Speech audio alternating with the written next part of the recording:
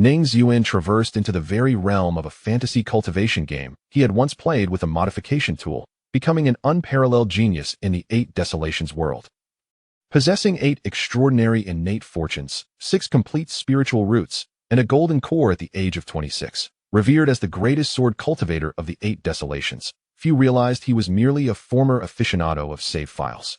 Within the scripture pavilion of the Jinxiong sect, he could effortlessly cleave through the clouds with a mere flick of his sword, and with an abundance of exquisite spiritual fruits, he casually offered them to his junior disciples as snacks. Yet, when that icy beauty, his master, Gui Haizhu Xuan, made her appearance, Ning Ziyuan felt for the first time the weight of Daoic oppression. It appeared that even a maxed-out save file could not remedy his singlehood. More intriguingly, he gradually discerned that this world diverged from the game. The main storyline had vanished, and the top-tier fortune he had modified, the Lotus Sword Intent, along with the soul-devouring sword, which should have been acquired later, seemed to conceal deeper karmic ties. Chapter 1. Lotus Sword Intent Ning Ziyuan, a melodious voice echoed amidst the misty peaks, as a youthful figure gracefully perched on a dew-laden pine needle, causing it to bend slightly and release glistening droplets. Exotic creatures frolicked through the lush forest shrouded in clouds, halting only when they neared the central peak, the location of the Jinxiong sect's scripture pavilion. Before the pavilion, a man clad in white, engrossed in an ancient sword manual, raised an eyebrow as he heard the sound. Feiyang Shidi? Ning Ziyuan lifted his gaze, casting a glance at the junior disciple, Jima Feiyang, who was regulating his breath and circulating spiritual energy on the stone steps, before returning to the archaic runes on the sword manual. That weren't you just here yesterday? Why come again today? He inquired softly, his tone clear and gentle, akin to a pristine spring. Thanks to your guidance yesterday, I felt inspired and have come to seek your counsel today, Jima Feiyang responded, his eyes alight with determination as he observed Ning Ziyuan. Grabbing a spiritual fruit enveloped in soft white light from a nearby bamboo basket and tossing it towards him, he caught it, his expression momentarily stunned. Second-grade sword spirit fruit. Where did you acquire such a treasure, Xixiao? In the Eight Desolations World, spiritual roots consisted of wind, fire, water, thunder, wood, and earth, while aptitudes were classified as knife, spear, sword, fist, palm, and finger. The sword spirit fruit was a rare elixir capable of enhancing swordsmanship aptitude. Just eat it. I don't require your spirit stones, Ning Ziyuan replied with a slight smile. Where else could it have come from? It was merely a product of his previous indulgence with the modification tool. He was not originally from this world, nor was he truly called Ning Ziyuan.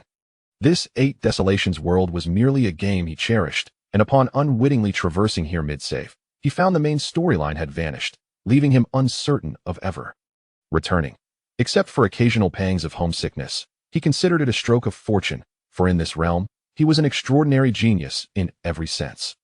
After all, the save file he had traversed with had been modified by him. In the Eight Desolations, every individual was born with a fortune, red for the highest, termed divine, orange for the second, termed celestial, purple for the third, termed holy, followed by blue, green, and the lamentable gray. Typically, possessing a single divine fortune was deemed remarkable. 2 could render 1 unparalleled. 3 would incite fierce competition among the elite sects of the Eight Desolations. Yet, he boasted 8. Obsessed with swords, heavenly feather sword intent, human race sacred body, ghostly weak water body, martial law spirit child, weapon master, dual mastery of sword and blade, and 6 paths demon practitioner. In truth, he also possessed a golden fortune, classified as heavenly. Thank you, Xixiao. Jima Feiyang bit into the spiritual fruit, wiping the juice from his lips and cupping his hands in gratitude towards Ning Ziyuan. If you must give thanks, it is to Master Gui Hai, Ning Ziyuan replied, lifting a fruit of his own, taking a lackluster bite, and attributing the credit to his master and the grand elder of the sect, Gui Haizhu Xuan. In reality, he was merely clearing out his inventory. In the Eight Desolations game, a principle governed the modification of consumables. Items stackable in the inventory could be multiplied by pressing the number 9, while those that could not needed to be acquired in necessary quantities to avoid exhausting oneself in inventory management. Thus, when he modified the spiritual fruits, he pressed the number 9 multiple times, resulting in an overflowing inventory upon his arrival in this world. As a being with 6 complete spiritual roots and aptitudes, spiritual fruits held no value to him. They were merely gifts to NPCs to enhance goodwill and cultivate relationships. Lately, he had nearly consumed so many fruits that he felt his spiritual energy was stagnating. Yet the pile in his storage ring showed no signs of diminishing. He decided to restore their original purpose of gifting for goodwill. Last night, I diligently refined my Jima sword technique per your advice, Jima Feiyang stated, invigorated by the fruit. With renewed vigor, he unsheathed a long sword, its hue as dark as ink, from his waist. Today, I humbly request your guidance once more. Ning Ziyuan did not lift his head, merely extending a finger to turn the page of the sword manual. Very well, begin, he replied nonchalantly.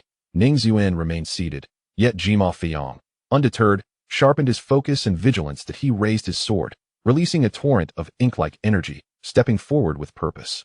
The might of a mid-golden core sword cultivator surged forth as Jima Feiyang unleashed a streak of pure ink, erasing everything in its path, from ink to sword intent, and from calligraphy to swordsmanship.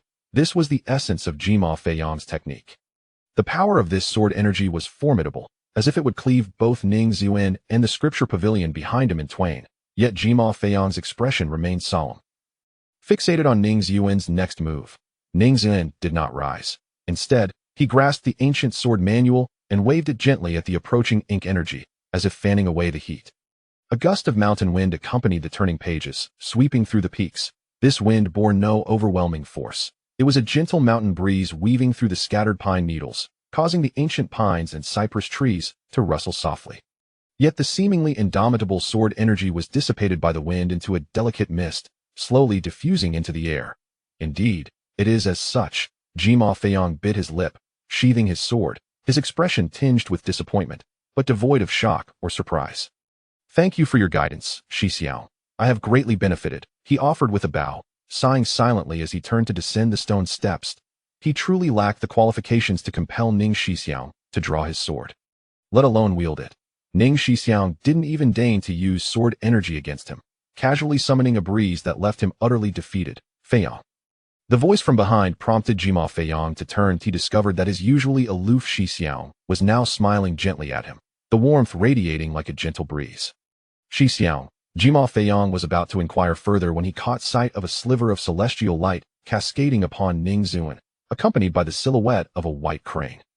Looking up, he noticed an enormous, invisible rift had emerged amidst the previously overcast sky, its lines straight and clear, with sunlight streaming through, reminiscent of the handiwork of the Tao. The sword energy had indeed arrived, merely passing through the heavens unnoticed by him.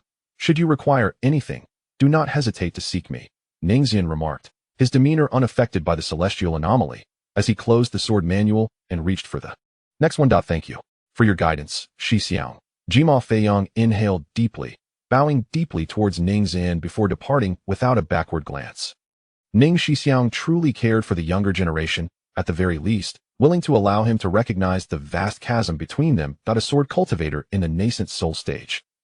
Not yet 30, with a light, effortless stroke, he cleanses the void, and among the vast expanse of the 8 desolations, none can match his prowess.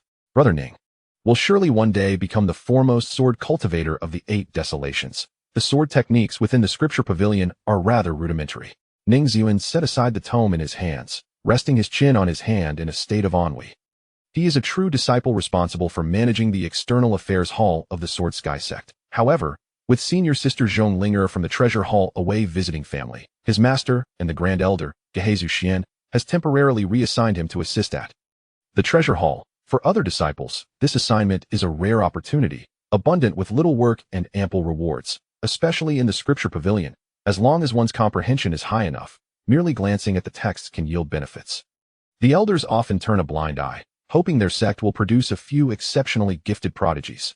Yet, upon his arrival at the Scripture Pavilion, the ancient elder of the Treasure Hall simply retreated to his quarters for a nap, indifferent to any attempts at peeking at the techniques. However, these techniques hold no value for Ning Ziyuan. In the world of the 8 desolations, martial arts and destinies are categorized into 6 grades: red, orange, purple, blue, green, and gray.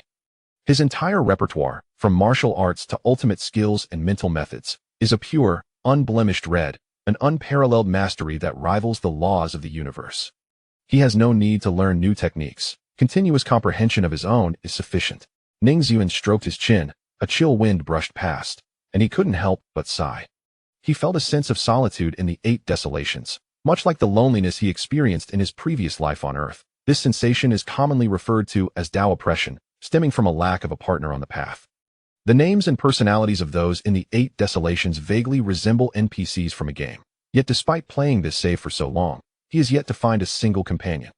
Preferring convenience, he refrained from triggering unnecessary coincidences during the game's monthly assessments, leading him to outright reject any unsuitable types. Since he couldn't even muster the interest to find a companion, pursuing dual cultivation seemed pointless. Even if dual cultivation could hasten the pace of his cultivation, could it rival the instantaneous efficacy of a moon essence soul pill that could elevate one small realm to its peak? It seems that even after transcending, he remains destined to be a solitary existence. A solitary existence, naturally, knows little of the intricacies of dual cultivation. It is said that while such matters are relatively private in the Eight Desolations, they are not so private as to reach the level of amorous entanglements. When would he find a companion? Ning Ziyuan's throat moved, the oppression of the Tao intensifying to faint light lotus blossomed from his spiritual platform, momentarily brightening his drowsy eyes.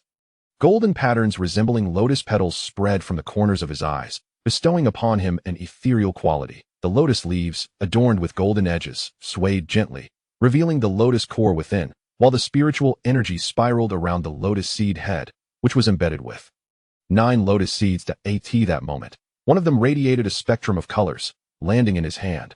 What good fortune! A 7-colored lotus seed. Sometimes it takes years to find even one. Ning Ziyuan's brow relaxed as he stowed the radiant seed into his storage ring. The golden lotus blossoming from his spiritual platform signifies his celestial grade fortune, the lotus sword intent. In the game, there are 3 celestial grade fortunes to choose from: Yin Yang Eye, Soul Devouring Sword, and Lotus Sword Intent.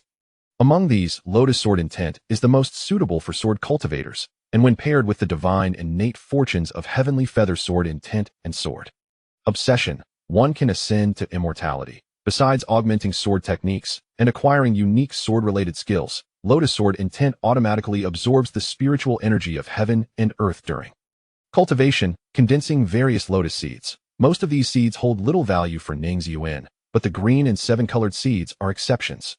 The green lotus seeds can enhance charm, significantly boosting favorability when given to opposite-sex cultivators, while the colorful lotus seeds can stabilize the soul and reshape the body, comparable to the 7 Extremes Soul Solidification Pill and the 9 Turns Rebirth Pill. In truth, the strongest among the 3 celestial grade fortunes is not Lotus Sword Intent, but Soul Devouring Sword.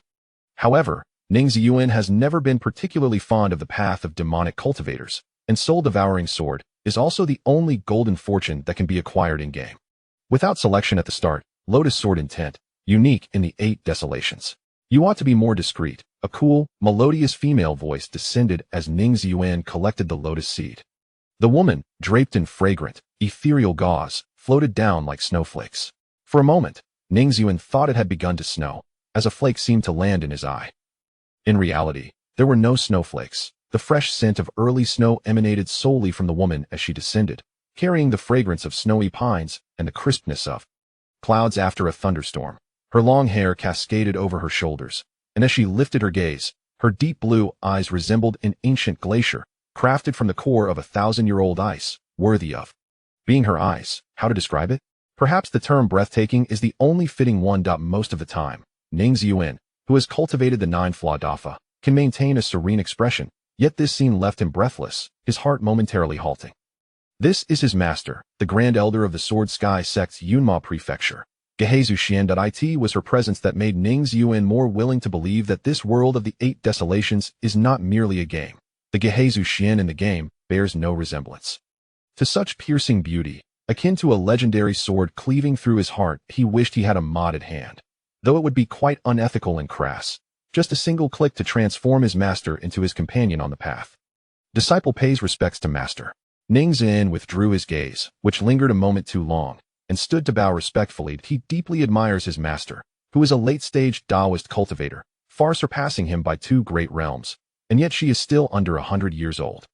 Had it not been for the extraordinary emergence of Ning Ziyuan, she would have undoubtedly been the unparalleled prodigy of the 8 Desolations. That a century-old late-stage Taoist means that in this era of dwindling spiritual energy, dimming laws, and where even the pinnacle powers have halted at the stage of ascension, she still holds the hope of glimpsing the path to immortality. Ning Ziyuan knows full well that his achievement of the Nascent Soul stage at 26 is due to his disregard for martial ethics and the use of a mod, while his master's achievement at 100 is a testament to her unmatched genius. Within the sect, it is of little consequence, Gui Haizhu Xuan remarked, her elegant brows slightly furrowing. However, once you step outside the sect, remember to avoid ostentation, lest someone harbor ill intentions. Disciple will heed master's teachings. Ning Ziyuan replied with a respectful clasp of his hands. Earlier, I observed your sparring with Fei Yang. I saw you use sword energy to part the clouds. It seems your cultivation has made progress. Gui Haizhu Xuan gazed at Ning Ziyuan, and after a few seconds, her lips parted slightly. Her lips were thin, strikingly beautiful, yet appearing somewhat unapproachable, matching the coldness of her expression and her eyes, truly embodying a piece of unmelting ancient ice. Disciple has not been idle that I have diligently cultivated these past few days and have touched upon the bottleneck of the early nascent soul stage, just a step away from breaking through to the mid-nascent soul stage. Ning Ziyuan responded. Since that is the case, allow me to. With graceful steps, Gui Haizhu Xuan swiftly approached Ning Ziyuan. Her eyes, casting a soft, profound glow, seemed to draw in the gloom from behind her, as if her icy aura was condensing the air into frost. Offer my guidance. Chapter 2. The small competition within the door in the Cloud Abyss Sect's branch at Qianxue Peak, beneath a cool pavilion. A tea table carved from ancient wood was set. Ning Ziyuan and Gui Haizhu Xuan sat opposite each other, enveloped by the mist that gracefully swirled around the mountain. Gui Haizhu Xuan pushed a delicate celadon tea cup towards Ning Ziyuan. Its walls were as thin as paper, and the tea within shimmered with a rich, oily sheen, emanating a fragrant bouquet of flowers and fruits.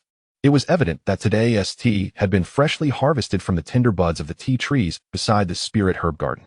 The scene of a master brewing tea for a disciple was a rarity in the vast world of the Eight Desolations. Yet it was a familiar and cherished routine for Ning Ziyuan and Gui Haizhu Xuan.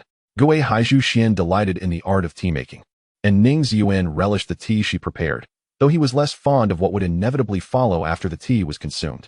How is it? Gui Haizhu Xuan inquired coolly as Ning Ziyuan took a gentle sip of the tea, though he knew that Gui Haizhu Xuan bore him no ill will. Her perpetually icy demeanor often left him wondering if he had inadvertently offended her. Excellent tea, Ning Ziyuan murmured in appreciation. The master's brew was indeed beyond reproach. The moment it touched his lips, a delightful flavor danced upon his palate, and the aromatic essence invigorated his senses, leaving a lingering sweetness. Have you finished? Gui Haizhu Xuan maintained her indifferent tone. Yes, Ning Ziyuan nodded. Are you prepared? She continued to inquire. Yes. This time, Ning Ziyuan hesitated for several moments, nodding with less enthusiasm. Begin. The two syllables fell softly, and the remnants of tea in Gui Haizhu Xuan's cup surged towards him. Ning Ziyuan heard the harmonious clash of swords. What Gui Haizhu Xuan unleashed was not merely tea, but a torrential downpour of sword energy, the blades resonating melodiously within the crystalline liquid, and by the time it reached Ning Ziyuan, it bore the force capable of cleaving through anything. With a slight lift of his brow and a gaze sharper than the sword's edge, Ning Ziyuan shaped his fingers like blades, effortlessly slicing through the air, deflecting the oncoming assault. The casual flick of Gui Haizhu Xuan's wrist wrought astonishing consequences. The sword energy, born from tea, reduced a nearby winter-sweet tree to mere icy dust, its power unstoppable, until it silently pierced through several mountain peaks, dissipating into a glimmering mist. In the struggle between enlightened beings, every move was fraught with peril. A pristine sword, white as snow, pressed perilously close to Ning Ziyuan's throat, only to be deflected by the sword's energy just a mere inch from his jugular. Ning Ziyuan formed his sword gestures, sometimes with 2 fingers, sometimes with 1. As a gentle breeze swept through, clearing the clouds and allowing the cool moonlight to cascade down, cloaking the pavilion in a silvery sheen. Gui Haizhu Xuan halted, gracefully sweeping her pristine sleeves to gather the oncoming sword energy before deftly dispersing it with a flick of her arm. The mountaintop began to witness the descent of snowflakes, a manifestation of her vast water spirit essence, drawing the elemental water energy from the heavens, each flake imbued with her indomitable sword intent. The silent flurries gradually transformed into a heavy snowfall, and Ning Ziyuan stood amidst the snow, his expression serene. He possessed a water spirit constitution akin to that of Gui Haizhu Xuan, albeit his was not the purple how-high water spirit, but rather the crimson you see weak water essence. A strand of snow-white hair adorned the tips of his locks, as the chill of spiritual energy seemed capable of slicing through his meridians. Ning Ziyuan exhaled softly, and in an instant, frost crystallized around him. He maintained his fingers poised like a sword, darting toward Gui Haizhu Xuan. Snowflakes surrounding him froze into ice crystals, infused with his unique sword intent.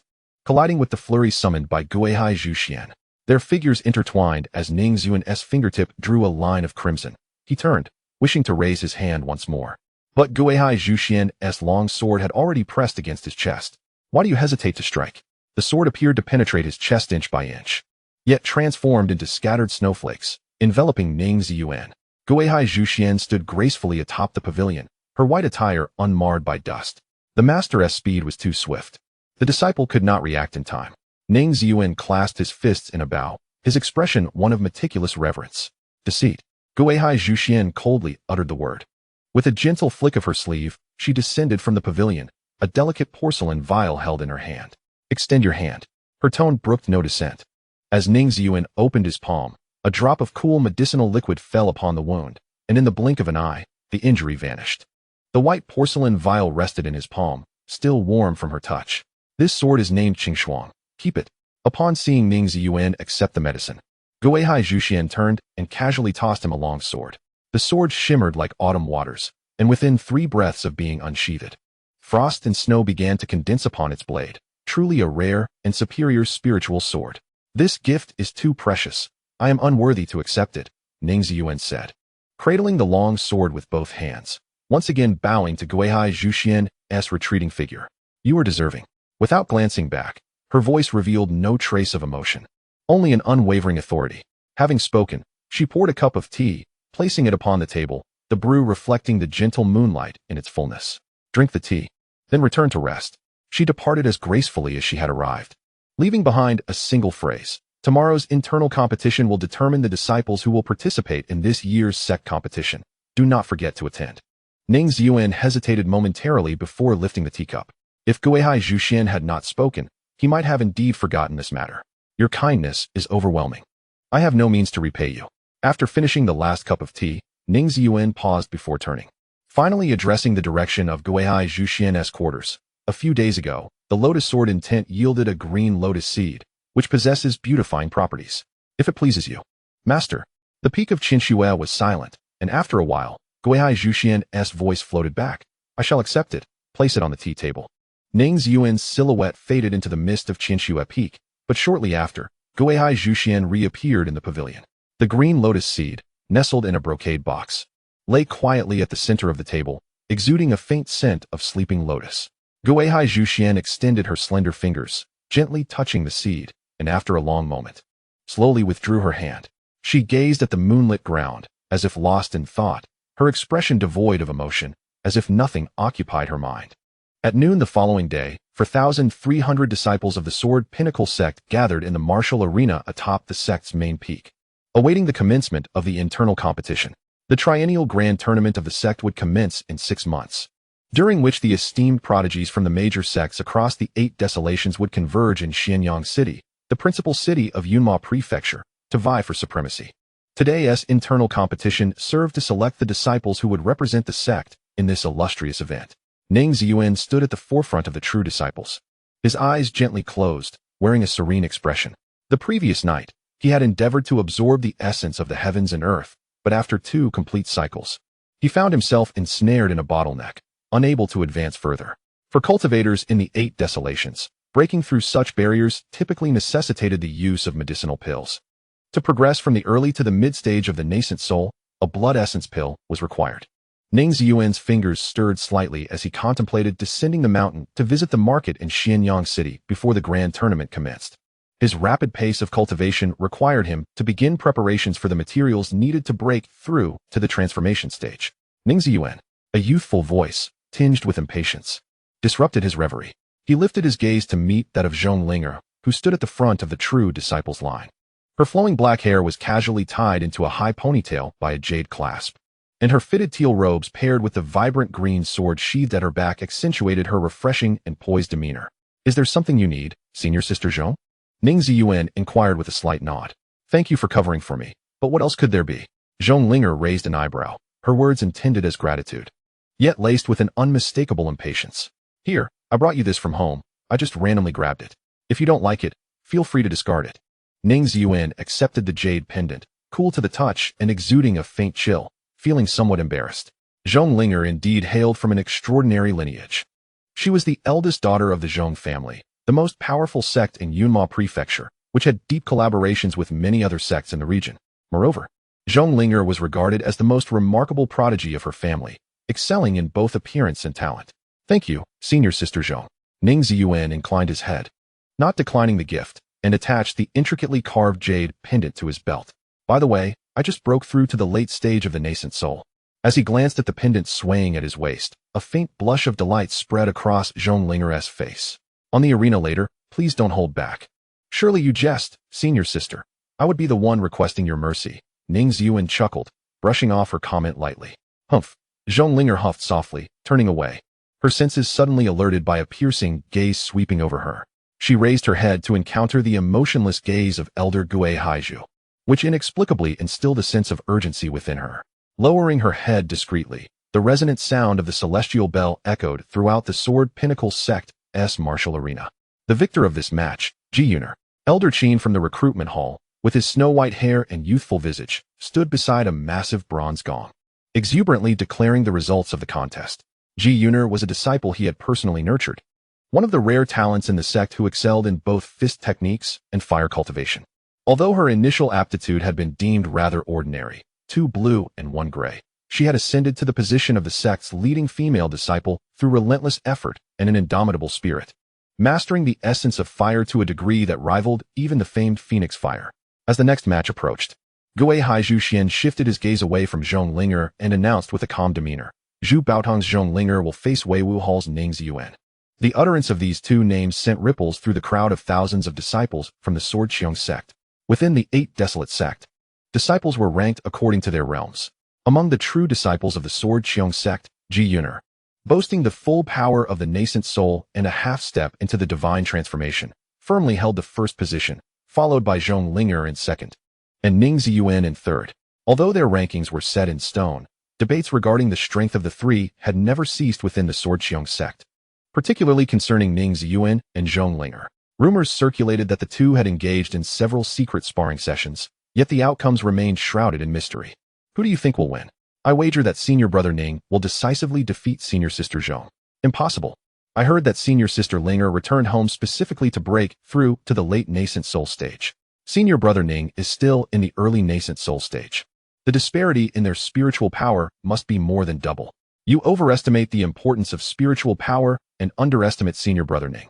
You're the one underestimating senior sister Linger. Standing among the inner sect disciples, Emo Fei Yong wiped the soot marks left from his bout with Ziyuan and listened intently to the discussions behind him.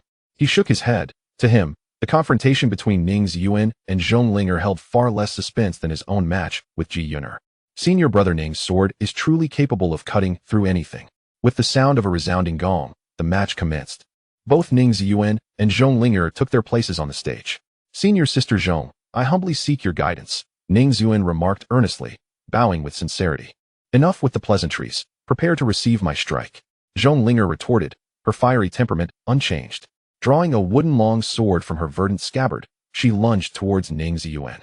As a practitioner of wooden sword techniques, Zhong Linger's sword intent was derived from the ceaseless vitality of the wood's spirit energy in nature, embodying a complex path akin to butterflies flitting through flowers and rain falling upon leaves. The willow leaves enveloping her wooden sword shimmered with strands of pale gold. This seemingly delicate strike was a culmination of countless slicing combinations, perfectly suited for breaking through protective spiritual energy. Observing the approaching wooden sword, Ning Ziyuan slowly raised his hand. Although they were both in the Nascent Soul stage, Zhong Linger still held a 2-level advantage over him. However, even among prodigies, disparities existed, particularly as he stood as the foremost among them. He deftly grasped the willow leaf-shaped sword energy as if it were a genuine willow leaf. The graceful arc at the corner of Zhong Ling's mouth vanished abruptly, her pupils constricted, and beads of cold sweat formed on her forehead. He caught thousands of layers of sword energy with just 2 fingers? Ning Ziyuan refrained from counterattacking. He merely waved his robe lightly, summoning a vast expanse of mist that enveloped the entire arena. Although Zhong Linger had explicitly instructed him not to hold back, having recently accepted a jade pendant she gifted him, he still felt the need to preserve her dignity. What is happening? I can't see anything. It must be senior brother Ning's strategy. I've yet to witness senior brother Ning employing such a concealment technique. It seems senior sister Zhong's prowess should not be underestimated either. Underestimate? Your words suggest we possess the right to evaluate senior sister Zhong's abilities. The mist dissipated almost immediately from the arena, as Zhong Linger and Ning Ziyuan exchanged positions. She gazed at the half-broken wooden sword in her hand. Her expression one of bewilderment. She could not fathom the events that had just transpired. Turning around, she noticed a gash on Ning Ziyuan's robe. Vivid red blood staining the white fabric, gradually spreading along the texture of the cloth. Suddenly, a resounding gong echoed through the martial arts arena. As Elder Qin extended his voice, the victor of this match is Ning Ziyuan from the Outer Affairs Hall. The disciples within the sect could not discern the details. But both he and the Grand Elder were acutely aware that the two combatants on the stage were not of the same caliber. At the moment Ning Ziyuan had waved his hand, the ancient sword qi that pierced through the arena sent a shiver down his spine. It was as if an immeasurable giant sword had broken through the clouds, obscuring the daylight, descending toward the main peak. It was the manifestation of the heavenly Tao displaying its authority. The sword was so colossal that it seemed indifferent to the existence of mere mortals. Yet individuals could be reduced to nothingness by its inadvertent actions. Allow me to concede, Sister Zhong. It was merely a stroke of luck, Ning Ziyuan said, bowing politely. Zhong Linger found herself at a loss for words, only able to begrudgingly gather her broken sword and tilt her chin toward him, asking, "How is it? The injury isn't too severe, is it?" Ning Ziyuan brushed his sleeve, and a stream of clear water washed away the bloodstains. "It is but a minor injury. I thank you for your restraint, sister." "Very well," Zhong Linger replied, pouting slightly, before turning to descend from the arena. "Consider it a victory for you." A chill from the breeze, combined with the cold sweat on her back, sent a shiver down her spine. She remained uncertain whether the fleeting glimpse of a sword shadow she had seen amidst the thick fog was merely a figment of her imagination. Chapter 3. A night visit. Is your injury serious? Ning Ziyuan stood at the edge of the arena, calmly observing the next round of competition. Moments later, a soft voice called out to him. Turning around, he saw Ji Yuner standing behind him, her eyes sparkling with warmth. "Sister Yuner, you are as gentle as ever," Ning Ziyuan replied with a smile in return. As the eldest sister among the true disciples, Ji Yuner possessed all the admirable qualities of an elder sibling. She was fiercely protective, aloof toward outsiders, yet displayed boundless patience toward her fellow disciples.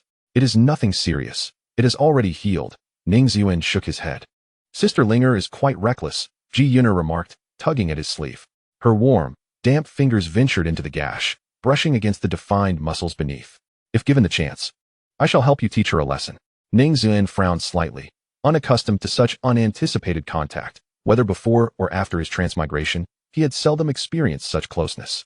However, he realized he did not dislike the sensation, merely that he had yet to grow accustomed to it.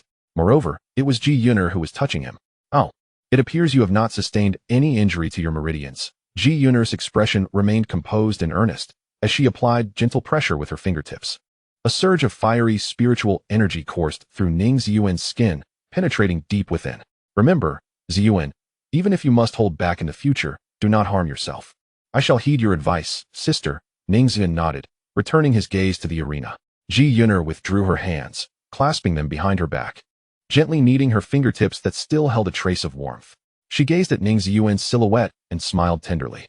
Her junior brother Ziyuan truly lacked vigilance. Such domineering spiritual energy should have been guarded against. As a practitioner of both boxing and fire, she was acutely aware of the unbearable sensation of spiritual energy entering her body. If her junior brother's energy had resisted, it could have injured her fingers. Yet it was subdued, leaving her ample space within. Ning Ziyuan himself felt little discomfort. The lingering chill from his weak water physique was quite unpleasant, while Ji Yuner's searing spiritual energy provided him with much-needed relief. Was this the sensation of dual cultivation? This thought flickered briefly in his mind, prompting him to silently berate himself for harboring such impure notions.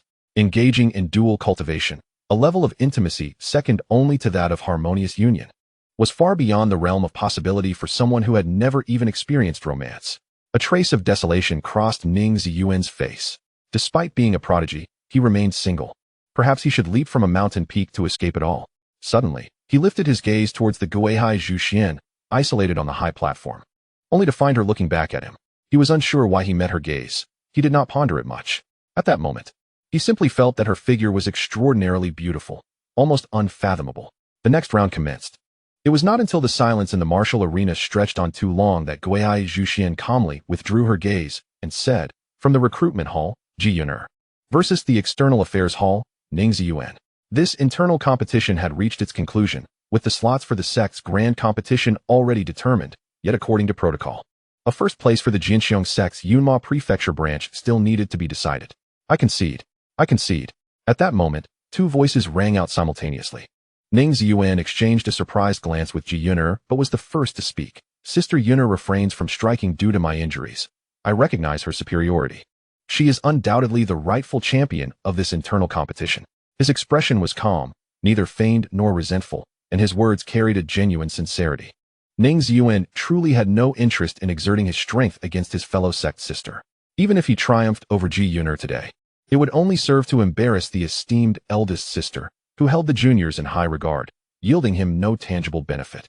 Having already secured a spot in the grand sect competition, he preferred to unite efforts with others to contend for the title of the foremost sect and the champion of Yunma, which would be far more illustrious than merely showcasing his prowess in this arena. Elder Qin glanced back at Gui Haizhu Xuan, who nodded in approval, and with a decisive swing of his arm, struck the bronze gong. The victor of this match is Ji Yuner from the recruitment hall. As the final proclamation echoed, Ji Yuner cast a glance at Ning Ziyuan, her eyes reflecting a hint of helplessness. She held a fondness for this junior brother, who possessed a temperament as clear and tranquil as water, only occasionally reflecting vibrant hues. The colder his demeanor, the gentler his heart. Within the sect, the juniors knew that the eldest brother treated them like family. Yet, her junior brother shone too brightly, so brilliantly that it felt somewhat distant. Ji Yuner clenched her fist and gently lowered her eyelashes. With her innate talent, even gaining entry into the Sword Dome sect was a concession made by the elders. Over the years, in her quest for cultivation, she had accumulated countless hidden ailments within her body. Her meridians were obstructed, making it difficult for even Lu Wu's spirit to absorb energy. The chaotic flames could break free from their seal at any moment, and it seemed unlikely that she would ever step into the realm of transformation. On the other hand, her junior brother, Ziyuan, was poised to ascend to the immortal realm. Senior Sister Yuner, a gentle voice called, awakening Ji Yuner from her reverie. As she opened her eyes, she realized that the disciples in the training ground had already dispersed, and Ning Ziyuan stood before her, though she was unsure when he had arrived. In a few days, I will descend the mountain to visit the market in Xianyang City to procure a blood-nourishing pill. Is there anything you would like me to bring back? Although Ji Yuner was officially just a true disciple of the recruitment hall, most matters within the sect were first handled by her before being passed on to the elders. Whenever a disciple planned to descend the mountain, she was always the first to be informed. Is junior brother about to break through to the mid-stage of the Yuaning realm? Ji Yuner was momentarily taken aback, a smile blossoming on her face, though the weariness in her eyes deepened. Oh, junior brother, when did you grow so tall? You seem to block out the very light of the heavens. I don't have anything I need help with, but junior sister Qingluan will also be descending the mountain soon. She has recently completed her foundation establishment and is preparing to break through to the crystallization stage. She requires the rare material, Evening Glow, produced by the hellish Dankong. Recently, a hellish Dankong has been spotted near Xianyang City, but I cannot rest easy letting her hunt such a formidable beast alone. If you are willing, you could accompany her. She tucked a loose strand of hair behind her ear, reassuring him, rest assured, I will ensure you receive ample sect contributions for this. Senior sister, you jest. It is a mere trifle. How can it be considered a contribution? Ning Ziyuan shook his head. Then let junior sister Qingluan wait for me at the mountain gate tomorrow at dawn. I will take her down the mountain. Are you in such a hurry? Ji Yuner expressed her surprise. The hellish Dankong is elusive, and the journey may be long. It is best to depart early and return swiftly to avoid delaying the sect's grand competition preparations. Indeed, it is better to return early, Ning Ziyuan replied. Then rest well for now. Ji Yuner smiled, hesitating for a moment before patting his shoulder. Be sure not to keep junior sister Qingluan waiting at the mountain gate tomorrow. Watching the figure in white as he departed on his sword, Ji Yuner lingered for a moment before gracefully waving her sleeve and turning to leave. As night fell, Ning Ziyuan sat cross-legged on a mat, circulating his spiritual energy to absorb the essence of heaven and earth. Although his cultivation had hit a bottleneck, the lotus sword intent also relied on the absorption of spiritual energy to condense lotus seeds. By diligently gathering a few more seeds, there might come a time when they would prove useful. Ning Xixiang, sensing an approaching presence, Ning Ziyuan opened his eyes, and indeed, moments later, a soft and somewhat timid voice emerged from the window. The true disciples of the Sword Dome sect resided on the Earth Spirit Peak, each with their own cave dwelling. And this voice clearly did not belong to any of them. Ning Ziyuan opened the door to find a girl shyly hiding behind the doorframe, her vigilant eyes blinking at him. Her long, Reddish lashes were thick and fluttered like feathers. Qingluan, what brings you here? Ning Ziyuan recognized that the young girl before him was the outer disciple who would descend the mountain with him the following day. He was, by nature, a forgetful individual, often struggling to match faces with names at a mere glance. Yet Qingluan was an exception. As the descendant of the great demon Qing Feng and a human, she possessed the rare and mutated bloodline of the Qing Feng, her hair and eyelashes exhibiting a gradient of azure and crimson hues. A few scattered feathers adorned her cheeks, leaving a lasting impression on Ning Ziyuan, who had recently arrived in the Eight Desolations. Moreover, she was a prodigious talent in cultivation, endowed with innate abilities granted by her Qing Feng bloodline, making her a formidable opponent even among peers of the same realm. Ning Xixiao. Qingluan seemed to muster considerable effort to confirm that Ning Ziyuan was not a fearsome creature with fangs. Pouting slightly, she spoke, Sister Yuner asked me to greet you first. Wait for me at the mountain gate tomorrow at Chenshi. Do not be late. Ning Ziyuan merely nodded, casting a glance at the spirit fruit that had remained untouched on the table for several days. He casually picked one up and offered it to her. Here, take this as a token of our meeting. Qingluan extended her hands, carefully receiving the spirit fruit from him, and bowed deeply. Thank you, Xixiao, you are truly kind. Her words were heartfelt, and the timidity that once clouded her expression faded, replaced by a radiant smile. One might say that the nature of a demon beast is not so approachable. A mere offering of food could easily win their affection. Now go rest. We have a journey ahead of us tomorrow. Ning Ziyuan smiled gently and waved goodbye to Qingluan. Once her lively figure vanished into the night, he reached for the door to his room. However, before he could fully close it, a figure clad in white, as pure as snow, stood before him once more. You are descending the mountain tomorrow? It was Gui Haizhu Xuan. I have seen the master. Ning Ziyuan opened the door and returned the greeting. Tomorrow at Chenshi, I shall descend the mountain with Sister Qingluan to seek a blood essence pill and a purgatory dankong. To break through is indeed a good thing. Gui Haizhu Xuan stepped inside, glancing at Ning Ziyuan, who remained in a bowing posture, and spoke softly. There is no need for such formalities when you see me in the future. Yes. Ning Ziyuan lowered his arms and looked at the ethereal figure before him. Each time he encountered Gui Haizhu Xuan, he found it difficult to maintain eye contact for more than a few breaths, fearing that his gaze might betray some impure thoughts, revealing a hint of uncleanliness to this extraordinary beauty. How is your injury from the day? After a brief silence, Gui Haizhu Xuan suddenly spoke without any emotion.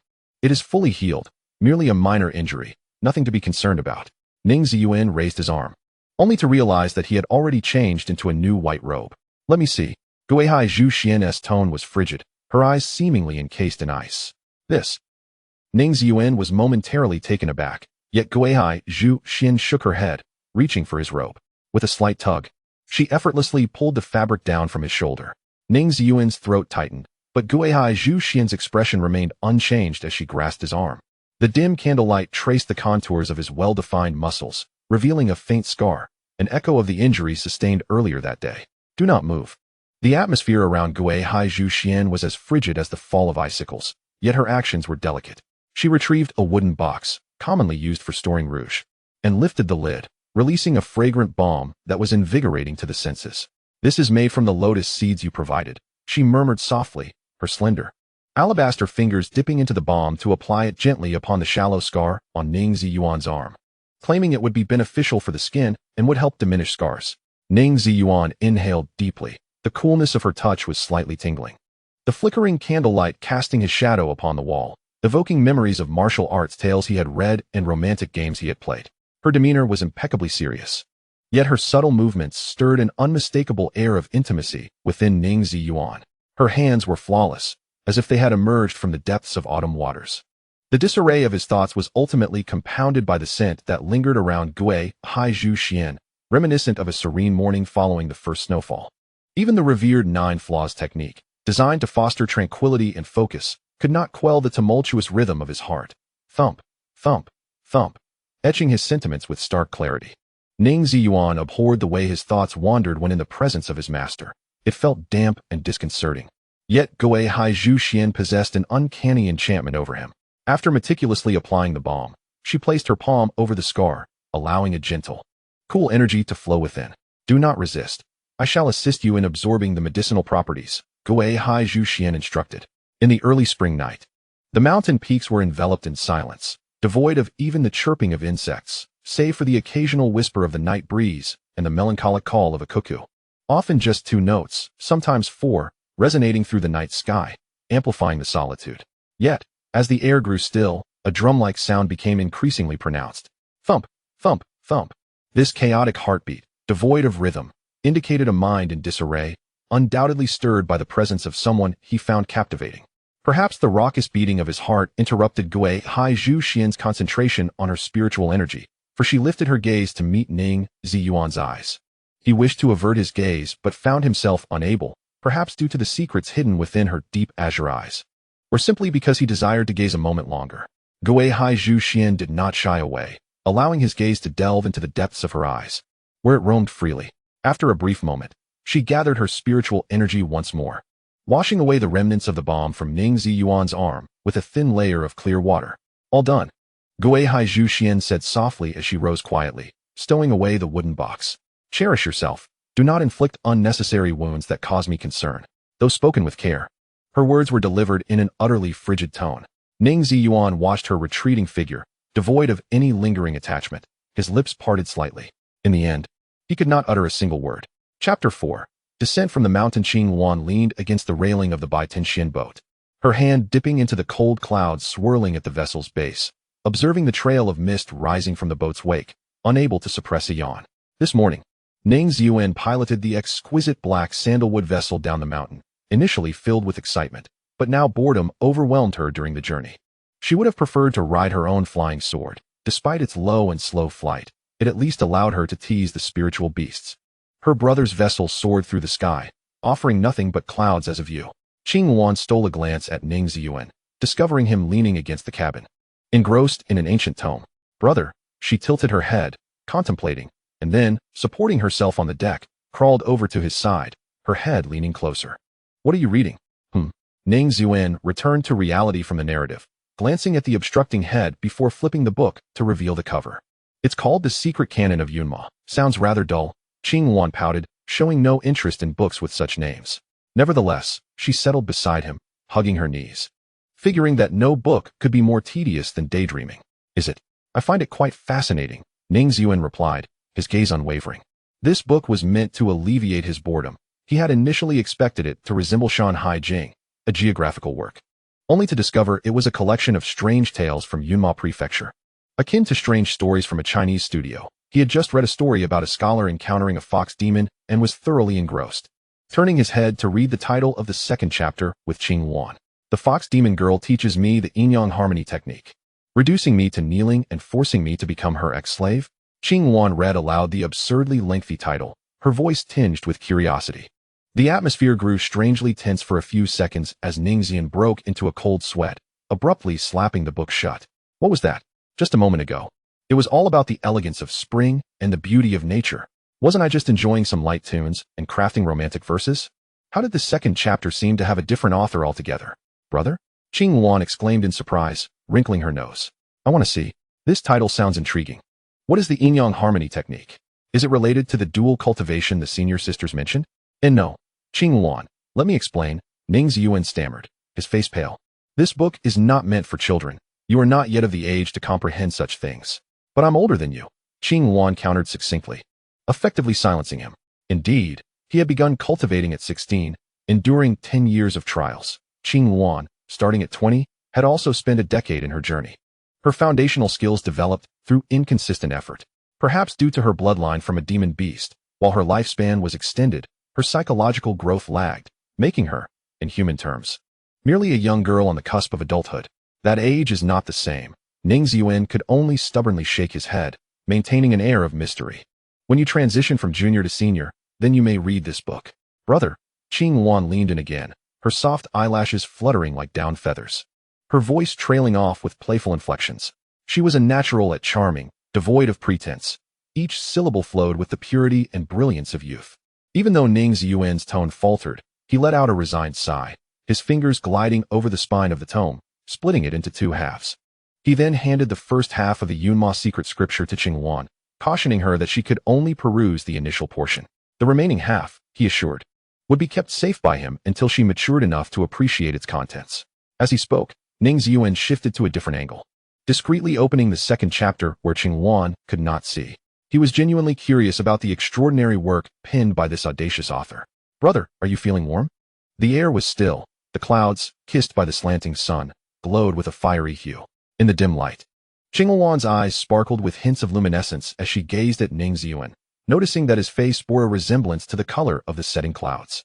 "No, not at all," Ning Ziyuan replied, his voice gravelly. "Then why is your face so flushed?" Qingluan inquired. I am simply invigorated," Ning Ziyuan stammered, feeling a twinge of guilt. In his previous life, he had been a reclusive enthusiast, considered a luminary in the realm of Gao game, a guidebook for the uninitiated, and a seasoned gentleman in the Pakapaka community. Although his practical experience was non-existent, he could have penned 2 prominent SCI papers based on his theoretical knowledge alone. He had never anticipated that the 8 Desolations would be so stifling. With all its talk of dragons and treasures, he felt as though he were deciphering an obscure script, where the same concept could be articulated in countless ways. "When will we arrive, brother?" After finishing half the book, Qingluan grew bored again, swinging her feet over the ship's railing, her toes brushing against the moist clouds. "We have arrived, junior sister Qingluan," Ning Ziyuan replied. The Bai Tianxian boat descended gently. The deep blue night sky woven with countless lights below, where the bustling fires of myriad households clustered like stars. As night fell, Xianyang City began to radiate with vibrant energy. This was the largest cultivation town in Yunma Prefecture, where revelry and lights persisted through the night, creating a festive atmosphere. Especially with the upcoming Sect competition. Not only cultivators from Yunma Prefecture gathered here, but also prodigies from the other 4 prefectures. "First, let us find an inn to settle in. Tomorrow, I shall take you to explore the marketplace. And then we will venture beyond the city to seek out the hellish realm," Ning Ziyuan said, extending the corner of his ample robe to Qingluan so she could hold on to it. After all, this was a city exclusively for cultivators, a melting pot of diverse individuals. And his strength had yet to reach the pinnacle of the 8 Desolations, requiring him to remain vigilant. "Brother, do you not wish to see the nighttime marketplace?" Qingluan eagerly scanned her surroundings, her excitement bubbling over, having heard that Xianyang City's night market offered many goods not available during the day. Ning Ziyuan glanced down at Qingluan's exuberant steps. The night market in Xianyang City is also known as the Ghost Market. If you wish to explore, be sure to stay close to me and do not wander off. Training can be tiresome, and it would be good for his junior sister to experience the outside world after her arduous descent from the mountain. "I promise to listen to you, brother," Qingluan beamed, her smile one of triumph. "You've become quite bold." A brash voice interrupted, blocking their path with a sharp reprimand before they could take more than a few steps. In a quaint little building adorned with delicate hibiscus and mandarin duck drapes, a woman, her face painted with vibrant makeup, draped in a resplendent red garment, brandished a handkerchief and struck it upon the back of a scruffy man before her. The man, tall and imposing, winced as he steadied himself, yet was still sent sprawling by the airy flick of the handkerchief. "Oh, it hurts," he groaned, rolling on the ground, his hands flailing about as if grappling with invisible insects. "That's right. If it doesn't hurt you, you cursed dog, how will I, Fian, command this red lawn tower?" Her voice rang out like crackling sparks, each swish of the handkerchief landing repeatedly upon the man's back. "Miss Yen, please, Miss Yen, show mercy and let me off this time." The man, surprisingly agile, knelt down with a fluid motion, his forehead striking the ground with resounding thuds. However, before Fian could unleash another insult from her lips, the scruffy man suddenly sprang up, darting towards Ning Ziyuan and Qingluan. His movements were remarkably swift. Not only was his bowing seamless, but his agility transformed him into a wisp of black wind, hurtling directly towards the still amused Qingluan. "Junior sister." Ning Ziyuan's expression turned grave as he swiftly wrapped his robe around Qingluan, shielding her behind him, yet the black wind grazed past her form. He observed the rushing shadow with a glint of icy sword intent flickering at his fingertips, but ultimately refrained from unleashing it. Releasing his robe, he scrutinized the somewhat dazed Qingluan. "Are you injured?" Qingluan gazed at him blankly, her lashes fluttering. She seemed utterly unconcerned by the scruffy man's reckless charge, only captivated by how tall her senior brother appeared. Ning Ziyuan waved a hand before her eyes, a frown creasing his brow, while her mind appeared remarkably clear. "I'm fine, brother." She exhaled a long-held breath, shaking her head. "Let us go explore the ghost market." This time, she instinctively reached out, clutching Ning Ziyuan's sleeve, creasing the smooth fabric with her grip. "Hey, young man, come play with us." The scruffy man had departed, and Fian, her fierce demeanor replaced with a charming smile, waved her handkerchief at Ning Ziyuan. "Our courtesan, Miaoling, is currently available." In Fian's eyes, this gentleman in white was clearly a refined patron, one not lacking in spirit stones. And the girls of Red Lawn Tower were not inclined to entertain filthy old men. No, thank you, Miss Yen. You're too kind, Ning Ziyuan replied, mirroring the scruffy man's address, smiling as he led Qing Wan away. After all, in such a place of fleeting pleasures, it was best for a young girl like Qing Wan to avoid lingering. Take care, young man. Come back to play again. Upon Ning Ziyuan's refusal, Fian was not surprised. Maintaining her lively tone, it was only natural for a guest of such stature to overlook the ordinary charms of Red Lawn Tower, especially when accompanied by his junior sister. Brother, what is Red Lawn Tower? Why do they want you to go in and play? Is it really fun inside? Qing Wan trailed closely behind Ning Ziyuan, resembling an inseparable shadow. The Red Lawn Pavilion was a term that lingered in Ning Ziyuan's mind, a phrase he had repeated in reference to brothels, ultimately settling on the most commonplace yet elegant appellation, the Red Lawn Pavilion, synonymous with the term Qinglu. Qinglu.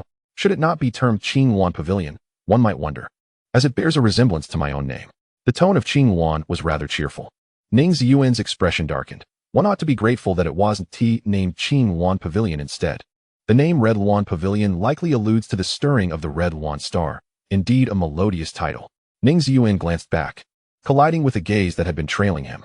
The woman, adorned with scarlet eyeshadow, lowered her lashes and retreated into the exquisite small building, evading his scrutiny. The ghost market of Xianyang City lived up to its name, with flickering candlelight casting faint illumination from lanterns, creating a dim and wavering atmosphere where the throngs appeared as spectral shadows, enveloped in an eerie darkness. The shops lining the market street remained unchanged from daytime, with stalls showcasing spiritual medicines, elixirs, treasures, and magical artifacts. However, there were now items more unspeakable, such as grass dolls entwined with sinister energy or pills shaped like miniature human heads. Among these elixirs, many were intended for breaking through realms, albeit predominantly of lower ranks. Thus, Ning Ziyuan still needed to seek the blood essence pill at the treasure pavilion. Esteemed sir, come take a look. A hoarse shout arose from beneath him, prompting Ning Ziyuan to halt. His gaze fell upon a feather-shaped hairpin displayed on the stall. Its gradient hues of green were as resilient as iron wire, and the occasional glint of sharp cold light indicated it was indeed a true feather from the Qing foam. Bending down, Ning Ziyuan picked up the hairpin, cradling it in his palm for closer inspection. There was indeed a lingering aura of the Qing foam upon it, confirming its authenticity. He glanced at Qing Wan beside him and inquired, "How much for this hairpin, my good sir?" As a semi-descendant of the Qing foam, wearing this true feather would undoubtedly enhance her cultivation. "Oh, esteemed sir has a discerning eye. This is a genuine feather plucked from a 4,000-year-old Qing foam great demon." Upon noticing Ning Ziyuan's interest, the horseman's voice became noticeably clearer. "I won't ask for much, just 20,000 spirit stones, non-negotiable." Ning Ziyuan ran his fingers along the edge of the hairpin, nodding slightly. The aura of the feather seemed genuine. Purchasing the true feather of the Qing foam for 20,000 spirit stones was indeed a fair price. After all, he was not lacking in spirit stones, having amassed an abundance through modifications in the game. "Very well, please find a wooden box to package it," Ning Ziyuan remarked, reaching for the pouch to retrieve the spirit stones. "Hold on a moment." A voice laced with amusement interrupted Ning Ziyuan's actions, drawing the unfriendly gaze of the horseman. Turning to the side, he beheld a young man clad in a black and white Taoist robe, his demeanor as refined as jade, smiling back at him. The man appeared youthful, his black hair adorned with streaks of white, a copper coin sword slung across his back, and his pupils seemingly flowing with the essence of yin and yang. "I am by Wang Xian from the Taicang Sect. I kindly request a moment of your time, esteemed friend." Ning Ziyuan locked eyes with those enchanting orbs for a fleeting moment, feeling as though the very fabric of reality had been momentarily upended. Beneath his feet, the immense yin-yang symbol spun, seemingly concealing boundless principles of the Tao. Simultaneously, Bai Wangxian sensed a piercing sword intent surging through Ning Ziyuan's gaze, penetrating his own eyes. A verdant light blossomed like a lotus in his mind, and from its petals emerged an unparalleled sword energy capable of cleaving chaos asunder. This sensation lasted but an instant before normalcy resumed. The two continued to gaze at each other, albeit with altered expressions. "Jinxiong Sect, Ning Ziyuan." Ning Ziyuan clasped his hands in salute, introducing himself, and then gestured to the young woman beside him. "This is my junior sister, whom you may refer to as Qingwan." Could it be that Bai Wangxian possessed the legendary yin-yang eyes, one of the three illustrious golden destinies? How small the world seemed. It dawned on him that his companion was none other than the illustrious Li Chun's sword, Ning Ziyuan. "My apologies," Bai Wangxian said, a faint smile gracing his lips, the dual energies in his eyes swirling with renewed vigor. Was it true that Ning Ziyuan had been chosen by the sword intent of the lotus? It seemed that the upcoming Sect tournament in Yunma Prefecture would not be without its excitement. What insights might Bai Xiong impart?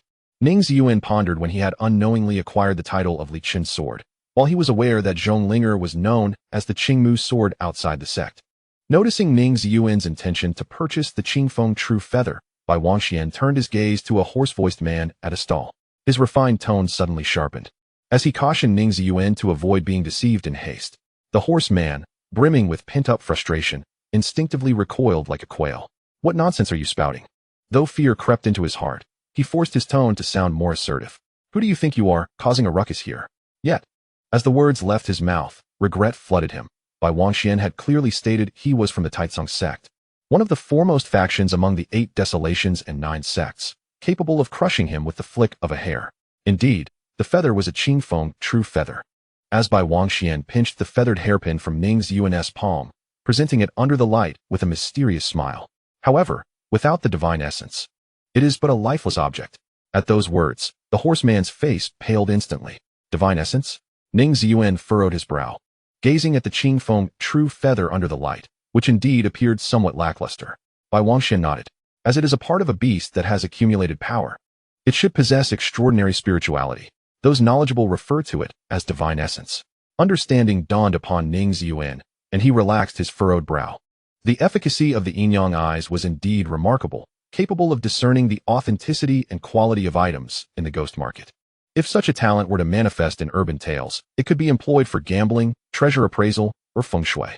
This feather bore only the aura of the Qingfeng beast, yet lacked the divine essence, likely having been refined to extract its essence, then colored with spiritual fire and soaked in diluted Qingfeng blood. Observing the horseman's expression, Bai Wangxian shook his head in pity. Even if crafted to perfection, it is worth no more than a mere trinket. Boss, is this truly the case? Ning Ziyuan turned his gaze towards the horseman, who lowered his head. His hair tousled by the wind, emanating an aura of chilling dread. The man trembled, his lips quivering as he stammered incoherently. He clearly understood the name Sword Sky Sect. The disciples of such a grand sect usually strode through the streets with an air of haughty superiority, and even if he had 10 lives, he wouldn't dare provoke 2 of them at once. It seems you are unaware of my true identity. I shall overlook this matter. Ning Ziyuan regarded the man's pallid visage, let out a cold snort, and accepted the feather hairpin handed to him by Bai Wangxian, placing it into his storage ring. As for this trinket, I shall keep it. Now you, provide a price. Bai Wangxian cast a surprised glance at Ning Ziyuan, having heard tales of the Sword Sky Sect's benevolent senior brother. Yet he never anticipated such magnanimity in allowing the man to quote a price despite knowing it was a sham. However, judging by Ning Ziyuan's expression, he did not appear inclined to spare the man. The man was genuinely flustered now, lifting his head but struggling to form a coherent sentence. Gathering every ounce of strength, he finally managed to utter, 200 spirit stones. Would that be acceptable, my lord? Ning Ziyuan raised an eyebrow, his white robe billowing without wind, as a sharp sword aura pressed against the man's throat. Surely you jest? Qing Wan's eyes reflected a hint of concern as she tugged at Ning Ziyuan's sleeve from behind. He gently patted her hand, signaling her to remain calm. 1,000 spirit stones? The man's expression seemed on the verge of tears, almost prostrating himself before Ning Ziyuan in a display of filial piety. Even Bai Wangxian was bewildered by the unfolding situation. Had the man lost his mind? At such a moment, he dared to demand an increasingly exorbitant price? Are you certain? Ning Ziyuan's tone remained unchanged, yet the shadows on his face deepened, and the sharp sword aura advanced a few inches closer to the man's throat. The man, his legs giving way, collapsed to the ground, tears streaming down his face as he cried, 5,000 spirit stones. I truly possess no more. With that, he produced a storage bag and hurled it towards Ning Ziyuan. Ning Ziyuan smoothly caught the bag, weighing it in his palm before casually tossing it to Qing Wan. Here, consider it pocket money. He winked at her. Then, maintaining his stern demeanor, he turned back to the man. You possess a mere 5,000 spirit stones and dare to extort 20,000 from me? Should I label you arrogant or simply oblivious? Now be gone. His reprimand struck like thunder, and the man, as if granted a reprieve, scrambled to his feet, hastily scooping up the odd trinkets from the ground before fleeing the ghost market of Xianyang City. Bai Wangxian stood entranced by this somewhat theatrical scene, unable to suppress a chuckle. Brother Ning's character is rather different from what I had envisioned. Have I disappointed you, Brother Bai? Ning Ziyuan replied with a casual smile. No. Bai Wangxian shook his head, his tone laced with amusement. In fact, seeing Brother Ning in person is far more intriguing than the tales of the Li Qin sword. Thank you for your assistance today, Brother Bai. While Bai Wangxian was speaking, Ning Ziyuan had already retrieved several vials of elixirs from his storage ring and offered them with a polite gesture, stating that these were but a token of his goodwill. And he hoped Bai would not find them lacking. Bai Wangxian, with impeccable courtesy, accepted the offerings, his gaze briefly drifting to the nearby Qingwan. After a moment's hesitation, he lowered his voice and advised, no matter where you choose to stay tonight, Ning, do remain vigilant. After bidding farewell to Bai Wangxian, the two continued their leisurely stroll through the ghost market. Ning Ziyuan soon procured the blood-nourishing pills and the blood accumulation pills required for advancing to the late stage of the Nascent Soul. Yet he had no intention of returning to the inn just yet. Instead, he ambled leisurely from stall to stall, selecting curious trinkets to bring back for his friends in the sect. A peculiar sensation enveloped Ning Ziyuan. It was his first time contemplating gifts for so many people. Before his transmigration, he seldom traveled, and even on the rare occasions he ventured out, there was little opportunity to bring back souvenirs. In truth, even if he had perished in his apartment one day, no one would have bothered to call, nor did anyone regard him as significant. In that world, he was entirely dispensable. Now, however, many seemed to care for him, valuing every word he uttered. Should he feel elated or somewhat bittersweet about this? Shaking his head to dispel the tumultuous thoughts, he turned to face Qingwan. Junior sister Qingwan, he said, producing a feathered hairpin and placing it in the palm of her hand. Though merely a replica, I believe it would look lovely on you. When I find a genuine one, I shall purchase it for you. His words flowed naturally, as if it were his duty to bestow gifts upon his junior sister. Whether it was due to his affluence or the remnants of his ingratiating personality from his past life, he habitually presented his warmest demeanor to those he cherished. Qingwan stared at the hairpin in her hand, momentarily taken aback, before returning it to Ning Ziyuan. Do you not like it? He inquired, feeling a bit embarrassed, fearing he had misread her feelings. Senior brother, please help me wear it, Qingwan said, bowing her head obediently, inching closer. A faint blush adorned her cheeks as she whispered, be sure to place it correctly. Ning Ziyuan parted her hair, searching for the right angle for quite some time before meticulously securing the hairpin in place. I apologize if I have not placed it correctly, he admitted, feeling slightly flustered. He pondered how to properly affix a girl-less hairpin, recalling scenes from a game. Yet the details eluded him. Qingwan remained silent, her eyes closed, gently rising on her toes, envisioning her brother's fingers resting atop her head. She realized his touch felt somewhat dry yet warm, accompanied by a lingering scent of ink and tea when he lifted his hand. A reminder of the many books cluttering his room, though she had yet to see any tea. Junior sister Qingwan, will you accompany me to the auction house tomorrow? As night deepened, Ning Ziyuan wandered through the increasingly sparse ghost market, with Qingwan steadfastly shadowing him. Wherever you go, I shall follow, she affirmed. Qingwan rubbed her slightly weary eyes and smiled brightly as she clutched Ning Ziyuan's sleeve. Let us select a few gifts for our master and sister Yun at the auction. The hour was late, and the night was darker than the deepest ink. A narrow crack had mysteriously appeared in the wooden window of Qingwan's guest room, allowing a milky white smoke to drift into the room, weaving its way into her nostrils along an invisible path. Suddenly, Qingwan, lying on the bed, opened her vacant eyes and stood up in a daze.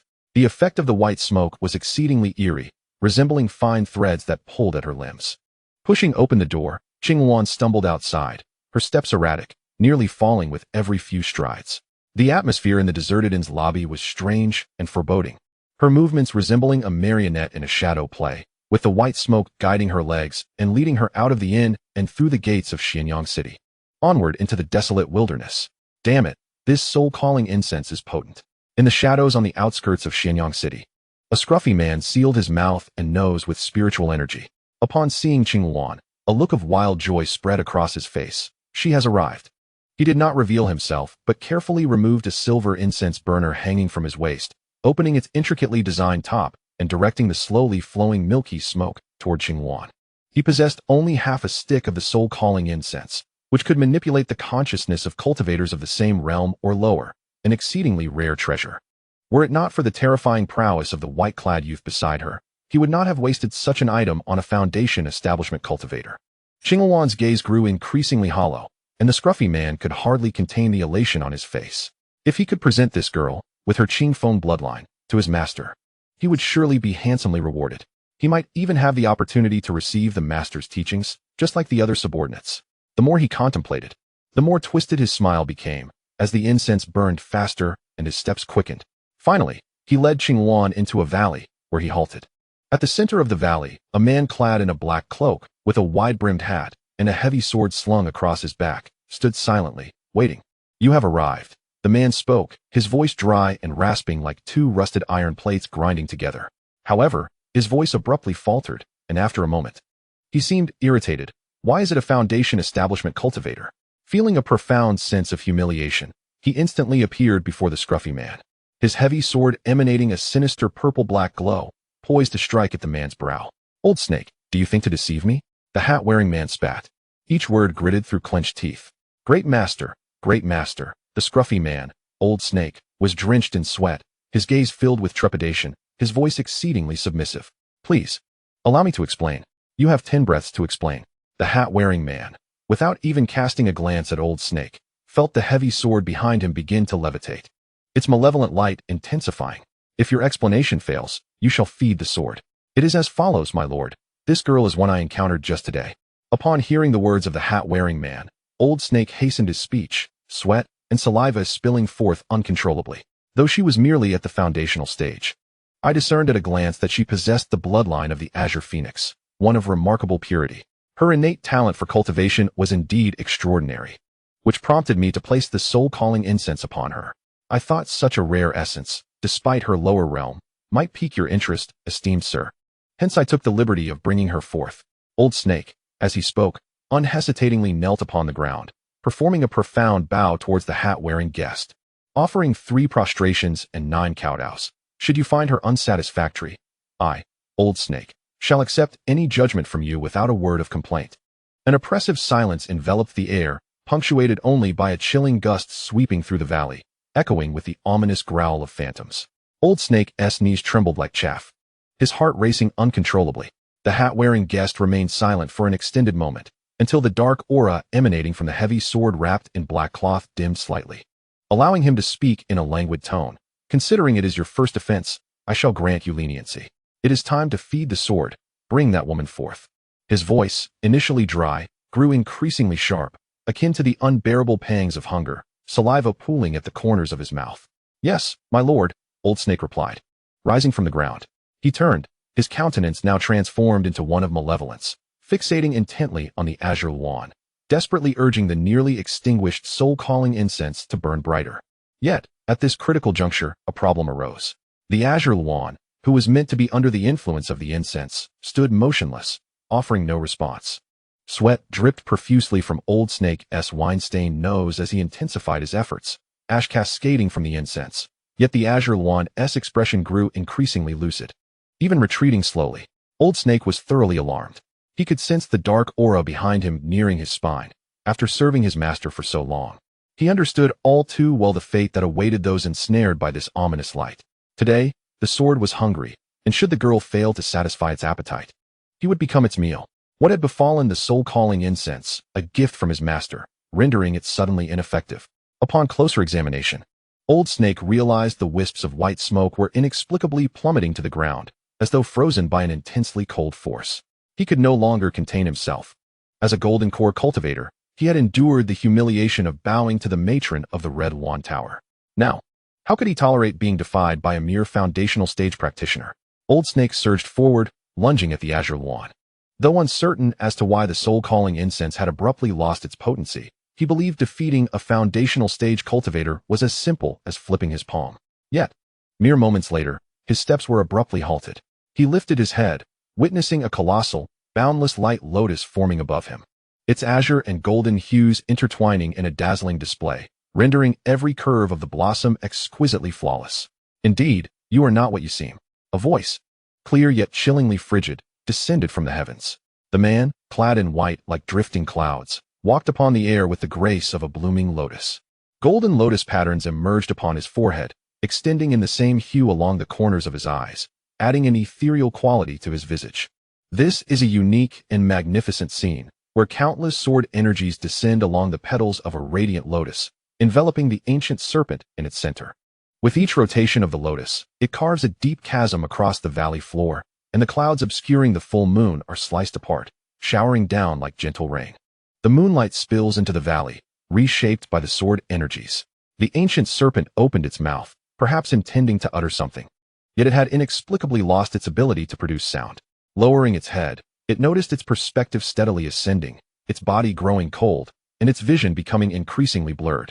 It was only at the moment of its soul's dissolution that it realized its corporeal form had been reduced to ash, severed alongside its spiritual essence by the radiant lotus. Chapter 6. The emergence of the soul-eating sword. Qing Yuan gazed at Ning Ziyuan, who stood suspended in the air, supported by the sword energies. Her breath slowed. She had never heard of her senior brother displaying such a form. The ethereal weak water fully unleashed, transforming every strand of his hair, every brow, and every lash into an immaculate white, untouched by color. The mountain wind, mixed with ice particles, howled past, causing his garments to flutter and resonate. His amber golden, gentle eyes were steeped in a chilling azure. The sword energies from the heavens seemed to cascade from his very gaze, surging towards the hat-wearing guest. When her senior brother was angry, he appeared even more handsome than usual. A rare flicker of genuine fire ignited within Ning Ziyuan's heart. Likely due to the innate fortune of being a Six Paths demon practitioner, his murderous intent piercing through him like a needle. From a young age, Six Paths demon practitioners would use their fate to extinguish the lives of all their kin. The powerful demon lords would bestow upon them the method of reincarnation, compelling them to enter the cycle with demonic energy, vowing to eliminate all who deserve to die. Ning Ziyuan was unaware of any kin he might have in the Eight Desolations, nor did he know which formidable demon lord had imparted the method of reincarnation to him. Yet genuine demonic energy undeniably swirled within his mind. The hat-wearing guest raised his head, finally revealing his gray-white eyes hidden beneath the brim's shadow. Fixated intently on the lotus in the sky, disbelief filling his murky pupils. The sword intent of the lotus enveloped the wildly surging sword energies in a golden sheen, slicing through the ground beneath the hat-wearing guest, who was swept into the air by the force. The densely packed slashes fragmented the space around him into a web. In the valley on the outskirts of Xianyang City, all the birds had vanished. Both white cranes and swallows were cleaved apart by the resplendent sword light. Beasts fleeing across the ground were suddenly severed in two, their neatly divided bodies cloaked in a layer of frost, not a drop of blood to be found. An eerie snow fell in the valley, formed from frozen feathers and the corpses of birds. The first to sense danger was not the hat-wearing guest, but rather the heavy sword behind him. In an instant, the dark purple sword shadows surged upwards, fanning out behind the hat-wearing guest, creating a sword formation entwined with an ominous aura, shielding him from the lethal sword energies. The demonic light emitted a strained groan amidst the tangled multitude of sword energies.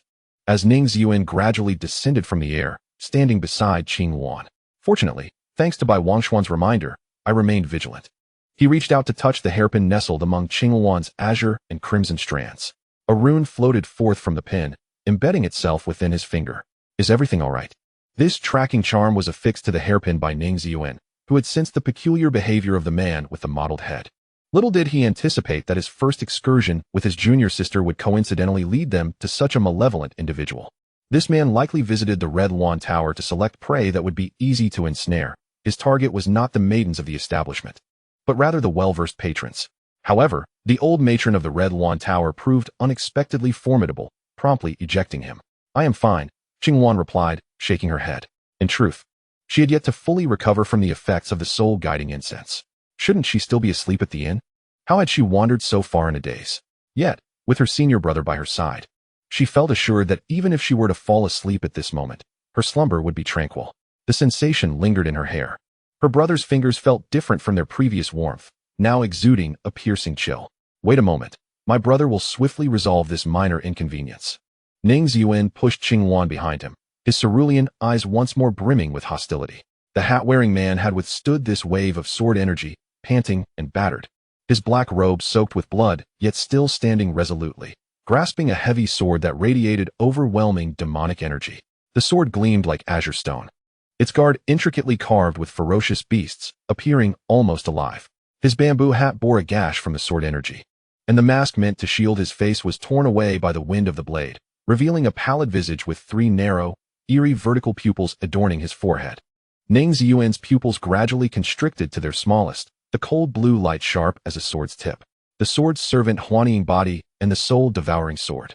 The yin-yang eye. Lotus sword intent, and soul-devouring sword. The three supreme fortunes of the heavens were uniquely present in the Eight Desolation World. Yet they fortuitously converged in Xianyang City on the same day. What does this signify? Is it the will of fate? Or do the bearers of heavenly fortunes attract one another? Furthermore, the master of the soul-devouring sword happened to be the sword's servant, Huaning body. The sword begets dual blades, and the sword energy manifests as dual-edged. Cultivating this sword servant also invites the potential for harm. Wounded by the sword, one's heart undergoes a transformation, leading to peculiarities that abound. This was the introduction to the sword servant Huaning body in the game. Now, between the hat-wearing man and the soul-devouring sword, the sword was the true master, while the hat-wearing man merely served as its attendant.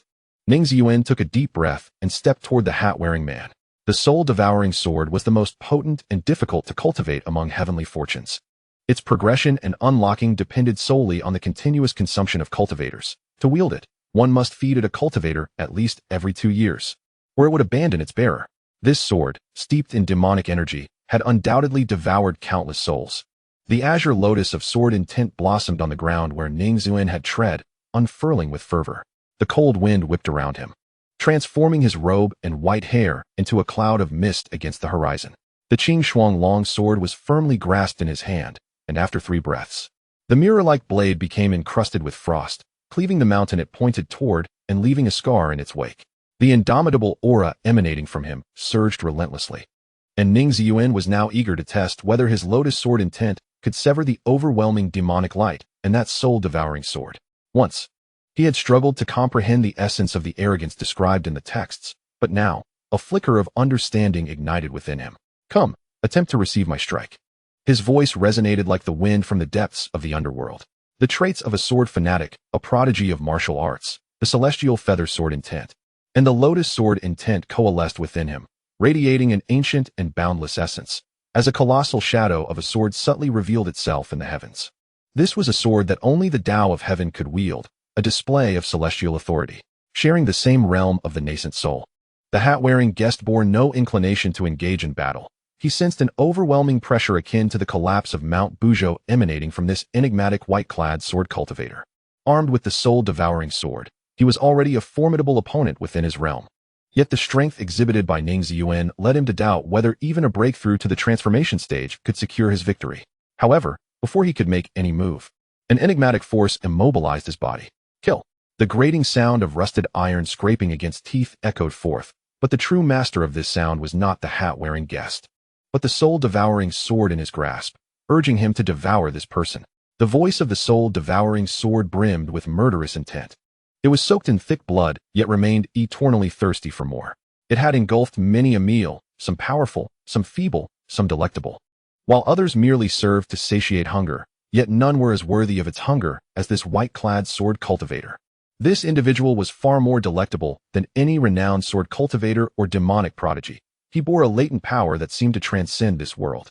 Should it consume him, it would surely take a monumental step towards ascension, if it could follow this person. The demonic light swirling around the soul-devouring sword writhed ominously, and the menacing stone beast's eyes on the sword's hilt turned towards the hat-wearing guest, manifesting a flicker of murderous intent. We cannot defeat him. A hint of struggle appeared on the hat-wearing guest's face. His instincts urged him to flee swiftly, but he had already been transformed into a sword spirit by the soul-devouring sword. The swords will suppress his own, commandeering his body. You shall not prevail.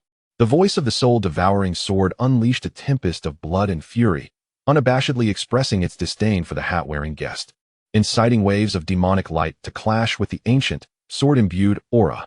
Heavenly authority. Ning Ziyuan uttered these 2 words with an expression of indifference, gazing down upon the resisting soul-devouring sword, as one might observe an ant attempting to shake a tree. The thunderous roar rent the clouds and hurricane asunder. The colossal sword emitted a spine-tingling hum, akin to the song of a whale, yet it was a creature far larger than any whale. The legendary Kuanpeng that could stir 30,000 miles of ocean waves. Among the enlightened beings of the 8 Desolations, some could unleash sword energy more potent than this strike. Yet none could match the sheer sharpness and resoluteness of this sword's intent. The soul-devouring sword emitted a ghastly roar, releasing a malevolent light as the grand formation unfurled across the ground, centered around it.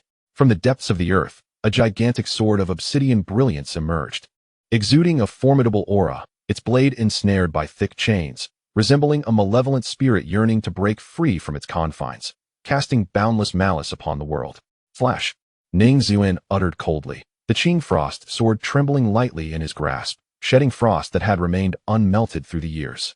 This chilling voice seemed to awaken the long-suppressed hat-wearing guest, who, in an instant, reclaimed control of his body. The colossal sword shattered abruptly, releasing a surge of murderous intent like a shattered silver vase. Crimson runes flickered at his fingertips as the hat-wearing guest formed a spell with his hands, reciting incantations at a rapid pace, his body swiftly transforming into a cloud of blood mist. No, amidst the anguished roar of the soul-devouring sword, the hat-wearing guest ultimately completed the blood-burning escape technique, vanishing into the void. At that moment, the sword's aura descended, cleaving through the valley, revealing a cross-section of the mountain where interwoven caverns spiraled like an ant's nest. Scalding, dark blood rained from the sky, hissing upon contact with the ground like a serpent's tongue. A severed arm, like a lump of mud, was flung out, landing with a thud before Ning Ziyuan. He gazed at the severed limb, his eyes turning icy.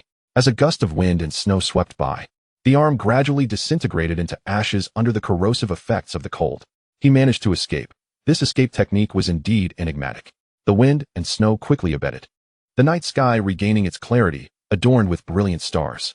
The valley lay in eerie silence. Had it not been for the ravaged state of the mountains, one might have believed that the events that had just transpired were nothing more than an illusion.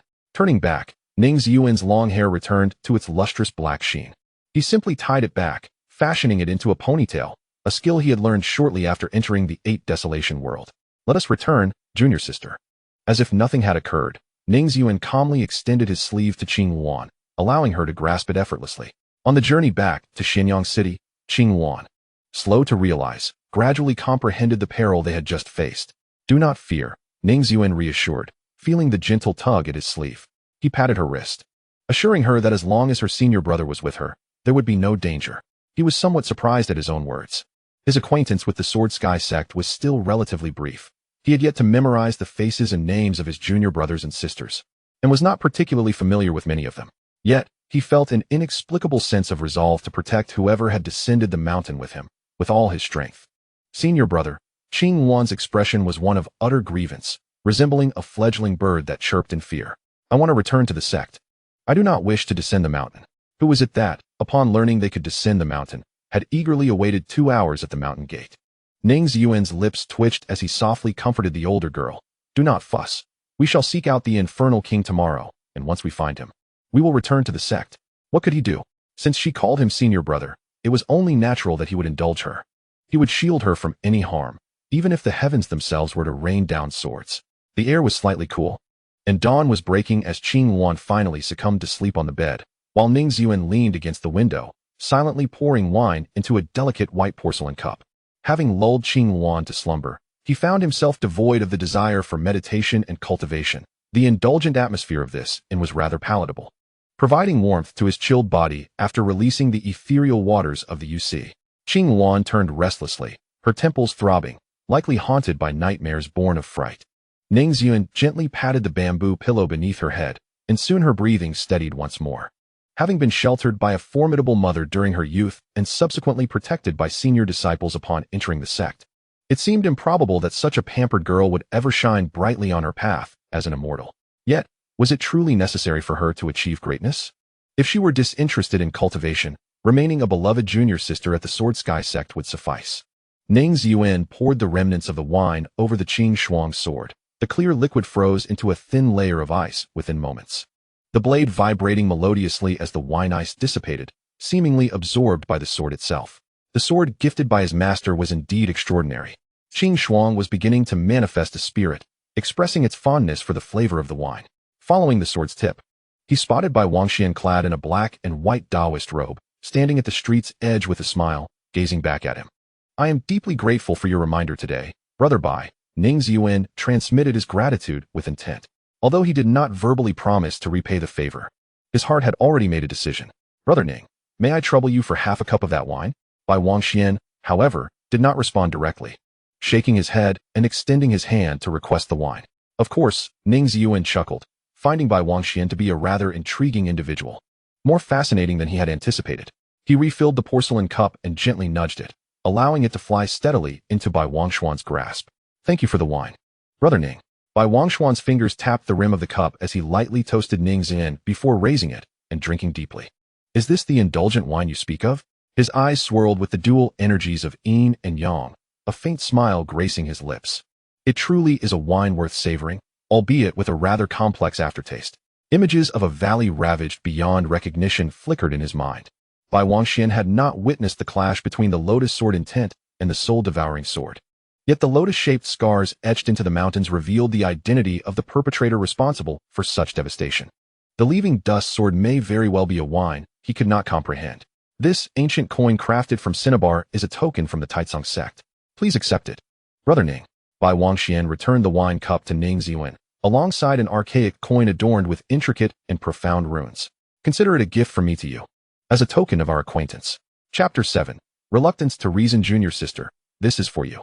Upon exiting the auction house in Xianyang City, Ning Ziyuan presented a bracelet woven from spirit wind jade vines to Qing Wan. If he were to bring gifts for his junior disciples, he certainly could not neglect Qing Wan's share. It would be rather unbecoming to present her with only a hairpin obtained without cost. This fine bracelet was exquisite, with a texture akin to gold and jade, offering a refreshing touch upon contact. Prolonged where would nurture spiritual energy, and indeed, the treasures at the Xianyang City auction were all extraordinary. Thank you, brother. Qing Wan cautiously cradled the bracelet in her hands, her eyes sparkling as she cheerfully exclaimed, Next time, I want to descend the mountain with my senior brother. Did we not just discuss returning to the sect yesterday? Ning Ziyuan replied with a gentle smile, removing the mask that concealed his features and aura, and then he turned to blend into the crowd. Unfazed, Qing Wan continued, I was quite frightened yesterday, but truly, senior brother, you are remarkable. It seems the elders in the sect cannot compare to your prowess. The elders, however, are masters of subtlety. Ning Ziyuan, as ever, lifted his sleeve before Qing Wan, jesting, what you see is merely a half-empty bottle of vinegar swaying. Qing Wan gazed at the expansive sleeve, her fingers hovering momentarily in the air before finally grasping his well-defined hand. It seems you still lack a romantic partner, senior brother. The touch of his fingers was dry yet warm, devoid of calluses, long and broad, exuding cleanliness and a sense of security. She felt a stirring desire to diligently cultivate her skills. Once she reached the golden core stage, she could transform into a blue-feathered sparrow, allowing her to nestle in her senior brother's hands. Ning Ziyuan glanced down to find Qing Wan's fingers tangled amidst his own, her palms slightly damp. Let her hold on wherever she pleases. What does a little girl truly understand? He shook his head gently, continuing on his path, striving not to let his thoughts wander too far. Perhaps it is the most solitary individuals whose thoughts age the fastest. He always perceived Qing Wan as a child, neglecting to recognize that an 18-year-old is not the same as an 8-year-old. The sky was clear and bright, with an autumn breeze carrying a hint of desolation. The weather in Yunma Prefecture had been unusually pleasant for several days, and in a few months, as the early spring brought fluctuating warmth and chill, the day of the Sect competition would arrive. The Baitan Xianzhou carved a fleeting shadow across the sky near Xianyang City, with Ning Ziyuan seated upon the flatboat, compass in hand, employing his geomantic skills. His mastery of these skills allowed his consciousness to extend like tendrils, first enveloping the entirety of Xianyang City, followed by the surrounding mountain paths and waterways. The knowledge from all geomantic texts, Seeking Wind, Sun Wind, Flying Star, Yin and Yang, 9 stars in conjunction, unfurled like a tidal wave in his mind, meticulously dissecting every gust of wind and drop of water beneath the compass's influence into intricate data. Gradually, Ning Ziyuan's brow furrowed. Indeed, there was a great demon, the infernal Taikong, which had existed for nearly a millennium, possessing strength comparable to that of a late-stage crystal cultivator. Despite its limited lifespan, its vitality was robust, and its pure bloodline made the condensed evening bloom an ideal material for the breakthrough of crystal-stage cultivators. However, the ominous aura evident in the geomantic results suggested that some cultivators were already engaged in battle with this infernal Taikong. Let us go, junior sister. We must see for ourselves. Ning Ziyuan maneuvered the Baitan Xianzhou towards the direction of the infernal Taikong. Even if this elusive beast had already been claimed by another, he still intended to negotiate, perhaps offering some spirit stones or elixirs in exchange for the evening bloom that Qing Wan required. A roar, reminiscent of a wild beast, erupted, stirring up waves of dust from the ground and hurling a figure into the air. Coughing, Huang Fuqiutong spat out a mouthful of rusty blood, then raised an eyebrow in fury. Wretched beast.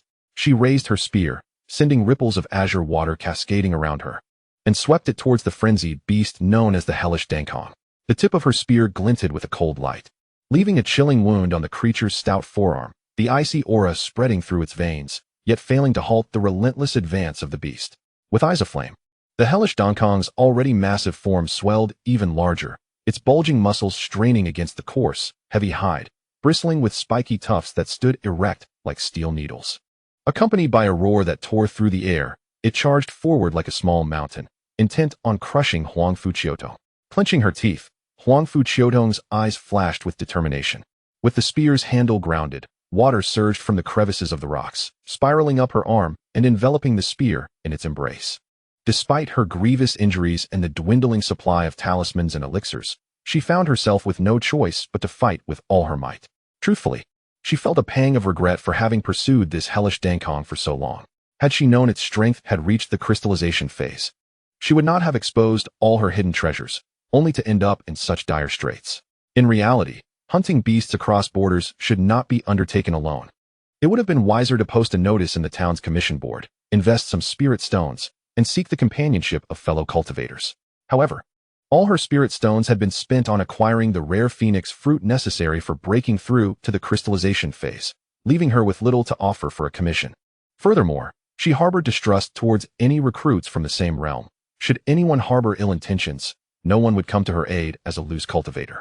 After much contemplation, Huang Fuqiutong resolved to take the risk of hunting alone, for the hellish Dankong was a rare sight, and this might be her only opportunity to break through to the crystallization phase in her lifetime.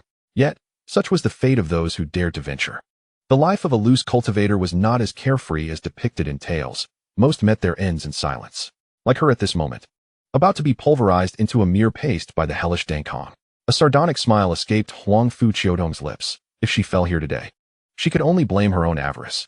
Even if she succeeded in slaying the hellish Dankong, the coveted evening bloom would remain beyond her grasp. For three cultivators stood not far away, coldly observing her retreat under the beast's relentless assault. They appeared to be disciples of the Qianxian Hall, intent on claiming the hellish Dankong for themselves. Their hesitation to intervene stemmed from the presence of others nearby. The rumors of intercepting treasures or killing for them were not particularly favorable, even for those of demonic sects navigating the cultivation world. This loose cultivator was a nuisance while alive, but her demise could serve a purpose. Dying at the hands of the hellish Dankong would allow the disciples of Qianxian Hall to exact revenge on the beast, a narrative that sounded far more palatable. Huang Fuqiutong bore no resentment towards them. As a mere loose cultivator, she had long grown accustomed to such realities. While her talents and resources could not compare to those of the sect disciples, she could at least excel in the fierce determination to risk her life. The water enveloped the spear entirely, transforming it into a cerulean dragon. This would be her most formidable thrust, whether the hellish Dankong fell or not. She was certain of her own demise. Yet, at the very least, she would strike a blow against this wretched world of cultivation. With a piercing cry, Huang Fuqiutong felt the surging spiritual energy tear through the veins of her arm as she thrust her spear towards the descending figure of the hellish Dankong. A radiant white arc pierced the heavens, and a flash of azure light emerged, imbuing her strike with an air of mastery, though it ultimately failed to find its mark. A gentle wave of spiritual force enveloped her, rendering all her strength as futile as a drop in the ocean, and she was uncontrollably drawn backward, akin to plunging into a serene and warm lake. Despair consumed Huang Fuqiutong as the silhouette of the hellish Dankong drew nearer, its gaping maw exhaling hot breath. She closed her eyes, bracing for the imminent agony of demise, a rather undignified end at the jaws of a beast. However, mere moments passed, and to her astonishment, nothing came. Instead, the three disciples of the Qianxian Hall, who had been observing with a detached demeanor, suddenly wore expressions of dismay. "Are you well, fellow cultivator?" The voice was surprisingly gentle, far more soothing than the guttural roars of the hellish Dankong. Huang Fuqiutong opened her eyes wide, gasping as she beheld the scene before her. The lower half of the beast stood firmly, while its upper half had vanished entirely, replaced by a smooth, precise incision. The chilling energy had frozen its remaining body and the surrounding ground into a solid block of ice, creating a strikingly vivid sculpture. Turning towards the source of the voice, she glimpsed a man in white, one hand resting behind him, while the other held two fingers together. A petite girl stood beside him, appearing somewhat diminutive in comparison. Perhaps due to the blinding sunlight, she could not discern the man's features clearly, yet she felt a refreshing breeze, tinged with the essence of morning dew. Ning Ziyuan inclined his head slightly, retracting the spiritual force that had cradled Huangfu Qiudong's body, allowing her to gently descend to the ground. He then extended his hand towards the remains of the hellish Dankong, fingers curling as the remaining half of the body was reduced to dust. A butterfly orchid radiating with prismatic light soaring into his grasp. The countenance of the three Qianxian Hall disciples darkened further as the leader hastily descended, interrupting Huangfu Qiudong's instinctive expression of gratitude. Esteemed young sir, I am Song Tianyi, a true disciple of the Qianxian Hall. That orchid was first claimed by my junior. May I inquire why you sought to seize it? Song Tianyi's irritation was palpable, his tone tinged with impatience. Were it not for the alarming sword energy that had just been unleashed, which felt oddly familiar, he might not have even bothered to introduce himself. Ning Ziyuan, true disciple of the Sword Sky Sect, Ning Ziyuan replied coolly, examining the orchid pulsating with spiritual energy in his hand, casting only a fleeting glance at the others. Ning Ziyuan, the expression on Song Tianyi's face stiffened, his eye twitching. Even if the young man was a true disciple of the Sword Sky Sect, he ought to adhere to the principle of first come, first served.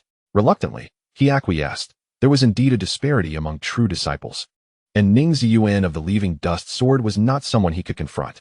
The hellish Dankong was indeed first spotted by you, Ning Ziyuan remarked, still not granting the others a proper gaze as he approached Huangfu Qiudong, gently infusing a wave of soft spiritual energy into her back.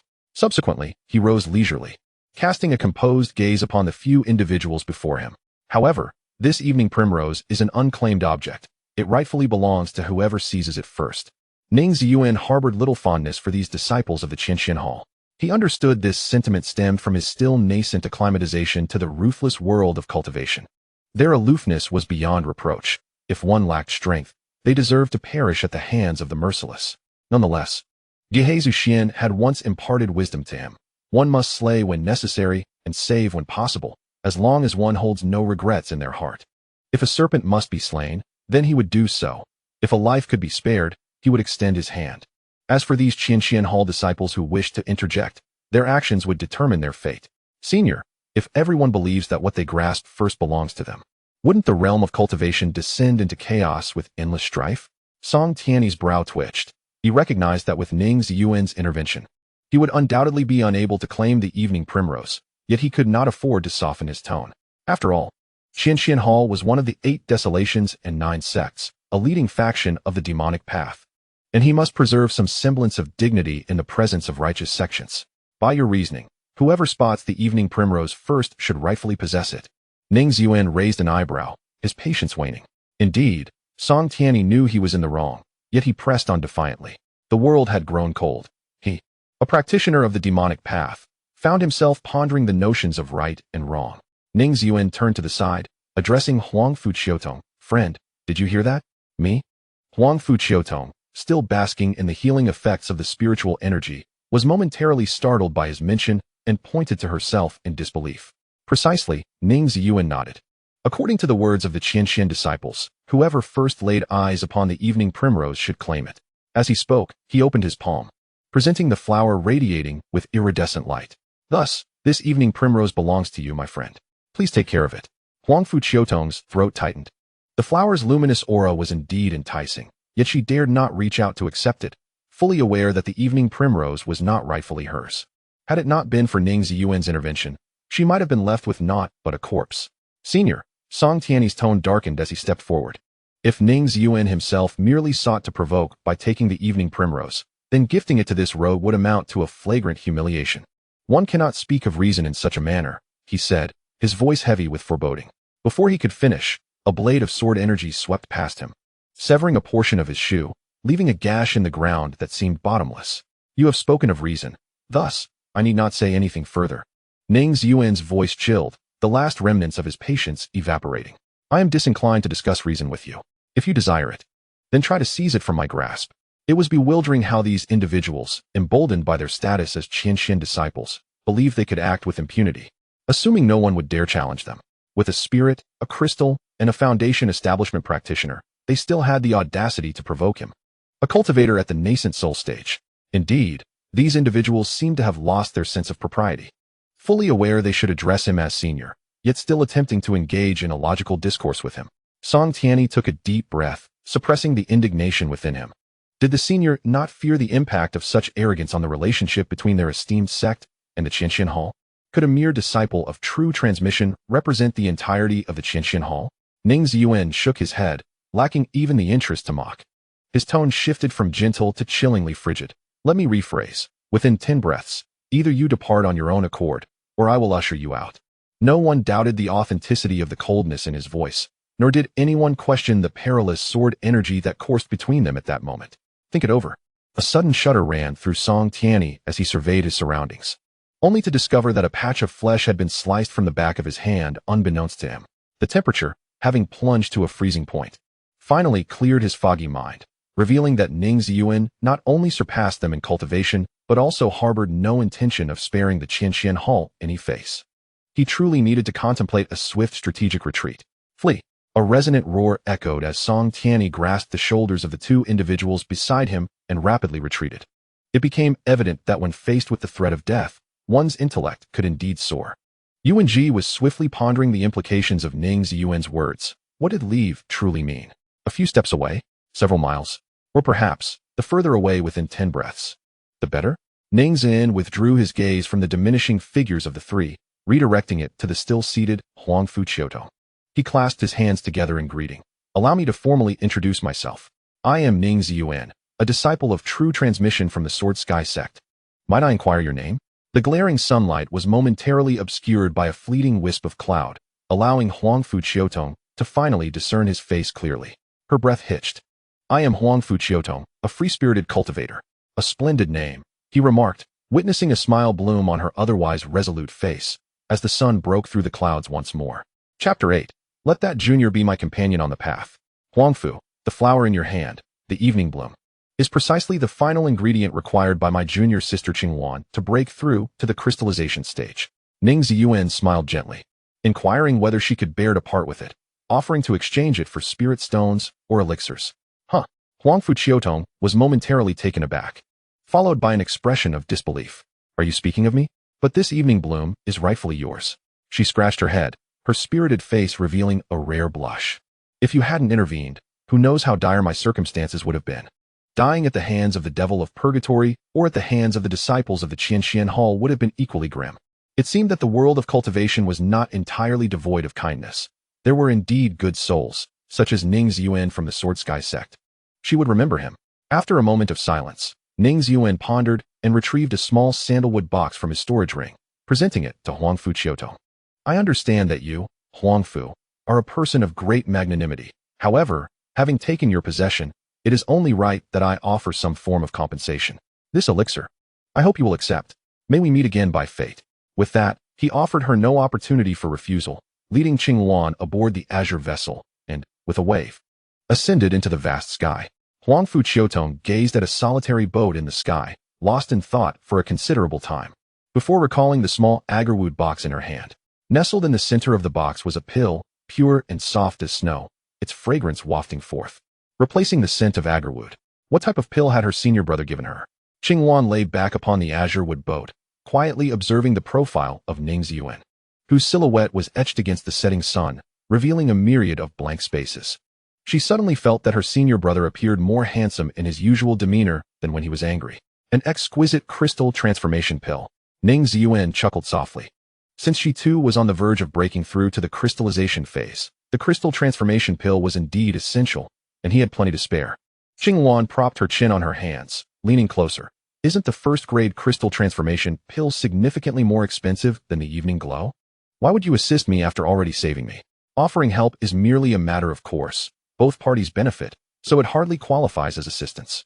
Ning Ziyuan shook his head, his expression one of nonchalance.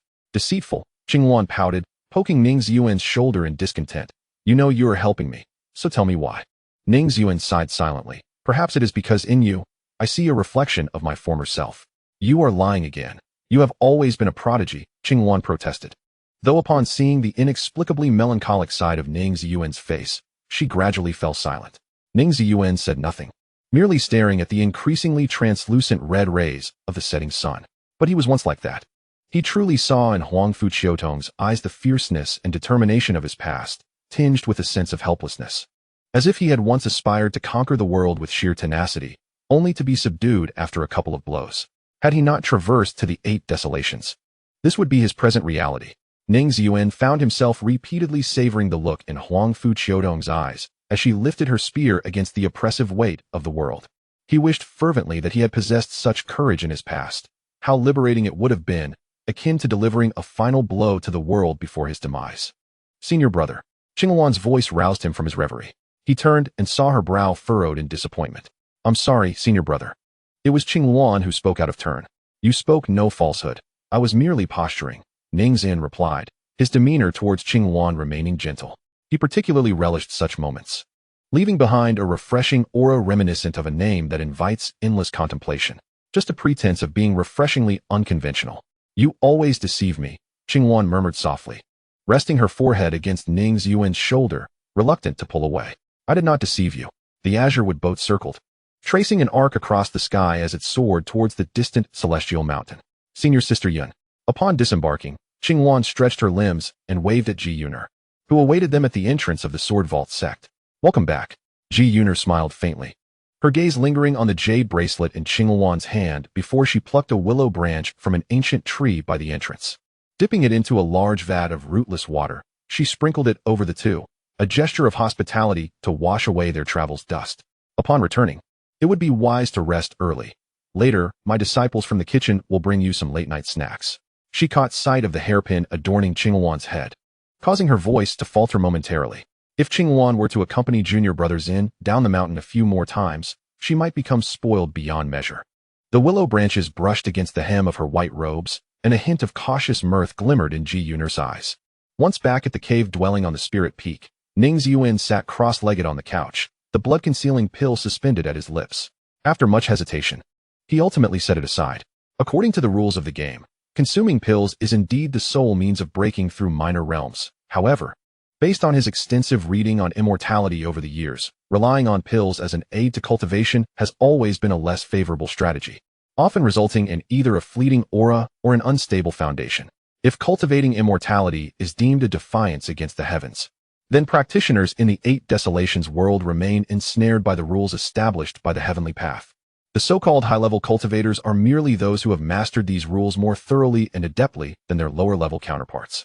Ning Ziyuan pondered whether he might be a destined child, favored by the heavens, yet his own conclusions may not be entirely reliable. Nevertheless, his innate talent is indeed unparalleled throughout history.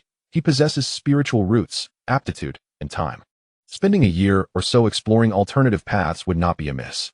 Thus, regarding the blood-concealing pill, he fell silent for a moment before finally retracting it into his storage ring, placing his hands before him to channel his spiritual energy once more in a great circulation. This descent from the mountain had truly been a mere excursion with junior sister Qingluan. As the night deepened and the cold dew thickened, Ning Ziyuan ceased the flow of his spiritual energy, opened his eyes, withdrew his expanded consciousness, and approached the door. Come in and take a seat, senior sister Yuner, he called out, as he opened the door to find a figure leaning against the nearby welcoming pine. The night was late and the dew heavy. Lingering any longer would surely leave one frostbitten. Ji Yuner smiled gently, unperturbed, stepping directly into the room and placing the food box upon the desk. I have brought you some late-night snacks, ice-fresh delicacies, 5-colored deer meat, and a soup brewed with spirit pheasants. Knowing your fondness for wine, I also brought a pot of the Sect's home-brewed immortal sword dance, aged for 50 years. It's quite potent, so do take care not to drink too much. As she opened the food box, she began to chatter animatedly, only to realize midway through that she had perhaps spoken too much. She bit her lip and fell silent. The late-night snacks were sent by the kitchen disciples. There was no need for you to trouble yourself, senior sister. The mingling aromas of meat, herbs, and spices filled the room, invigorating Ning Ziyuan's spirit. Most disciples of the Sword Sky Sect have reached a level of cultivation that allows them to fast. So the kitchen primarily prepares rare spiritual beast meats and immortal herbs, nourishing provisions that bolster the body and strengthen one's foundation. Those kitchen disciples are still disciples. Must I be so pretentious? Ji Yuner shook her head. In truth, the dishes in the food box were prepared by her own hands, as she had once served as a kitchen disciple in the Sword Sky Sect, setting the dishes and chopsticks in order. Ji Yuner filled the wine cups with a fluid grace, her movements appearing entirely natural, as if serving wine to her junior brother was an inherent duty of hers as a senior sister. Sister, I find myself utterly at a loss, akin to Ning Ziyuan, ensnared in an intricate web during each interaction with Ji Yuner. Yet, This sensation is not unwelcome. Gui Haizhu's movements hesitated for a brief moment as she gently set down the wine jug, tilting her head as if concealing a certain expression, yet when she turned back, her face radiated brightness. "Then I shall not disturb junior brother's rest," she remarked with a gentle smile, making her way toward the door. Haizhu's sister. However, before Gui Haizhu could unfasten the door latch, Ning Ziyuan called out to her. She paused, suddenly turning around, only to collide with a resplendent golden jade pendant that gleamed before her. Due to the hurried nature of his descent from the mountain, he had not the opportunity to bring her anything of significance. This jade pendant, carved from soft jade of the fire spirit, was meant to nurture one's fiery essence, and he hoped she would not find it lacking. In Ning Ziyuan's palm, the intricately carved golden jade pendant emanated a warm, vibrant glow. Before Gui Haizhu could react, the pendant found its way into her hands, accompanied by a storage pouch. Inside were gifts intended for the other junior disciples. He implored her to distribute them to those who diligently practiced. Ning Ziyuan felt a tinge of awkwardness, truth be told. He had no real grasp of who toiled earnestly and who merely floated along within the sect. The junior disciples held him in high esteem as their elder brother. Yet his contributions paled in comparison to Gui Haizhu's. Gui Haizhu's lips quivered slightly, her heart racing uncontrollably, though her expression remained composed and serene. "Thank you, Ziyuan." She yearned to omit the final two words. The warmth of the soft jade seeped into her palm, enhancing the vibrant crimson of her delicate nails. Yet Ning Ziyuan showed no intent of letting Gui Haizhu depart. He retrieved a set of plates and chopsticks, arranging them on the desk, and pulled out a bamboo chair opposite her. "Since sister has prepared the meal, why not stay and dine together?" Gui Haizhu's eyes widened slowly. "How did you know it was? Other than sister's ground fire, who else could craft such homey dishes?" Ning Ziyuan lowered his head, mirroring the same gesture as he poured a cup of wine for Gui Haizhu. He had long sensed that the meals delivered to him at the Earth Spirit Peak were entirely different from those served in the sect's dining hall. Later, upon inquiring with the disciple responsible for running errands in the kitchen, he learned that his portion had been solely prepared by Gui Haizhu herself. Haizhu treats the junior disciples with great kindness, yet the care she bestows upon me seems to be layered with additional affection. Perhaps Gui Haizhu truly harbored some feelings for him? Perhaps he was not overly sentimental after all? And does junior brother still harbor fondness? Gui Haizhu exhaled a warm breath, gracefully settling into the bamboo chair. She felt a rare sense of nervousness, causing the flames of her concealed emotions to ignite her cheeks. There is no dish more delectable than this. Ning Ziyuan smiled, raising his wine cup to gently clink with Gui Haizhu's. Gui Haizhu drained the cup, and the celestial wine proved to be as sharp as a sword, imbued with a hint of herbal fragrance, cold and smooth, akin to a blade effortlessly released. Yet, her junior disciple favored the essence of the mundane. A tinge of intoxication lingered at the corners of Gui Haizhu's eyes. Cultivators of the late Nascent Soul stage were not typically so susceptible to spirits, but she relished this sensation, feigning a haze of drunkenness, allowing herself to gaze at a certain individual with abandon. Only those who pretentiously strive for elegance would disdain such an aura. Ning Ziyuan languidly swirled his wine glass. Pushing open the window, the night sky was sparsely dotted with stars, the cloudless expanse graced solely by the radiance of the full moon. What kind of person was her junior disciple? As the cold wind blew, Gui Haizhu felt her head spin even more. She leaned against the desk, as if to sniff out the truth, pondering whether he was the most mundane of mortals or the most refined of scholars. "I do not know." Ning Ziyuan contemplated seriously before responding to Gui Haizhu's inquiry. "I do not wish to represent anyone. I simply enjoy this flavor." "Then let my junior disciple be my Tao partner. We can share meals whenever we desire." The moment those words slipped from his lips, Gui Haizhu's intoxication diminished significantly. "Oh no, what I meant was, after all, a Tao partner is not a spouse. My junior disciple can have many Tao partners. So surely it wouldn't matter to have a senior sister in that position, right?" "Oh no, oh no, oh no." She sought to rectify her words. But the more she tried, the deeper her heart sank into an abyss of ice. Given her junior disciple's temperament and talent, it would be no surprise that his aspirations were sky-high. While others might be oblivious, she was acutely aware of the immense pride concealed beneath Ning Ziyuan's seemingly gentle demeanor. He believed that no cloud could obscure his vision, nor any path be beyond his reach. A person worthy of being his Tao partner must stand shoulder to shoulder with him in some respect. She already knew the answer.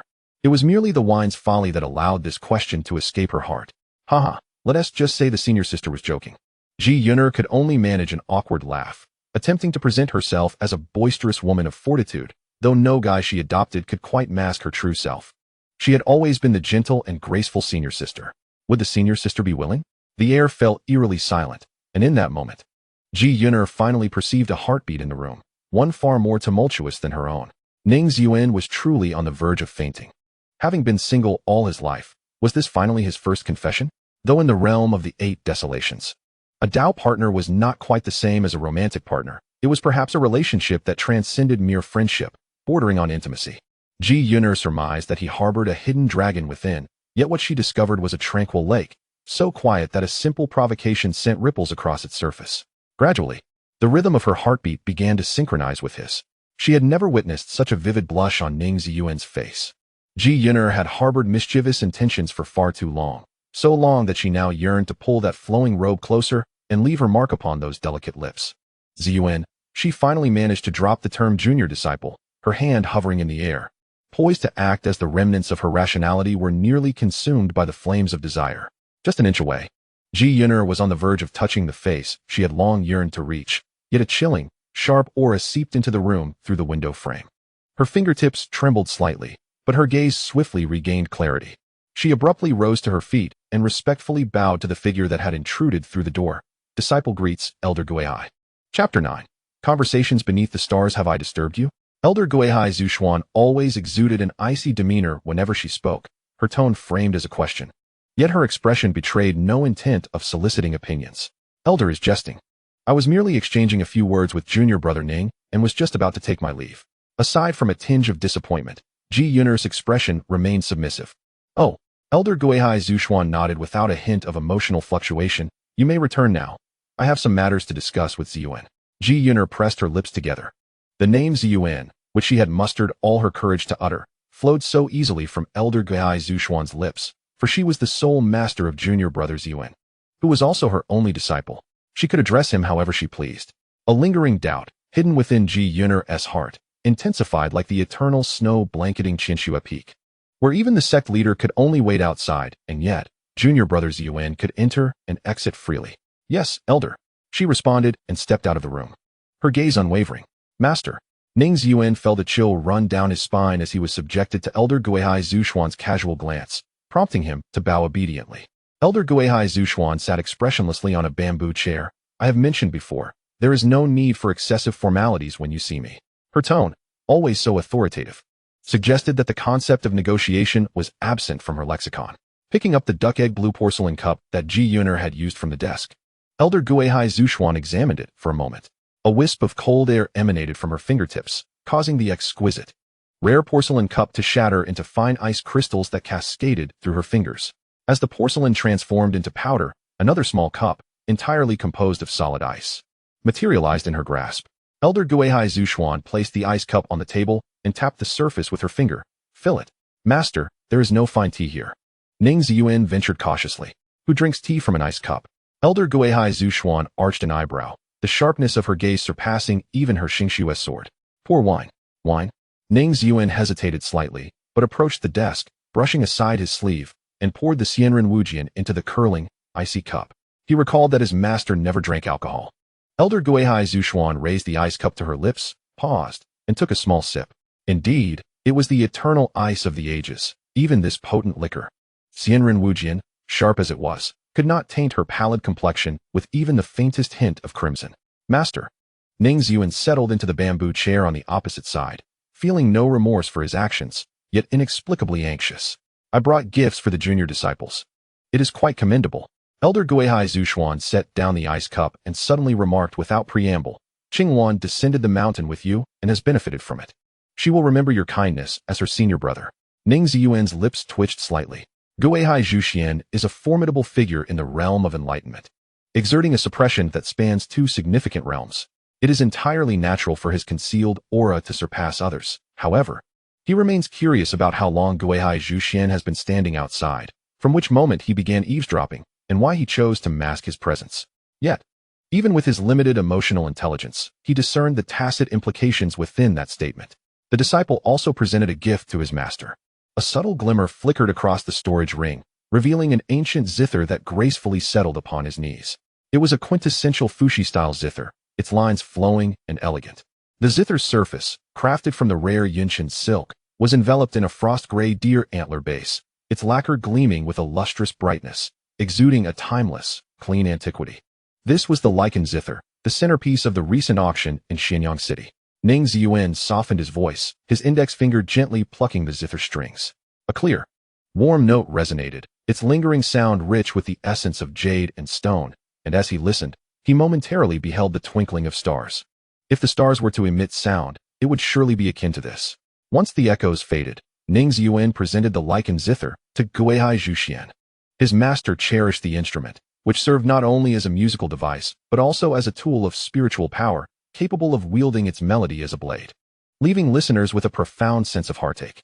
He paused briefly and continued, "The lichen zither is a rarity in this world, surpassing all other gifts combined." He added this remark, perhaps hoping it would elevate his master's spirits upon hearing it. "Thank you." Gui Haizhu Xuan's tone remained devoid of softness. Her fingertips gliding over the zither strings without playing, her gaze fixed on the ancient instrument, a faint azure glow illuminating her eyes. "Do you not wish to try playing a piece?" Ning Ziyuan took a sip of wine, his respect for Gui Haizhu Xuan stemming from admiration rather than fear.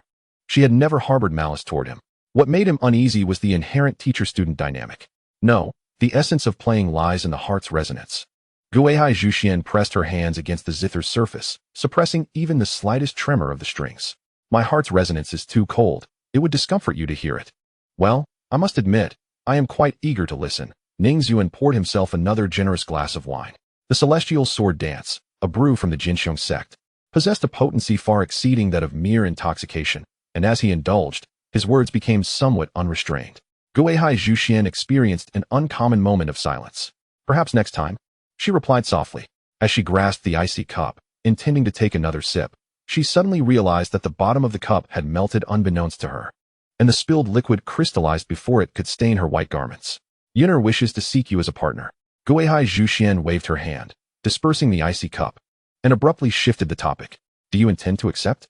"Well," Ning Ziyuan hesitated for a moment before expressing his honest thoughts. "Indeed."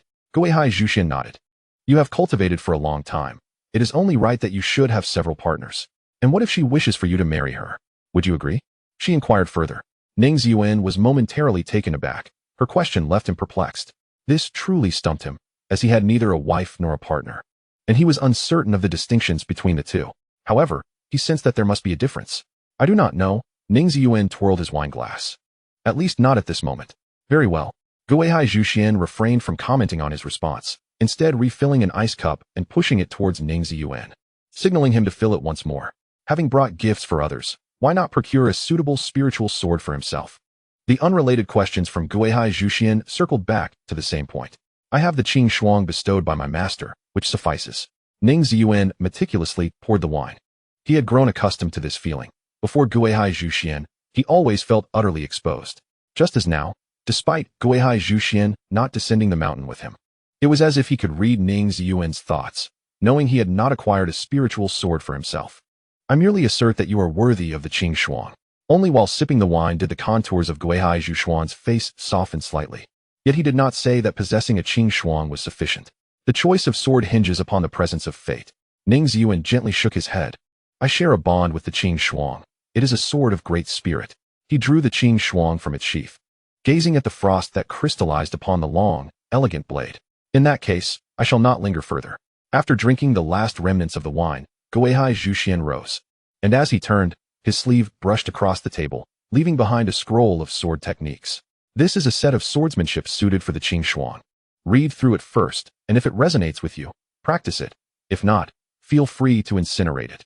When Ning Ziyuan looked up again, that cold yet distant voice had already faded away. In these days, the true disciples of the sect have been cultivating on the Divine Beast Peak. If you find the time, you may offer them some guidance.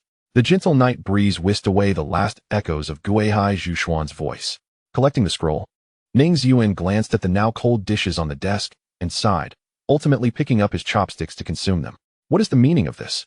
His abode at the Earth Spirit Peak was originally a serene place for meditation, yet now, as night fell, the lively disturbances continually intruded.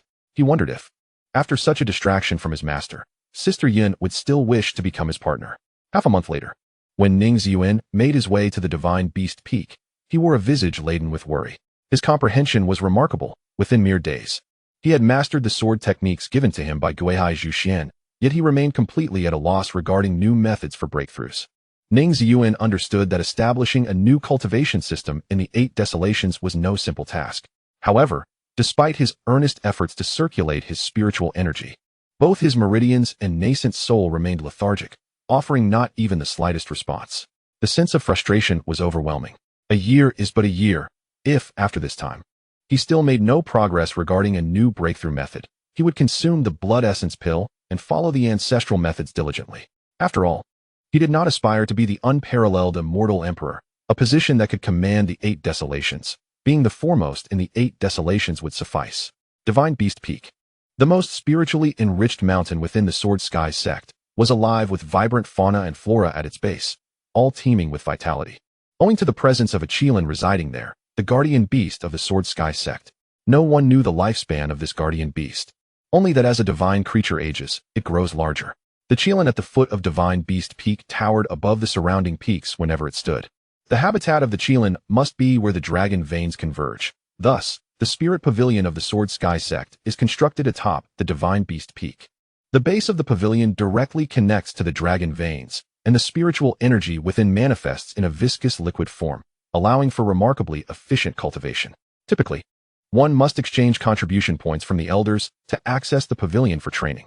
However, with the triennial sect competition approaching, the pavilion has become an exclusive space for the true disciples. Greetings, Brother Ning. Brother Ning, I have met the senior brother. The senior brother has arrived. As Ning Ziyuan ascended the Divine Beast Peak, the true disciples engaged in cultivation paused their activities and turned to pay their respects to him. Humph. Zhonglinger emitted a slight sound of dissatisfaction, for among the disciples of the Sword Sky Sect, only Ji Yuner and Ning Ziyuan received such treatment, even though, logically, she was currently ranked second.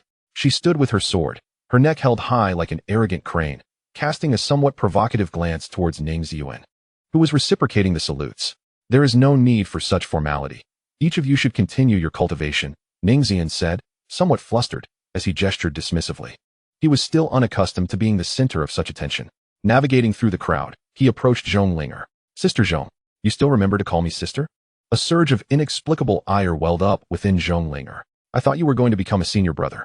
After speaking, she regretted her words, for she did not wish to jeopardize her relationship with Ning Ziyuan. It was merely his overly humble demeanor that irked her. Do not blame me, Sister Zhong.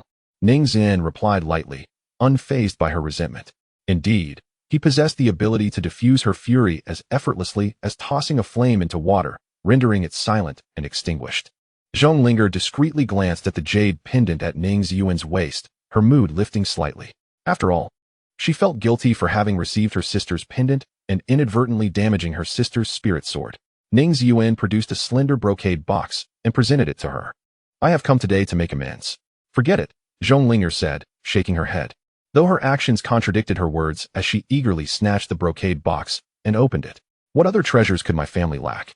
A proud remark was caught in her throat as she beheld the jade hairpin within, intricately carved in the shape of branches and leaves, its color vibrant and translucent. This hairpin is named Green Branch and is transformed from a spirit sword. Ning Ziyuan lowered his voice. Sister, keep it well. I haven't brought such fine gifts for anyone else. A hairpin? Zhonglinger took the hairpin, her throat slightly dry, yet her words remained sharp.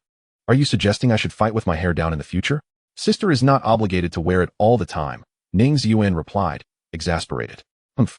Zhonglinger snorted lightly, purposefully lifting her chin as she dramatically removed the hairpin from her hair and replaced it with the green branch. I will wear it if I wish. It is none of your concern. She was intentionally seeking the attention of others. Ning Ziyuan's lips curled in a helpless smile. He had grown accustomed to Zhonglinger's penchant for rivalry, which was not a recent occurrence. In truth, it was hardly a rivalry. It was merely a playful exchange of banter. When it came to valuable treasures, none would be overlooked by him. Once a new spiritual sword had emerged, Zhonglinger's eyes sparkled with mischief. In a sudden motion, she removed the hairpin that adorned her hair and transformed it into a slender, emerald-hued spiritual sword. The strands of her hair cascading freely, dancing in the breeze with an air of whimsy. Why not spar with me for a while? She proposed, her mind still lingering on the sword shadow that had appeared in the mist. She yearned to know how far behind Ning Ziyuan had left her in the present day. Since my senior sister has so graciously extended the invitation, it would be discourteous of me to decline, Ning Ziyuan replied with unexpected eagerness, surpassing Zhonglinger's expectations. He raised a hand, and a long sword, as serene as autumn waters, materialized before him, its tip elegantly directed at Zhong Linger, emanating an aura of icy danger. Coincidentally, I recently acquired a new sword technique. Should I falter, I would appreciate your guidance, senior sister. After 3 breaths, frost adorned the blade as Ning Ziyuan's fingertips brushed against the edge, causing a small patch of frost to melt into droplets. Zhong Linger swallowed hard, her grip on the sword involuntarily tightening. She had never witnessed Ning Ziyuan wield a true sword in combat. She probably was the first in the Sword Sky Sect to receive such an honor. The sharpness of his spirit was indeed exhilarating. Are you prepared, senior sister Zhong? The manipulation of water's spiritual energy made the air atop the divine beast peak grow colder, and a hint of aloofness tinged Ning Ziyuan's voice. Strike forth. Zhong Linger, determined, raised her long sword. She caught a fleeting glimmer of blue in Ning Ziyuan's eyes, causing her heart to flutter, yet she stubbornly retorted, furthermore. You refer to Ji Yuner as senior sister Yuner, and to Ji Ma Fei as junior brother Feiyang. Why do you insist on calling me just senior sister Zhong? It sounds rather displeasing.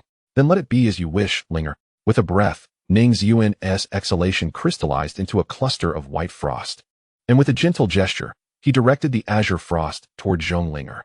This move is called Suspended River. Chapter 10. I believe in you at long last. Zhong Linger beheld the truth clearly. Before her lay a grand river suspended in the heavens, its waters intermingled with remnants of glaciers.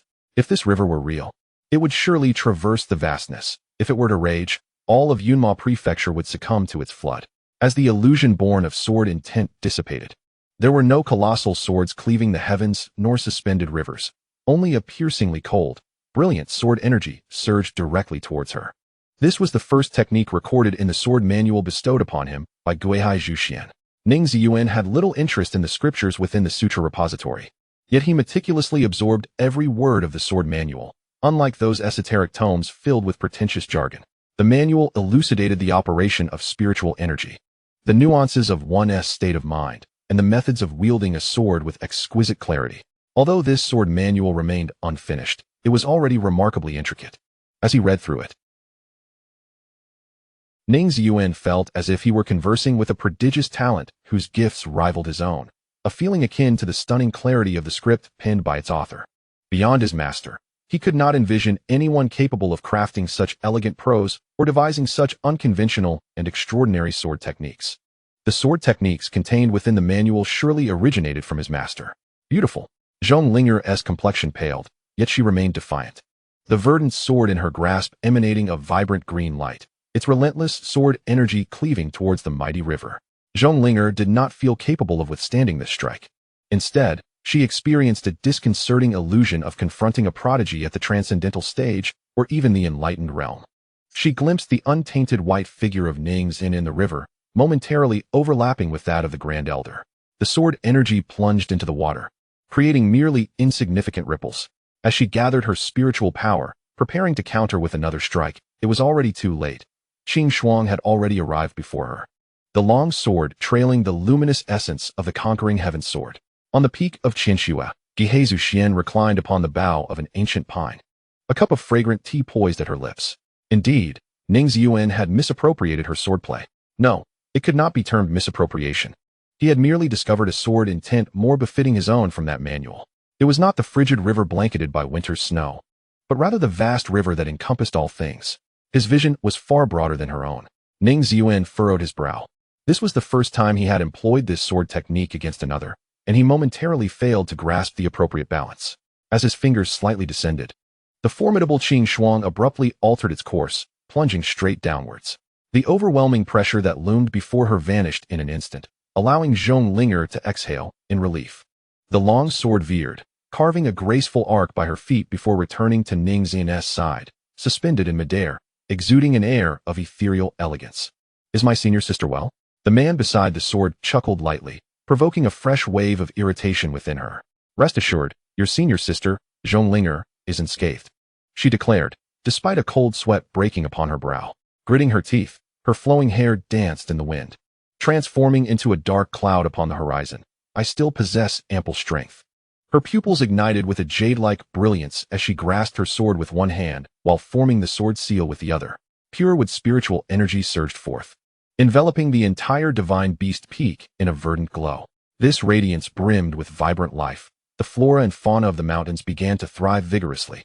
The Qilin, reveling in the head massage bestowed by Ji Yuner, exhaled a warm breath, its countenance one of bliss.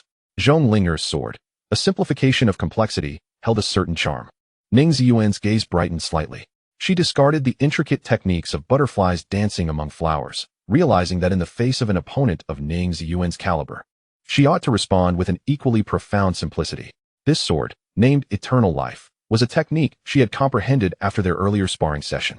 Her sword intent had finally achieved a genuine sense of immortality, beginning as a mere seed, then blossoming into a towering tree, evolving into a dense forest, and ultimately culminating in the ceaseless cycle of life. As a true disciple, ranked second among her peers, she stood somewhat diminished before Ning Ziyuan, yet her innate talent still warranted the rarest of accolades. The second technique was called Waterfall. Ning Ziyuan's expression remained largely unchanged, yet the Qing Shuang that hovered beside him abruptly vanished. A chill cascaded from above, prompting Zhong Linger to lift her gaze, her eyelids fluttering twice. Could we not always resort to such grand gestures? The Qing Shuang long sword indeed descended in tandem with a waterfall. Yet Zhong Linger had never witnessed a waterfall cascading from such towering heights. The dawn light was obscured, leaving her gaze fixated solely upon the tumultuous waterfall, resonating with the sounds of wind and thunder, as if the water itself was howling in fury. Zhong Linger redirected the tip of her sword, aiming at the seemingly cataclysmic cascade, with the central icy frost emanating a chilling aura. The Qingji sword emitted a melodious hum akin to jade, its blade slicing through the air like a verdant dragon, confronting the waterfall above with an unwavering spirit. She knew she could not withstand Ning Ziyuan's strike, yet she felt compelled to attempt it. If she dared not to engage, what merit did she possess to be called the Qingmu sword? Renowned alongside the Li Chun sword in the Sword Dome sect, the waterfall did not descend as expected, exploding into a torrent as though crushed by the emerald dragon. Zhong Linger remained unscathed, yet a fresh layer of cold sweat adorned her brow, had it not been for the self-cleaning properties of her attire. Her appearance might have been rather disheveled. Equal in skill, I concede, senior sister Linger. The icy frost returned to Ning Ziyuan's hand as he gently caressed his sword, thus concluding the bout. Zhong Linger raised her finely arched eyebrows, feeling humiliated as Ning Ziyuan continued to indulge her during their sparring sessions. Where could she possibly place her dignity as a senior sister? At that moment, a resounding applause erupted, compelling her to suppress her indignation. The true disciples atop the divine beast peak, along with the inner and outer disciples observing from surrounding mountains, directed their attention towards the two, showering them with generous applause filled with admiration and a hint of rivalry. In their eyes, this indeed was a contest of equal prowess. Both parties exhibited exceptional performances. Senior sister Zhong first deftly deflected Ning's initial strike with the grace of a feather, then transformed her sword into a dragon, countering Ning's second strike with an indomitable force. Ning Ziyuan chose not to unleash a third strike, and neither did Zhong Linger seize the moment to retaliate, recognizing a mutual respect that warranted the conclusion of their contest. Humph, I merely changed swords. It is a matter of adjustment, Zhong Linger mused, transforming her Qingji into a delicate hairpin to secure her flowing locks. Since Ning Ziyuan had graciously provided her an exit, she naturally accepted it. After all, his indulgence was not a rarity. Perhaps it was time to simply call him brother, for her disposition hardly qualified her as a senior sister. That lad was treating her like a child. The drowsy Qilin cracked open an eye, glancing in Ning Ziyuan's direction, its long whiskers twitching slightly. It was unexpected. Despite his demeanor seeming aloof, he was notably accommodating towards Linger. Keep your voice down. We wouldn't want the junior disciples to overhear, Ji Yuner admonished from atop the Qilin's head, gently patting its exquisite horns. The vibrant hues of the mountains softened her gaze as she crouched, resting her chin upon her hand, silently observing the spirited figure before her, involuntarily lifting the corners of her mouth in a smile. You do not truly grasp Ziyuan. There is no one in this world as gentle as he.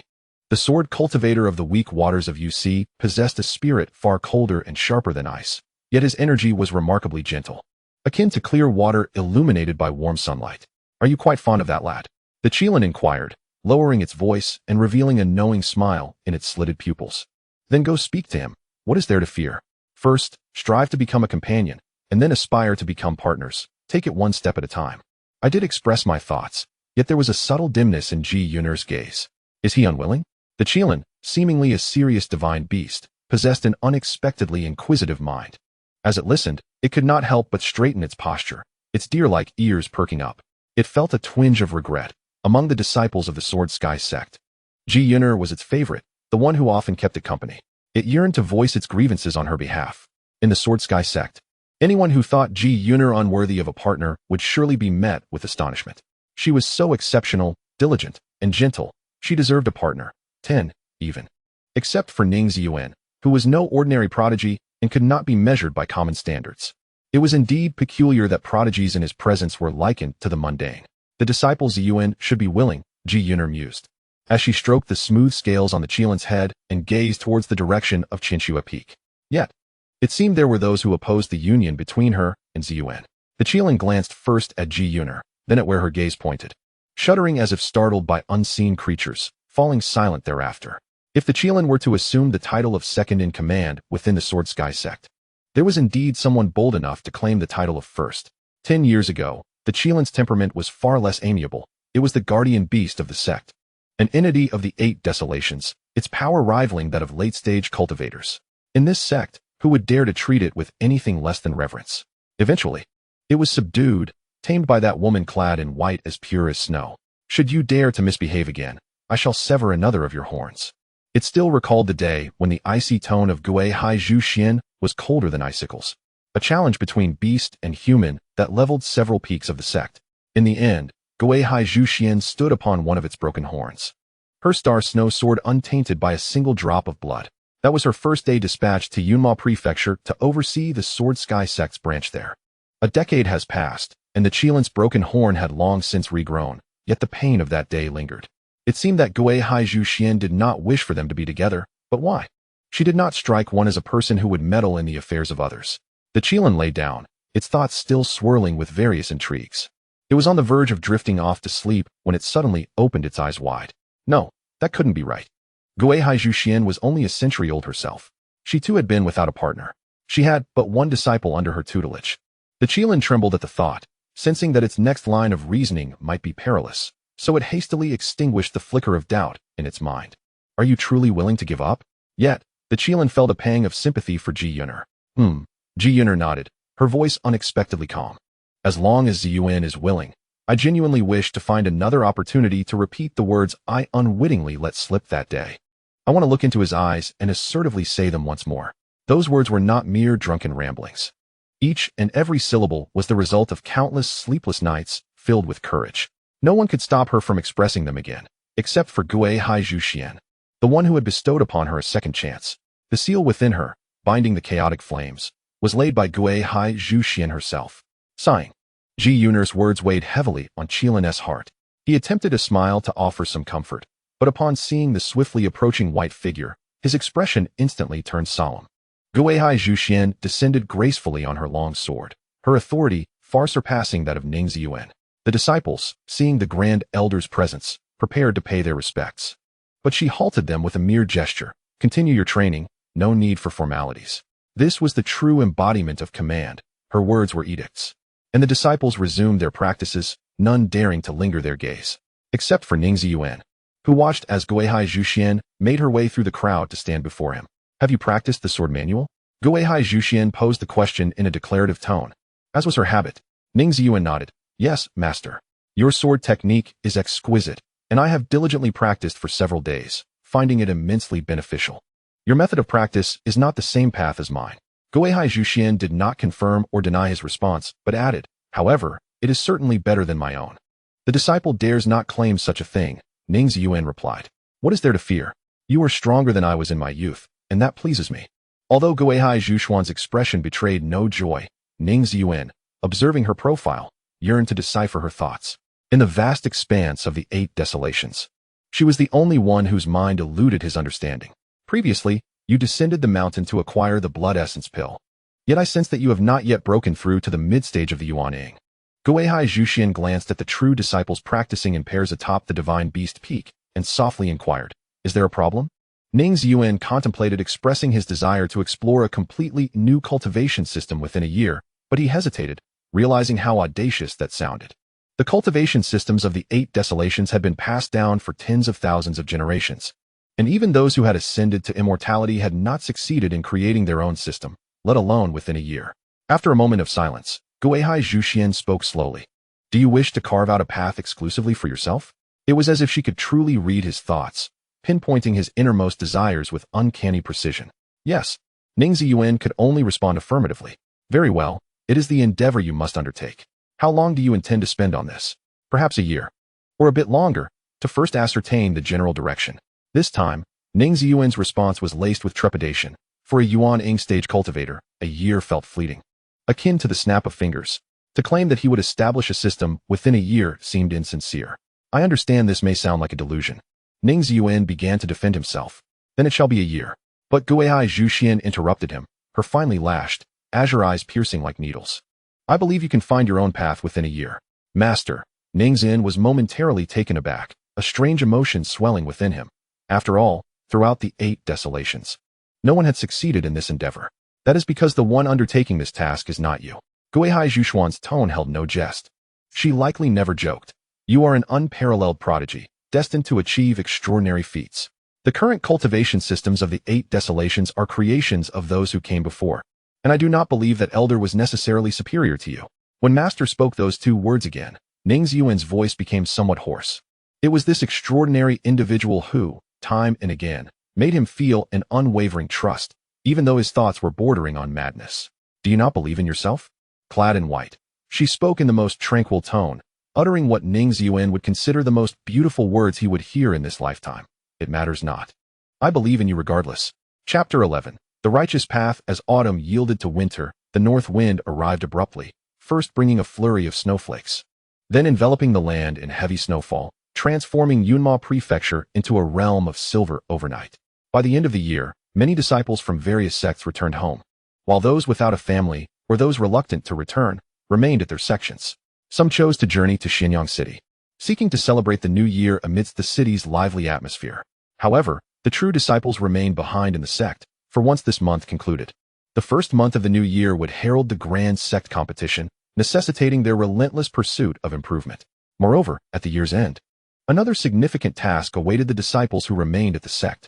Roar.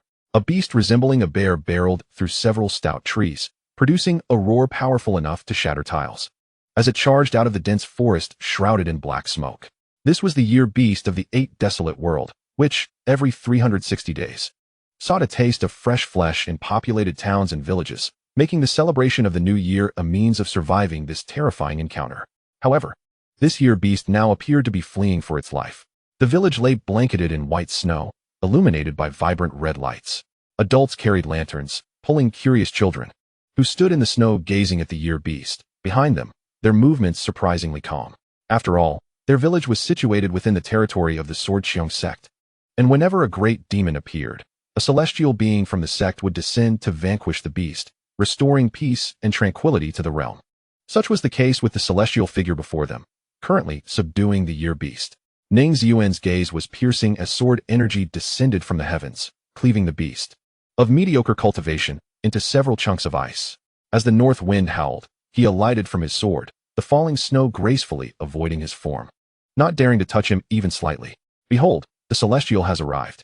The boldest child in the crowd broke free from his father's grasp, excitedly running towards Ning Ziyuan, his rosy cheeks brimming with enthusiasm. Dabwa, do not act foolishly. A rugged man followed closely behind, softly admonishing him. Wow, the fairy sister's candied hawthorn no longer seems appealing, the girl remarked, her runny nose forgotten in her excitement. A nearby woman, with an expression of helplessness, offered a forced smile towards Ning Ziyuan. Do not speak nonsense. This is not a sister but a brother. No, you should address him as the celestial. There is no need for such formalities, Ning Ziyuan replied with a polite gesture. The first to run, Dogwa, was gently lifted back by a wave of soft spiritual energy. The blood of this year beast, when tainted with soil, renders grains barren. When it touches a person, it brings great plague. Please refrain from approaching until I have refined it. Yes, we heed the celestial's words. We shall all listen to the celestial. An elderly man, leaning on a cane, stepped forward from the crowd, bowing deeply to Ning Ziyuan, then turned to instruct the surrounding villagers. Fellow villagers, do not disturb the celestial while he casts his spell. Go bring forth the prepared offerings. As he spoke, the elder was the first to remove the burden hanging from his chest, placing it 10 paces away from Ning Ziyuan. With trembling hands, he untied it, revealing the medicinal herbs such as mountain ginseng and purple grass within. These are the herbs I have gathered this year during my mountain excursions. I sincerely hope that the immortal does not find them lacking. The elder coughed twice, a sickly flush appearing on his face. Alas, my age has rendered me frail, and I can no longer procure rare medicines, but there are still several vigorous young men in the village who have prepared fine offerings for you. Thank you for your kind intentions, village chief. I shall not decline. Ning Ziyuan nodded in acceptance. Most of the tributes he accepted would eventually be transformed by the disciples of the treasure hall into medicinal wines and balms, which would then benefit the common folk in the surrounding towns and villages. The Sword Sky Sect wielded vast influence, with mortal towns and villages scattered across its territory. And the common people revered the sect as divine, offering tributes to the disciples who descended each year to seek the sect's protection. In truth, the tributes from the mortal realm bore little significance for a grand sect like the Sword Sky Sect. The resources sustaining the sect's operations were primarily derived from several major dragon veins, large medicinal gardens, and spirit stone mines. The sect's protection of the common folk was not only a benevolent act, but also a means to gather truly valuable resources from the malevolent beasts and wicked cultivators that plagued the mortal realm.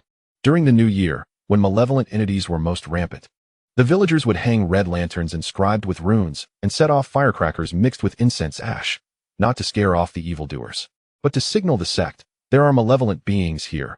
Please, immortal, come to subdue them. Disciples from the External Affairs Hall would stand on the signal tower, observing where the red glow soared, thus discerning where the next threat had emerged. Each year, new disciples for the sect were selected from these towns and villages. Young men and women who turned 16 would undergo tests conducted by the disciples of the recruitment hall. Those with exceptional spiritual roots had the opportunity to join the sect upon passing the assessment. Of course, the villages within the domain of demonic sects presented an entirely different scene. After refining the corpse of the year beast into a medicinal pill, Ning Ziyuan released the barrier of spiritual energy and accepted the bowl of rice wine that the village chief offered him. The auspicious snow heralds a bountiful year. This year's heavy snowfall surely promises prosperity. I wish everyone safety and smooth sailing in the coming year. Raising the wine bowl in his hand, he uttered a few auspicious words before tilting his head back and drinking it all in one go. He gathered the mountain of tributes that lay upon the ground into his storage ring, and as he opened his palm, the last line of tiny characters gradually faded away. The final task of ridding the world of malevolence at year's end was finally complete. With a wave of his hand, Ning Ziyuan no longer lingered, soaring through the air on his sword toward the sect. Farewell, immortal. Safe travels, came the villagers' voices behind him. They ignited fireworks untainted by incense ash in the places he had visited, marking their final farewell to him. Ning Ziyuan turned back for one last glance. What is the significance of cultivating the righteous path? Perhaps it lies in every light of the myriad homes, each representing meaning. The sect's martial arts arena seemed quieter than usual. As Ning Ziyuan descended before the mountain gate, he found only a solitary figure in white, holding an umbrella, standing desolately amidst the heavy snow, the moonlight casting a lesser glow upon her. I have returned. Gui Haizhu Xuan lifted her eternally serene gaze and stepped closer, sharing a portion of the umbrella's edge with Ning Ziyuan. Ning Ziyuan found the situation rather peculiar. As a nascent soul cultivator, he was aware that his master was at the Tao enlightenment stage, and it was likely that the white umbrella above them would collect the most snow. The positioning suggested that he was the one in the role of master. Was his master waiting for someone? Ning Ziyuan attempted to take the umbrella from Gui Haizhu Xuan, only for her to gently evade him. I'll wait for you, she stated matter-of-factly, adjusting the umbrella's edge a few inches closer to his head. The paper of the umbrella transforming the crystalline snowflakes above into a hazy glow. Wait for me. Ning Ziyuan raised his eyes, suddenly grasping the reason Gui Haizhu Xuan held the umbrella. The snow scene beneath the umbrella appeared more artistic with a touch of blankness. Otherwise, Gui Haizhu Xuan arched an eyebrow. Do you not wish to see me? How could that be? Ning Ziyuan chuckled softly.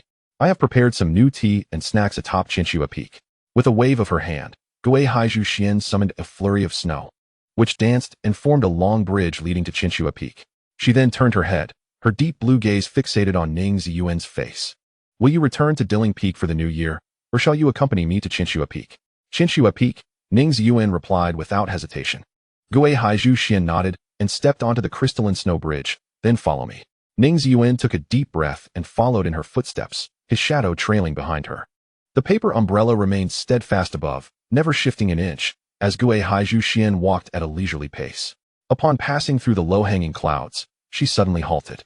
Ning Ziyuan, who had been closely following her, lost himself momentarily, only to collide with her untainted form. The paper umbrella swayed gently, and beneath its canopy, a complex aroma mingled, fragrant pine, ink, and tea, creating the coldest scent Ning Ziyuan had ever encountered, one that took a considerable time for him to regain his composure from. "I apologize," he said, feeling somewhat embarrassed.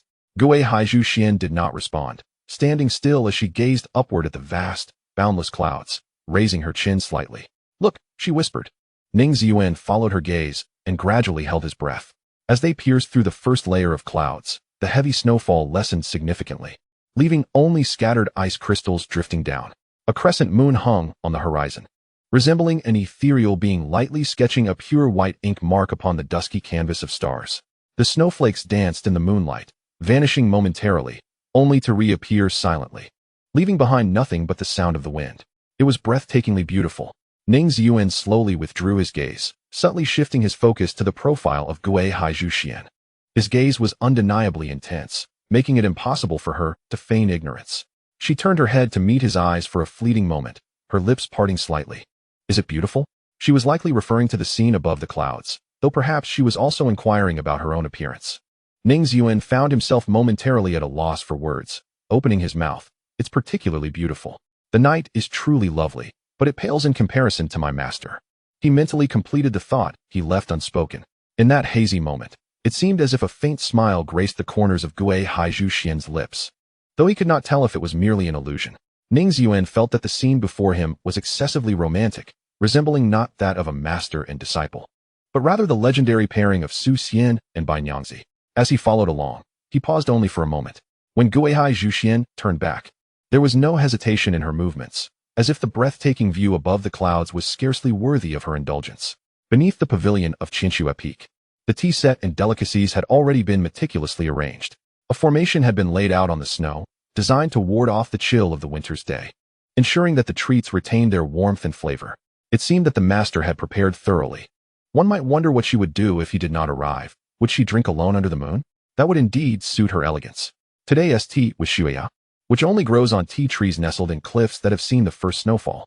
Gui Haizhu Xuan's movements as she brewed the tea were precise and devoid of any ostentation, embodying the essence of simplicity. In no time, a cup of fragrant tea was placed before Ning Ziyuan. "Will master not return home for the new year?" he inquired casually as he accepted the teacup.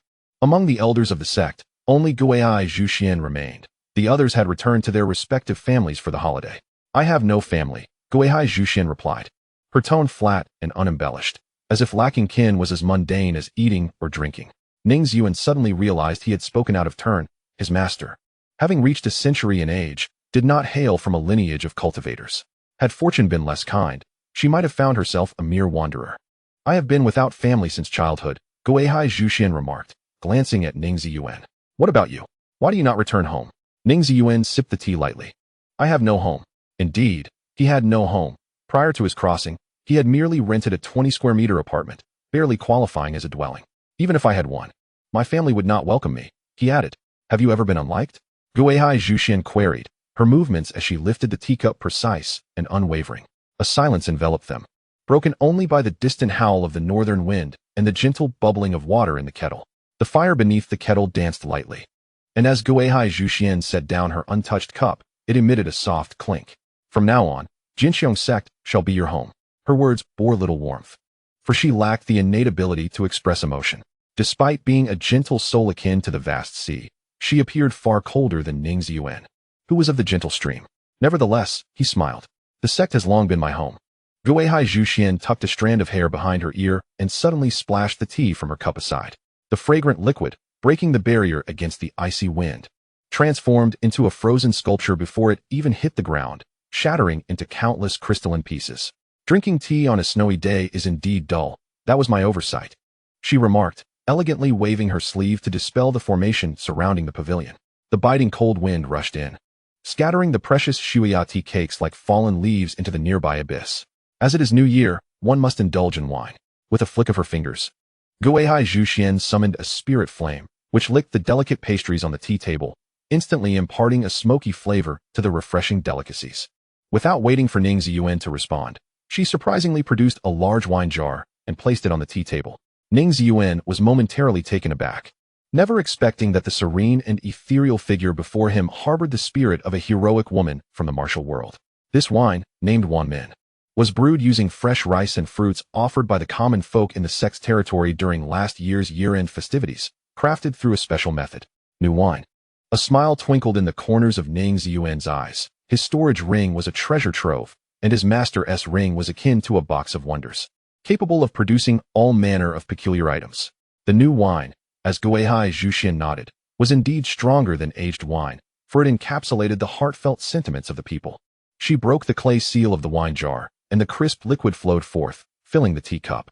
The fragrance of the wine wafted through the air, infused with the essence of the mundane world and the warmth of countless hearts.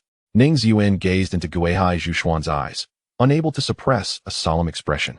The two simultaneously lifted their cups, raising them to the same height, exchanged a glance, and then indulged in a hearty drink. The liquid trickled down the corners of their mouths, this time not freezing but dampening the pristine fabric of Gui Haizhu Xuan's white robe. Cultivators are divided between righteousness and demonic paths. How the demonic path acts is beyond my judgment. Perhaps the Wanmin wine was indeed rich and fragrant, prompting the usually reticent Gui Haizhu Xuan to speak more freely. However, since we both cultivate the righteous path, we must possess a measure of integrity and harbor the aspirations of the people within our hearts. She was a person with a cold exterior and an even colder heart. Yet her deeds over the past century had undeniably been worthy of her conscience, living up to the name of the righteous path. Ning Ziyuan wiped the remnants of wine from the corner of his mouth and spoke slowly. Then why does my master still permit me? Do you wish to ask why I still teach you to kill when necessary? Gui Haizhu Xuan interjected, filling her cup once more with Wanmin wine, her voice unwavering. Because I believe in you. Trust that those you will slay in the future shall be none but the deserving. The potent aroma of the wine might have indeed been too strong, as it brought a slight moisture to the corners of Ning Ziyuan's eyes. You are my disciple, Gui Haizhu Xuan. Even if you cultivate the demonic path through the 6 realms, one day, your sword will be stained with blood and possess a demonic aura. Yet, you will still be the one who embodies the essence of the righteous path more than anyone else in the vast expanse. Chapter 12. The opening of the grand competition, the first month of spring this year, would witness the busiest and most vibrant period in Xianyang City for the next 3 years. Almost all renowned sects from Yunma Prefecture gathered here, along with countless wandering cultivators and practitioners from other states. In the eyes of most cultivators, the grandeur of the sect competition far surpassed that of the Ascension Conference, as the title of the #1 sect determined the fortune of each sect for the following 3 years. The Ascension Conference was typically attended by the esteemed elders of various sects, held discreetly within secret realms, with only a mundane ranking revealed on the day of the announcement. Conversely, the venue for the sect competition was the Tianlai of Xianyang City, with a modest expenditure of spirit stones. Anyone could board the celestial ships and behold the extraordinary talents of the disciples from various sections. Today marked the opening day of the sect competition, and the skies above Xianyang City were filled with massive ships from various sects, with the Yinyang dual fish ship of the Taizong sect, the heavenly sword ship of the Jinxiong sect, and the amethyst dragon head ship of the Qinshu Hall sailing gracefully at the forefront. Ning Ziyuan stood at the rear flank of the Gui Haizhu Xuan, lost in contemplation regarding a strategy to transcend the mid-stage of the Yuaning realm. He had experimented with inscribing arrays within his body, sought enlightenment from the heavens, and even attempted to implant the Tao seed into his Yuaning. Yet the bottleneck remained obstinately unyielding. It seemed that without the slightest essence of blood from the Sweki pill, his Yuaning was utterly incapable of completing its evolution. The energies of the heavenly Tao, the essence of transformation, and the spiritual qi of the universe were abundant within the vast expanse, and yet, why must the vessel of the Yuaning be bound to blood essence? In the realm of gaming, the path to ascendance was crafted by Heng Tian, who then devised the cultivation systems of other realms. Was it the enigmatic figure known as Zhang San? Ning Ziyuan furrowed his brow in exasperation, wishing he had not bypassed the storyline on that fateful day when he had first crossed over. As he lifted his gaze, an unfriendly glare from the side caught his attention. It was Song Tianyi, standing on the railing of the grand ship of the Qinshin Hall, glaring intently at the back of Ning Ziyuan's head with a look of deep disdain. Their eyes clashed in the air. Song Tianyi felt a jolt as if the sword intent emanating from Ning Ziyuan's pupils pierced his vision, igniting a furious fire within him. He gritted his teeth, ready to utter a few harsh words, but suddenly stumbled as someone behind him pushed him aside. Just as he was about to erupt, he caught sight of a tall, dark figure and fell silent, instinctively shrinking away. The tall woman donned a flowing black gown, draped in a fox fur that revealed her shoulders and long neck. Her smoky makeup accentuated her beguiling yet venomous allure. Ning Ziyuan regarded the woman, his own gaze sharp with sword intent. Met with her eyes that flickered with dark purple arcs of electricity. He recognized her as Mu Qiushuang, the celestial maiden of the Qianxian Hall. Among the true disciples of the Qianxian Hall, Mu Qiushuang was indisputably the foremost, rumored to be the reincarnation of the sect's founding ancestor, a singular prodigy of thunder cultivation. While Ning Ziyuan considered the tale of reincarnation as possibly mere embellishment or a result of innate fortune, Mu Qiushuang's prowess was undeniably formidable. Having triumphed over senior sister Yun during the sect's grand competition 3 years prior, though both were at the same cultivation stage of the late Yuan Ying, their innate talents were worlds apart. Mu Qiushuang smiled, raising a hand to beckon him playfully. More than a celestial maiden, she resembled a siren, her lips curling into a beguiling smile that shimmered with countless charms. Ning Ziyuan turned away, fortified by the golden lotus heart shield. Mu Qiushuang's enchanting spells held no sway over him, and he had always harbored a distaste for those of the demonic path. Ning brother. Another voice emerged from the opposite side. Ning Ziyuan turned to face the Yinyang dual fish ship of the Taizong sect. Bai Wangxian sat at the bow, comfortably propped on his hand, a gentle smile gracing his features as he waved. It had been a long time since they last met. Yet Bai Xiong remained as carefree as ever, exuding a certain ethereal grace. Ning Ziyuan reciprocated his greeting with a smile. Noticing Ning Ziyuan's indifference, Mu Qiushuang raised an eyebrow, her sharp black nails grazing her lips as she teasingly licked the tip of her tongue. The leeching sword, is it? I truly wish to have some fun with him. Ning brother, you flatter me. Bai Wangxian stretched languidly and inquired whether Ning brother still carried the mountain spirit charm he had gifted him. Naturally. Ning Ziyuan tugged at his sleeve, revealing the vermilion charm secured by a red cord around his wrist. Do take care of it.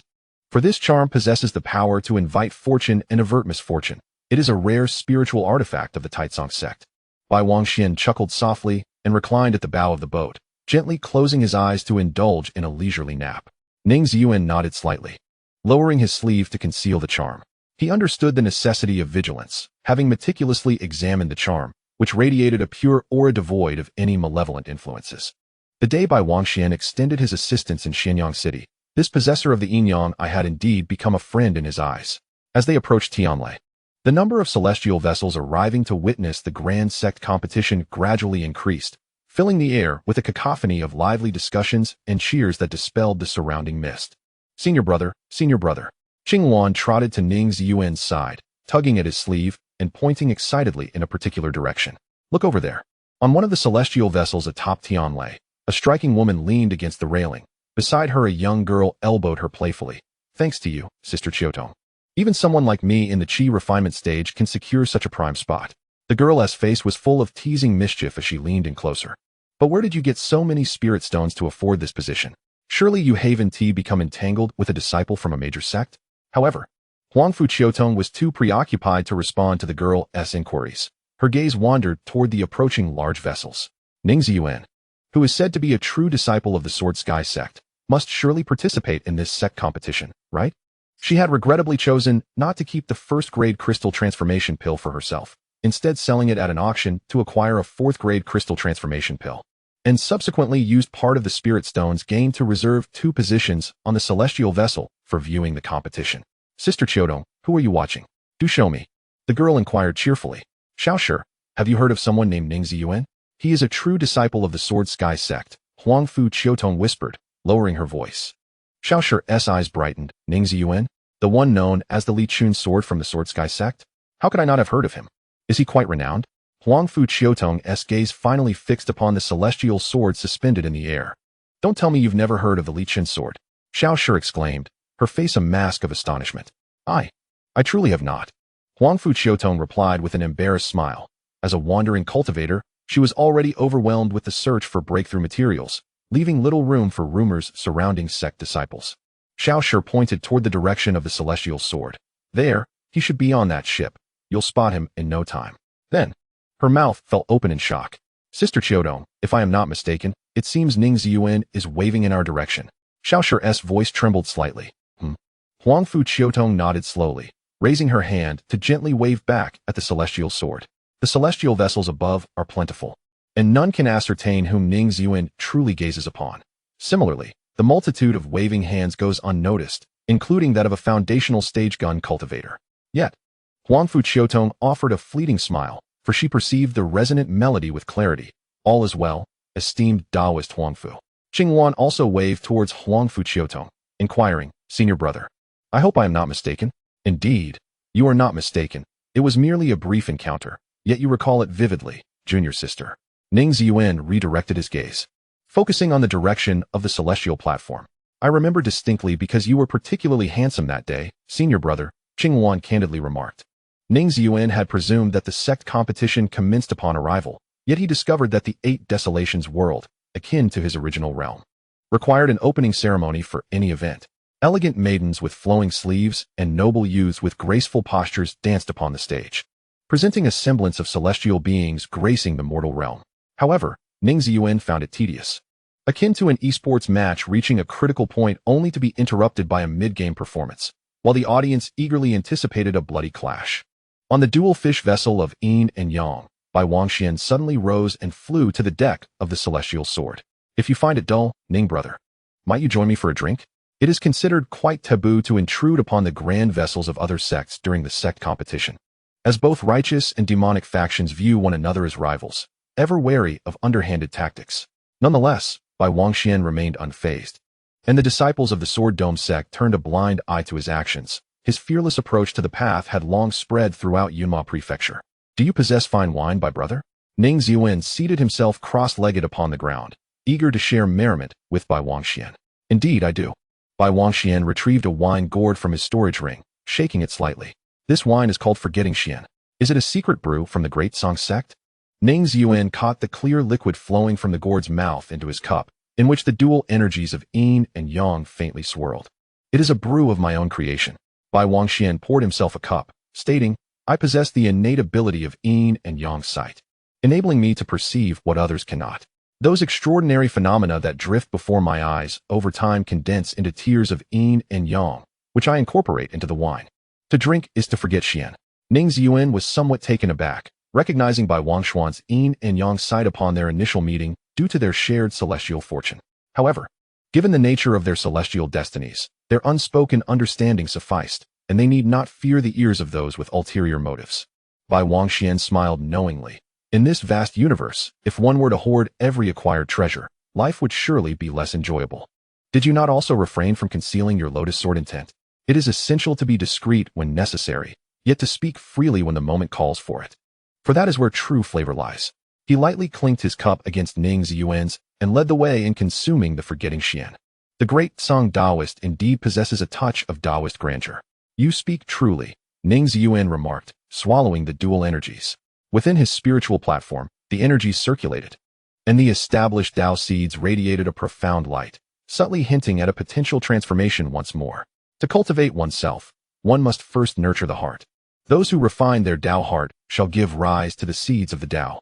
Ning Ziyuan's Tao seed is of the third tier, a legacy from a mysterious organization within the game known as the Tao Heart Pavilion.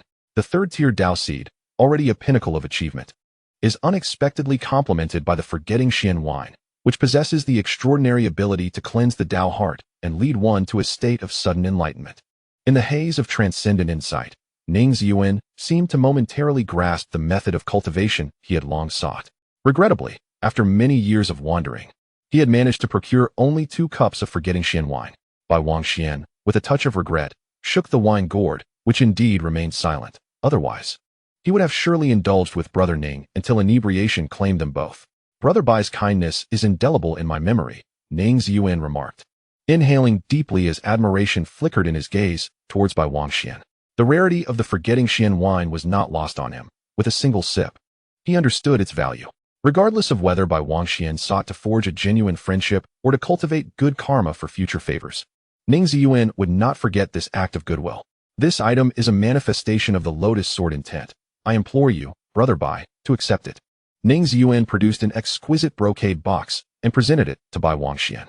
Inside the box lay 7 colored lotus seeds, of which Ning Ziyuan possessed only 3. Though the elixir capable of stabilizing the primordial soul and reshaping the corporeal form was undeniably precious, it paled in comparison to that single cup of Forgetting Xian wine. I act according to my own desires and hold little regard for the notion of favors. Bai Wangxian accepted the brocade box without hesitation, declaring, let us consider this the forging of a friendship.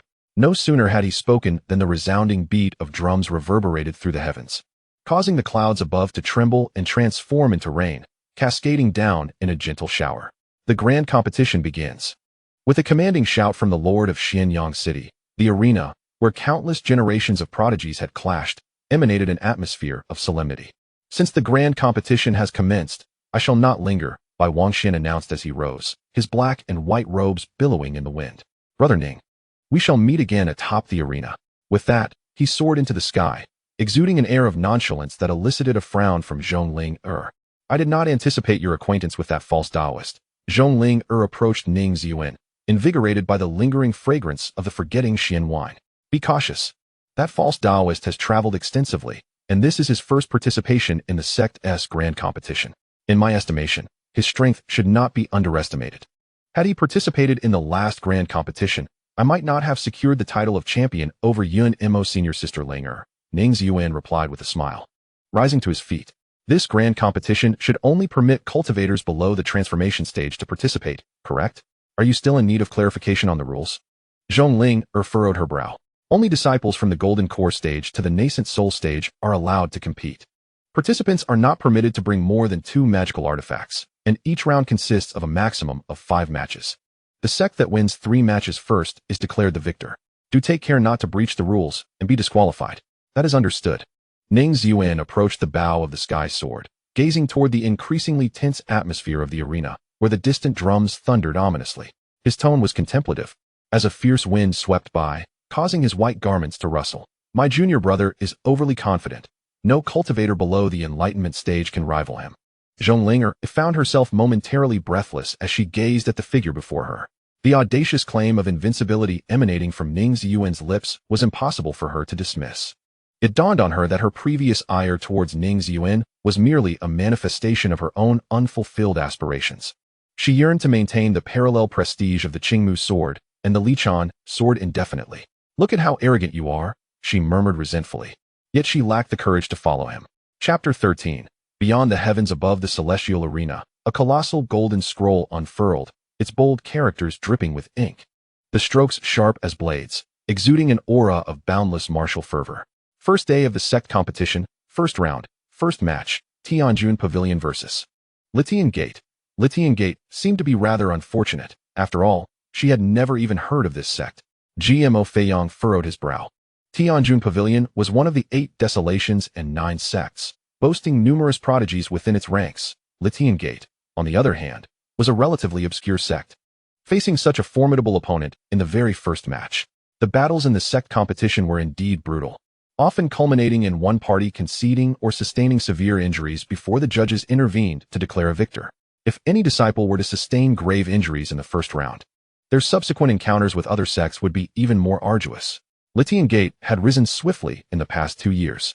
Ning Ziyuan had heard of this sect.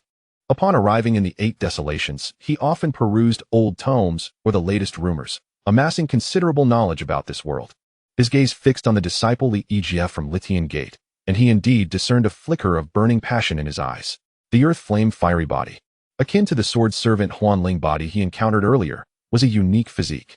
Ning Ziyuan's eyes swept over the modest vessel of Litian Gate, his expression sharpening. The turbid wave dispersing body, the thunderbolt body, and the splitting waves body, these were all extraordinary individuals. Extraordinary beings were unique cultivators whose consciousness had been marred by bizarre entities. Though immensely powerful, their temperaments were often peculiar. In the realm of games, extraordinary individuals tended to avoid interactions with other cultivators. Yet certain physiques might develop an obsession with those who assaulted them without cause. To assemble so many extraordinary beings into a sect, the leader of Litian Gate must either be an emotionally intelligent master or a ruthless individual who struck down those who crossed them. Earth Flame Fiery Body. GMO Feiyong recognized Li Egf's unique physique, a glimmer of excitement flashing in his eyes. This match indeed held some suspense. Not necessarily. Ning Ziyuan shook his head. The first contestant from Tianjun Pavilion is none other than Mo Wenzi. Boom. With the resounding sound of a drum, the atmosphere of the sect competition was ignited. The 2 cultivators launched simultaneous attacks against each other, and a dazzling array of spells filled the arena. GMO Feiyong felt somewhat embarrassed. He had misjudged once again. This contest held no suspense whatsoever. After all, Tianjun Pavilion was one of the 8 Desolations and 9 sects, and in the first round of the sect competition, they would undoubtedly dispatch their finest talents to seek victory. Although extraordinary cultivators were formidable, they could not compare to true prodigies like Mo Wenzi. Mo Wenzi, a master of palm techniques, wielded every strike imbued with the essence of various mythical beasts, dragon roars, phoenix cries, and the thunderous calls of the Kunping manifested in his ethereal form, dissipating Li Yijia's earth flames entirely. This was unequivocally a one-sided confrontation. Li Yijia, embodying the eccentric characteristics of an extraordinary cultivator, was struck by Mo Wenzi's phoenix avatar, spitting forth blood that billowed with thick smoke, yet he remained silent, entangled in his own earth flames. "Yield, my friend," Mo Wenzi declared, effortlessly tearing through the surging blaze while gazing at the blood-soaked Li Yijia with a hint of compassion. He had already held back. Li Yijia's injuries were not overly severe, with the formidable recuperative abilities of a cultivator supplemented by some healing elixirs. He could recover in a few days and return to the fray. Continue this fight, and you shall be forever barred from this grand sect competition. Despite the tumultuous earth flames swirling in his eyes, Li Yijia managed to rise, coughing up a mouthful of burning blood. What talk of being barred? Very well. Mo Wenzi nodded, a newfound respect glimmering in his expression. Your indomitable spirit is indeed humbling. Then forgive me for my transgression. The silhouette of an azure dragon materialized behind him, growing ever more solid, its imposing presence emanating a majestic authority. The thunderous dragon's roar rendered the spectators aboard the celestial vessel silent in awe. Huangfu Qiutong stared in a daze at Mo Wenzi, whose overwhelming power resembled an ancient mountain looming before her. Her eyes initially sparkled with excitement, only to gradually dim. Is this truly the caliber of prodigies with whom Ning Ziyuan can engage in discourse and spar? It is indeed daunting. Among the myriad beings traversing the path of cultivation, how many falter at the stage of qi refinement? How many reach the foundation establishment only to find it their terminus? Yet, how few stand upon this celestial stage, spirited and unyielding, where the glimmer of swords and blades dances amidst laughter. She, unable to even qualify for this celestial arena, gazed longingly at distant peaks, while another figure had already ascended to the clouds. On this arduous journey, countless souls falter, and yet she must strive to reach the summit, to glimpse the clouds where that figure once stood. The wine in her cup spilled, jolting her back to reality. Huangfu Qiutong took a sip of her drink, revealing her signature gentle smile. What folly to belittle oneself. I am on the verge of crystallization. I have already outpaced countless others. A few more steps, and I shall be there. One must indeed give it a try. Boom. Another resounding drum proclaimed the conclusion of the first match. True to form, Li Yijia remained silent, even as he was grievously injured and consciousness slipped away. Ultimately, it was the judge Xiao Rong, with his understanding of the Tao, who intervened with a mere flick of his fingers, deflecting Mo Wenzi's palm strike, thereby solidifying the outcome of the contest. The victor of this round is Mo Wenzi of the Tianjun Pavilion. Amidst Xiao Rong's triumphant declaration and the ensuing applause, Mo Wenzi bowed solemnly to the unconscious Li Yijia before gracefully returning to the grand vessel of the Tianjun Pavilion. Li Tianshi murmured to himself, silently etching the name of this extraordinary sect into his memory. Brother Ning, he abruptly turned to Ning Ziyuan. Do you think there are also prodigies among these extraordinary beings? Naturally, Ning Ziyuan replied with a light laugh, gazing towards the direction of Li Tianshi. That individual, with the speed of lightning, is undoubtedly a genuine prodigy. As I observed the first round of today's competition, it was evident that the Tianjun Pavilion might not achieve an effortless victory. The Thunderbolt physique stands as one of the most formidable among extraordinary physiques. To speak candidly, had such physiques not been confined to NPCs within the game, Ning Ziyuan would certainly have orchestrated his own Thunderbolt physique, even without the divine luck of a godly innate talent. The prodigies endowed with the Thunderbolt physique have scarcely encountered defeat in matches against NPCs of the same realm. Subsequent results unfolded as Ning Ziyuan had anticipated. While the Tianjun Pavilion ultimately emerged victorious, it was a narrow triumph. The second true disciple who took the stage succumbed to the powers of an extraordinary individual wielding the Thunderbolt physique. And the third match was won by the slimmest of margins. In the final match, the Pavilion dispatched their second prodigy, Yuan Ji, who ultimately secured the first-round victory with his Jade Dragon Spear, claiming the initial glory of this grand competition. The elders of the Lixiang Gate nodded approvingly at the disciples below. They had achieved their goal for this sect competition. A smaller sect, participating for the first time, managing to engage in such a competitive exchange with the Tianjun Pavilion would undoubtedly attract more extraordinary beings to join Lixiang Gate. A colossal scroll unfurled in the sky, its radiant luminescence shifting as new inscriptions soon appeared. First day of the Sect competition, second round, first match, Jinxiong Sect versus Jiangxue Sect. A wave of commotion swept through the crowds below. Both Jinxiong Sect and Jiangxue Sect are esteemed among the 8 Desolations and 9 sects, with the latter predominantly comprising female cultivators, particularly adept in the arts of frost and gentleness. The sect boasts a congregation of prodigies, making them a force not to be underestimated even among their peers. Conversely, Jinxiong Sect is renowned for its 3 unparalleled prodigies, the Fire Phoenix, the Azure Wood Sword, and the Dustless Sword. Despite participating in the Sect competition for the first time, the Dustless Sword's reputation had long preceded it throughout Yunma Prefecture. It is our turn, Jima Feiyong declared, clenching his fist and fixing his fervent gaze upon Ning Ziyuan. Feiyong was a proud individual, not only in regard to himself, but also towards his sect. Although Mo Wenzi's prowess far exceeded his own, he held the conviction that once he ascended to the Yuanying stage, even Mo Wenzi would have to concede before him. His pride, however, faltered in the presence of only one person. Brother, do you intend to take the stage? Jima Feiyong inquired. Patience. This round allows Jiangxue Sect to choose first, Ning Ziyuan replied calmly. Nearby, Ji Yuner sat poised, her eyes fixed upon the scroll, concealing a fleeting shadow of melancholy. Is Shuerue revealing her true strength in the first match? Shuerue, the foremost prodigy of Jiangxue Sect, was renowned for her dual mastery of wind and water arts, earning her the title of Snow Fairy among her contemporaries in Yunma Prefecture, characterized by her ethereal presence, silvery hair, and flawless visage concealed behind a veil. Yet, the Snow Fairy harbored a rival, the Fire Phoenix, Ji Yuner. It was said that the two shared a cordial relationship, but in the previous 2 Sect competitions, Shuerue had fallen to Ji Yuner's prowess. Each time she graced the stage, the Snow Fairy would exude an otherworldly grace, yet upon facing the Fire Phoenix, she would retreat in a rather disheveled manner. Ji Yuner clasped a spiritual token, casting a glance towards Gui Haizhu Xuan. The latter nodded slightly in acknowledgement. You may decide. Disciple acknowledges the command, Ji Yuner replied softly, rising to present the spiritual token before Ning Ziyuan. Junior brother, you shall take this match. Does Sister Yuner not wish to reunite with an old acquaintance? Ning Ziyuan accepted the spiritual token, rising with an air of nonchalance. It is time for the celestial sword to make its debut.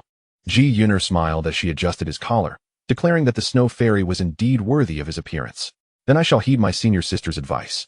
Ning Ziyuan nodded, casting the spiritual talisman into the bamboo tube, and with a surge of sword energy, he soared towards the heavenly arena.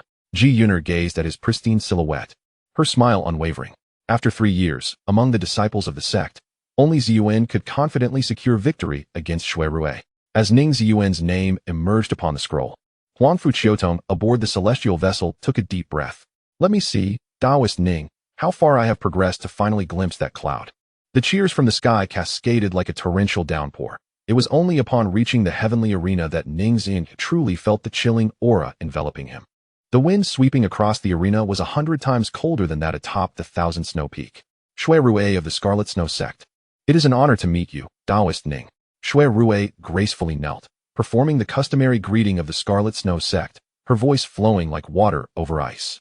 Gentle and melodious. Ning Ziyuan of the Sword Dome Sect. I have long admired the esteemed name of the Snow Fairy.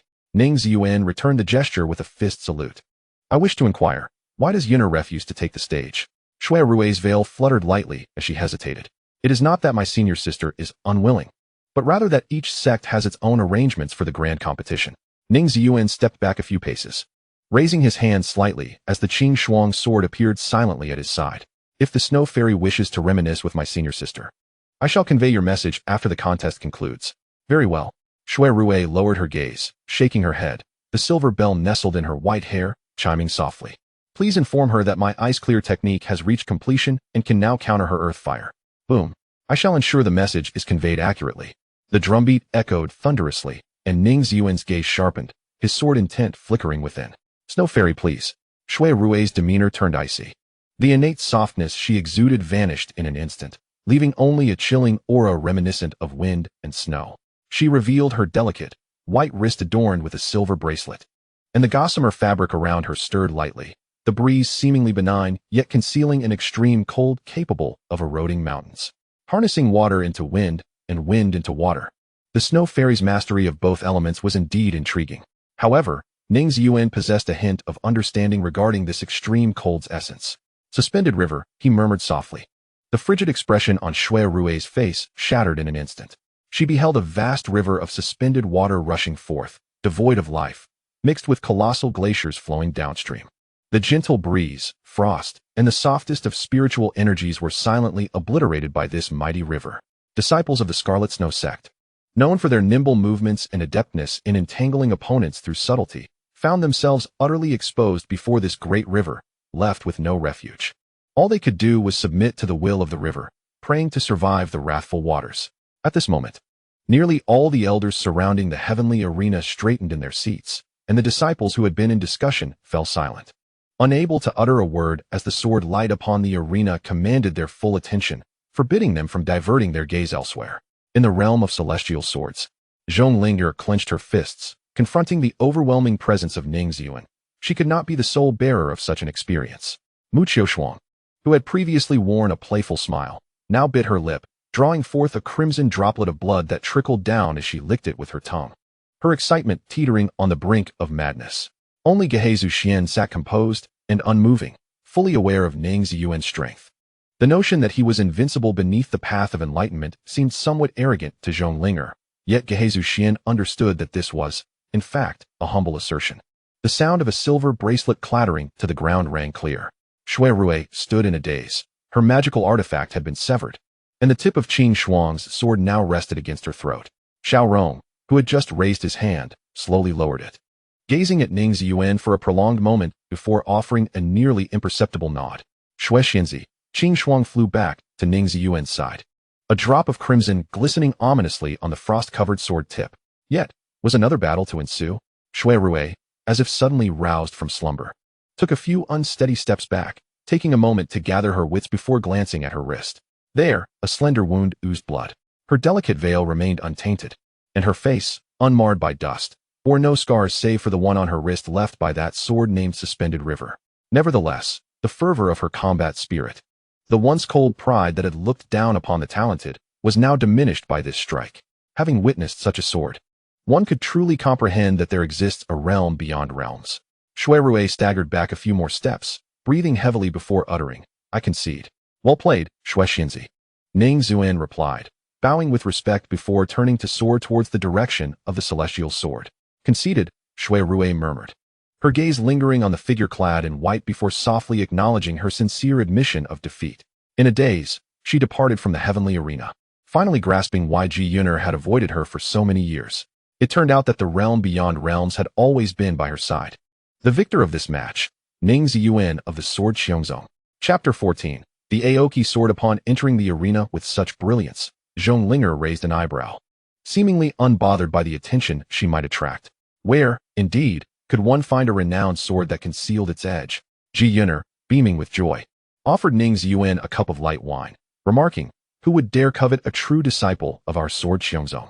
Ning Ziyuan accepted the cup, delivering a message from Shui Xianzi, who claimed her ice-cleaning technique had reached mastery, sufficient to suppress her elder sister's earth fire. Ji Yuner's smile remained unwavering, yet a fleeting complexity flickered in her eyes. "Understood," she replied softly, her fingers brushing the soft jade pendant hanging at her waist. "She claims she can't." Zhong Linger scoffed, suggesting that another round of sparring would bring Ji Yuner to heel. "That's not what Shui Rui meant." Ji Yuner shook her head, opting not to elaborate further. All these years, Shui Rui had been diligently practicing the ice-cleaning technique.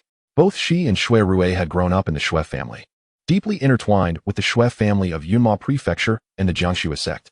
Shui Rui was the eldest daughter of the Shui family, while Ji Yuner served as her attendant. However, Shui Rui had never regarded her as merely a servant.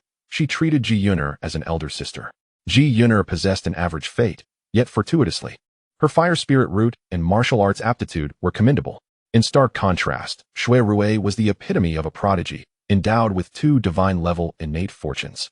As the two trained together, Shui Rui could cultivate the profound wind and water techniques, while Ji Yuner was confined to the mundane earth fire. The earth fire was riddled with impurities, forcing Ji Yuner to refine it repeatedly. The resultant chaotic flames could not be alleviated through pills, and had it not been for Shui Rui employing heavenly water to purify them, Ji Yuner would have long since succumbed to the path of evil cultivation. However, heavenly water was not an eternal remedy. Despite Shui Rui's efforts to master various water-based techniques for Ji Yun'er's sake, these methods soon became ineffective, halting Ji Yun'er's progress in her cultivation journey. It was not until Shui Rui learned of a supreme water technique from the Jiangxue sect, known as the Ice Clear method, that hope rekindled. Consequently, at the tender age of 16, Shui Rui joined the Jiangxue sect. On the day of her departure, she gazed at Ji Yun'er with a heart full of reluctance, saying, "Sister Yun'er, once I master the Ice Clear method, shall we train together?" To which Ji Yun'er responded, "All right, I shall wait for you." That day's promise lingered in Ji Yun'er's memory. Yet, she did not fulfill that promise. One fateful night, after packing her belongings and bidding farewell to the head of the Shui family, she left without a backward glance. Shui Rui was born a prodigy, awakening her dual wind and water spirit roots at the age of 6. Ji Yun'er had watched her grow, realizing she had already delayed Shui Rui's progress for a decade and could not afford to impede her for another 10 years. Determined to join a sect and carve out her own path of cultivation, Ji Yun'er found herself rejected by every sect upon the revelation of her modest, innate fortune of 2 blues and 1 gray. Deep down, she recognized that the Jiangxue sect would undoubtedly accept her, as they would likely welcome her due to her connection with Shui Rui, much like a merchant offering a commonly found herb alongside rare spiritual pills. However, the Jiangxue sect was the one sect she resolutely refused to consider. This pattern of rejection persisted until she ascended to the gates of the Jinxiong sect. Ji Yun'er had never anticipated that the Jinxiong sect would accept her. Not only was their primary cultivation method ill-suited for her combined fire and fist practices, but as one of the foremost sects among the 8 Desolates and 9 schools, they had no reason to take in a disciple of mediocre talent who might turn to the dark side at any moment. She merely wished to ensure that no opportunity slipped through her fingers. It was then that Elder Qin of the recruitment hall recognized her potential, proclaiming her as a resolute spirit, seemingly an unyielding stone that would eventually shine like a precious jewel. Elder Qin even took the initiative to contact Lin Qiong, the leader of the Jinxiong sect in the Muxian state.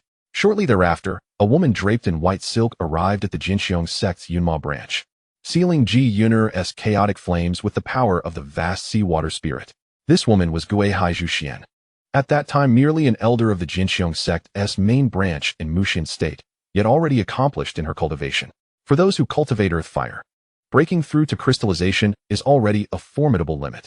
It was through Elder Qin's recognition and Gui Haizhu Xuan's sealing technique that Ji Yun'er transformed into the extraordinary fire phoenix. Now at the pinnacle of the Nascent Soul stage, Ji Yun'er never encountered Shui Rui again until 6 years ago during the Sect competition, where Shui Rui fell beneath her earth fire. On that day, within Shui Rui's eyes, she did not perceive the astonishment and reproach that should have been present. Instead, there was only a fleeting moment of realization, followed by a quiet surge of nostalgia. Yun'er, a delicate hand took the divination slip from Ji Yun'er, pulling her back from her reverie. Zhonglinger brushed her fingers over the jade hairpin nestled in her tresses, then unhesitatingly cast the slip into the bamboo tube. Her smile, though subtle, retained an air of audacity. "It's my turn in the second round." The sword wielded by her junior brother had ignited a yearning within her as well. As Zhonglinger stepped onto the stage, the applause that cascaded from the heavens was far more resounding than when Ning Ziyuan had appeared. After all, prior to this grand sect competition, the Luchin sword had merely been a legend, while the Qingmu sword had been the undeniable champion of the last tournament, having achieved 8 consecutive victories before gracefully withdrawing from the arena, leaving the likes of Mo Wenzi from Tianjin Pavilion and Hu Yin from Wanling Mountain in its wake. This thunderous ovation left Zhonglinger momentarily dazed. Her eyelashes fluttered, and the smile on her face blossomed with unrestrained exuberance. Indeed, after spending so much time in the company of that individual, she had nearly forgotten that she too was a prodigy. "Linger, I am Lian Huzhini from Jiangshuemen. It is an honor to meet you," Lian Huzhini said, bowing to Zhongling, her expression tinged with a hint of reverence. "I have heard that you are also at the late stage of the Yuaning?"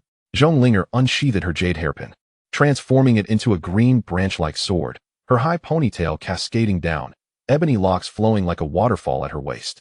She did not return the greeting. Instead, she pointed the tip of her sword toward Lian Huzhini. "Let me see how many of my strikes you can withstand." On the most opulent celestial boat above the Tianlai stage, Zhong Yi, the head of the Zhong family, let out a cold snort. Humph, still so lacking in decorum.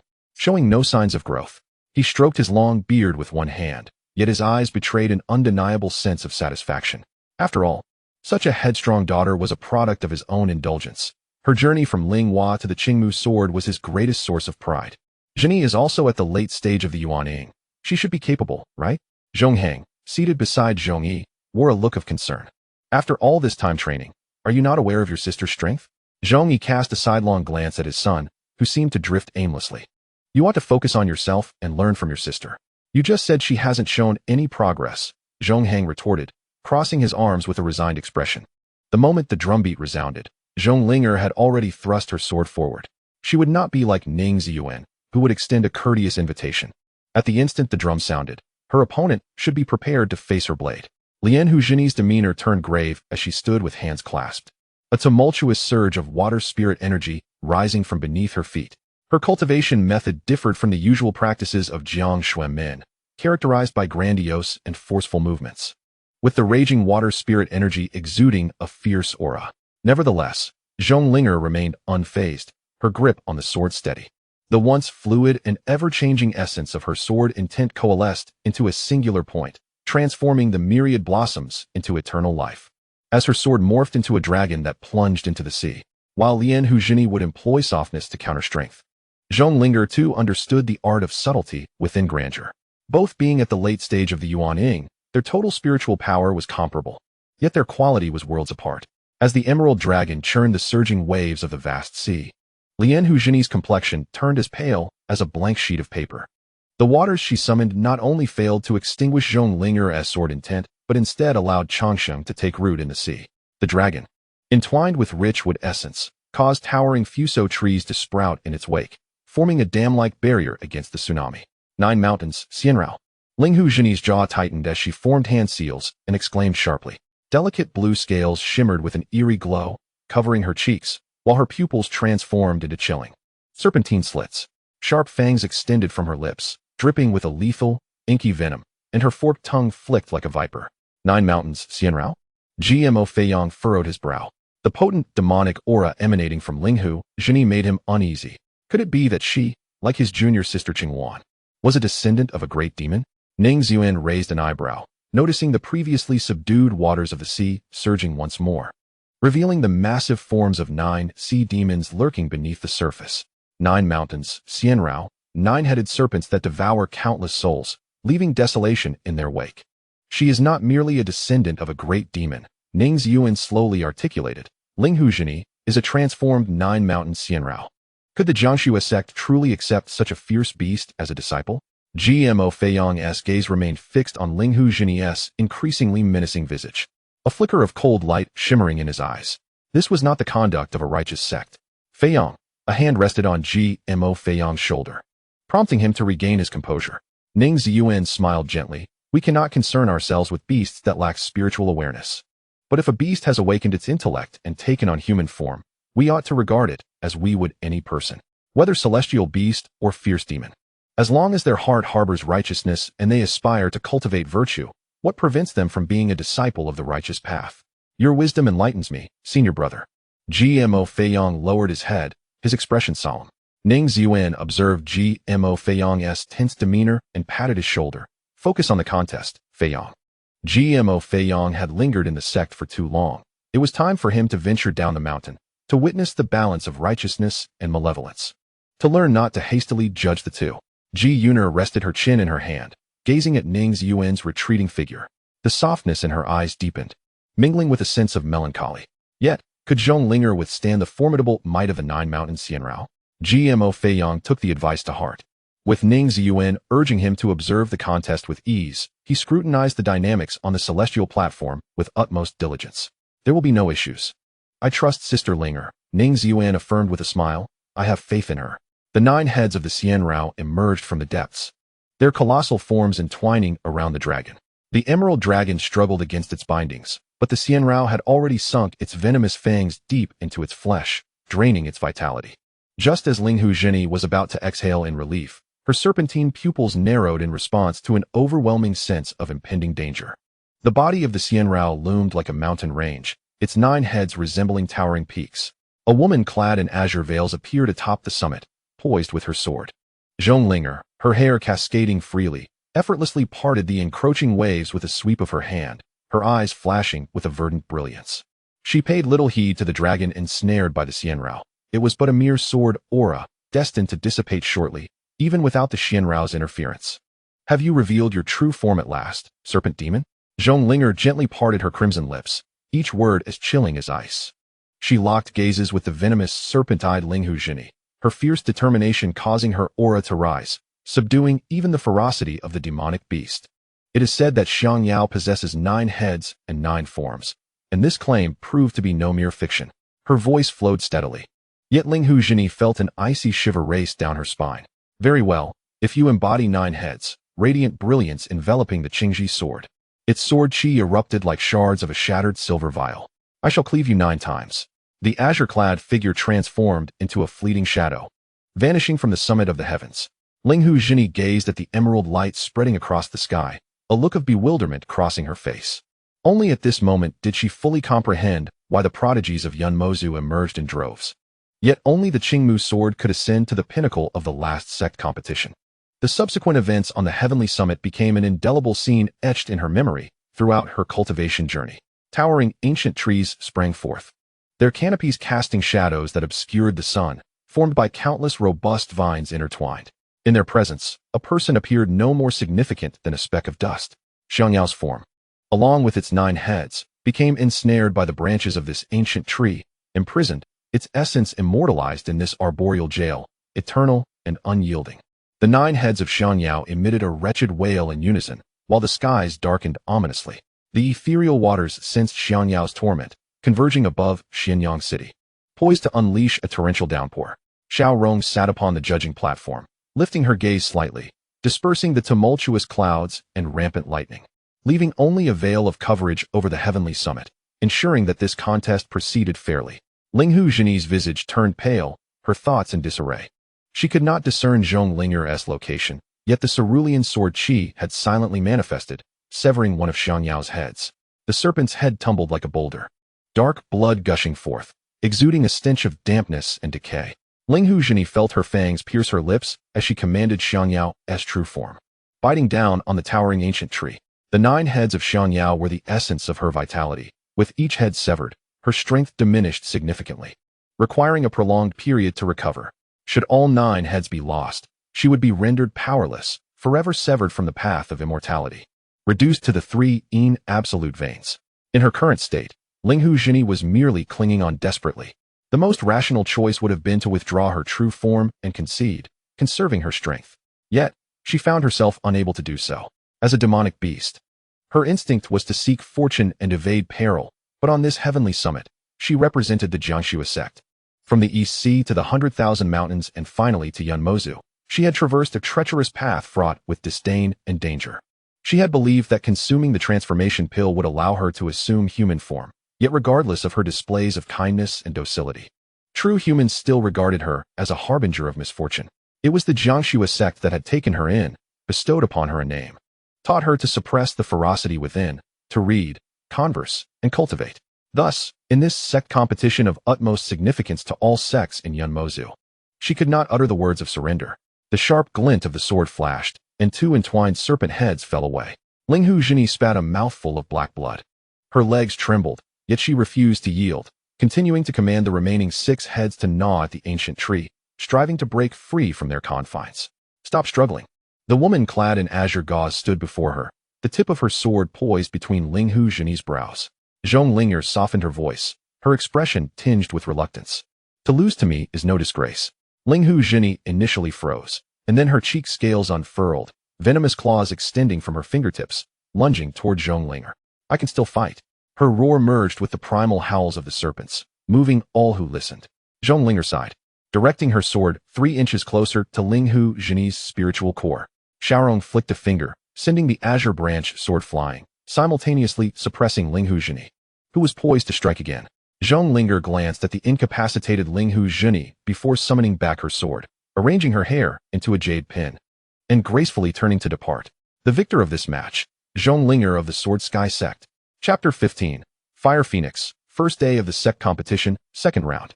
Third match, Sword Sky Sect versus Crimson Snow Sect. Ji Yuner rose, tearing off her disciple's uniform, the long robe igniting in a blaze of crimson gold, turning to ashes in the wind. Adorned in a flowing red gauze skirt, she walked with elegant steps, lightly clapping hands with Zhonglinger as they passed. She then retrieved a spiritual bamboo slip from her tube and tossed it back in. Ning Ziyuan began to comprehend why the gentle Ji Yuner bore the formidable title of Fire Phoenix. At that moment, the tips of her hair and the corners of her eyes glowed with a deep red, and against her crimson attire, she resembled an empress, exuding a proud and fierce aura. As she descended from the celestial sword suspended in the air, Ji Yuner paused, glancing back. Sister Zhu, may your martial fortunes flourish. Ning Ziyuan smiled and waved. Ji Yuner's lips curled into a smile, as a phoenix crafted from earth fire emitted a cry akin to shattered jade, lifting her skyward. Crimson Snow Sect, Yiling Shuang, I seek your guidance. For the third match, the yet undefeated Crimson Snow Sect had no choice but to send out their second-ranked prodigy, the Xian Frost Sword, Yiling Shuang. True to her name, Yiling Shuang exuded an aura of chilling cold, more intense than that of the returning Sea Pearl Pavilion. Likely due to her cultivation of water spirit techniques, most disciples of the Crimson Snow Sect possessed a serene and ethereal demeanor, and Yiling Shuang was undoubtedly the coldest among them. Sword Sky Sect's Ji Yuner, I have long heard of the famed Xian Frost Sword. Today, I see you are indeed worthy of your reputation. Ji Yuner performed a proper martial salute, flames trailing along her gauze skirt, accentuating the allure of her crimson eyes. Such charm, if displayed by another, might seem excessively enchanting, yet on Ji Yuner, it radiated a saintly elegance, a divine beauty. I care not for empty titles, yet your reputation seems somewhat unfitting. Yiling Shuang did not return Ji Yuner's kindness, bearing a 3-foot-long sword, its blade as translucent as jade, making her appear like a proud plum blossom defying the cold. They call you Fire Phoenix, yet I see no phoenix fire, only earthly flames. The words of the Xian Shuang sword resonate truthfully. I do not cultivate the phoenix fire, but rather the most ordinary earth fire. Ji Yuner's expression remains tranquil, undisturbed by Yiling Shuang's provocation. No matter how refined the earth fire may be, it cannot transform into phoenix fire. Nor has Ji Yuner ever aspired to disguise her earth fire as such. She shapes the earth fire into the form of a phoenix merely because the phoenix's manifestation is most suitable for wielding flames. Countless prodigies have faltered before her earth fire. She has no need to elevate her stature by claiming to possess phoenix fire, while others seek to label her as the Fire Phoenix to rationalize their own defeats. What justification exists? Her current, battered meridians serve as the sole reason. If she can endure the tumult of chaotic flames on the verge of breaking their seals within her body, can she not withstand a few idle remarks from others? With her earth fire held confidently behind her, Ji Yuner extends her other hand towards Yiling Shuang, as flames coalesce into a resplendent golden hue in her palm, causing the temperature on the arena to rise steadily, even melting a layer of dust into crystalline glass. It is not necessarily inferior to phoenix fire. Well, Yiling Shuang muses, gazing into Ji Yuner's unwavering eyes. After a moment of silence, she nods, truly deserving of the title Fire Phoenix. To cultivate earth fire to a level surpassing phoenix fire indeed renders one more worthy of being called a prodigy than those born with it. However, she shakes her head. Yet you are not the one I wish to duel with today. I seek to compete with Li Qinjian. Like me, he has mastery over both sword and water. Witnessing his sword intent has brought me a moment of enlightenment. Should the Xian Shuang sword wish to meet Ziyuan Shidi, you are most welcome to visit the Jianxiong sect anytime. As the drums reverberate, Ji Yuner propels herself forward, flames surging towards Yiling Shuang's face. If Shidi Ziyuan is willing, he may also visit the Jiangshui sect on another day. Her hand forms a phoenix eye fist, her figure resembling a phoenix taking flight. Her skirt flowing like fiery hair, the sound of her phoenix cry stirring the dust upon the arena, which ignites in a brilliant blaze, transforming into the manifestation of the Fire Phoenix. The Fire Phoenix displays its wrath, magnificent, proud, and fiercely imposing. The searing currents of heat capable of melting even soul stones rush forth, provoking a flutter in Yiling Shuang's sleeves. Yiling Shuang's gaze remains indifferent as she conjures several sword blossoms, her blade sketching out a lawn bird composed of ice and snow, gracefully summoning flurries of wind and snow to meet the ferocious Fire Phoenix. Cold frost descends. She sweeps her blade, polishing its edge while bestowing a layer of lethal sharpness upon the ice feathers of the lawn bird. At the moment the beak of the phoenix collides with the claws of the lawn bird, a resonant clash of metal rings out.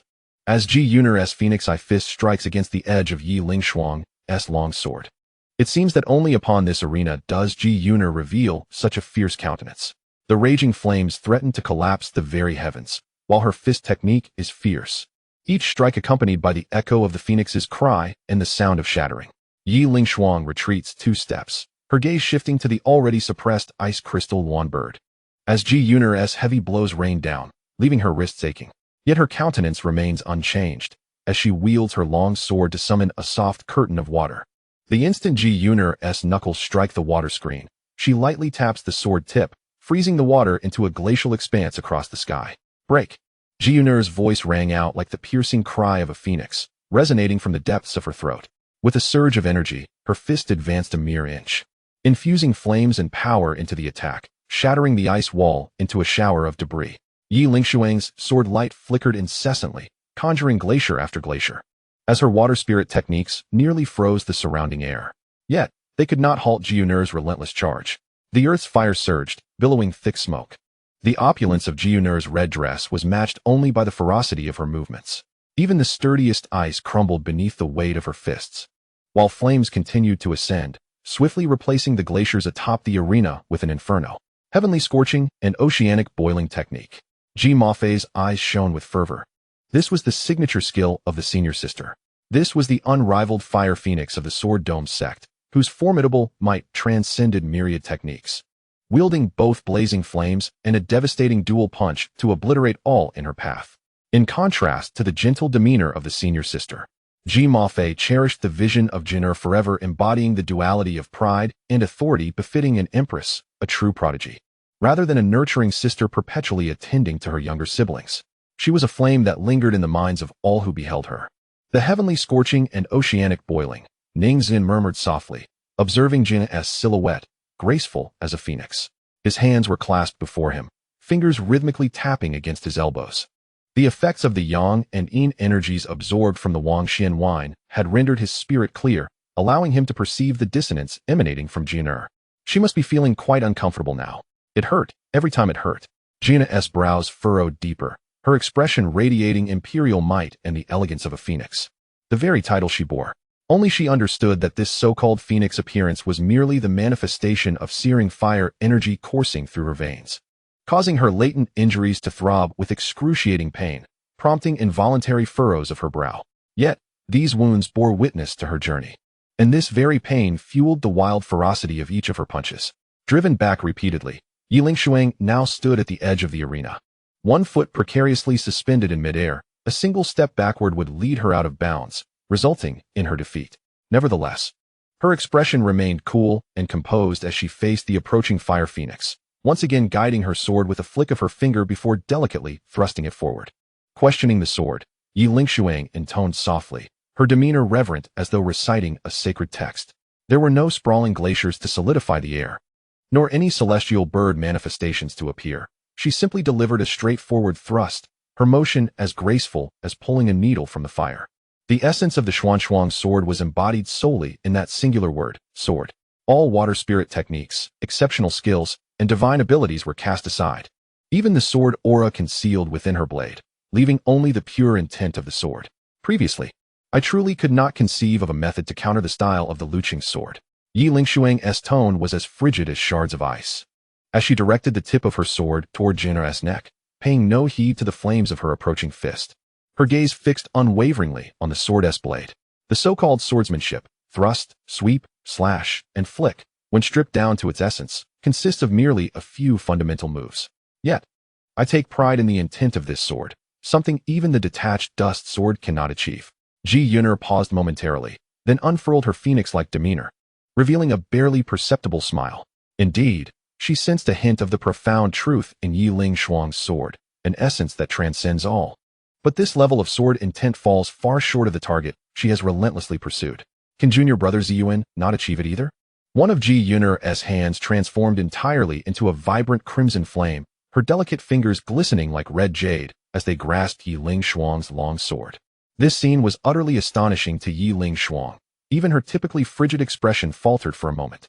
On this celestial arena, no one had ever exhibited the strength to create sparks by rubbing a hand, as exquisite as red jade. Against the sword's edge, sparks that illuminated Ji Yun'er's noble visage with an almost demonic sharpness, rendering her appearance somewhat fierce. Worthy of such effort from junior brother, Ji Yun'er altered her striking path. Her right fist, initially aimed at Yi Lingshuang's face, struck her dantian instead. The ground fire surged into Yi Lingshuang's dantian. Yet her expression remained unchanged. though blood splattered from her teeth, freezing into red ice crystals before it even touched the ground. Grateful for the lesson, Yiling Xuan's movements were as graceful as silk. At the very last moment, she gathered her spiritual energy at her Dantian's nascent soul, drawing forth the long sword that had been locked in place. Utilizing Gui Haizhu momentum, she executed her movements to dissipate much of the force and simultaneously created distance. Rather than retreating from the celestial arena, she employed flexibility against rigidity, evading to the side, and once again raised her long sword. The cry of the phoenix piercing the air as its tip aimed for Gui Haizhu's waist. Now, it was Gui Haizhu who stood at the edge of the celestial arena, and Yiling Xuan had expended all her strength in this strike. Her injured abdomen searing with pain, as though her body might split in two at any moment. She recognized that Gui Haizhu had held back at the final instant. Gui Haizhu had altered her striking path, sparing her exquisite face from the disgrace of being marred. Yet, Yiling Xuan was indifferent to such considerations. She did not require Gui Haizhu's mercy. The integrity of her face mattered little. What was a few bruises or scorches? Her unsullied, 3-foot-long sword was sufficient. Gui Haizhu's expression was neither angry nor flustered. She turned with composure, flames spreading from her fists to her arms, as a phoenix, born of fire, unfurled its wings behind her. She swept her arm to deflect the long sword, sending it flying from Yiling Xuan's grasp with a single blow. Stepping toward Yiling Xuan, the ground fire surged with a thunderous roar, and she unleashed her phoenix-like fist once more, this time targeting her shoulder rather than her face. As flames and smoke dissipated, Gui Haizhu stood poised like a phoenix perched upon a parasol tree, while Yiling Xuan knelt on one knee upon the celestial arena, her left arm hanging weakly, while her right hand formed a sword with her fingers, the sword energy swirling at her fingertips. Surrender. Gui Haizhu glanced at the 3-foot-long sword beneath her feet and casually kicked it to Yiling Xuan's side. You have already lost. Yiling Xuan wore an impassive expression as she gazed at Gui Haizhu, who cast her a disdainful glance. After a moment of silence, she declared, I concede. Her voice remained devoid of emotion, revealing no hint of despondency. Her pursuit lay in the path of the sword rather than in matters of victory or defeat. Each defeat imparted invaluable experience, destined to be wielded in future encounters. Yet you are not unscathed. Gui Haizhu offered no reply, instead turning away and making her way towards the celestial sword that hung in the heavens. The flowing crimson sleeves draped down, concealing her arms, which bore fresh, vivid scars from the sword. I shall come to Jianxiong Sect to seek you out. Yiling Xuan retrieved her long sword, executing a flourish before sheathing it. Along with the Li Qin sword, I shall always be at your service. Gui Haizhu did not look back. The inner fire within her surged violently, her meridians pulsing with waves of tearing pain. Yiling Xuan's prowess exceeded her expectations. She had not anticipated that the Jiangshui sect would now boast 2 prodigies, and Yiling Xuan's strength likely rivaled that of Shui Rui. Yiling Xuan amplified her voice towards Gui Haizhu's retreating figure. I will come to Jianxiong Sect to find you, and the Li Qin sword. At last, Gui Haizhu hesitated in her steps, turning her head slightly. Then I welcome you to join Jianxiong Sect, should you be willing to forsake the techniques of Jiangshui Sect.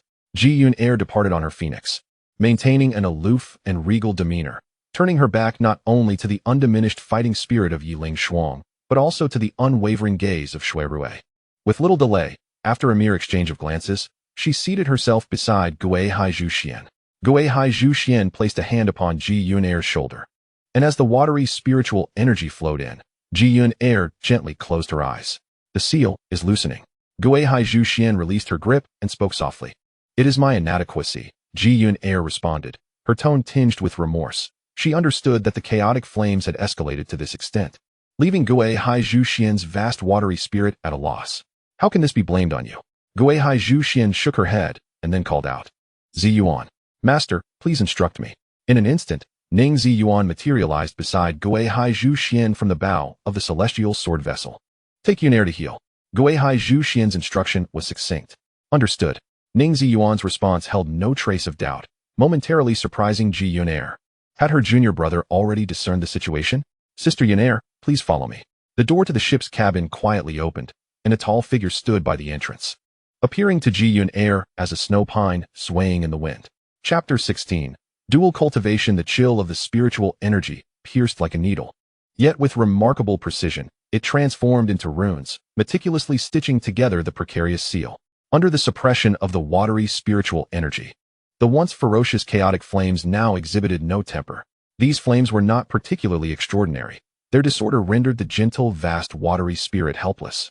And when confronted by the more domineering weak water, they vanished without a trace.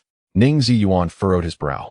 The seal crafted by Gui Haizhu Xuan was intricate, and the difficulty of repairing it with spiritual energy was akin to a neurosurgical operation that allowed for no deviation, demanding an exceptionally high level of mental focus. The overly succinct instruction led to a misunderstanding on his part. Gui Haizhu Xuan merely intended for him to temporarily suppress the chaotic flames, yet he immediately commenced the restoration of the seal. As the treading underworld technique operated, his mental force swirled like a vortex within the spiritual platform, and Ning Ziyuan naturally entered a state of ethereal clarity, his mind devoid of distractions, solely guiding the spiritual energy through the threads of the seal. In contrast to Ning Ziyuan's serene concentration, Ziyun's thoughts were far more tumultuous. She desperately stifled her heartbeat, fearing that her junior brother behind her might catch on to something amiss. It was only when the frigid water spiritual energy coursed through her meridians in a complete cycle that she exhaled a long, relieved breath. Her hands pressed firmly against her chest. The spiritual energy belonging to Ning Ziyuan had permeated every corner of her being, and at this juncture, the healing and dual cultivation bore little distinction. Her junior brother Ziyun bit her lip, her voice akin to molten heat as she spoke. Guard your heart meridian. Senior sister. Ning Ziyuan, oblivious to the nuances of dual cultivation, wore a grave expression. The erratic rhythm of her heartbeat signaled an unstable pulse, which was exceedingly perilous given the influx of spiritual energy. This moment was crucial. Fine beads of sweat formed on Ning Ziyuan's brow as his fingers trailed down Ziyun's spine, applying gentle pressure from the Dazhui point to the Shinshu point. The soft force seeping through her skin into the very marrow of her bones. The moan that slipped from Ziyun's lips was, to her own ears, unbearably indecorous. Suddenly, she inhaled deeply, suppressing the shame that throbbed within her chest and the heat that colored her cheeks, reaching back to grasp the hem of Ning Ziyuan's robe. Junior brother. Ziyun controlled the tremor in her voice. Follow my lead. Senior sister? Ning Ziyuan furrowed his brow, but he swiftly comprehended her meaning. The scorching fire spiritual energy within Ziyun, under duress, actively met the water spiritual energy flooding through her meridians. The collision of these two extreme temperatures initially resulted in a fierce struggle, but under the harmonization of their heart techniques, the agitated energies gradually calmed and slowly melded together. This sensation was peculiar, yet extraordinarily pleasurable, to the point where Ning Ziyuan's taut nerves instantly relaxed. What is this? Though his eyes remained closed, his tone had softened considerably as he sensed the intertwining of their spiritual energies, which began to draw upon the ambient spiritual essence of their surroundings. What kind of heart technique is this? It is even more profound than my supreme technique. This is dual cultivation. Ziyun's voice resonated in his ear, her fiery aura and soft hair cascading onto his shoulder. Is it? Ning Ziyuan pressed his lips together, outwardly calm. He had actually traversed quite a distance in thought. So close, senior sister is so close, he mused, nearly unable to discern whether the fervent warmth enveloping him belonged to himself or to her through several layers of sheer fabric. Is this what dual cultivation is? It felt as if two souls were merging into one, an experience undeniably intimate. Ning Ziyuan had been solitary for far too long, to the extent that he found himself at a loss for words devoid of dialogue boxes and ABC choices when conversing with the opposite sex. At times, he felt as though he had become ensnared in a game, yet upon bypassing the tedious special cutscenes, he discovered that he did not particularly enjoy such romantic games. He was merely a dreamer. For instance, when he opened the dialogue box of Deep Sea, entered a series of settings, and then imagined whether the entity generated according to his specifications might genuinely develop a hint of human emotion amidst the exchanges. Even when the number of dialogues reached its limit, he could only light a cigarette, type a sequence of replies that would no longer receive responses, and then drift into a daze, ultimately choosing to initiate a new conversation. Thus, the fantasies of this cycle decayed, and his heart grew a shade more somber. A veritable swamp where the accumulated oppression nourished new imaginings that surged forth like wild grass. Each fantasy that perished here had been nurtured by his sincere emotions. At times, he could hardly discern where the boundaries of reality lay. Fortunately, he still reminded himself that in the realm of real love, one must consider modeling and economics, yet seldom ponder whether genuine feelings were present. Now that he possessed both modeling and economics, Ning Ziyuan realized he was utterly ignorant of what true emotional connection or a soulmate entailed. What responsibilities should he bear? These questions remained a mystery to him. Was his course of action truly correct? As the alluring crimson drew ever closer, Those lips approached him slowly yet resolutely. Ning Ziyuan closed his eyes, cradled Ji Yun'er's neck, and then met her lips. He was uncertain whether this was right, but he understood that this was not a game he could reset at will.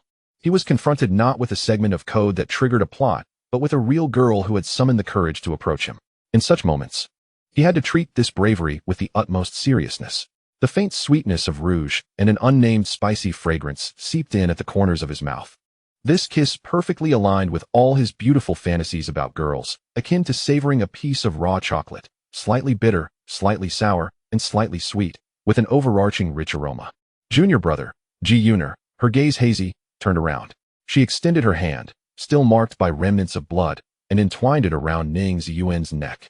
The flow of spiritual energy quickened in tandem with the increasing surface contact, and her body grew increasingly warm. Unlike Ning Ziyuan's bewilderment, she was genuinely entranced. Her affection for him had blossomed long before he truly came to know her.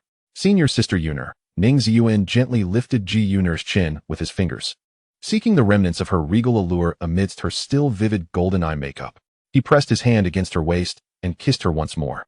This kiss delving much deeper, the spiritual energy surging within him, naturally repairing the seal without the need for deliberate control. So this is what dual cultivation entails, indeed. It renders one reluctant to part ways. No, at this juncture, it could hardly be termed mere dual cultivation. Gui Haizhu Xuan leaned against her body, one hand propping her face as she observed the battle between Tianlei and Qian Xian, while her other index finger leisurely tapped against the wooden armrest. Her expression remained unperturbed, yet at a certain moment, the tapping finger imperceptibly paused for the briefest of moments. Zhonglinger glanced back towards Gui Haizhu Xuan, her brow slightly furrowed. The ebony chair upon which Gui Haizhu Xuan sat had solidified into a meticulously carved block of ice, emanating a chilling aura like wisps of smoke. Is Mu Qiushuang's strength truly so formidable? It has managed to render even the Grand Elder solemn. Zhonglinger gazes back towards the Tianlei platform, unable to discern any notable difference in Mu Qiushuang's performance compared to 3 years ago. 3 years prior, Mu Qiushuang had triumphed over Ji Yun'er but ultimately fell to her, which was how her title of the Qingmu sword spread throughout the entire Yunma prefecture. Zhonglinger does not perceive Mu Qiushuang as particularly strong. She herself had been able to win despite being one minor realm below Mu Qiushuang. She finds Ji Yun'er's defeat inexplicable, as if she had suddenly deflated. Ji Yun'er's earth fire should not have succumbed to Mu Qiushuang's yin thunder. Speaking of Ji Yun'er, it seems she has been absent for a while. As Zhonglinger surveys her surroundings, she realizes that not only Ji Yun'er has vanished, but also Ning Ziyuan has seemingly disappeared. These two might indeed have something going on. Zhonglinger scoffs inwardly, then derides her own unseemly conjecture. Whether or not they share affection is a personal matter between them, irrelevant to her as an outsider. TSK, Zhonglinger's ponytail sways irritably. Her interest in the competition has waned. She turns and bows to the Gui Haizhu Xuan, saying, "Grand Elder, I find this competition rather tedious and wish to take a stroll in the city." "Go ahead," comes the indifferent and distracted reply from Gui Haizhu Xuan. She glances down at the frozen ebony chair, a fleeting moment of disarray crossing her usually composed visage. "Master." The wooden door of the ship's pavilion creaks open, releasing a waft of sweet aroma. Ning Ziyuan greets Gui Haizhu Xuan with an untroubled demeanor, as if nothing shameful had transpired in the training room over the past hour. "Grand Elder, Junior Brother Ziyuan has already treated my injuries and even repaired the seal," Ji Yun'er states, standing slightly behind with her eyes lowered. Noticing the chilling aura emanating from Gui Haizhu Xuan, her words becoming ambiguous. "Understood. Observe the competition earnestly. Mu Qiushuang is a formidable opponent, and you shall encounter her eventually." Gui Haizhu Xuan glances at Ning Ziyuan before continuing. "Ziyuan, come sit. I have matters to discuss with you." On the Tianlei platform, the black thunder summoned by Mu Qiushuang descends from the heavens with tremendous force. Yet, it is not as impactful as Gui Haizhu Xuan's words, which stir Ji Yun'er's spirit. Once the thunderous roars in Ji Yun'er have receded, Gui Haizhu Xuan slowly inquires, "Do you have any tea?" "Only this year's first batch of Baihao. I fear it may not meet Master S standards," Ning Ziyuan replies, his hands deftly retrieving the tea set and cake, arranging them on the tea table. "Allow me." Gui Haizhu Xuan takes the tea knife from Ning Ziyuan with elegance and precision, slicing the tea cake. "This first batch of Baihao, how can it be deemed inferior tea?" Ning Ziyuan remains silent, sensing a subtle oddity in Gui Haizhu Xuan's tone, yet unable to discern the reasoning behind it. This match is nearing its conclusion. Under Mu Qiushuang's overwhelming offensive, the disciples of Wanling Mountain find themselves unable to retaliate. Have you and Ji Yuner become Dao companions? As the dust on the Tianlai platform gradually settles, Gui Haizhu Xuan unexpectedly shifts the conversation. Ning Ziyuan nods, responding succinctly, yes. Thus, were you engaged in mutual cultivation earlier? Gui Haizhu Xuan divides the tea cake, his demeanor remaining calm and unhurried. Ning Ziyuan was indeed momentarily taken aback by the directness of Gui Haizhu Xuan's inquiry. Not out of any desire to conceal the truth, but rather due to the bluntness of the question. There was no ulterior motive. It was merely a reminder that they were aboard a grand vessel, surrounded by many eyes and ears. Gui Haizhu Xuan's adept movements as she prepared tea exuded a fragrant aroma, inevitably attracting the attention of both disciples within and outsiders, which might give rise to unfounded rumors.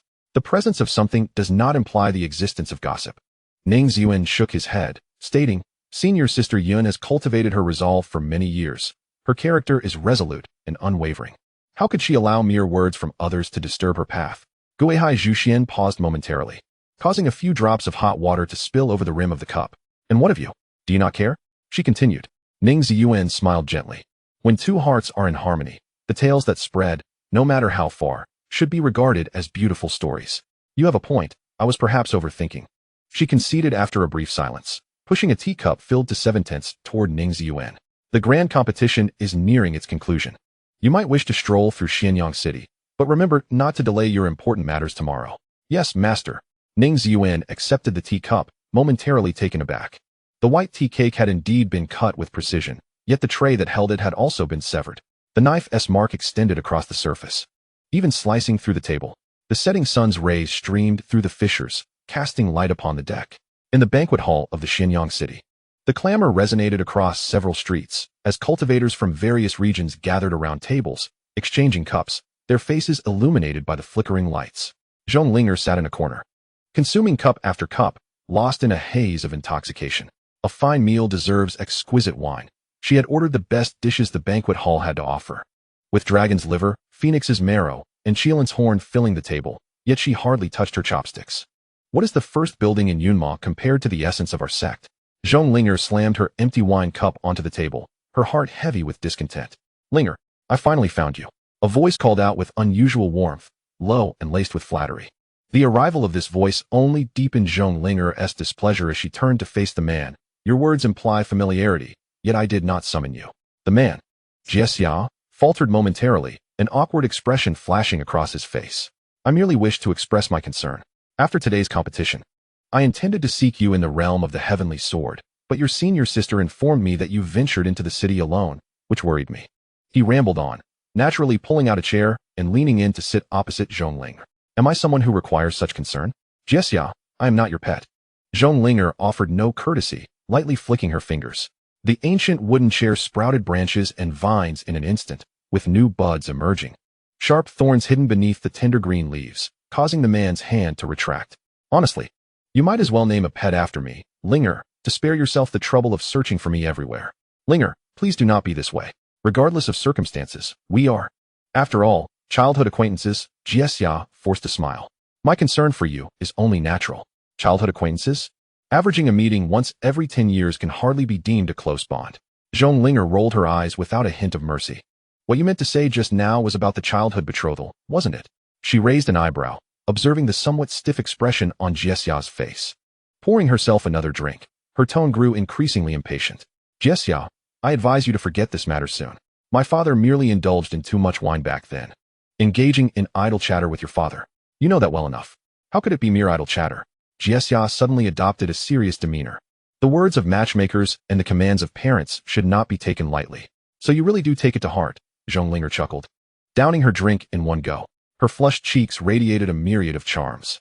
Then why did you so eagerly attempt to annul the engagement back then?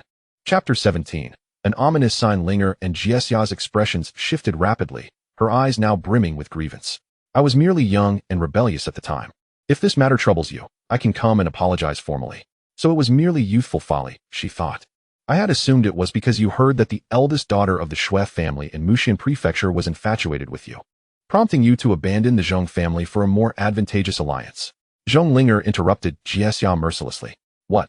The Shui family's daughter lost interest in you, and now you wish to return to me? Zhong Linger laughed with abandon, her eyes devoid of regret, filled instead with disdain and a hint of annoyance. She picked up her chopsticks and poked at the food on her plate. I do not wish for you to come and apologize. I simply want you to keep your distance. Your presence here has completely ruined my appetite. Moreover, I would prefer if you refrained from calling me Linger. Please address me by my full name, including the Zhong. Linger. Jiexia's expression and tone darkened simultaneously. Do not speak so excessively. If you are merely seeking conversation, do not blame me for my harsh words. Zhong Linger's gaze was sharp, the green branch pinning her hair, subtly glimmering, as though it might transform into a sword at any moment. Keep your distance, Jiexia. This is the most pleasant thing I can say to you. You. Jiexia clenched his fist tightly beneath his robe, the knuckles cracking audibly. Taking a deep breath, he attempted to suppress his anger. Linger, what must I do for you to forgive me? Zhong Linger found herself at a loss. She realized that shamelessness could indeed be invincible. Jiexia had cast her aside so decisively back then, yet now he had the audacity to present himself with such a semblance of enduring affection. She wondered where he had found such depth of feeling. Zhong Linger turned to Jiexia, one hand stealthily reaching for the hairpin at the back of her head, contemplating the cost of demolishing this banquet hall. However, her eyes suddenly lit up as she noticed two figures appearing behind Jiexia. How about this, Jiexia? Zhong Linger lowered her restless hand, a meaningful smile spreading across her face, one that sent shivers down Jiexia's spine. You are now a disciple of Qianyuan Valley, correct? Indeed, Jiexia nodded. Very well, I glanced at the draw. In 10 days, our Sword Peak sect will encounter your sect. At that time, if you defeat one person, I shall grant you another opportunity. Jiexia was utterly perplexed. Defeat whom? Defeat him. Zhong Linger, following the direction indicated by her finger, slowly turned her head, just as two voices simultaneously emerged from behind him. Senior Sister Linger, what brings you here alone? A pleasure to meet you, Taoist Zhong. In the corridor of the Yanxian building, Ning Ziyuan trailed behind by Wang Xian, both greeting Zhong Linger in synchronized gestures. You recognize me? Zhong Linger was somewhat taken aback by Wang Xuan's familiarity. The esteemed Qingmu sword is renowned. How could one not be acquainted? Wang Xian effortlessly found a seat, reclining with an air of nonchalance. And you, what brings you to the city for leisure? Only this faux Taoist could entice such a revered figure? Zhong Linger turned her gaze to Ning Ziyuan, unabashedly uttering the words faux Taoist in front of Wang Xian. Senior Sister Linger, didn't he even call for me? Ning Ziyuan replied, slightly exasperated. I intended to summon you. Zhong Linger retorted with a huff, but you and Yunner vanished without a trace. How was I to locate you? Yunner has sustained injuries. I must tend to her wounds. Ning Ziyuan shook his head, bypassing Jiexia to sit directly across from Zhong Linger. The thorny vines entwined around the wooden chair had all but withered away. Aren't you concerned about pricking your backside? Zhong Linger feigned anger but then burst into laughter. Ning Ziyuan smiled, glancing at Jiexia, who stood stiffly nearby, likely sensing the unfriendly atmosphere and thus refraining from greeting the man. My apologies. I was unaware of your presence, Wang Xian interjected, swiftly coming to Jiexia's aid. Cough. I am Jiexia, a direct disciple of Qianyuan Valley. Jiexia cleared his throat. I am Wang Xian, a true disciple of the Taicang sect, and this is Ning Ziyuan, a true disciple of the Jinqiang sect. My sincerest apologies for the earlier oversight. Wang Xian paused, then continued. Might I inquire if your surname is Jie? Could it be that you hail from the Jie family of Yunmo?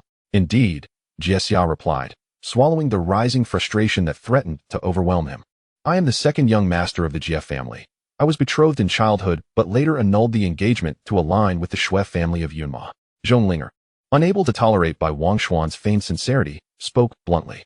An awkward silence enveloped the group, Jiexia's expression dark and brooding as if he had wallowed in a mire.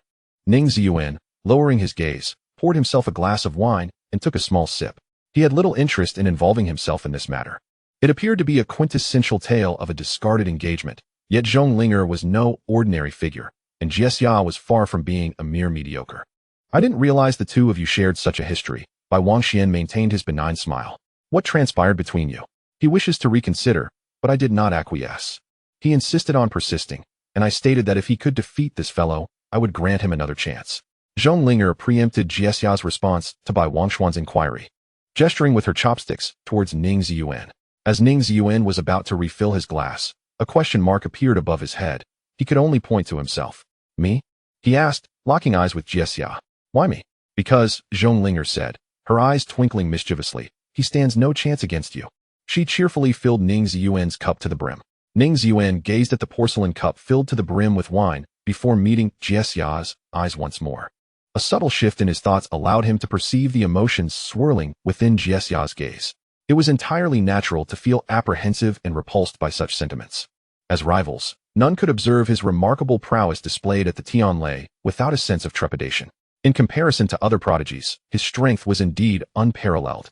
Yet, what could be the reason for Jiexia's profound jealousy towards him? This jealousy seemed to encompass more than mere envy of his formidable power. It was laced with a myriad of personal emotions. Simultaneously, Jiexia's experience was starkly different. Where their initial gaze revealed merely a pair of crystalline black eyes, this time, delving into those eyes felt akin to confronting a spiritual sword, its blade aimed directly at his brow, as if intent on cleaving his very spirit. Ning Ziyuan held no intention of threatening Jiexia. Rather, the act of probing another's thoughts through mental exertion inadvertently summoned an aura of sword intent. Much like how a lesser cultivator could be crushed by the overwhelming presence of a formidable being, Ning Ziyuan had long possessed such an aura, albeit unaware of it himself. Now, the opportunity is yours, Zhonglinger impatiently declared, clattering her cup against the table. Aren't you leaving?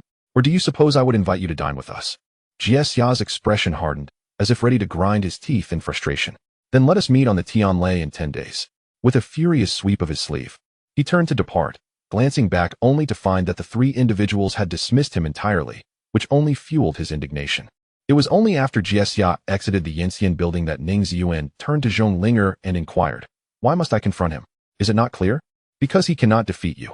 With the departure of one and the arrival of another, Zhonglinger finally found her appetite, delicately lifting a piece of tender stewed fish gelatin to her lips. "He cannot best you either, by personally demonstrating the gap between you. He will cease to pester you henceforth." Ning Ziyuan poured wine for Bai Wangxian and slid a pair of chopsticks towards him, his gaze remaining fixed on Zhonglinger. "However, should you engage him, he may perceive you as a rival in love, which would only deepen his despair upon defeat, perhaps influenced by the effects of the wine." Zhonglinger's smile turned teasing, yet her cheeks flushed with warmth. This time, Ning Ziyuan found himself momentarily speechless, as if her words held an unusual significance that piqued his interest. "Let us not dwell on that fellow Jie any longer. If we continue this discourse, I may lose my appetite," Zhonglinger declared, shaking her head in irritation. "But you too, what brings you to wander the streets of Xianyang City at this late hour? Surely, you are not out seeking entertainment together? Surely, you jest, my friend," Bai Wangxian replied, lifting his cup in a toast to Zhonglinger before draining it in one swift motion. A meaningful smile graced his lips, and the dual energies of yin and yang danced in his eyes as he set down his cup and remarked, "It is I who sought out Ning brother to discuss the impending bloodshed that looms over Xianyang City." Zhonglinger's eyebrows arched in curiosity, her eyes glimmering with intrigue, her penchant for chaos compelling her to sit up straight. "Do elaborate on this forthcoming calamity."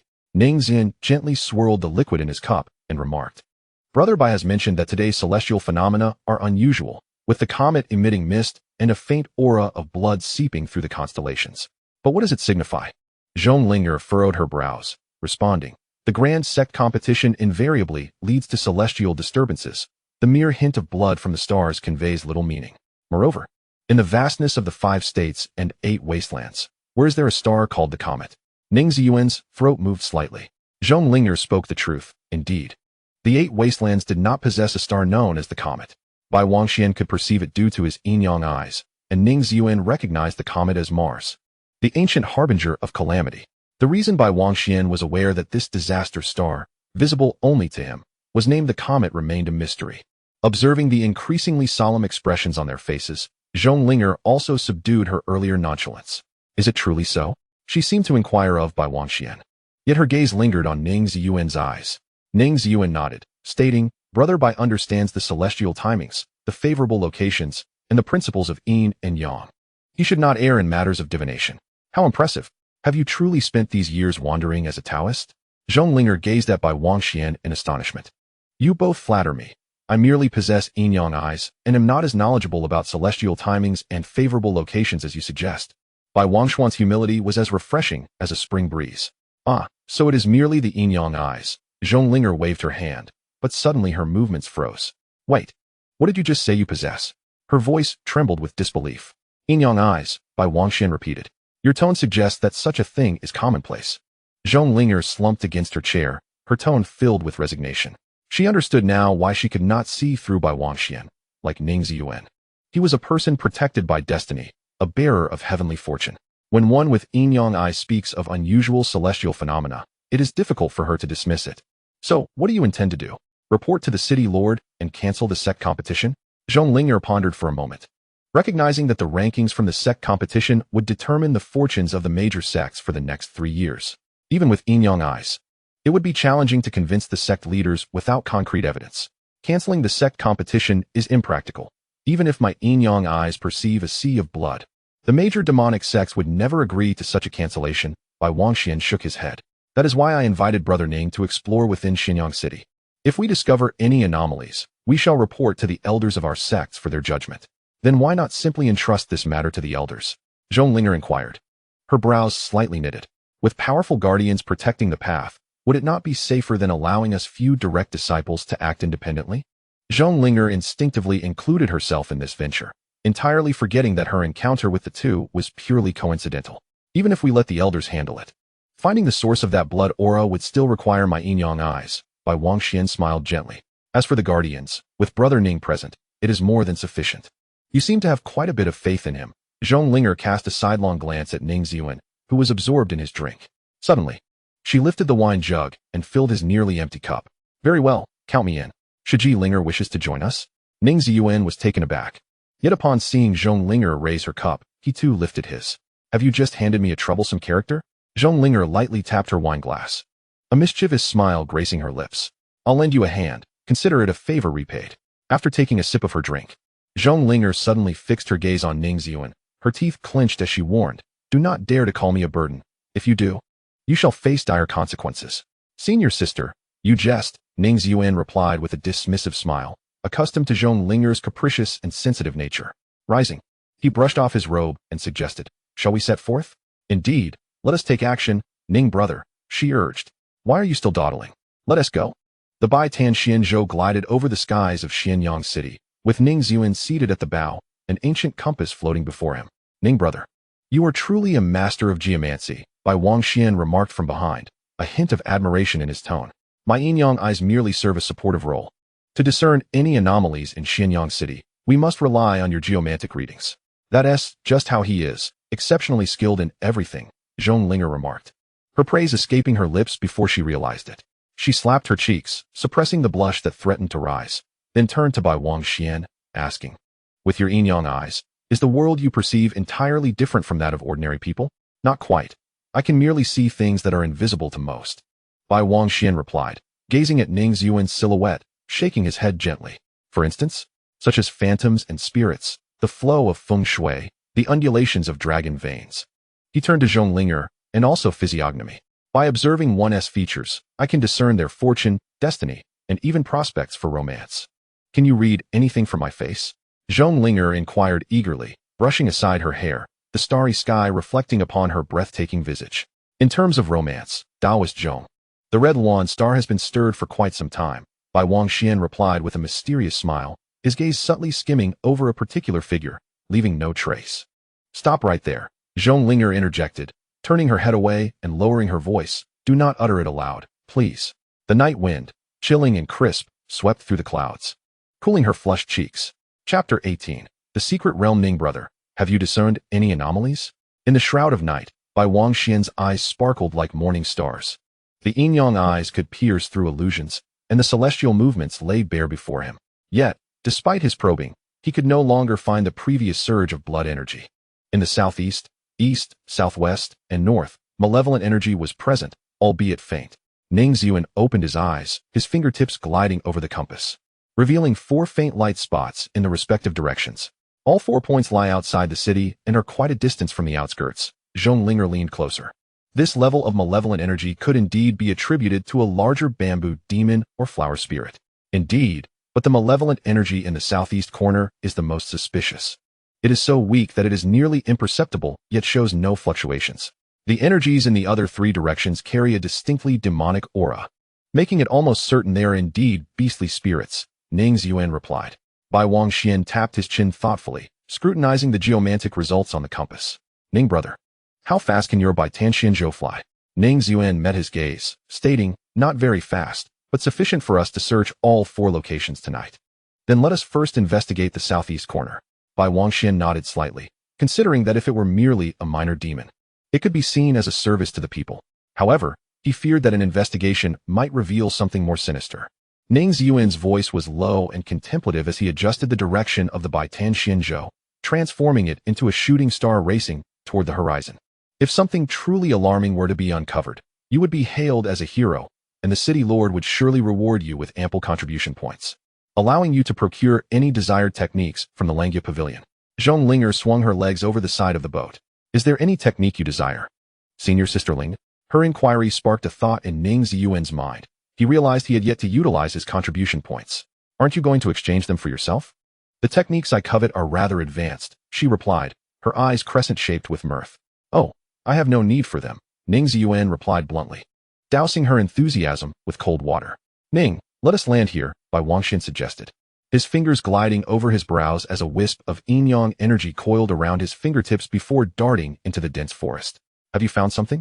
Ning Ziyuan asked as he stowed away the Baitan Xianzhou, and the trio gracefully descended to the ground. The area struck him as rather unusual. Bai Wangxian opened his palm, and a copper coin from his sword broke free from its crimson thread, landing in his hand. Indeed, it is peculiar. There is malevolent energy present, yet no demonic aura, indicating that it is not the work of malevolent spirits. Zhong Linger removed her hairpin, her long hair cascading like crystalline strands. The jade pin transformed into a sword, and a few dry leaves fell onto the blade's edge, silently cleaved in two. It is right here. It seems merely an illusion. Bai Wangxian tossed the copper coin, which spun before vanishing as if consumed by an unseen force. Has someone set a secret realm here? Perhaps this is merely a place for someone's cultivation. Ning Ziyuan stepped forward, extending his hand, which indeed stirred ripples that spread like waves in the void. Humph! Even if it is a place of cultivation, the malevolent energy spills from the secret realm. It is either demonic or wicked, and I shall strike it down with my sword. Zhong Linger, lacking patience, stepped between the two and boldly entered the secret realm, her flowing hair giving her an air of sharpness. Her figure quickly vanished, leaving only a ripple in her wake. Ning Ziyuan sighed helplessly and followed her lead. Bye. Let us proceed. Bai Wangxian nodded, grasping the reappearing copper coin in the void, and then stepped into the secret realm alongside them. What a foul stench. Zhong Linger pinched her nose, her brow furrowing involuntarily. The sound of dripping water echoed in the darkness, faint bioluminescence illuminating the path ahead, where the ground was scattered with stone pillars resembling a dense forest, and overhead, stalactites dripped with clear water incessantly. Ning Ziyuan inhaled gently, detecting a heavy moldy scent mixed with the stench of decay. Before he could finish his thought, his already furrowed brow tightened further. There was also the fragrance of orchids, specifically the cold magnolia, a spiritual herb that only grows in the eternal ice plains. Could it be that someone was using humans as ingredients to concoct wicked elixirs here? What do you mean using humans? That was my fragrant dew. Zhong Linger slapped Ning Ziyuan's arm, her face flushed with indignation. Ning Ziyuan replied, feeling quite embarrassed. Haven't you noticed it before? Zhong Linger, incensed, pinched the arm that had just received a slap. Typically, I would not deliberately engage in such actions, thought Ning Ziyuan, rubbing his arm where the pinch had stung, shaking his head. Hee, Bai Wangxian chuckled, casting a glance at the two of them before leading the way deeper into the cave. The cavern's grandeur was beyond imagination, extending and intertwining, nearly hollowing out the entire mountain peak, prompting Ning Ziyuan to recall the several peaks he had cleaved through while severely injuring the soul-devouring sword days prior. Yet again, there lay bones. It was evident that hundreds had perished within this cavern. A clattering sound of something hard rolling by his feet caught his attention. Zhong Linger, wielding her long sword, prodded the spherical object and discovered it to be a decayed skull, so eroded over the years that it had become as fragile as pottery. Anger flickered in her eyes. If these are indeed evil cultivators, I shall slay them, refining their souls into incense to be burned for 49 days, offering solace to the spirits of the deceased. The bones bore tooth marks and claw prints, the handiwork of beasts, not of evil cultivators. Ning Ziyuan dismissed Zhong Linger as conjecture, surmising that this cavern must have once belonged to a beast, now usurped by humans. Bai Wangxian, who had been hastening ahead, suddenly halted. Bai Xiong, have you seen something? Ning Ziyuan inquired, noticing Bai Wangxuan's intense gaze fixed on the seemingly empty depths of the cavern, realizing he must be perceiving something with his yin-yang eye. Indeed, it is the vengeful spirits of those who met untimely deaths, Bai Wangxian replied softly, observing the gray specters swirling before him, thick with resentment. He raised his hand and bit into his index finger. With a flick of his finger, The blood transformed into a glowing rune that gradually faded, dissipating some of the cavern's chilling atmosphere. I shall guide them. They have been trapped in this sunless abyss for centuries. Their resentment is understandably profound, Bai Wangxian murmured, seemingly to himself, assuring that it would not take long. The yin-yang eye is indeed remarkable. The world you perceive must be uniquely fascinating. Zhong Linger surveyed her surroundings, feeling nothing beyond the occasional gust of cold wind. To witness the joys and sorrows of the mortal realm, only to see it all turn to dust, Bai Wangxian mused, his voice tinged with a sense of weariness. The more one sees, the more swiftly the heart ages. Those who possess treasures often claim their treasures are flawed. Zhong Linger scoffed at Bai Wangxian's sentiment, unimpressed. Bai Wangxian, undeterred, replied, "You speak the truth, Taoist Zhong. I have been overly sentimental." With a wave of his sleeve, he resumed his advance without looking back. As they ventured deeper into the cave, Ning Ziyuan increasingly sensed a chilling malevolence, an aura that seemed to pulse with life, belonging to a beast. Yet no trace of such a creature could be found. At last, at the darkest entrance of a cavern, Ning Ziyuan quickened his pace and blocked Bai Wangxian from proceeding further. A foul wind, mingled with a metallic scent, surged towards them, and Ning Ziyuan's gaze pierced the darkness, his pupils revealing a glimmer of golden lotus. "Is there a problem?" Bai Wangxian remained still, also peering into the depths of the cave. Ning Ziyuan did not respond. Instead, he extended his fingers like a sword and then raised his hand, casually tracing a horizontal line through the profound darkness. Roar! A thunderous roar pierced the air, erupting with a raw ferocity, only to cease abruptly after a brief moment. The subsequent thud of a heavy object hitting the ground echoed as a skull, shrouded in dark brown fur, tumbled forth from the cave. A gushing fountain of deep crimson blood erupted from the cave's mouth, yet before it could stain her white garments, it was dispersed by the sword's aura. It was a bear spirit, transformed into a formidable entity. Zhong Linger stepped upon the beast's severed head, gaining a clear view of the creature's true form, an entity of golden core cultivation. No wonder it had wreaked havoc around Xianyang City. This golden core bear spirit, with eyes like red stars and fur as sharp as steel needles, bore a head that, though lifeless, still gaped with a wide maw, its tongue hanging out, slick with viscous saliva, exuding the distinct stench of wild beasts. Zhong Linger noticed a talisman affixed to the bear spirit's forehead. As she tore it off, it ignited spontaneously, disintegrating into a cloud of ash almost instantaneously. A puppet talisman. Ning Ziyuan elucidated Zhong Linger's confusion, revealing that someone had slain this bear spirit and transformed it into a puppet to guard this place. The intent was all too transparent. There were no fewer than 300 spirit stones hidden here. Zhong Linger summoned a vibrant emerald flame with her sword, directing its tip forward to illuminate the dark cave. To her surprise, the vast cavern was desolate, devoid of scattered corpses or the overwhelming aura of a sinister formation, only a solitary, unactivated formation flag lay abandoned deep within the cave. "Oh," Bai Wangxian raised an eyebrow, soaring to the cave's center to retrieve the formation flag, running his fingers across its surface. It was crafted from human skin, remarkably fresh, smooth, and supple, indicating its owner had been a cultivator. He deduced, "This appears to be a formation flag." Taking the human skin flag from him, Zhong Linger waved it in her hand, pondering its utility. What use is just one formation flag? To set up a significant formation, one would need at least 100 such flags. Indeed, there is only this one. Bai Wangxian mused. Who knows how many such secret realms are scattered around Xianyang City? The formation flag lay dormant, emitting a faint malevolent aura, concealed by the secret realm. Were it not for Ning's exceptional divination skills, it would have been nearly impossible to detect. As he spoke, Bai Wangxian carefully removed the flag's surface, folding it neatly before handing it to Ning Ziyuan. "No, the malevolence I sense did not originate from the formation flag, but from the bear spirit puppet itself." Ning Ziyuan interjected, his expression grave. "Due to its status as a puppet, the malevolent energy remained stable, raising my suspicions. Otherwise, no matter how formidable one's divination skills, they would struggle to uncover an unactivated formation flag." It seemed the individual who had set up the flag had inadvertently ensnared themselves. With her sword at her waist, Zhong Linger posed a question. "What shall we do? Report this to the sect elders?" "No, that's not quite right." Ning Ziyuan was about to nod in agreement when suddenly, his ears twitched, and his gaze ignited with a sharp focus. A faint sound of bells reached his consciousness, a resonance he had established with his mental energy before entering the secret realm. Now, that thread of energy had been disturbed. "Lower your heads. What is happening?" Zhong Linger instinctively turned to Ning Ziyuan, only to find him with hair as white as snow, grasping the blade Qing Xuan. while the patterns of lotus flowers blossomed in his eyes. Before she could react, Bai Wangxian had already grasped her shoulders, and the two of them fell to the ground together. A surge of sword energy erupted, illuminating the pitch-black underground like a blazing sun. Hurry and leave. Contact the elders of the sect. Do not linger. Beneath the shroud of night, the entrance to the secret realm concealed a shadow draped in a long robe. Hidden among the dense foliage, clutching a round stone inscribed with runes. Guardian, it seems that the 26th secret realm has been discovered. The puppets I set up within the realm have been destroyed, and there are 3 intruders, the shadow spoke in a hurried tone. Who permitted you to set up puppets in the secret realm?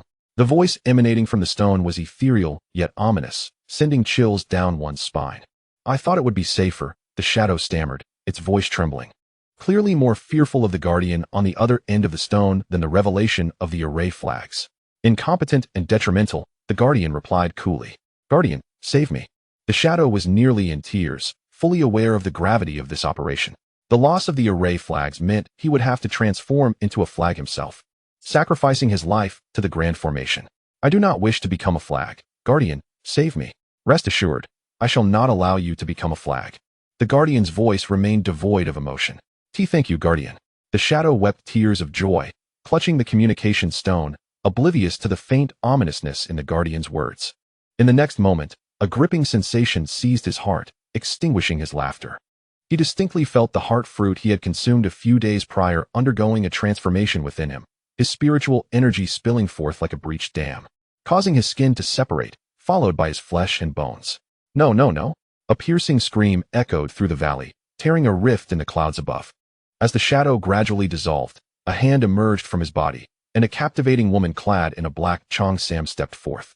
What a waste, she muttered, brushing off the bloodstains and remnants of entrails from her attire, revealing the obscured purple star map on her dress. Raising her hand, she crushed the mangled corpse of the shadow into mist, then surveyed the secret realm before her, purple ghostly flames gathering in her palm. It seems I cannot remain here. She inhaled lightly, preparing to unleash the ghostly flames forward. In that instant, a fierce sword energy, capable of flattening mountains, swept through, cleaving the hidden secret realm apart. The sword energy extended relentlessly, splitting the unlined ghostly flames in two, igniting an explosion that illuminated half the sky, the thunderous sound stirring the heavy clouds. And torrential rain began to pour down. The woman's gaze darkened slightly as she gathered the purple-black ghostly flames, fashioning them into a protective skirt in front of her to fend off the relentless sword energy. The clash between the sword energy and the flames produced a deafening screech. She managed to block the sword energy, yet its essence still seeped through, leaving a faint red mark on her palm. What exquisite sword energy, the woman smiled faintly, flicking her hand, and the red mark healed instantly. Might I inquire who you are, and why you have so boldly intruded upon my secret realm? Her languid gaze surveyed the thick haze of smoke and dust before her, resolute in the belief that the one who had unleashed that sword energy was concealed within it. The clarity of sound traversed the murky air, but even before the sound arrived, a frost-covered longsword emerged, a colossal shadow born from the wilderness, advancing with lethal intent toward the woman's throat. Ning Ziyuan showed no mercy. He fixed his gaze upon her eyes as golden lotuses bloomed silently at the sword's tip. Interesting, the woman remarked with a smile rather than anger, unfurling a paper fan before her, as purple-black flames coiled like ethereal serpents around the sword's blade. Chapter 19. The first under ascension. How did you discover me? The woman's tone was laced with intrigue. In the face of the approaching frost and the sword shadow that seemed to cleave the heavens, she displayed only a fleeting surprise before gently waving her fan. A tempestuous wind surged forth, carrying with it a bone-chilling ghostly fire that formed into claw-like appendages, seizing Ning Ziyuan's frost sword. Kinji. Ning Ziyuan disregarded her inquiry, firmly grasping the hilt of his sword, as the 9 grand heart techniques activated simultaneously, channeling his spiritual energy to the utmost limit. The reverberation of the colossal sword could shatter one's internal organs, and the woman watched as the talons infused with her spiritual energy were brutally crushed by the long sword, her expression finally betraying a hint of gravity. She deftly maneuvered, her steps ghostly, transforming into the wind to evade the strike. You are truly fascinating. Upon reappearing, she had leapt to the branches of a massive tree, the moonlight and torrential rain illuminating her alluring yet sinister silhouette. Concealing her lips with the fan, her voice was measured, such a young nascent soul, yet surpassing the ordinary cultivators of the same realm. You must be Ning Ziyuan of the Sword Qiong sect, am I right? Ning Ziyuan glanced at the two figures swiftly receding in the distance, exhaling a breath of relief, and without hesitation, he unleashed a second strike toward her. Tianxian, the moon, suspended in the sky, seemed to momentarily skew as several peaks were silently leveled. The same 9 grand heart techniques activated, the same clarity of intention resonating through his sword, all aimed at the woman's throat. I shall take your word for it. The woman licked her lips, slightly raising her gaze, her elongated pupils reflecting the cold-blooded ferocity of a predatory creature. Delicate scales enveloped her arms, her nails elongated like bone, and in an instant, her right hand transformed into the claw of a monstrous dragon, gripping the sword energy of Tianxian alongside Ning Ziyuan's frost sword with unwavering strength. Accompanied by the clashing of metal, the fierce wind uprooted the pine trees beneath her, tousling her waist-length hair, while black scales crept across her cheeks and neck, rendering her a humanoid dragon. Ning Ziyuan withdrew his frost sword, fixated on the unscathed woman, and swiftly executed a third strike. Tianshu. Ning Ziyuan felt no surprise at the woman's formidable prowess. In this chaotic world, he alone excelled in the realm of telekinesis. Thus, the instant she made contact with the threads of his telekinetic force, he realized she was undoubtedly a genuine enlightenment stage cultivator.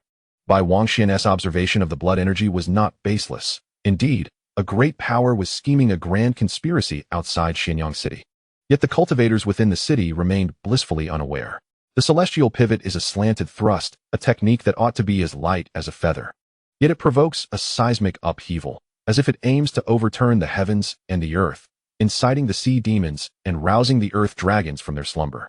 This strike is dreadfully fierce, so fierce that the woman, who had intended to wear a playful expression, found her features frozen in shock.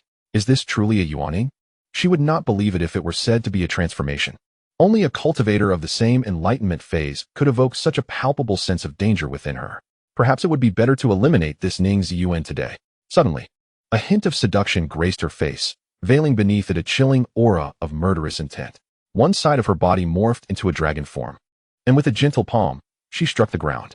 From the trembling earth emerged a black, malevolent dragon, its chaotic eyes filled with a murderous glare, tightly entwining the sword energy of the celestial pivot. The sword energy tore through the dragon's scales, rendering them a bloody mess. It roared and frantically tore at the air, its wails akin to the cries of the damned, capable of shattering the minds and bones of lower-tier cultivators with mere sound. Ning Ziyuan maintained a calm demeanor, fully aware that the woman was not as composed as she appeared. His master, Gui Haizhu Xuan, was the foremost enlightened cultivator beneath the Ascension realm, and through numerous sparring sessions, he had gradually discerned the depths of enlightenment phase cultivators. Of course, he was also acutely aware that no matter how cold Gui Haizhu Xuan's expression was, she had never unleashed her true fury during their practice. Without even inquiring about the purpose of her actions, she had directly engaged him with lethal intent.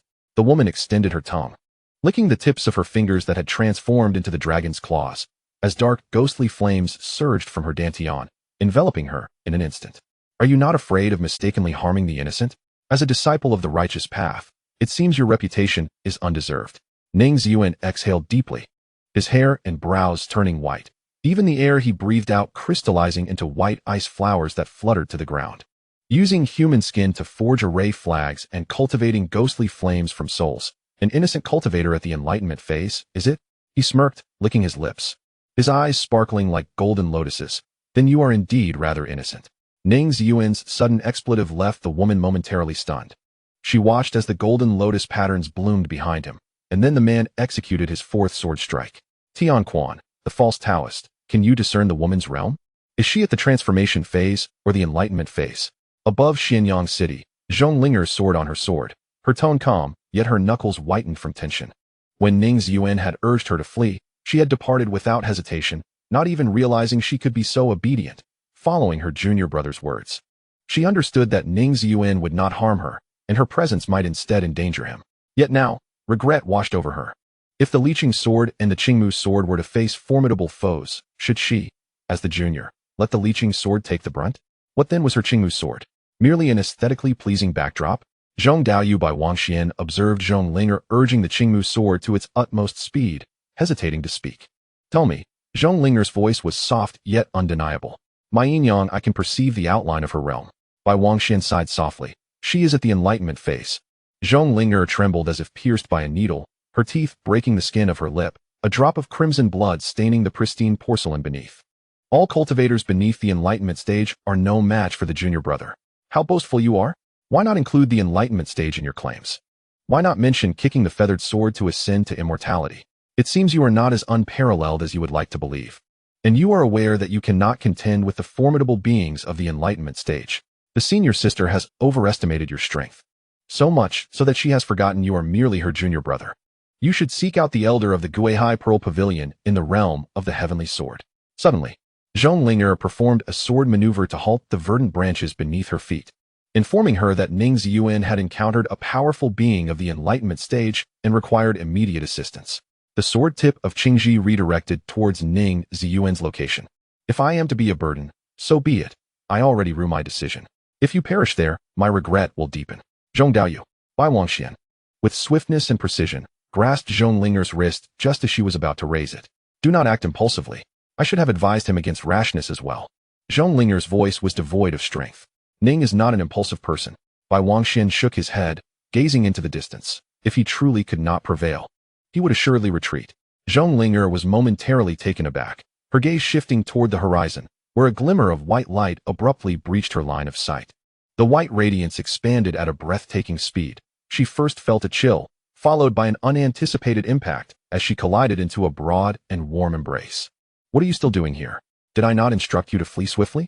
Ning Ziyuan cradled Zhonglinger in one arm, while encircling Bai Wangxian's neck with the other, his feet upon the frost of Qing, transforming into a lightning bolt as they surged toward the city walls of Xianyang. He was not foolish enough to engage in a life-or-death struggle with a being of the enlightenment stage.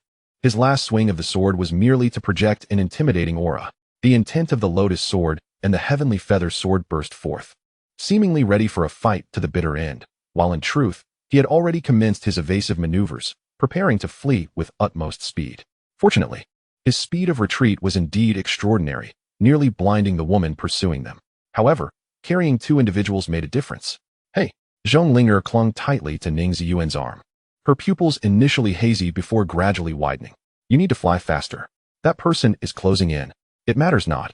I only fear she does not pursue. Ning Ziyuan gritted his teeth, a smile of determination upon his lips. Because our reinforcements have arrived. The woman transformed her true form into ghostly flames, wielding a tempest fierce enough to shatter boulders, rapidly approaching Ning Ziyuan, who was riding his sword. She was filled with genuine rage. The malevolent dragon visage on her face could no longer be suppressed, twisting grotesquely as murderous intent surged forth. Her dragon claws, like celestial blades, tore through space, aiming to grasp Ning Ziyuan's shoulder. Die! Ning Ziyuan turned to look back, his eyes a chilling azure. The woman gasped sharply. The black blood of the malevolent dragon, ignited by fire, scorched the air with a sizzling sound. Just as the dragon claw was about to reach Ning Ziyuan, it was effortlessly severed by silent sword light. A powerful sense of danger made the woman feel the dragon scales on her back stand on end. She felt no pain, for the moment her claw was cut. The wound froze instantaneously, the blood entwined with flames gradually congealing into black ice as it fell to the ground, leaving no trace of life behind. The woman lifted her head and beheld a figure of unparalleled elegance standing amidst the clouds, draped in white like a cascading glacier, wielding a 3-foot-long sword, untouched by blood. Is it the Grand Elder? How does she know? After holding her breath for a moment, Zhonglinger finally remembered she could breathe. She gazed longingly at the silhouette of Gui Haizhu Xuan, her eyes filled with an indescribable yearning. The message talisman from the Sect, surely, senior sister. You did not carry it with you? The reassuringly cool aura caused Ning Ziyuan to slow his pace. He turned his head just in time to meet Gui Haizhu Xuan's gaze. In her deep blue eyes, a fleeting glimmer of light seemed to flicker and vanish. Behind the veil, Gui Haizhu Xuan gave a slight nod and casually pointed her sword towards the woman. Although Gui Haizhu Xuan's lips did not move, Ning Ziyuan distinctly heard her voice echo in his ears. Xuanha. There could scarcely be a sword intent colder than this. As solitary and silent as the one who wielded it, a fairy sculpted from ice. The woman, having just ceased her flight, suddenly shivered, her eyes swirling with chaos. When Xuanha was aimed at her brow, she perceived her spiritual platform shattering into fragments of ice. The realm of wind and fire unfolded, rippling muscles and sharp scales tearing through her qipao. Her form elongated boundlessly, and under the influence of her divine powers, she transformed into a 5-clawed dragon, weaving through the clouds, fleeing towards the horizon. As the sword struck nothing but air, Gui Haizhu Xuan indifferently regarded the direction of the woman's escape, raising a finger. This time, Ning Ziyuan heard her words more clearly. Feipu. He opened his mouth, realizing that the enchanting woman likely possessed strength at the late stage of comprehension. Yet the disparity between her and Gui Haizhu Xuan was staggering. It seemed that what Gui Haizhu Xuan had referred to as mere guidance during their sparring was indeed just that, guidance. If ascension was akin to placing one foot on the path to immortality, then beneath that realm, she alone could dominate the 8 desolations. The Xingxue soared world gracefully, soaring into the clouds, while the woman, now 1,000 miles away, felt a sudden ominous foreboding. She looked up and discovered a colossal waterfall, mingled with glaciers, cascading from the starry sky, concealing a sword as white as snow within its torrents, radiating a chilling aura that suppressed all malevolence. The dragon, with its jagged teeth, unleashed a breath of black mist towards the waterfall, and then, igniting its essence, its speed surged dramatically. Gui Haizhu Xuan. She spat out the name, heavy with malice, finally escaping the reach of that sword's domain. Seizing the opportunity, the dragon vanished into the void, leaving no trace behind. The air was split by the sound of rushing wind, as Gui Haizhu Xuan caught the returning Xingxue sword, collecting a drop of ink-black blood from its tip into a porcelain vial. Are you uninjured? Her consciousness swept across the heavens, confirming the woman's absence before she descended through the void, her voice icy as she inquired. Thank you, Grand Elder of the Sword Sky Sect, for your assistance. I am unharmed, Bai Wangxian said, bowing in gratitude. Thank you, Grand Elder. The disciple is fine. Zhonglinger glanced at Ning Ziyuan and followed suit in her bow. Gui Haizhu Xuan turned to Ning Ziyuan, who was gazing at her in a daze, and lifted her pristine veil. And you? Oh, I am well. Thank you for your concern. Master. Ning Ziyuan finally came to his senses. As the ethereal waters of the UC weakened, his once snow-white hair gradually transformed back to its original jet-black hue. Gui Haizhu Xuan turned to gaze towards the direction of Xianyang City, where several formidable presences were swiftly approaching, alerted by the recent battle. You three should return to the ship. I will elucidate the events that transpired here, he instructed, dismissively waving his hand. To Ning Ziyuan, he added, please wait for me in the study and recount what you encountered tonight. Understood. The three figures soared towards Tianlei. Perhaps still reeling from the brush with the Tao Enlightenment stage expert, the atmosphere remained heavy with silence. The lights of the grand vessels from various sects illuminated the surroundings. Bai Wangxian turned back, expressing gratitude. Thank you, Brother Ning, for today's assistance. He understood all too well the peril posed by Tao Enlightenment experts. Without Ning Ziyuan, they would not have had even a fraction of a chance to escape. Let us save the expressions of gratitude for Tianlei. I am looking forward to our duel. Brother Bai, Ning Ziyuan replied with a smile, then took flight towards the direction of Tian Jianxianshi. Then I hope you will show no mercy, Brother Ning. Bai Wangshuan's voice lowered as he sat cross-legged on a cloud, eager to grasp the extent of the disparity between them. Senior sisterling, I will head to the study now. You should rest early. As Ning Ziyuan passed by the newly adorned Zhonglinger, she suddenly seized his clothing with an outstretched hand. Senior brother? Ning Ziyuan raised his head in confusion, rendered speechless by her striking emerald eyes. Zhonglinger furrowed her brows, her expression fierce. Yet her eyes brimmed with unshed tears. Her teeth clenched audibly, as if she wished to speak but hesitated. Am I the senior sister, or are you the senior brother? After a prolonged silence, she uttered this seemingly nonsensical question. Next time, let me stand in front. Realizing the absurdity of her words, she angrily flicked her hand, leaving behind a crumpled piece of fabric, and without looking back, she entered the ship's cabin. Chapter 20. Spirit worms, that is the situation at hand. What is your perspective? Master? Ning Ziyuan lifted a teacup to moisten his parched throat and retrieved the black human skin array flag discovered within the secret realm, presenting it to Gui Haizhu Xuan. Given the intelligence you have gathered, along with the presence of a Tao Enlightenment stage expert, it is evident that someone is plotting a conspiracy against the sect's grand competition. Gui Haizhu Xuan unfurled the flag and surveyed it briefly. I will inform the leaders of the major sects and the city lord of Xianyang tonight to discuss this matter. We must at least enhance our vigilance and initiate a thorough investigation around Xianyang City. However, considering the significance of the sect competition, it is unlikely we can cancel it, she concluded, folding the flag and glancing at Ning Ziyuan's profile. Ning Ziyuan nodded, his expression somber. If indeed over 100 such flags have been deployed around Xianyang City, what a treacherous array this could be. They have set these traps well in advance, yet have chosen to remain dormant. What are they waiting for? A vague sense of unease enveloped him, yet he could not articulate it. But we can withdraw. Gui Haizhu Xuan suddenly stated after a moment of silence. Ning Ziyuan lifted his head, momentarily taken aback. Master, I can represent the Sword Sky Sect and announce our withdrawal from this sect competition. Gui Haizhu Xuan emphasized, this way, even if unforeseen events occur, at least it won't affect the disciples of our Sword Sky Sect. The pair of deep azure eyes caused Ning Ziyuan to momentarily lose focus, reflecting an unspoken trust that he himself could not comprehend. In this sect competition, the Sword Sky Sect was poised to claim victory, with Ji Yuner, Zhongling, and himself almost assured of the title of the foremost sect in the world.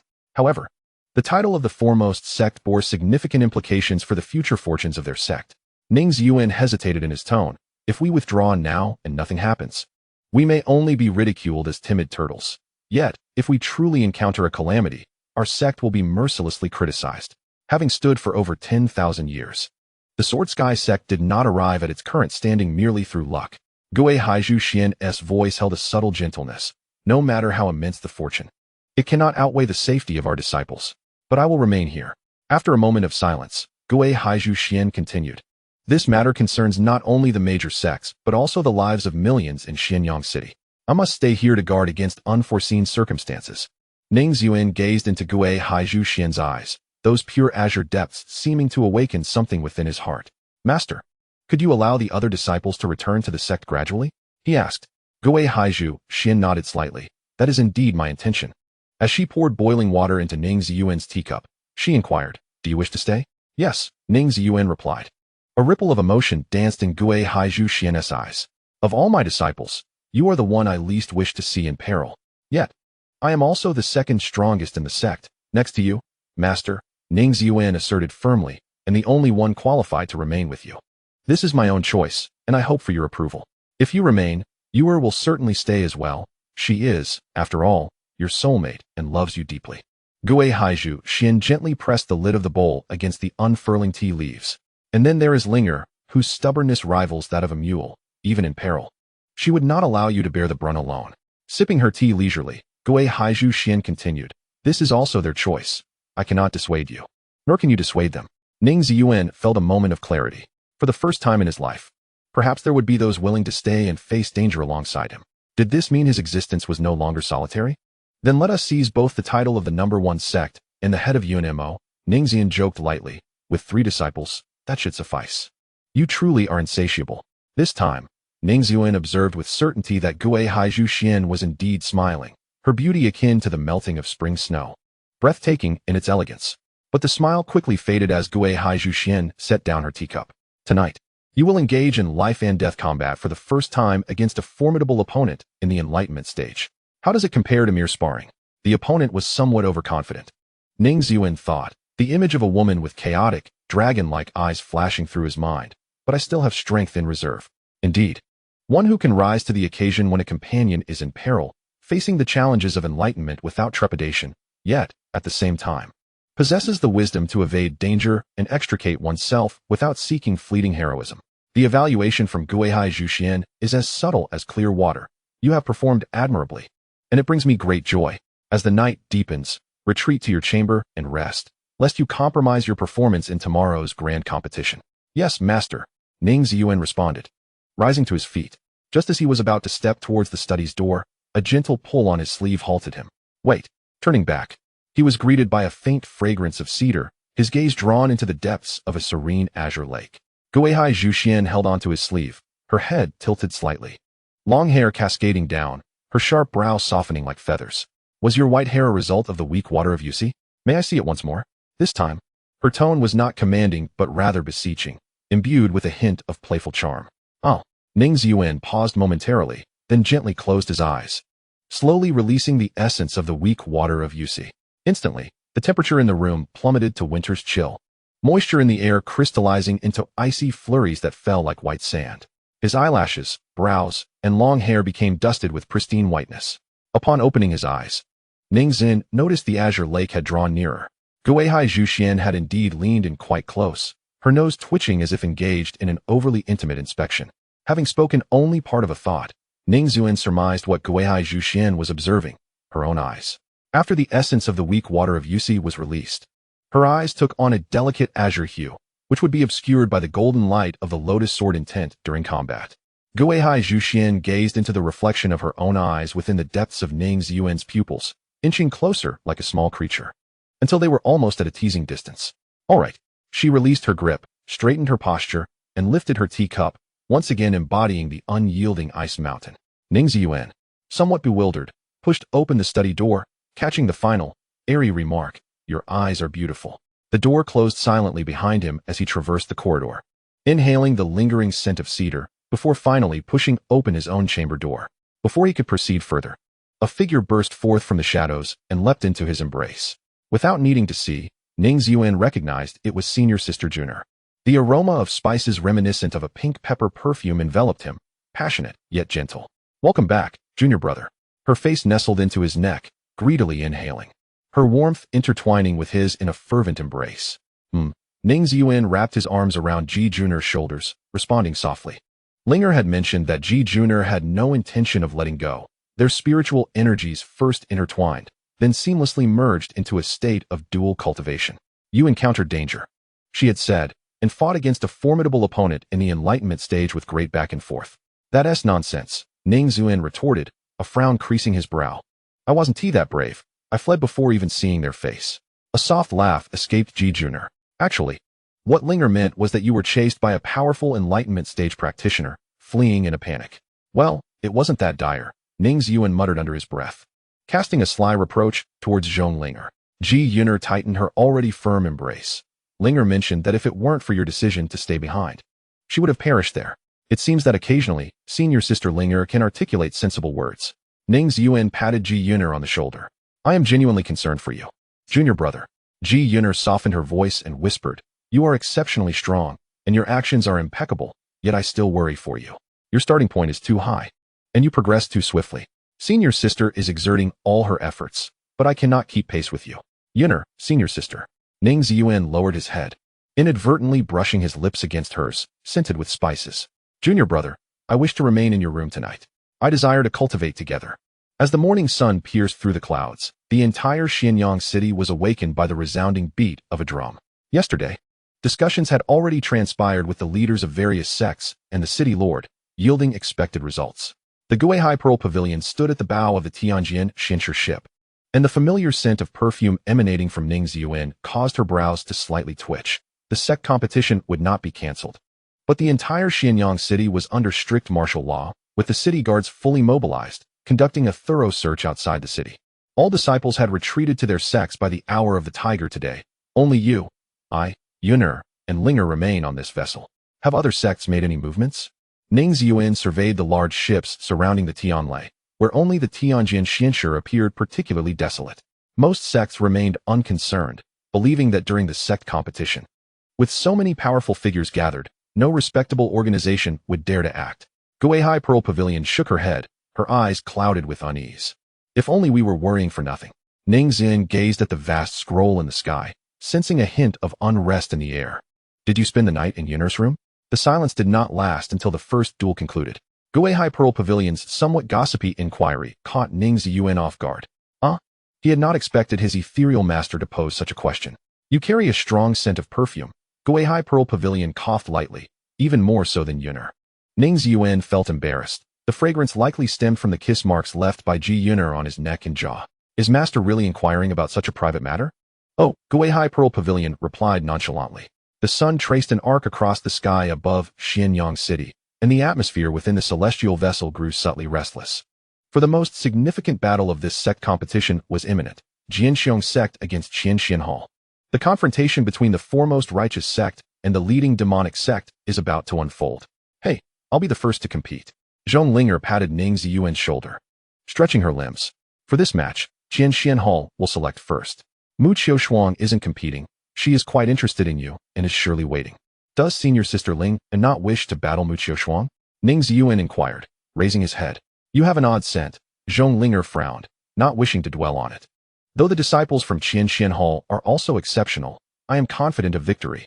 As for Mu Qiushuang, it would be wiser for you to face her. After all, only 3 of us remain in the Sword Sky sect, and losing even a single match equates to forfeiting an entire round. With a long journey ahead in the arena competition, every point is crucial. Today, my senior sister is unexpectedly reliable," Ning Ziyuan remarked with a smile. We must secure victory in this first round. Watch your words. I have always been dependable, Zhong Linger declared, playfully tapping Ning Ziyuan's forehead with her fist. I'm only slightly inferior to you. The foremost disciple sent by the Qianxian Hall is named Gu Tianxi, a renowned prodigy in Yunma Prefecture. At this moment, he stood at the center of the arena, eyes closed and hands outstretched, seemingly savoring the cheers emanating from the summit. Welcome back, Sister Zhong. Taking a deep breath of the humid atmosphere, Gu Tianxi opened his peach blossom eyes, revealing a captivating smile as he gazed at the approaching Zhong Linger. Welcome back. Zhong Linger removed her hairpin and tossed her long hair, furrowing her brow in an effort to recall. Do I recognize you? Gu Tianxi's face twitched slightly. We crossed swords 3 years ago. Oh, I don't remember. Zhong Linger smiled sweetly, her expression sincere. Perhaps it's because you were too weak? Gu Tianxi was taken aback at first, then chuckled instead of becoming angry. I have long since surpassed my former self. You shall see soon enough. Those who run slowly often believe that with just a few more years of effort, they can overtake others. Zhong Linger yawned in boredom. She had never lost in the arena and had never been bested in a war of words. Some people start off flying in the sky. Zhong, Ling, air. Gu Tianxi could no longer maintain his composure, each syllable punctuated with barely contained frustration. Enough of this prattle. With a heart like a drum, Zhong Linger drew her longsword, swirling it like verdant willow tendrils, charging towards Gu Tianxi with lethal intent. Let us see your true skills. Ning Ziyuan observed as Gu Tianxi engaged in combat with Zhong Linger, tapping his chin thoughtfully. Dual cultivation of sword and blade? Then why is your swordplay so adept? Yet your blade skills so clumsy? The situation on the arena was overwhelmingly one-sided. Amidst the rising dust, Gu Tianxi was being forced back, and with a few more exchanges, he would surely face utter defeat, devoid of any semblance of the grandeur expected of a prodigy. Golden lotus patterns glimmered in Ning Ziyuan's pupils, his breath momentarily caught, his expression darkening further. He exchanged a glance with Gui Haizhu Xuan, who nodded in return. A chilling blue glimmer flashed from the depths of his eyes, as the demonic energy swirling in his mind began to stir once more. The tip of Zhong Linger's sword flicked thrice in an instant, striking toward Gu Tianxi's heart like a viper. As the blades clashed, sparks sufficient to melt stone erupted, and as Gu Tianxi retreated a step, Zhong Linger pursued relentlessly. Although Zhong Linger held the advantage, her expression grew increasingly grave. The initially faint scent of musk in the air thickened, mingling with the dust, penetrating her lungs and weaving into her meridians. Zhong Linger was well acquainted with this musk. It did not belong to Gu Tianxi, but was unique to Mu Qiushuang. It was said that this enchantress possessed a fragrant gland beneath her navel, producing a musk that, upon first encounter, could bewilder the senses, yet in truth, it was her accompanying spirit worm, exceedingly toxic, capable of stealthily ensnaring one's heart and soul. No wonder Gu Tianxi's swordsmanship is clumsy.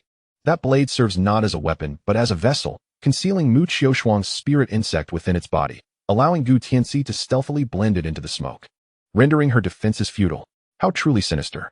The long sword that pierced forth was intercepted by Xiaorong, leaving Zhong Linger momentarily disoriented. With such a dosage of spirit insect, it seems Mu Qiushuang has devoted her entire 3 years to tampering with her fragrance glands. How considerate, indeed. 3 years of meticulous plotting, merely to disgust Zhong Linger in this arena. Clearly, that defeat 3 years prior has left Mu Qiushuang quite tormented. I concede. Gu Tianxi nonchalantly discarded his weapon, spreading his hands in a gesture of indifference. If you yield, then depart quickly. Zhong Linger had no interest in engaging with Gu Tianxi. She turned away, steadying her unsteady steps, soaring back to the celestial sword suspended above. Upon encountering Ning Ziyuan approaching, Zhong Linger forced her pallid complexion into a semblance of normalcy. Lowering her voice, "Do not make a fuss. I have been afflicted." "I know." Before she could finish her sentence, Ning Ziyuan interrupted, his distinctly articulated fingers gripping her neck, his warm thumb gently pressing against her throat center. "In the next round, I shall take my turn." Chapter 21. A killing intent revealed his fingertips sequentially pressed against her throat, heart, and dantian. Surprisingly, Zhong Linger did not attempt to push away Ning Ziyuan's somewhat intrusive hand, which astonished her.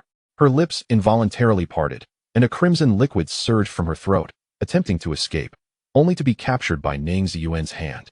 "How did you know I was afflicted with the spirit insect?"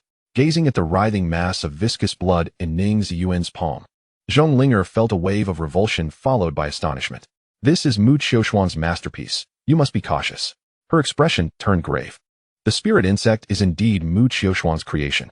Ning Ziyuan's voice was icy as he clenched his hand, the frozen remnants of the spirit insect crumbling like sand between his fingers. However, the essence contained within this creature is not necessarily of her making. When he opened his palm once more, a small, fleshy worm with razor-sharp teeth writhed in his grasp. What is this? Zhong Linger paled, sensing an exceedingly malevolent aura emanating from the creature. Soul-eating corpse insect, capable of eroding the spirit platform and destroying the Dantian.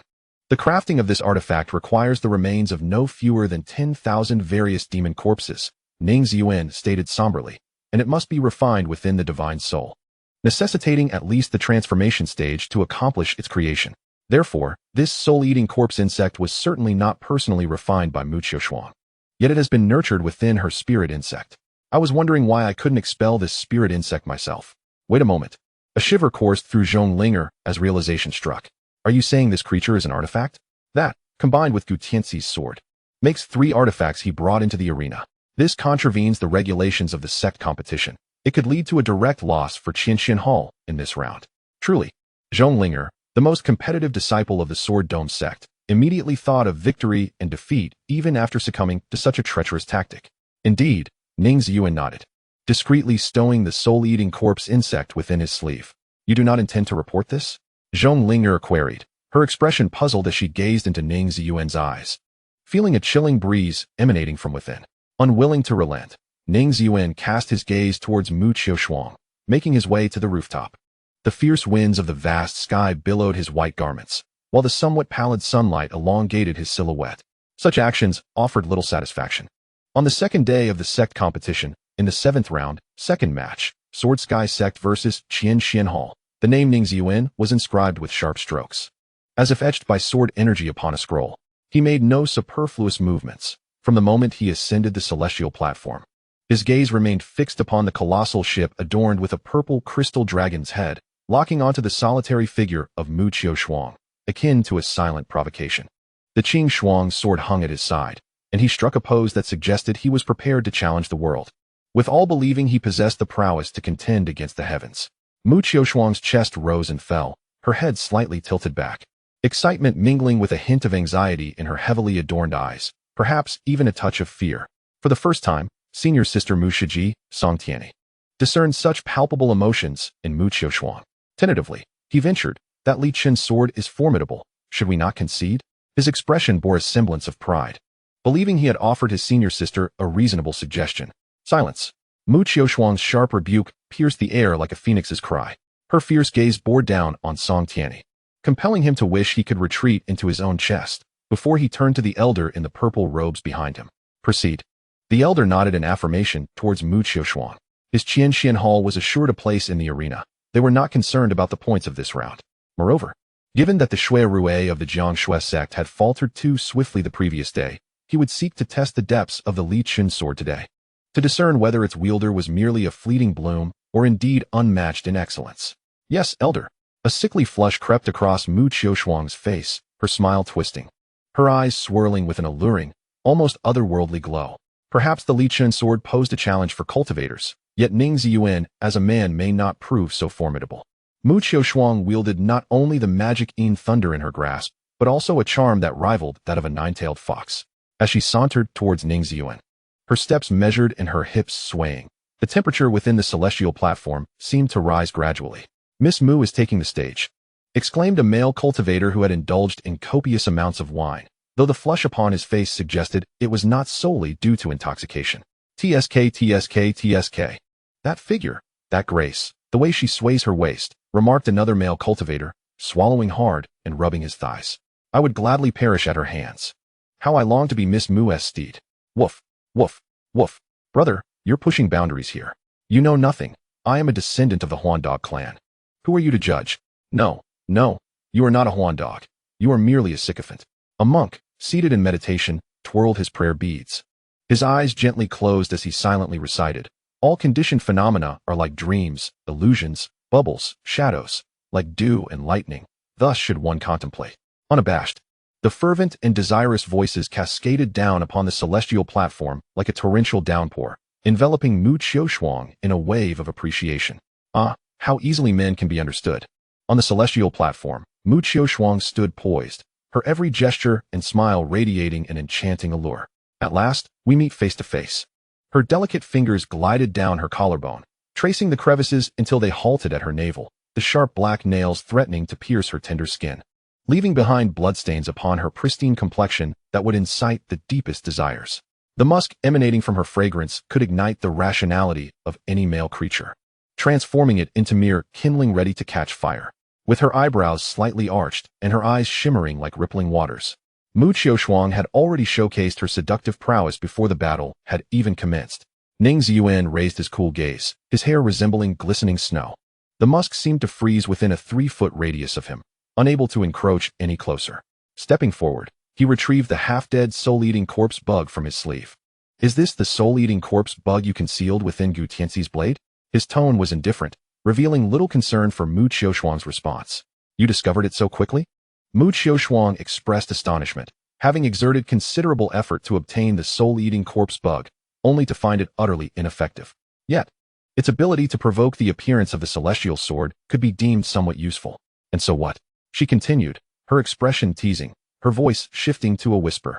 Brother Ning, knowing this exists, do you intend to keep it secret? Are you planning to use it on me? It could turn me into your obedient slave. Do you wish to transform Sister Linger into your slave as well?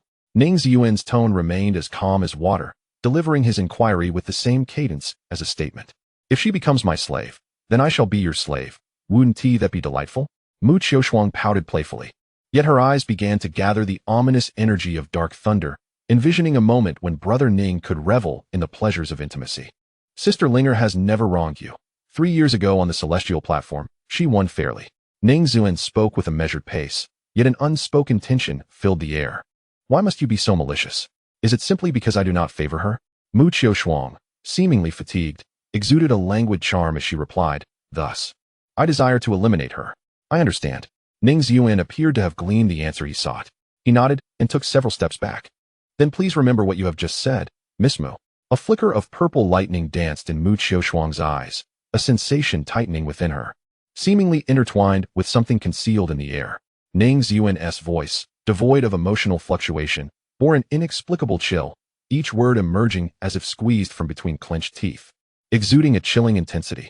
What was it that instilled such dread within her? As the cheers and roars from the celestial vessel transformed into a cacophony that drowned the celestial platform, it became eerily silent to Mu Xiaoshuang. As if a pin could be heard falling. She believed she heard a sound hidden in the air. Was it the sound of a pipa? An ascent? Was it rust? Or the metallic tang of blood? The drum beats resonated like distant thunder, unveiling all that lay buried beneath the dust before her eyes. Mu Xiaoshuang's pupils constricted to the size of pinpricks. Driven by instinct, she unleashed her most formidable divine power, summoning a tempest of thunderbolts akin to celestial fire descending upon the world, with violet serpents of electricity dancing wildly across the heavens. The nine-een purple sky thunder god palace manifested in its most ferocious form, a palace forged of lightning overshadowing the entire expanse of the sky. Yet, this did little to alleviate the piercing dread that gnawed at the core of her spirit. It was as if a fiercely charged pipa melody, at the moment of its crescendo, had suddenly snapped its strings, unleashing the murderous intent concealed within her cerulean eyes like a shattered silver vial spilling its contents indiscriminately. Yuheng, Kaiyang, and Yaoguang. The 3-sword techniques coalesced into a single syllable upon Ning Ziyuan's lips. No one noticed when the Qing sword vanished. Just as no one could discern the precise moment the 3 strikes of the sword intertwined, striking at Mu Xiaoshuang, who had nowhere to flee. One sword shattered the Dharma form, another severed the flesh, and the final one shattered her very spirit. Unlike his encounter with Shuerwei, where Ning Ziyuan refrained from fully unleashing his blade against Mu Xiaoshuang, he executed 3 strikes without hesitation, evidently unwilling to grant her the opportunity to reconstruct her corporeal form. The elder in the purple robe aboard the colossal ship of the purple crystal dragon broke into a cold sweat the moment those 3 strikes released their intent. He felt as though he had already been cleaved in two. In the late stages of the transformation realm, he would need to exert all his strength to withstand even one strike, let alone face the trio aimed at Mu Xiaoshuang. On the vast ship of the Crimson Snow Sect, Shuerwei clenched her palm in lingering dread, while Yi Lingshuang's eyes ignited with fervent flames. Such pure sword intent, embodying both endless transformation and the essence of simplicity. She must seek the Sword Vault Sect, even if it meant forsaking her mastery of the Crimson Snow Sect. She was determined to meet the Lichuan sword. She yearned to inquire of the sword. Seated on the celestial vessel, Huang Fuqiudong, who had just moments ago found Mu Qiushuang intolerable, dropped her wine cup in shock. What she had witnessed the previous day was not the ultimate limit of the Lichuan sword. Well done, my friend Ning. Eradicate those scoundrels of the Thousand Qian Hall. With a fist shaken in excitement, Huang Fuqiudong, who had a grudge against the Thousand Qian Hall, exuded enthusiasm. Remember what you just said. Mu Qiushuang's pupils dilated amidst the boundless sword light, her ears echoing with Ning Ziyuan's voice. The myriad thunderbolts she had summoned were silently extinguished.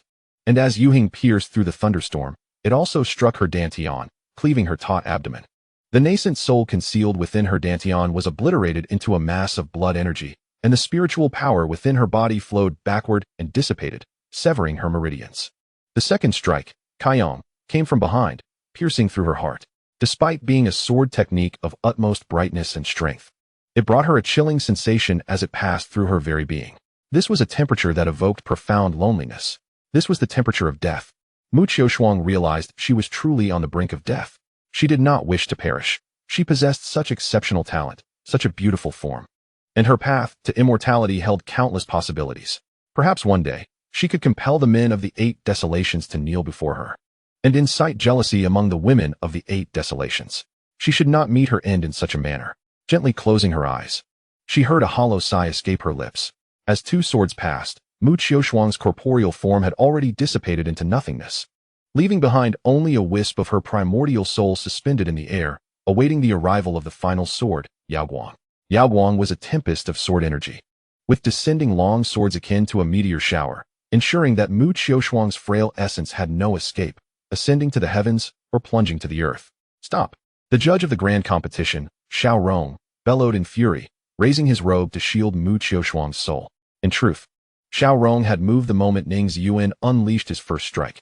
However, Ning Ziyuan's speed was astonishingly swift, far surpassing that of his earlier match against Shui Rui, preventing Xiao Rong from intercepting the first two strikes in time. The unfortunate reality was that now, Mu Qiushuang was left with nothing but her soul for him to protect. The silver lining being that she still possessed this essence, thus not entirely devoid of hope. Yet, as he gazed at the sword energy descending upon him, piercing his palm with its intensity, Xiao Rong could scarcely believe it. How is this possible? He pondered. He is a cultivator of the insight stage. How could he be harmed by one of the Nascent Soul stage? This was not merely an ambush. He had indeed attempted to block that sword, yet still suffered its effects. The sword energy of Yaoguang abruptly ceased, just as Xiao Rong's expression darkened in the face of the torrential downpour of swords. Ning Ziyuan promptly retracted Qing Xuan. He harbored intent to kill Mu Qiushuang. However, since he could not fulfill that intent, he would not act aggressively upon the grand stage. Xiao Rong, with a face flushed with rage, his eyes gleaming like molten gold with fangs bared, was about to transform into a wrathful figure wielding a demon-subduing staff. Naturally, he was incensed. To be wounded by a junior as a cultivator of the insight stage was a disgrace that echoed across Yunma Prefecture. As a senior, should he fail to impart a lesson to Ning Ziyuan, his authority would surely diminish. However, he was soon compelled to stifle his ire, for he noticed a white figure rising in the heavens, its ethereal blue eyes fixed upon him, the starry sword in hand. The woman's gaze seemed to convey a message. Dare to lay a hand on my disciple? I wield a horizontal slash of great power and a vertical strike of even greater might. Consider trying to see how many blows it would take to fell you. Forgive my insolence, esteemed senior, Ning Ziyuan said, cradling the Qing Shuang sword, bowing respectfully in apology to Xiao Rong. Being a disciple of the righteous path, why resort to such cruelty? Xiao Rong's throat constricted as he spoke. Though he could not act, he felt compelled to voice his reprimand. Stealing a glance at Mu Qiushuang's unharmed soul beneath his robe, he exhaled in relief. This way, her memories would remain intact upon the reconstruction of her corporeal form, thus providing an explanation to Qianxian Palace. Ning Ziyuan, observing Mu Qiushuang's trembling essence, understood she could hear his words, so he spoke with particular clarity. I do not harbor feelings for her. He turned away, leaving behind a pristine silhouette against the boundless grand stage. Chapter 22. Without sword. Without heart the spring chill was biting, the cold air swirling through the grand stage, brushing against the silent crowd. Is this what you call relief? Killing in front of everyone? Zhong Linger initially glared at Ning Ziyuan with a stern expression, but as she drew closer, her demeanor shifted to one of playful mirth. Well done. Indeed, quite cathartic. But if you had truly killed her, that would have been troublesome. The sight of my junior brother fuming with anger was truly striking, so captivating that she wondered if he might harbor some feelings for her. Unfortunately, with his spirit remaining, he could still reshape his physical form. Ning Ziyuan wore a somewhat regretful expression as he glanced towards the distant giant ship adorned with the purple crystal dragon head. Had it not been for their master presiding over the sword sky, after dealing with Mu Qiushuang, he would likely have had to engage in a free-for-all with the members of Qianxian Palace. Could you temper your murderous intent? Zhong Linger flicked Ning Ziyuan's forehead. After all, Linger is perfectly fine. You have avenged yourself against Mu Qiushuang's physical form, which is quite fair. Ji Yuner interjected, gently rubbing Ning Ziyuan's forehead. Sister Yuner, please do not lag behind. We three must secure victory in every match from here on. Zhong Linger instinctively high-fived Ji Yuner as they passed each other, only to suddenly furrow her brow. Something was amiss, overwhelmingly so. The familiar scent emanating from Ning Ziyuan was that of Yuner's rouge. Oh my! Zhong Linger murmured in a daze. You two really are quite close, aren't you? How foolish of her to have spent the entire night lost in her own thoughts, only to realize she had been mistaken in her assumptions. As the grand competition of the following day came to a swift conclusion, time passed rapidly. Witnessing the Sword Sky Sect decisively defeat the Jiangxue Sect and Qianxian Palace, the smaller sects that followed tactically opted for forfeiture.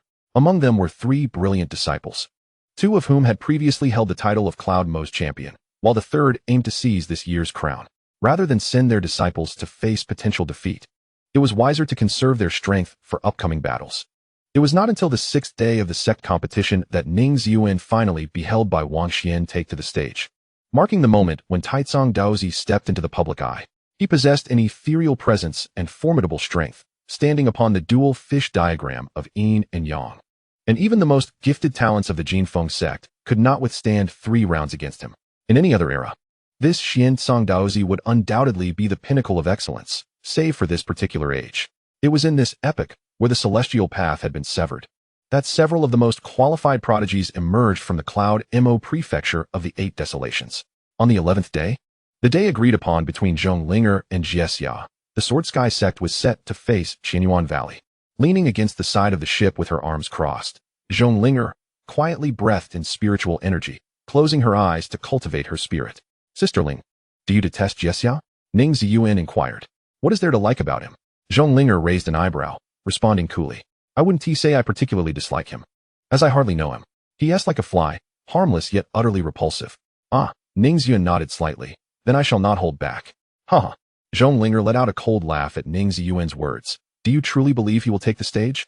Ning Ziyuan, puzzled, asked, will he not? If Jiesia had the courage to face me, I would not regard him with such disdain, Zhong Linger scoffed. He sought me out during the Sect competition 3 years ago, and I told him to defeat me first before he could consider stepping onto the stage. He forfeited outright. If he dares not confront me, does he truly have the gall to face you? Upon seeing you, he would likely flee in terror, as Zhong Linger had anticipated. After a while, Ning Ziyuan's name appeared on the scroll, followed by the belated news of Qianyuan Valley's forfeiture. Just wait and see. He will surely come looking for me tonight. Zhong Linger adjusted her ponytail, reminding herself to prevent him from boarding the ship. Another day of the grand competition had concluded, and after several consecutive days, Ning Ziyuan had yet to receive an opportunity to compete. As night fell, Jiesia indeed appeared outside the heavenly sword-suspended realm. Ning. Brother, he managed to force a smile at Ning Ziyuan and clasped his hands together. Could you kindly inform Linger that Jiesia is here to see her? Senior sister Linger isn't particularly keen on meeting you. Ning Ziyuan could only respond with a stiff smile, raising his hand to signal Jiesia to keep his distance from the heavenly sword's realm. I just want to say a few words to her, just a few words, Jiesia said, suppressing any hint of displeasure, his face adorned with a near obsequious grin. Ning Ziyuan was somewhat taken aback, even on Earth. He had never encountered such an exquisite specimen of a competitive pureblood jester. This was beyond mere flattery. While a sycophant might be laughable, they would at least have the audacity to pursue their desires. Ning Ziyuan felt that he had already experienced enough failure in his life. Yet, even in his moments of despair, he only harassed paper figures and AI, rather than persistently bothering a girl from the real world after receiving a clear rejection. When someone says they do not wish to see you, do you not comprehend? A cold voice rang out from behind Jiesia. Step aside. Who is so bold?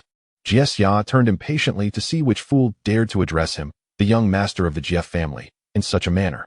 Upon noticing the glint of a sword pressed at his throat, he obediently retracted his neck. I told you to step aside. Yi Lingshuang looked at the man before her, whose demeanor was trembling with fear, and frowned. Such a timid creature truly wasted a handsome appearance. Why yes. Upon recognizing Yi Lingshuang from the Jianxua sect, Jiexia immediately nodded and smiled ingratiatingly. Please, Taoist Yi, excuse me. I shall come again another day. Do not come again.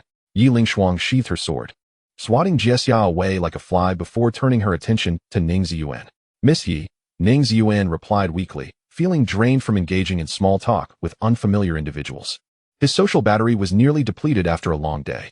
Yi Lingshuang effortlessly stepped onto the heavenly sword's suspended realm, showing no intention of seeking Ning Ziyuan's approval.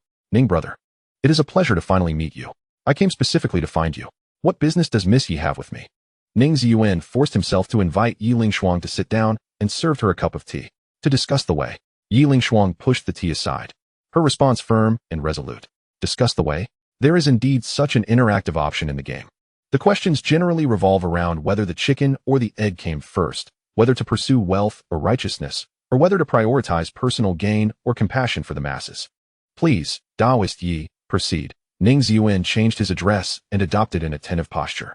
Yi Lingshuang maintained her cold demeanor, remaining silent. Taoist Yi?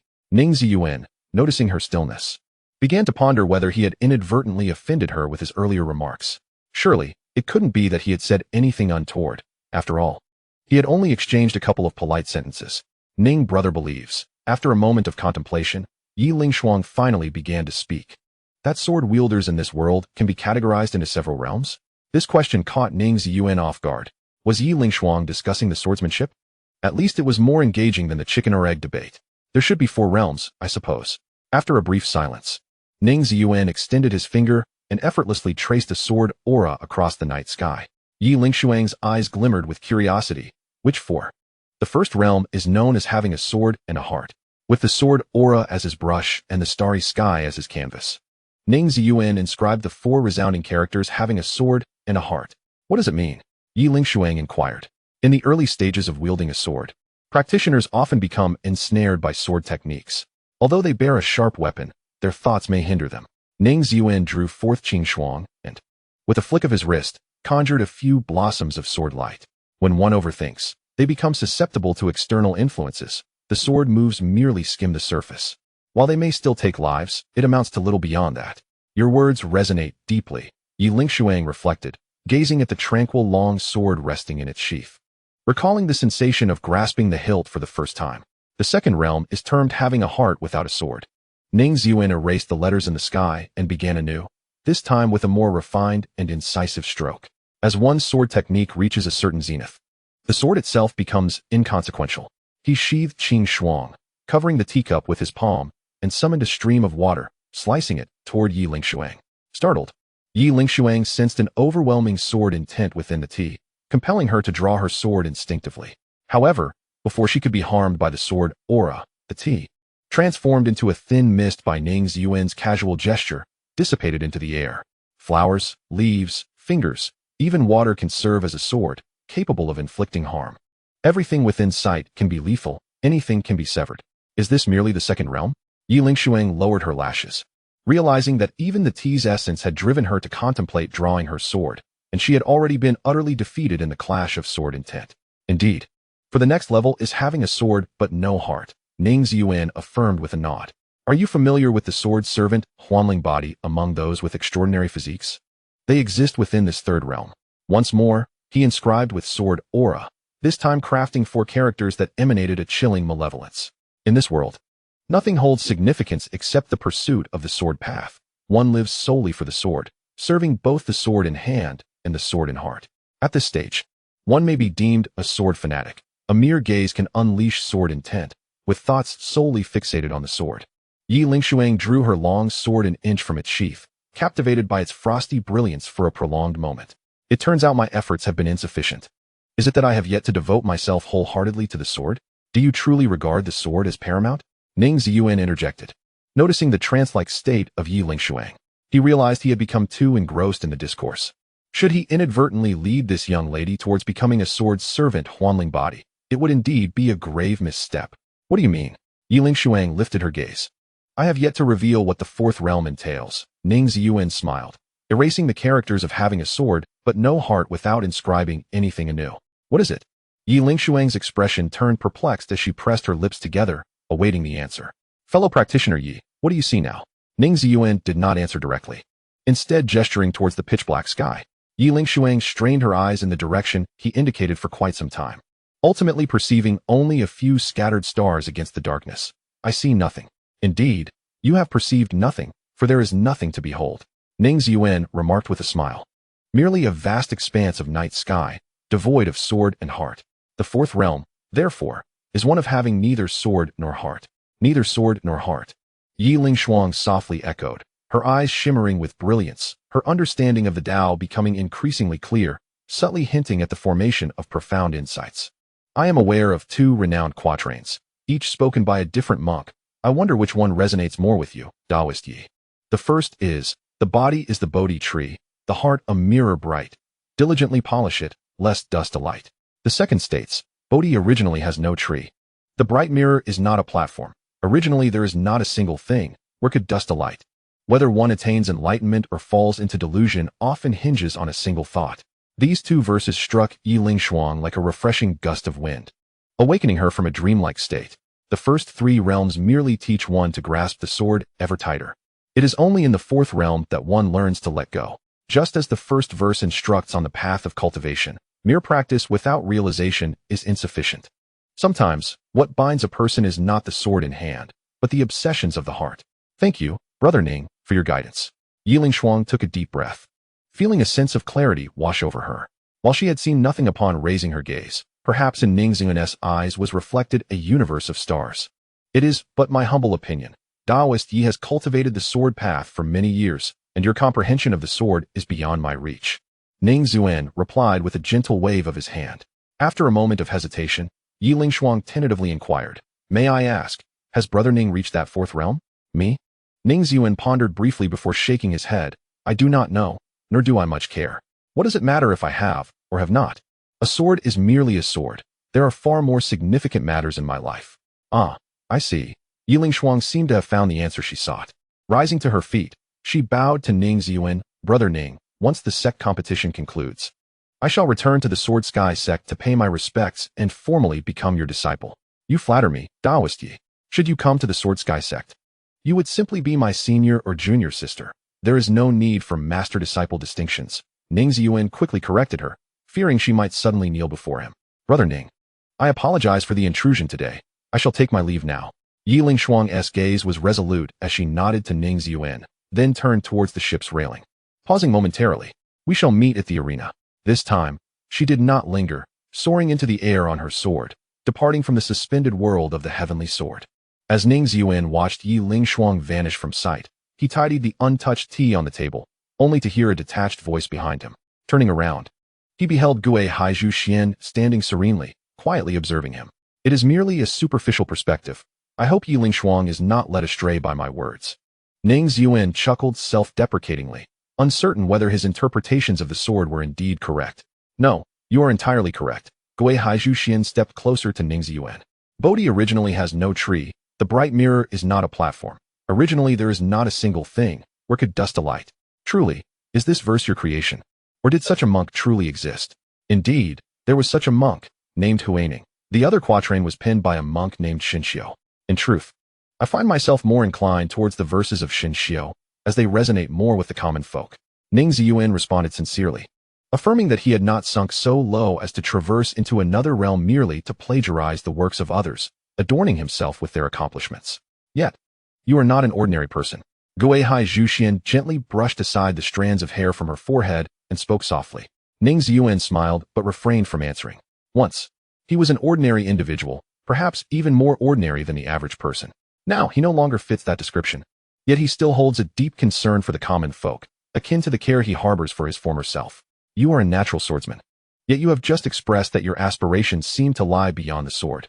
Gui Haizhu Xuan gazed towards Xianyang City, where the flickering lights appeared to breathe quietly. Where, indeed, do your ambitions reside? I wish to become. Ning Ziyuan suddenly recalled a line from a martial arts game he once played. Be true to your heart, and do not betray the name of a hero. Like my master. Chapter 23. Having witnessed countless stars and moons, one truly understands the brilliance of the blazing sun ahead. On the 15th day of the Sect competition, it marked the final day before the arena battles. The leaderboard was firmly held by the Sword Sky Sect, closely followed by the Taitsong Sect, both sects boasting identical scores. Yet, thus far, Sword Sky Sect had not suffered a single defeat. Wang Xian, must you truly face Ning Ziyuan? On the enormous ship of Yin-Yang Dual Fish. The youthful elder Sun Yi helplessly rubbed his brow. Sword Sky Sect has only 3 disciples left. You stand a fair chance against Qing Mu Jian and Hua Huang. But against Li Chun Jian, defeat is inevitable. Bai Wang Xian completed his words. Elder Sun Yi's eyes twitched. You are aware of this. Yet it is precisely against Li Chun Jian that a disciple must muster all their strength to engage in battle. Bai Wang Xian shook his head, then smiled. Besides, the outcome of this round holds little significance. Elder Sun Yi emitted a nasal sound. Regardless of who claims first or second, Sword Sky Sect will undoubtedly enter the arena. Bai Wang Xian stated calmly. Once Li Chun Jian takes to the stage, who could possibly unseat him? Sighing, Elder Sun Yi lamented. He was reluctant to admit it, but Bai Wang Xian spoke the truth. The question of which sect would claim the title of the first in the martial world had long since lost its suspense. Go, Wang Xian. Unburdened. Sun Yi felt a newfound lightness, rising to his feet and patting Bai Wang Xian on the shoulder. Engage the finest prodigy of this era in a splendid battle. As Ning Ziyuan stepped onto the arena, propelled by the sword's energy, he distinctly sensed that the cheers above were far more fervent than during his initial appearance. This time, Brother Ning's reputation has indeed spread throughout the entirety of Yun Mo Prefecture, Bai Wang Xian remarked, standing with his hands clasped behind his back. As the dual energies of Yin and Yang gradually transformed into 2 koi, swimming upwards before morphing into 2 majestic dragons, one regal and the other fierce. Encircling Bai Wang Xian protectively. Brother Bai is no less impressive, Ning Ziyuan replied with a slight bow. Over the past few days, he had observed all of Bai Wang Xian's matches. The bearer of the yin-yang I was indeed extraordinary, his fist techniques harmonizing the dualities of yin and yang, embodying both strength and grace. I am but a mere traveler. Even if I achieve historical renown, what does it mean to me? Bai Wang Xian replied with a gentle smile, his palm open. Brother Ning, please. Previously unnoticed, this young man possesses an uncanny ability to feign arrogance. Upon hearing the flirtatious whispers of the ladies aboard the celestial boat directed at Bai Wang Xian, Ning Ziyuan drew forth his Qing Shuang sword. He gently caressed the blade, standing resolutely against the wind. Brother Ning, please show no mercy, Bai Wang Xian exclaimed, stepping forward. The tremor caused by his advance resembled the thunderous roar of the heavens. As the white dragon surged forth, propelled by his outstretched fist, charging towards Ning Ziyuan. Even the most adept thunder cultivator would be astounded by the sheer, unyielding strength of this punch. The majestic white dragon emanated an aura of overwhelming power, capable of reshaping mountains and filling seas. Suddenly, Mo Wenzi of Tianjun Pavilion straightened his posture, recognizing the formidable strength that surpassed his previous performance. As a master of palm techniques, he understood that Bai Wang Xian, a master of fist techniques, shared a profound connection through their respective arts. While Mo Wenzi's palm techniques could manifest countless forms of celestial beasts, none could withstand the might of this dragon. Mo Wenzi, are you truly a match for this one? Elder Taiwa of Tianjun Pavilion, handsome and jovial, observed Mo Wenzi with a grin. My disciple struggles to contend with him. Mo Wenzi shook his head and glanced at his junior, Yuan Ji. However, Yuan, in a one-on-one confrontation, I would not stand a chance. The youthful Yuan Ji, arms crossed and eyebrows slightly raised, mused that perhaps there might be a glimmer of hope in a chaotic battle. Do not be disheartened. You are still young, and the path ahead remains uncertain. Taiwa rose, stretching lazily, and strolled to Yuan Ji's side. You must watch closely and learn well. These brilliant prodigies will one day be surpassed by you. Will I truly surpass them? Yuan Ji pondered, his gaze fixed on the silhouette of Ning Ziyuan. Could he truly hope to surpass such a figure? Break. Ning Ziyuan quietly intoned, wielding his sword with precision. In the blink of an eye, the azure dragon was severed into multiple segments by the invisible sword energy, its dismembered body dissipating into white yang energy, scattering into the air. Slash. Another single word escaped his lips as the Qing Shuang sword sliced through the wind. Bai Wang Xian's perception of yin and yang momentarily faltered. Only when confronting Ning Ziyuan's sword energy firsthand could one truly comprehend the ordeal that Mu Qiushuang had endured that day.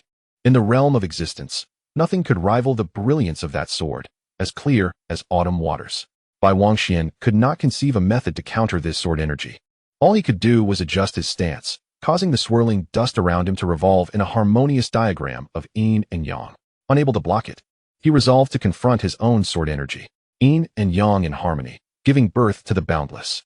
Bai Wangshuan's breath elongated, and as his voice and movements resonated, two dragons, one black, one white, twined together like entwined serpents, guiding the sword energy in a perfect arc across the celestial arena.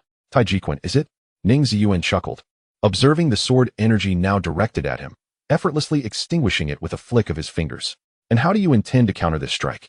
He brushed away the frost from the Qing Shuang, using his sword to summon the wind, river snow. This technique, the third form in the Gui Haizhu Xuan sword manual, shared its name with a poem by the Tang dynasty poet Lu Zongyuan. It embodied an exquisite solitude, and as Ning Ziyuan practiced it, he seemed to glimpse the life of Gui Haizhu Xuan, pondering how cold her heart must be to wield such an icy sword. The world lay shrouded in a blanket of pristine, feather-like snowflakes, with the silhouette of a sword dancing amidst the flurries, akin to a solitary boat adrift on a snow-covered river. Rising, Bai Wangxian found himself bewildered by the enigma of this sword strike, instinctively sensing danger. He transformed his fist into an open palm, summoning a protective barrier that combined both strength and grace. As the first snowflake made contact with his shield, he finally discerned the true nature of the sword's intent. It was not mere snow, it was the frigid essence of sword energy, each flake a precise cut, capable of eroding flesh and bone. Brother Ning has indeed held back, Bai Wangxian mused, a hint of disappointment lacing his tone. Had it been akin to the strike aimed at Mu Qiushuang, his combined force would scarcely withstand even a single blow. Those three strikes truly embodied the intent to carve open the heavens, his previous victories, achieved through a balance of strength and gentleness, paled in comparison to Ning Ziyuan's unyielding and versatile assault. The snowflakes struck the yin-yang shield, producing a crisp, melodious sound, yet to Bai Wangxian, it resonated like a death knell. Let me summon my strength, he intoned, his breaths heavy as the sharp snowflakes tore through his garments, leaving crimson trails upon his arms. Unnoticed by him, the wind stirred, the swirling snow issuing a dragon's roar, coalescing into a vortex around Bai Wangxian, with the sword energy drawn toward him. Forming a spherical mass in the palm of his hand, Bai Wangxian recognized his defeat. The time he had spent dissipating the river of snow was ample for Ning Ziyuan to unleash several strikes. Yet, all he could do was focus intently, untangling and compressing the chaotic sword energy, ultimately directing it towards Ning Ziyuan. Was this not akin to a prodigious youth unleashing their full potential? Ning Ziyuan found it hard to maintain his composure. That character, upon its debut, was indeed a numerical anomaly, yet in the realm of the Eight Desolations, he was an unparalleled force. He extended his hand, gently cradling the tumultuous energy sphere, and mimicked by Wangxian's movements, circling around. Ning Ziyuan possessed not only mastery in swordsmanship, but also in blades, spears, fists, palms, and fingers. He had a modicum of understanding in the art of leveraging force to yield great results. The energy sphere became docile in his grasp, the erratic sword energy aligning itself before merging into a singular, radiant sword strike. "My brother, can you withstand this sword?" Ning Ziyuan's voice resonated softly, cutting through the snowy haze. Bai Wangxian replied with a serene smile, "Whether I can withstand it or not, I must try to find out." The dual energies of yin and yang intertwined, reflecting one another like a mirage, as he withdrew his shield, allowing the remaining snowflakes to slice through his body. The radiant sword energy approached in an instant, such an unassuming light, yet when it touched the yin-yang energies, Bai Wangxian heard the sound of fabric tearing. There was no possibility of withstanding it. TSK, Xiao Rong, who had been intently observing the battlefield, rose to his feet, reluctant to intervene and absorb Ning Ziyuan's sword energy. Yet if he did not act, the esteemed Taizong Daozi would surely meet his demise on this day. However, before Xiao Rong could act, the sword energy had already halted. The blade merely grazed the fabric of the black and white robe, leaving a drop of crimson blood near his heart, before dissipating into nothingness. Bai Wangxian bowed his head, surveying his disheveled state, and offered a wry smile. It truly hurt, since departing from the Taizong sect a decade ago to wander the realms. He had not endured such a pitiful state in a long time. 10 years have passed, and the ethereal clouds, stars, and moonlight have all graced his sight. He once believed he had witnessed all that the world had to offer, yet now he catches a glimpse of a fragment of the immense sun wheel. As the Taoist known as Taizong, he has long looked down upon the inexperienced prodigies within various sects. Yet what of this prodigy before him?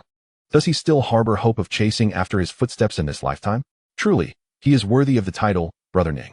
Bai Wangxian straightened his posture, shaking off the bloodstains that clung to him, and declared, "I humbly bow to your superiority. Without you, I would have been unrivaled among his peers." Ning Ziyuan understood that Bai Wangxian was not one to indulge in flattery, hence his words were direct. To constantly look down upon life would render it exceedingly dull. Bai Wangxian chuckled lightly, turning away, the crimson cord on his copper coin sword swaying gently behind him. I prefer to keep my head held high. Ning Ziyuan paused in his stride towards the celestial sword, a subtle smile gracing his lips. In youthful arrogance, brimming with vigor, having witnessed the wonders beyond the mountains and skies, he still stubbornly endeavored to secure a place alongside the greats of the Eight Desolations, rendering his past existence seemingly futile. While an intense battle raged on the celestial platform, a peculiar tranquility enveloped the corner of the western district of Xianyang City, hidden within a dimly lit tavern. A swordsman lifted his gaze, peering through the gaps in his straw hat at the formidable, celestial platform above, before stepping inside. He removed his hat, revealing a weathered visage, and exchanged a few spirit stones for a bowl of strong liquor. What of the array flags set outside the city? He inquired, his jaw clenched, his voice emerging hoarse from his throat. Most have been thoroughly inspected by the city guards and various sect cultivators, replied the tavern keeper, the only other occupant. Everything is proceeding according to plan. The true physical flags have gradually infiltrated the city. Have any of them crossed paths with you? The swordsman tensed, downing the entire bowl of liquor in one gulp, wiping his mouth before continuing. 267. The tavern keeper responded in a hushed tone. According to the plan, it should have been 300, ensuring at least 50 as a buffer. The swordsman's voice rose, slamming the bowl onto the counter, his weathered face transforming into one of ferocity, emanating a chilling aura. The remaining will disguise themselves as a merchant caravan from Mushin Prefecture and infiltrate the city tonight. The tavern keeper's tone remained steady. Tomorrow marks the opening of the Ghost Gate. Such an opportunity occurs but once every millennium. The swordsman's voice softened slightly, though his expression remained cold. We must ensure absolute certainty. Should we miss this chance to open the path to the underworld, you will be waiting another 1,000 years. Compared to opening the path to the underworld, the tavern keeper interjected, collecting the empty bowl and pouring another for the swordsman. The lords of the underworld are far more concerned with the lotus sword intent and the yin-yang eyes. Two of the three great destinies of the heavens rest in human hands, presenting a colossal peril. Why do I feel that the Gui Haizhu Pavilion is the true menace? A sultry voice drifted from the tavern entrance. The swordsman unsheathed his iron sword without hesitation, unleashing a menacing blood-red sword aura towards the woman standing at the door.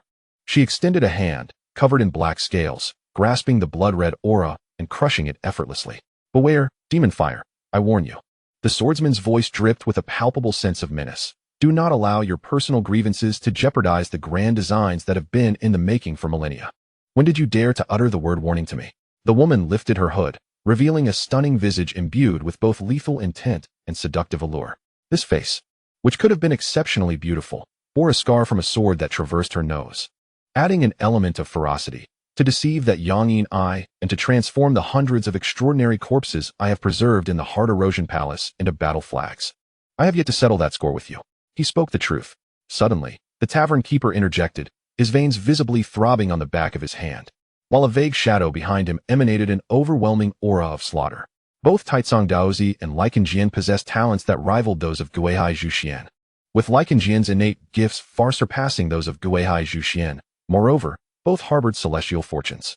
They were the true threats. Threats, you say? That is hardly certain. The woman scoffed. Such extraordinary talents, before the ethereal demons of ascension, are but mere ants. If the ethereal demons of ascension could emerge from their seclusion today, would we still need to devise such a grand scheme? The tavern keeper's expression turned icy. Do you truly believe that the celestial path has perished? I can assure you that the ethereal demons emerging tomorrow will possess no more than the cultivation of the enlightened path. That was sufficient to render the woman speechless, her expression remaining cold and forbidding.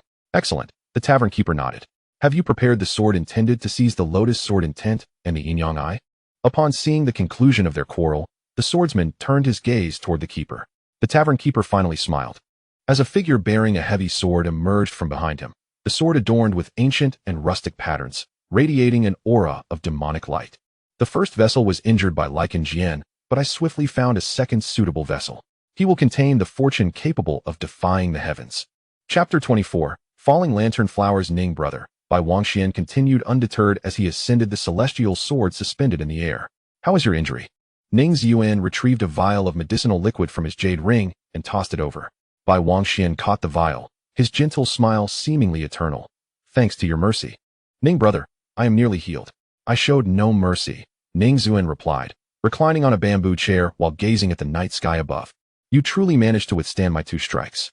Only you could withstand 2 strikes from me at the Yuaning stage, Bai Wangxian said, reclining comfortably in a lounge chair, casually tossing a spiritual fruit into his mouth. Chewing the fruit, he mumbled indistinctly. In the past, I used to think that reaching the Yuaning stage was sufficient. There were not many realms left beyond that, and the higher one ascended, the more like an old relic one became, losing all sense of humanity. Do you no longer think so? Ning Ziyuan asked nonchalantly. At last, it seems I have found my objective, Bai Wangxian remarked, a subtle smile gracing his lips. You don't intend to follow me, do you? Ning Ziyuan retrieved a piece of vermilion mountain ghost flower money hidden within his sleeve, playing with it in his palm. That may prove quite difficult. Bai Wangxian shook his head, stating, whether I can keep pace is ultimately inconsequential. Brother Ning may proceed ahead. I shall attempt to follow. And in doing so, I shall occasionally glance back to see how far I have come. Why have you suddenly ceased to refer to yourself as this humble one? Ning Ziyuan inquired, raising his gaze.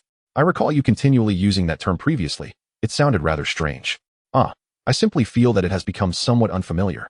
Bai Wangxian replied, resting his arms behind his head as he began to gaze vacantly at the starry sky. After a prolonged silence, Ning Ziyuan suddenly asked, have you observed any further signs of blood energy leakage in the heavens these past few nights? No, Bai Wangxian replied, furrowing his brow. Yet, I still harbor a sense of unease. There have been frequent unusual occurrences in the city of late. Such as?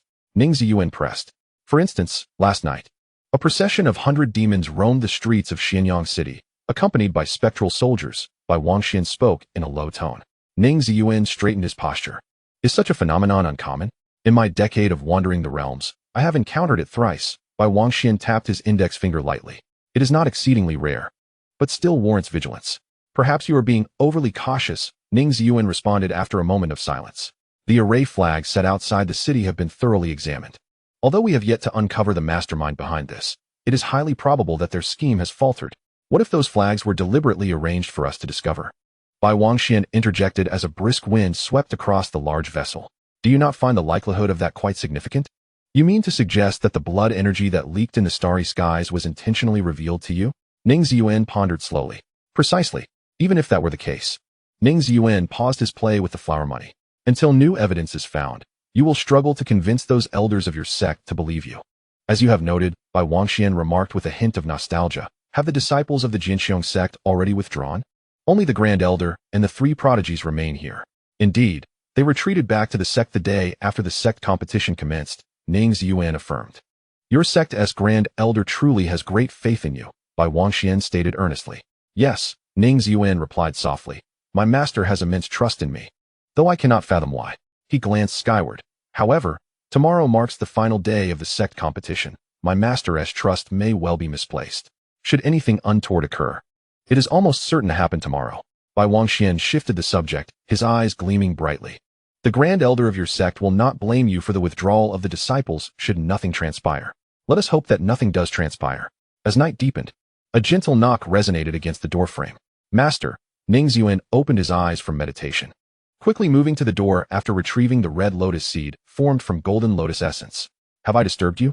Gui Haizhu Xuan entered the room and sat cross-legged upon the meditation mat. She slightly furrowed her brow, her fingers moving, causing a cool breeze to disperse the lingering scent of rouge in the room. How could that be? Ning Ziyuan promptly began to brew tea. As the enchanting woman fled, I managed to inflict a wound upon her, drawing a trace of her blood. Gui Haizhu Xuan retrieved a delicate white porcelain vial from the jade ring and placed it upon the tea table, utilizing this blood as a catalyst. I employed divination with yarrow stalks to discern her identity. Is this truly feasible? Ning Ziyuan exclaimed in astonishment, not anticipating the existence of such a local DNA identification technique even in the 8 Desolations. For practitioners of other realms, it might present challenges. Gui Haizhu Xuan paused momentarily, however. Among the Path of Enlightenment practitioners, there are scarcely over 100 across the 8 Desolations, with those in the late stage of enlightenment being merely a handful. Coupled with her specific techniques, the scope becomes significantly narrowed. Hence, Master had already formed a hypothesis, and the divination merely served to confirm it. Ning Ziyuan inquired. Precisely. This individual is the Demon Fire Sovereign, the former Grand Elder of the Eternal Tranquility branch of Qianxian Hall. Gui Haizhu Xuan's fingers lightly tapped the table, causing the cork of the white porcelain vial to pop off, from which a shadowy black dragon emerged. Former? Ning Ziyuan reached out to receive the malevolent dragon, watching as it transformed into a familiar, enchanting figure in his palm. Indeed, she defected from Qianxian Hall 50 years ago. Initially, her whereabouts were unknown. Subsequently, numerous prodigies from Eternal Tranquility Prefecture mysteriously vanished, prompting several sects to join forces and inadvertently uncover her trail. Gui Haizhu Xuan remarked coldly. She joined the Heart-Devouring Hall, attaining the position of Left Protector, second only to the Hall Master. So it is the Heart-Devouring Hall. Ning Ziyuan nodded slightly, recalling that there was indeed an organization by that name within the game, known for hunting prodigies to cultivate heart fruits, with a formidable figure known as the Butterfly Grievance Fairy pulling the strings behind the scenes. Have you heard of the Heart-Devouring Hall? Gui Haizhu Xuan gazed into Ning Ziyuan's eyes. I have heard of it. It is an organization of malevolent cultivators whose influence spans the 8 Desolations. Their archrival, the Heart of Dao Pavilion, also conducts their affairs in a rather peculiar manner, favoring the use of prodigy corpses to cultivate heart fruits. Yet their approach is still considerably more palatable than the murderous methods of the Heart-Devouring Hall. Ning Ziyuan spoke candidly. He swallowed hard, realizing that just as Gui Haizhu Xuan harbored an inexplicable and unreserved trust in him, he too felt a mirrored trust towards her. That phrase, "It matters not, I believe you," ignited within him like a spark setting ablaze dry grass. It was the first time he comprehended that someone believed in his every utterance of truth without reproach. Should Gui Haizhu Xuan's next inquiry be whether he had traversed from another world, he would likely confess without hesitation. Ziyuan, Gui Haizhu Xuan's smile flickered away. In future travels through Yunma Prefecture, you must exercise utmost caution. Among all prodigies, you are undoubtedly the one the Heart-Devouring Hall covets the most. Ning Ziyuan verbally assented. Yet his thoughts were ensnared in contemplation. If the demon fire was indeed affiliated with the Heart-Devouring Hall, then their current endeavor must be to slaughter prodigies from various sects to cultivate heart fruits. The risk involved was utterly disproportionate to any potential gain. In today's duel, I noticed you employed the third stance from the sword manual. Indeed, Master S swordsmanship is exquisite, far surpassing those ordinary techniques found in the scripture repository. Then once I complete this sword manual, you shall refine it further and submit it to the scripture repository, so that other disciples of the sect may also have the opportunity to practice. I am but a dullard. How could I presume to? I say you can. Thus you shall. Why do you always refer to me as master? And why do you consistently call yourself a disciple? For the master is indeed the master. Have I ever referred to myself as such in your presence? No. Then how should I address you? Is it inappropriate for just the two of us? Are you afraid of me? Not at all. Never mind. You may address me as you wish. The disciple understands. Having concluded the matters of the heart-eating hall, Gui Haizhu Xuan showed no inclination to depart.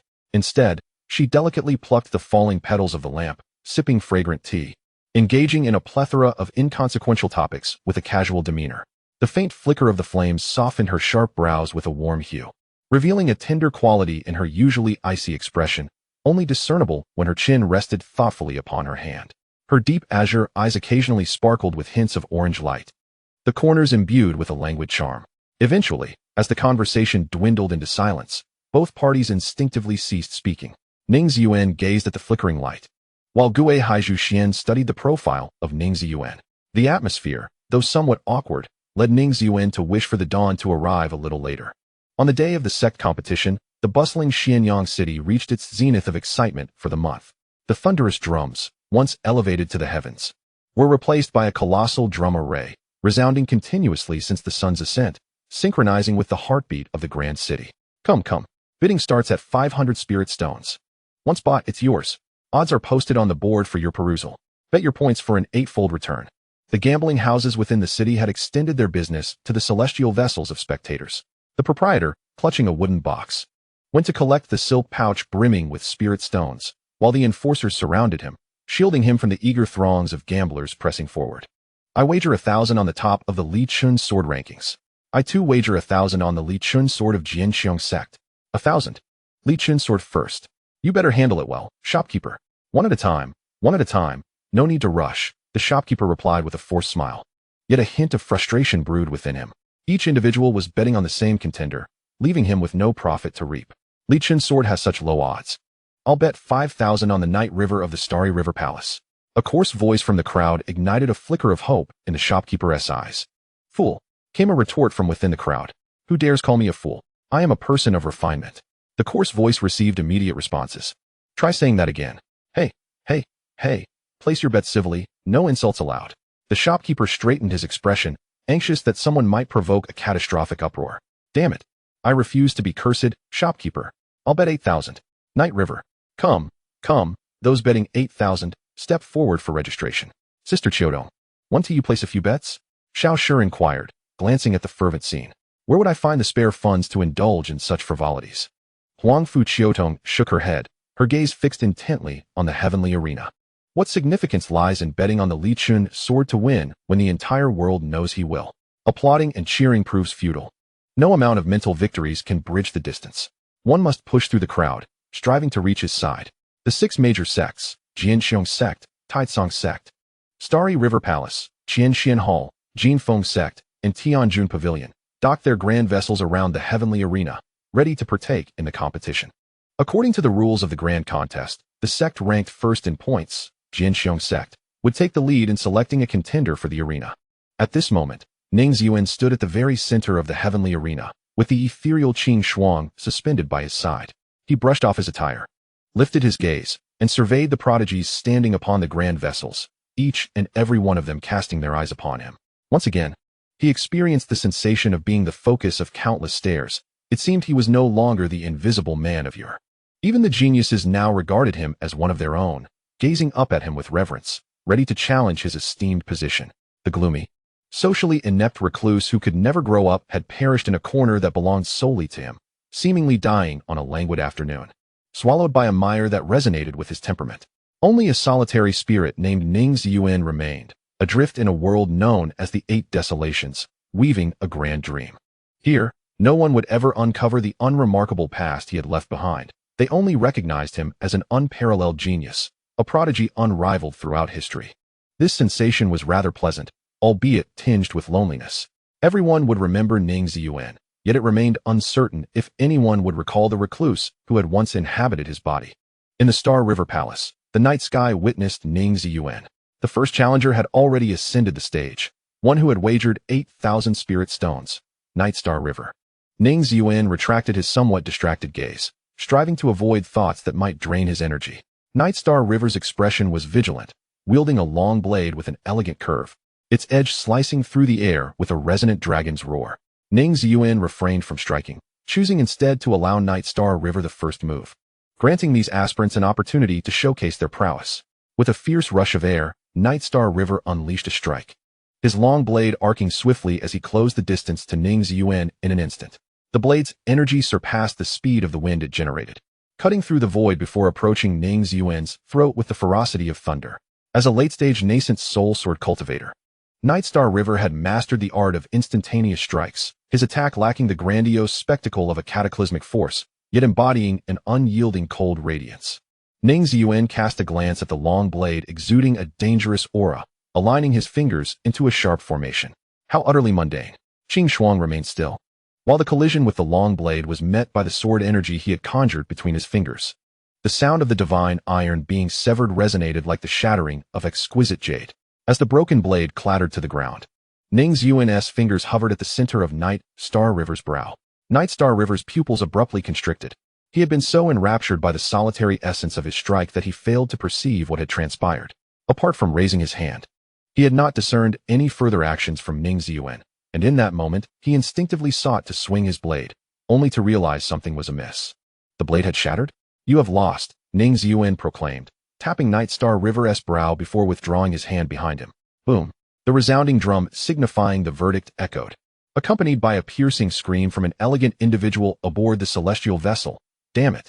Sometimes, tossing 8,000 spirit stones into the water may not even yield a sound. Chapter 25. The Underworld Demon. After dispatching the fourth late-stage Nascent Soul challenger from the arena, Ning Ziyuan felt somewhat numb. Alas, this was not a game. He had no option for automated combat while scrolling through his phone. Ning, brother. A somewhat familiar, cold voice finally roused him from his stupor. Yi Lingshuang remained as steadfast as ever, her hand never departing from her sword, standing there with an air that was even more unapproachable than the eternal ice flowers of the frozen expanse. Yet, her expression was no longer as laden with bitterness as it once was. Friend Yi, Ning Ziyuan greeted, his tone surprisingly warm upon encountering an acquaintance. Pray, allow me to witness the realm of formlessness and unconcern in your swordplay, Brother Ning. Yi Lingshuang's posture resembled that of a dragonfly poised upon a lotus petal. As she wielded her sword, it emitted the sound of shattering ice, and the drifting shards of frost came rushing towards him. Then I implore you to strike first. Esteemed friend Yi, Ning Ziyuan smiled, uncertain whether he had truly achieved that state of formlessness and unconcern. For him, wielding a sword was as instinctive as breathing, a reflexive action or a mere thought in his mind. Then I shall embarrass myself, Yi Lingshuang responded, inhaling deeply as her sword shifted in her grip. With the temperature dropping, the blade became as translucent as crystal. She was indeed the perfect amalgamation of sword and water, traversing the most arduous path, forsaking the vastness and softness of water for the brittle strength of solid ice. Ning Ziyuan gently closed his eyes, perceiving the silent intent of her sword, which bore down upon him with an overwhelming force. In an instant, Yi Lingshuang found her sword's blade gripped firmly in Ning Ziyuan's hand. Instinctively, she twisted the hilt, attempting to sever the fingers that dared to meet her blade head-on with her sword energy, yet no matter how much strength she exerted, the sword remained immovable. A chilling sensation coursed through her body as she gazed at Ning Ziyuan's closed eyes, yearning to withdraw her sword. But it felt as though she were grappling with an entire ocean. Yi Lingshuang's hand froze as she witnessed Ning Ziyuan's eyes open. Those eyes, which had once been gentle to the point of softness, now glowed with an icy blue that sent shivers down her spine. A miniature golden lotus etched within the depths of his pupils, magnifying infinitely before her. Ning Ziyuan lifted his other hand, his fingers poised like a sword, directing an ethereal frost towards the center of Yi Lingshuang's brow. In that moment, she seemed to glimpse a stark and capitalized character for death. As the frost descended, Yi Lingshuang's world plunged into silence. She had no opportunity to react, only a flicker of confusion as to why Ning Ziyuan would suddenly seek her demise. However, he merely exerted force, casting both her and her sword aside, the sword energy slicing through the emptiness before him. Friend Yi, flee. At the very moment he shouted, a grotesquely twisted severed arm, trailing thick black smoke, soared into the air. Ning Ziyuan, with his snow-white hair, was engulfed in a horror tenfold greater than Yi Lingshuang's, unleashing several strands of sword energy towards the void before him. Damn it, that fortune-teller by Wangxian truly had it right. Yi Lingshuang's attack posed no threat to him. Though her sword intent was formidable, its power was feeble, barely surpassing that of the Night Star River. Ning Ziyuan had closed his eyes to better attune himself to Yi Lingshuang's sword intent, intending to offer guidance post-battle, but instead, he sensed another malicious aura lurking outside the glaciers. He had never felt such trepidation. The aura around him seemed to embody the utmost malice of this world, laden with venomous insults and curses, as if it sought to drag the entirety of the 8 Desolations into the abyss. The moment he opened his eyes, he turned to Bai Wangxian, whose complexion was as pale as death. Initially, Ning Ziyuan had felt invulnerable, for the Sect competition boasted 6 Dao Enlightenment experts and numerous transformation realm masters in attendance. If the heart-devouring hall possessed the strength to disrupt this gathering, it would no longer be lurking in the shadows as an underground force. He could never have anticipated that the true protagonist of today's calamity was not the malevolent cult of the heart-devouring hall, but rather the underworld demons.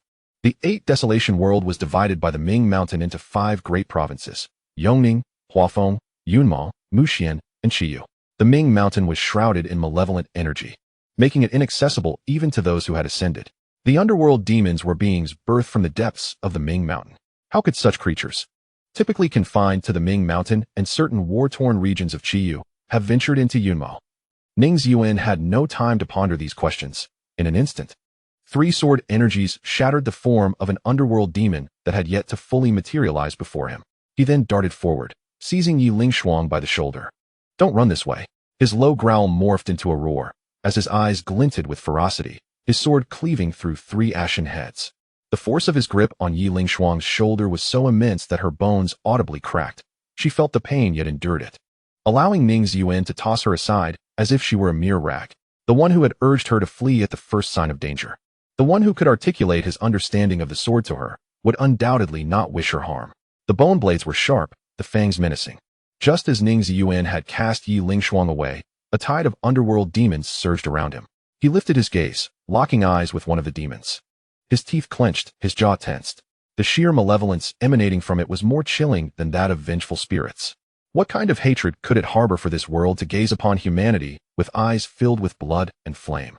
With Qing Shuang in hand, He was about to strike when another beam of sword light cleaved a path through the darkened swarm of underworld demons. The sword energy from Gui Haizhu Xuan was silent. A glimmer that appeared almost gentle.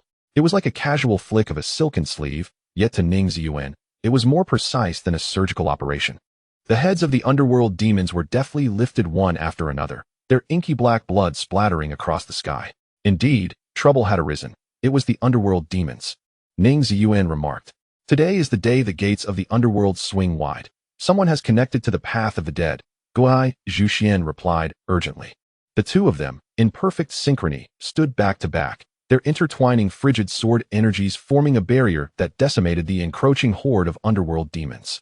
Yiling Shuang, thrown once more, had yet to stabilize herself in midair when the scarlet gold fire phoenix and the emerald green azure dragon encircled her. Breathe and coordinate with us, Ji Yuner instructed calmly, her flames swirling protectively around Yiling Shuang, incinerating several approaching golden core underworld demons into ash. What on earth is this hideous creature? Zhong Linger kicked aside a reaped ghost demon, her face contorted with disdain. It is a ghost demon. I encountered them in Qiyu Prefecture, replied Yiling Shuang. She swiftly regained her composure, her spiritual energy coursing through her shoulder, alleviating the dull ache, as her sword aura transformed into an ice phoenix, its feathers slicing through the ghost demon's form. The sudden emergence of ghost demons was as overwhelming as a torrential downpour, within mere breaths. The skies over Xianyang City morphed into a horrific slaughterhouse. A fire-cultivating ghost demon puffed up its chest, exhaling a ball of ghostly flames potent enough to melt Xian iron, which plummeted onto a celestial boat crowded with onlookers. The explosion mingled with screams and wails, flames soaring 100 feet high, while thick smoke darkened the heavens.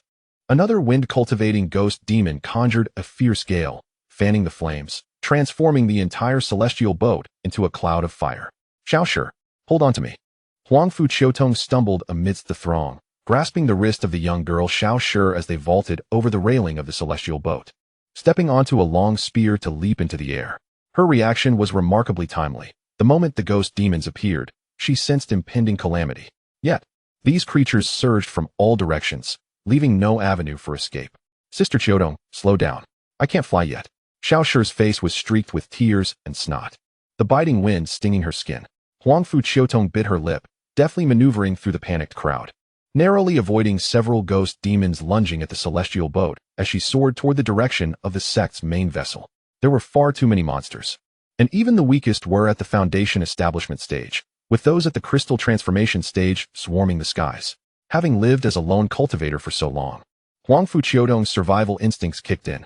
She swiftly realized she must find a way to blend into the formations of those sect disciples if she hoped to survive this inexplicable disaster. Ideally, she would seek refuge amongst righteous sects, for if she stumbled upon demonic factions, they would likely mistake her for a ghost demon and eliminate her alongside them. Bai Wangxian gazed at the ghastly tapestry painted with desiccated blood above him, jolted into awareness by a shiver. As he beheld the overwhelming cascade of ghostly energy descending like a waterfall, the boulder of unease that had long hung over his heart finally fell. There would be no more harrowing scenes than this. It symbolized not merely the onset of a battle, but the arrival of war itself. Bai Wangxian inhaled the frigid air deeply, the yin and yang energies in his eyes seeming to ignite, as though they threatened to pierce the heavens. The war between humanity and the ghost demons had commenced eons ago. Only time had dulled the memories, and many had forgotten that their ancestral foes resided in the neighboring ghost mountains. Disciples of the Taizong sect, heed my command. An elder stood at the helm of the yin-yang dual fish vessel, enveloped in a golden aura, the presence of a Tao comprehension stage expert quickly stabilizing the disciple spirits. Form the array with me. From the ground, the dense throng of ghost demons formed a colossal vortex centered around them, with Ning Ziyuan and Gui Haizhu Xuan trapped at its core. Ziyuan, lend me your strength for this sword strike. Gui Haizhu Xuan unleashed a sword strike, Jiang Shui, obliterating hundreds of ghost demons into dust before retreating back onto Ning Ziyuan's back. Yes, master. Ning Ziyuan clasped the arm of Gui Haizhu Xuan, their long swords, Qing Shuang and Xing Xue, intertwining in a harmonious display. In unison, they proclaimed, 30,000 rivers. At this moment, Ning Ziyuan's movements mirrored those of Gui Haizhu Xuan, their actions perfectly synchronized, as two streams of water's spiritual power converged at the tips of their swords, unleashing a sword aura that cleaved the heavens. The might of 30,000 rivers was akin to the creation of the world itself.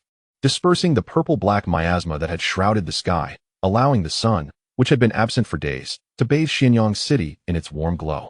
In a shadowed corner of the city, the demon fire flickered beneath the hooded figure's gaze. Were these nether demons truly enough to deal with that wretched woman? Did they not possess any that had transcended to the feather transformation realm? The demon fire's sinister stare shifted toward the tavern keeper beside him.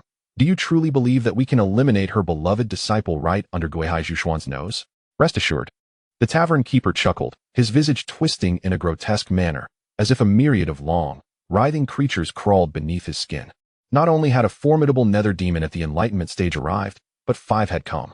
As he spoke, his appearance transformed into that of a blood-tear weeping bodhisattva, with the aura of slaughter mingling with the miasma seeping from his pores, accompanied by 2 additional heads and 4 arms bursting forth from his frame. He ascended into the sky, his laughter more savage than a beast's roar. They had also brought with them the innate treasures of the nether demon clan, genuine artifacts of the feather transformation realm, the boundless realm tower. TSK. The demon fire cast a chilling glance at the tavern keeper's retreating silhouette before taking to the air in pursuit. The weathered swordsman concealed himself amidst the chaos of the celestial vessel, the flesh on his back tightening as an icy sensation slithered up his spine. Was this indeed Gui Haizhu Xuan? After years of hiding like a rat, she had risen to become the second greatest sword cultivator in the 8 Desolations. Second only to Lin Xiong, the master of the sword dome. The swordsman's hand, gripping the sword hilt, sprouted coarse, resilient hair, and fangs elongated from the corners of his mouth.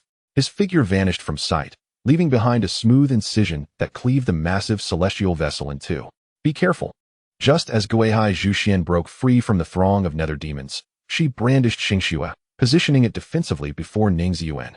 The crisp sound of their swords clashing resonated with a profound rhythm, as Ning Ziyuan fixed his gaze upon the suddenly materialized swordsman, unhesitatingly thrusting his sword toward the black backdrop of crimson eyes.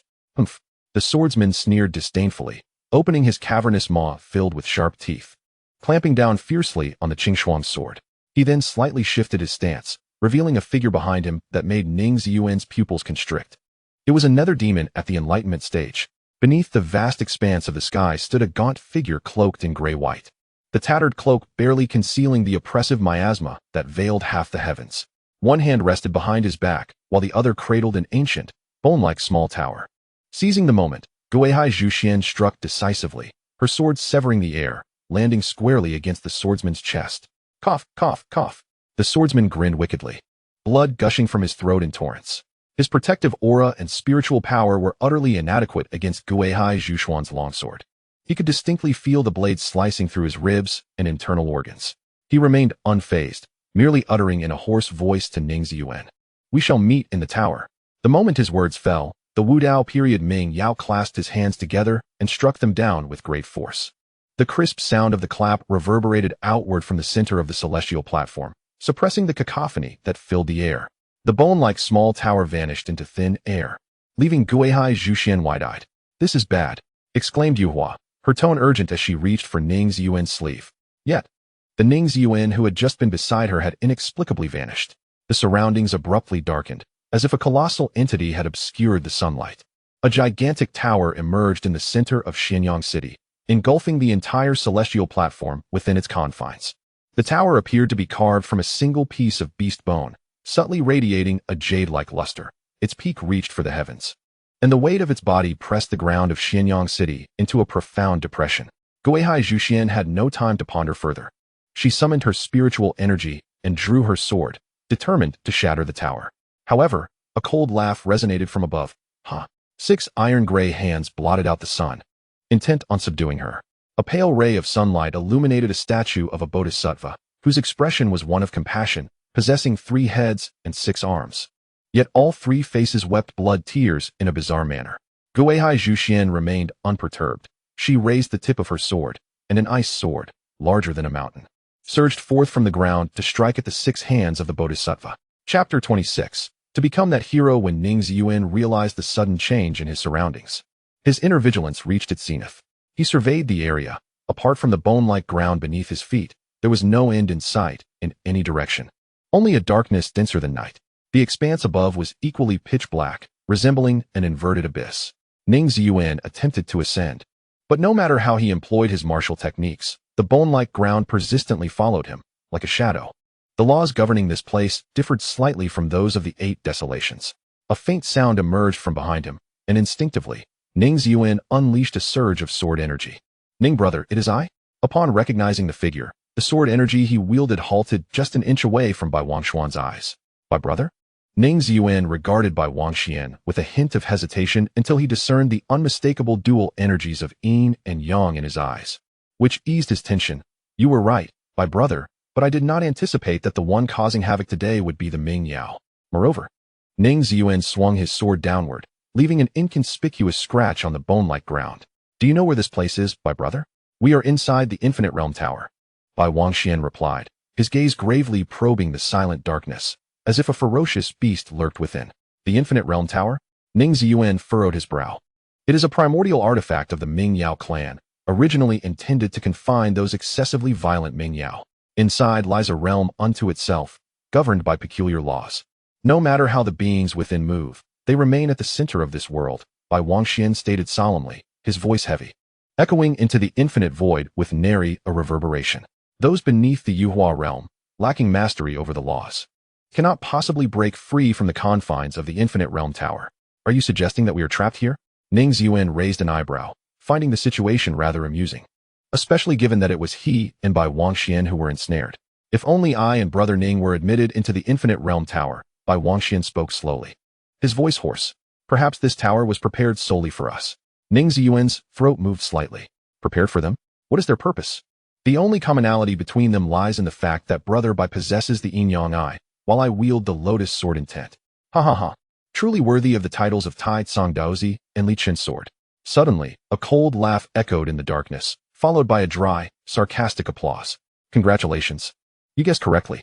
Ning Ziyuan turned his head, and two sword energies had already been unleashed from behind him, intersecting in a cruciform manner, with the center precisely where the owner of the voice stepped forth from the shadows. The two strikes Ning Ziyuan unleashed were not only perilous, but also imbued with lethal intent. Even a late-stage divine transformation cultivator would find it impossible to emerge unscathed from such an assault. Yet, the figure merely leaned against the hilt of his sword, drawing and sheathing his long sword at an astonishing speed, effortlessly deflecting the two sword energies. "It's you?" Ning Ziyuan recognized this person as the one who had just informed him about the tower. Cough, cough. "Yes, it is I." The swordsman removed his hat and tossed it to the ground, coughing up a mouthful of blood, his smile disturbingly sinister. His next words were delivered with a venomous tone, akin to crushing a bone. "Your master is quite ruthless, indeed." The swordsman tugged at his robe, revealing a sword wound on his chest, the flesh around the cut grotesquely sprouting, grasping the wound like tendrils, while blood continued to seep out incessantly. He had sought to restrain Gui Haizhu Xuan to protect the Taoist demon so it could safely wield the Infinite Realm Tower. Little did he expect that this fleeting exchange would leave him with significant injuries. Naturally, all blame fell upon Ning Ziyuan. "May I inquire your esteemed name?" Ning Ziyuan asked, subtly positioning himself in front of Bai Wangxian.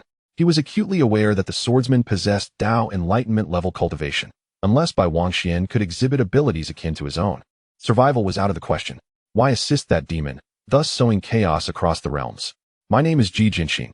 You should have heard of me." Ji Jinxin covered the wound on his chest, shrugging casually. "As for why I allied with the Taoist demon, it is quite simple. Because the Taoist demon has the means to elevate me to the stage of transcendence, even to ascend to immortality." "The Taoist demon possesses the secret to transcendence?" Ning Ziyuan's heart stirred. "I must admit I have not heard your name before," Ning Ziyuan replied, shaking his head. He was indifferent to Ji Jinxin's true name. After all, since the latter appeared so composed within the Infinite Realm Tower, it was highly likely that a life-or-death confrontation awaited them.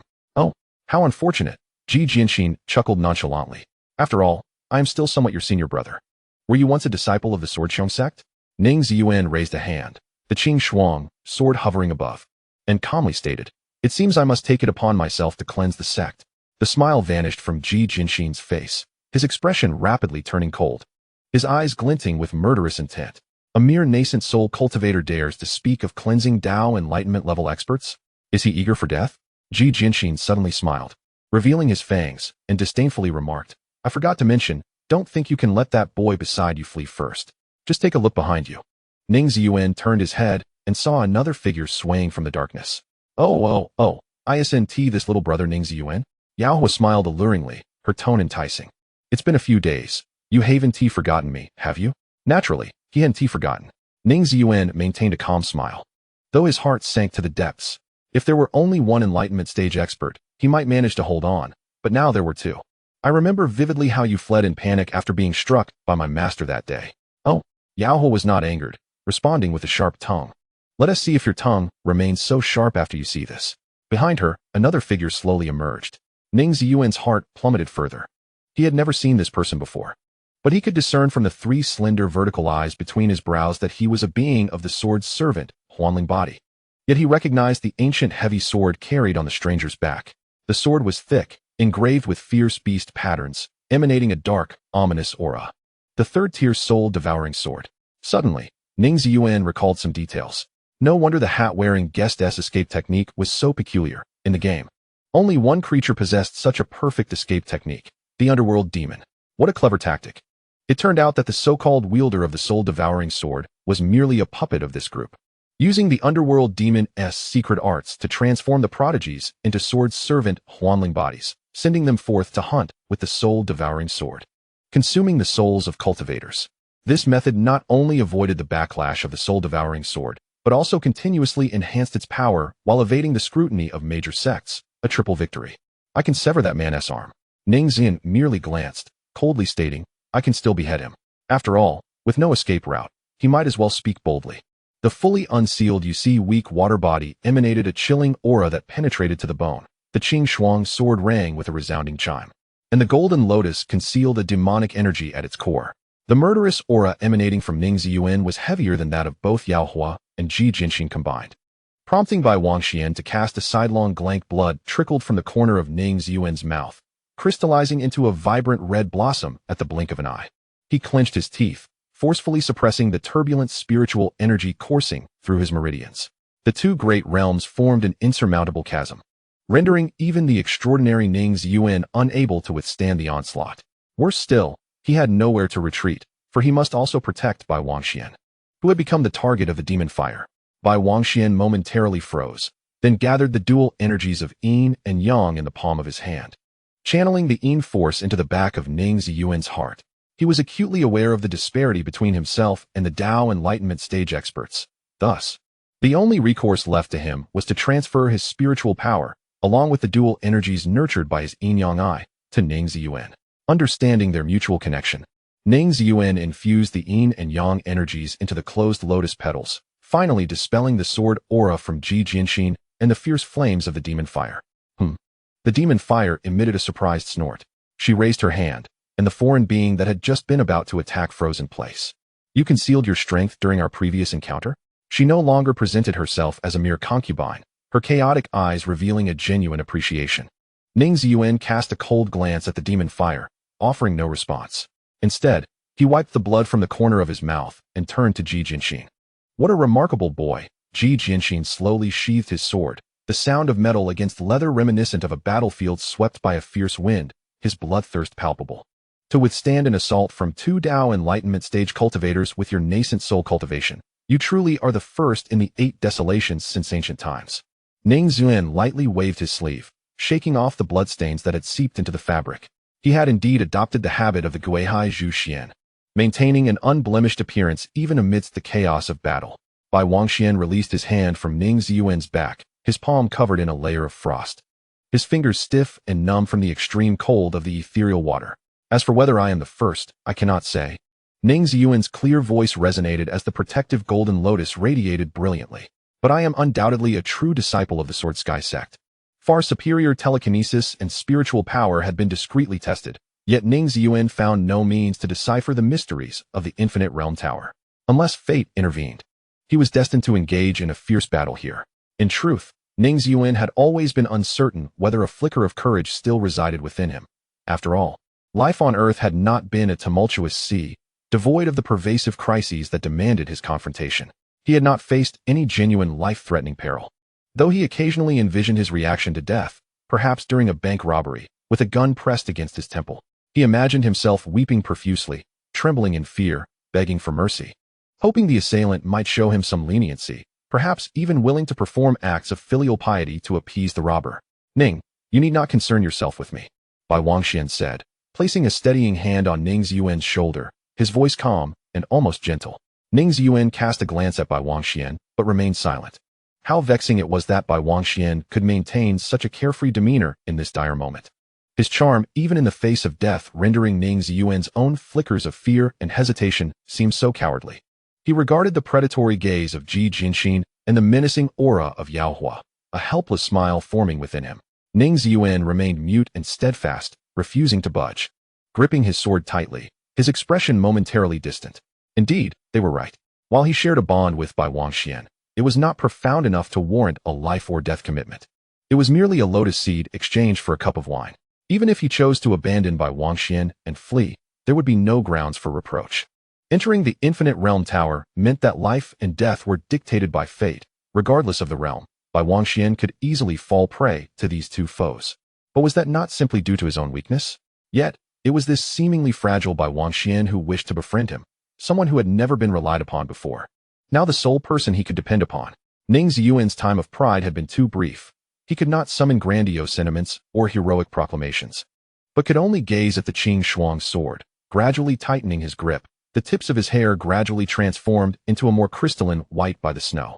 With a resonant clang, he unleashed two sword energies towards Yao Hua, responding to Bai Wangxuan's words. It was precisely now that he yearned to be a hero. Perhaps he had once only played the invincible hero in games, but now that he had truly traversed into this world, the opportunity to be a hero lay before him.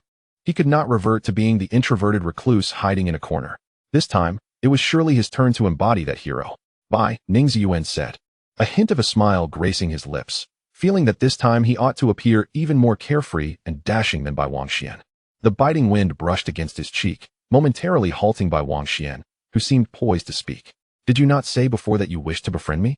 Ning Ziyuan gazed intently at Bai Wangxian, the golden lotus unfurling gently in his cerulean eyes. Among friends, how could one turn a blind eye to another's plight? Chapter 27. The Infinite Realm Tower. The blood and tears Bodhisattva raised 6 bare arms, 3 faces weeping blood with a sinister gleam in their eyes. Though this Bodhisattva was merely an embodiment of his mystical powers, the unrestrained Gui Haizhu Xuan effortlessly severed the 6 hands of the blood and tears Bodhisattva with a single stroke of her sword, instilling a profound sense of dread within him. This overwhelming pressure echoed the feelings of years gone by.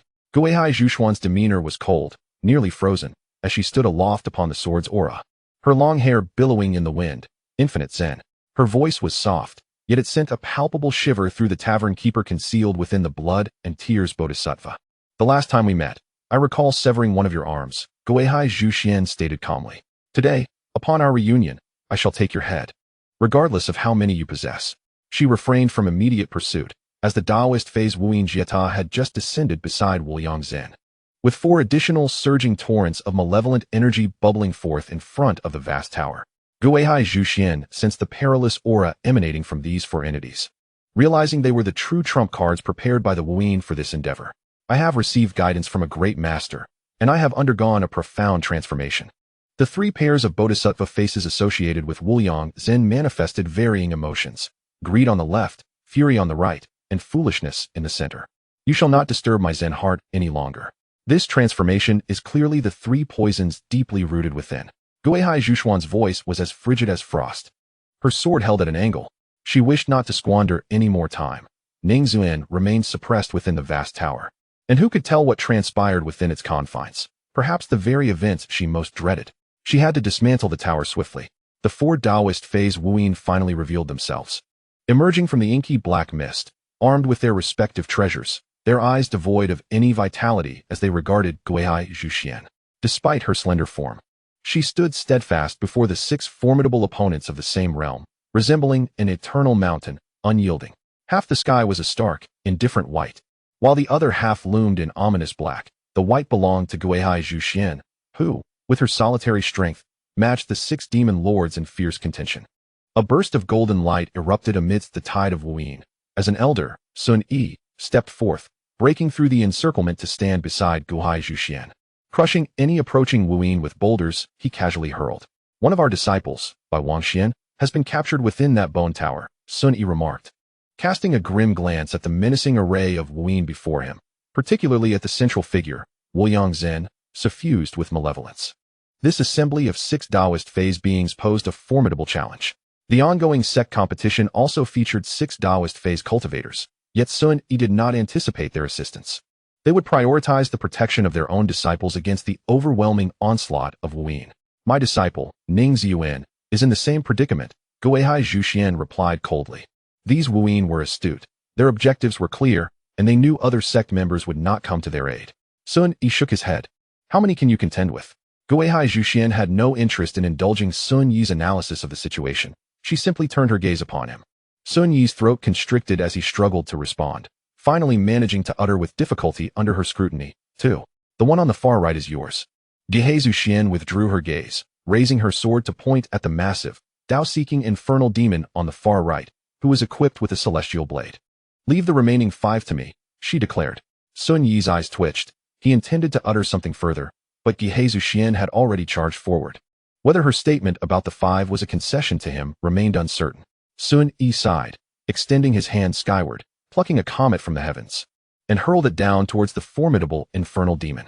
Luckily, he had only met Gui Haizhu Xuan a decade ago. Otherwise, he might have secretly fallen in love with her for half a century. The sound of a pipa resonated as the demon, clad in ornate garments, swept its fingers across the strings, exuding an aura of menace. The music was sharp and piercing, infused with the scent of resin and rust. Aimed to shoot down Gui Haizhu Xuan, who soared into the sky. Gui Wuchen. Gui Haizhu Xuan gently closed her eyes, positioning her sword before her. Her robes billowed elegantly, resembling pure white butterflies, yet more akin to delicate snowflakes. The so-called pipa music faltered a mere 10 feet away from her. Her sword intent was too frigid. So much so that the air thickened, rendering sound unable to penetrate this forbidden zone or disrupt her swordplay. Wuliang Chan extended 6 arms, colossal palms encompassing the entire expanse of the sky, converging around Gui Haizhu Xuan, intending to crush her within their grasp. Another infernal demon surged forth on the winds, transforming into a swirling vortex, tearing through the void to assault Gui Haizhu Xuan. Wuliang Chan and these Tao-seeking demons unleashed astonishing techniques, collectively acknowledging Gui Haizhu Xuan as the gravest threat in their scheme, uniting to suppress her. The supernatural abilities converged from all directions, leaving Gui Haizhu Xuan with no avenue for retreat. Yet, retreat was never her intention. A significant person awaited her rescue. Sam Wonkyuan. She opened her eyes, her once ethereal blue irises now crystallized into pure ice. Within the boundless realm tower, Ning Ziyuan opened his eyes, the azure hue saturating his gaze. One hand grasped the Qing Shuang, while the other brandished a long sword forged from Xianbing, the sword's aura resonating like a chime, forcefully repelling the trio who sought to charge. Exhaling a chilling breath capable of slicing through the throat, Ning Ziyuan glanced at the protective golden lotus, now marred with cracks. Pain tore through his meridians as he resorted to the most brutal means to channel his spiritual energy. Even his flawless physique could not withstand such torment. The demon fire had not aired. He could not endure for long. Not only due to the onslaught of 2 Tao-seeking powerhouses, but also because the wielder of the soul-devouring sword was significantly stronger than any adversary he had previously encountered. However, the soul-devouring sword was not as raucous as before. Ning Xiong, you truly need not concern yourself with me. Bai Wangshuan's voice was urgent. If they continued to clash head-on, Ning Ziyuan would soon collapse. He had a method of self-preservation that could temporarily safeguard his life. Ning Ziyuan's lips moved slightly. Really? He felt somewhat embarrassed, having rehearsed a soliloquy in his mind, creating a fitting atmosphere, only to discover that Bai Wangxian genuinely did not require his protection. Was it not somewhat inappropriate for him to sacrifice himself now? Absolutely true, Bai Wangxian nodded, removing the copper coin sword that had been strapped to his back, but never used. The red string binding the coins snapped, scattering them, yet keeping them aloft, orbiting around Bai Wangxian. Should you dare to deceive me, I shall not spare you. Ning Ziyuan uttered a mere phrase. Bai Wangshuan's eyes were filled with a sense of despair, rendering him indifferent to whether he would be forgiven or not. Rest assured, Brother Ning. Bai Wangshuan's gaze was resolute. Very well. Ning Ziyuan hesitated no longer, summoning several ice swords to hover beside him, their cold gleam piercing the air, as if they had grown weary of being used as mere shields. In an instant, the protective barrier around him shattered under the onslaught of demonic flames and the blade of Ji Jinxing. Black flames surged, and the sword's radiance was sharp. The demonic fire and Ji Jinxing brushed past each other. Their intentions were clear. One aimed for Bai Wangxian, while the other targeted Ning Ziyuan. Both exerted restraint, for the final strike must be delivered by the soul-eating sword to ensure the mission's perfection. Ning Ziyuan clashed swords with Ji Jinxin, while Bai Wangxian, facing the dragon's claw of demonic fire, casually grasped a copper coin. After a whirl of chaos, he found himself in the front yard of a dilapidated farmhouse. Bai Wangxian recognized this place. In his 4th year of wandering, he had passed through here, where a man and a woman resided alongside a frail child. After listening to the man's grievances, he summoned a rain that nourished the nearly withered crops, and as he departed, he requested a copper coin as compensation. Later, he incorporated that coin into the incomplete copper coin sword. This was Bai Wangxuan's secret method of survival, hidden from the mortal realm. Over the span of a decade traversing the vast world, for every good deed performed, every villain punished, he would claim a copper coin, some gifted by nobles, others plucked from beggars' bowls or from beneath hunters' pillows. Over 10 years, the myriad joys and sorrows of the world entered his yin-yang vision, and the copper coin sword gradually acquired a spirit of its own.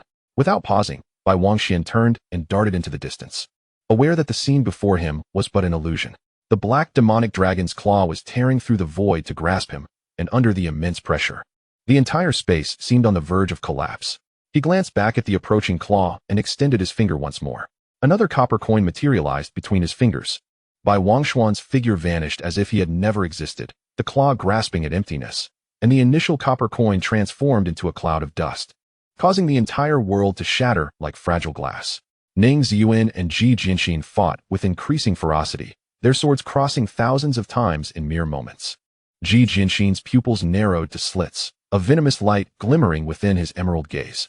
"Brother, your swordsmanship leaves much to be desired." Ning Ziyuan bore a wound on his face, beneath which a mocking grin emerged.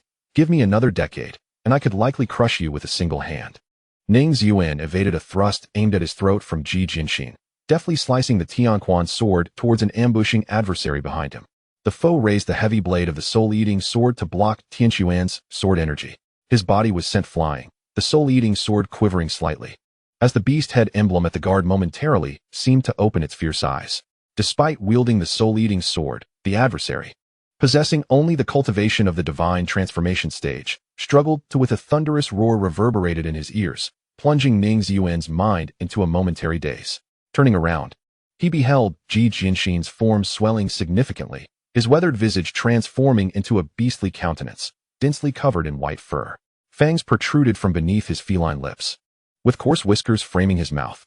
The long sword in Ji Jinxin's grasp had morphed into a colossal stone blade, which he wielded with both hands, crashing down towards Ning Ziyuan.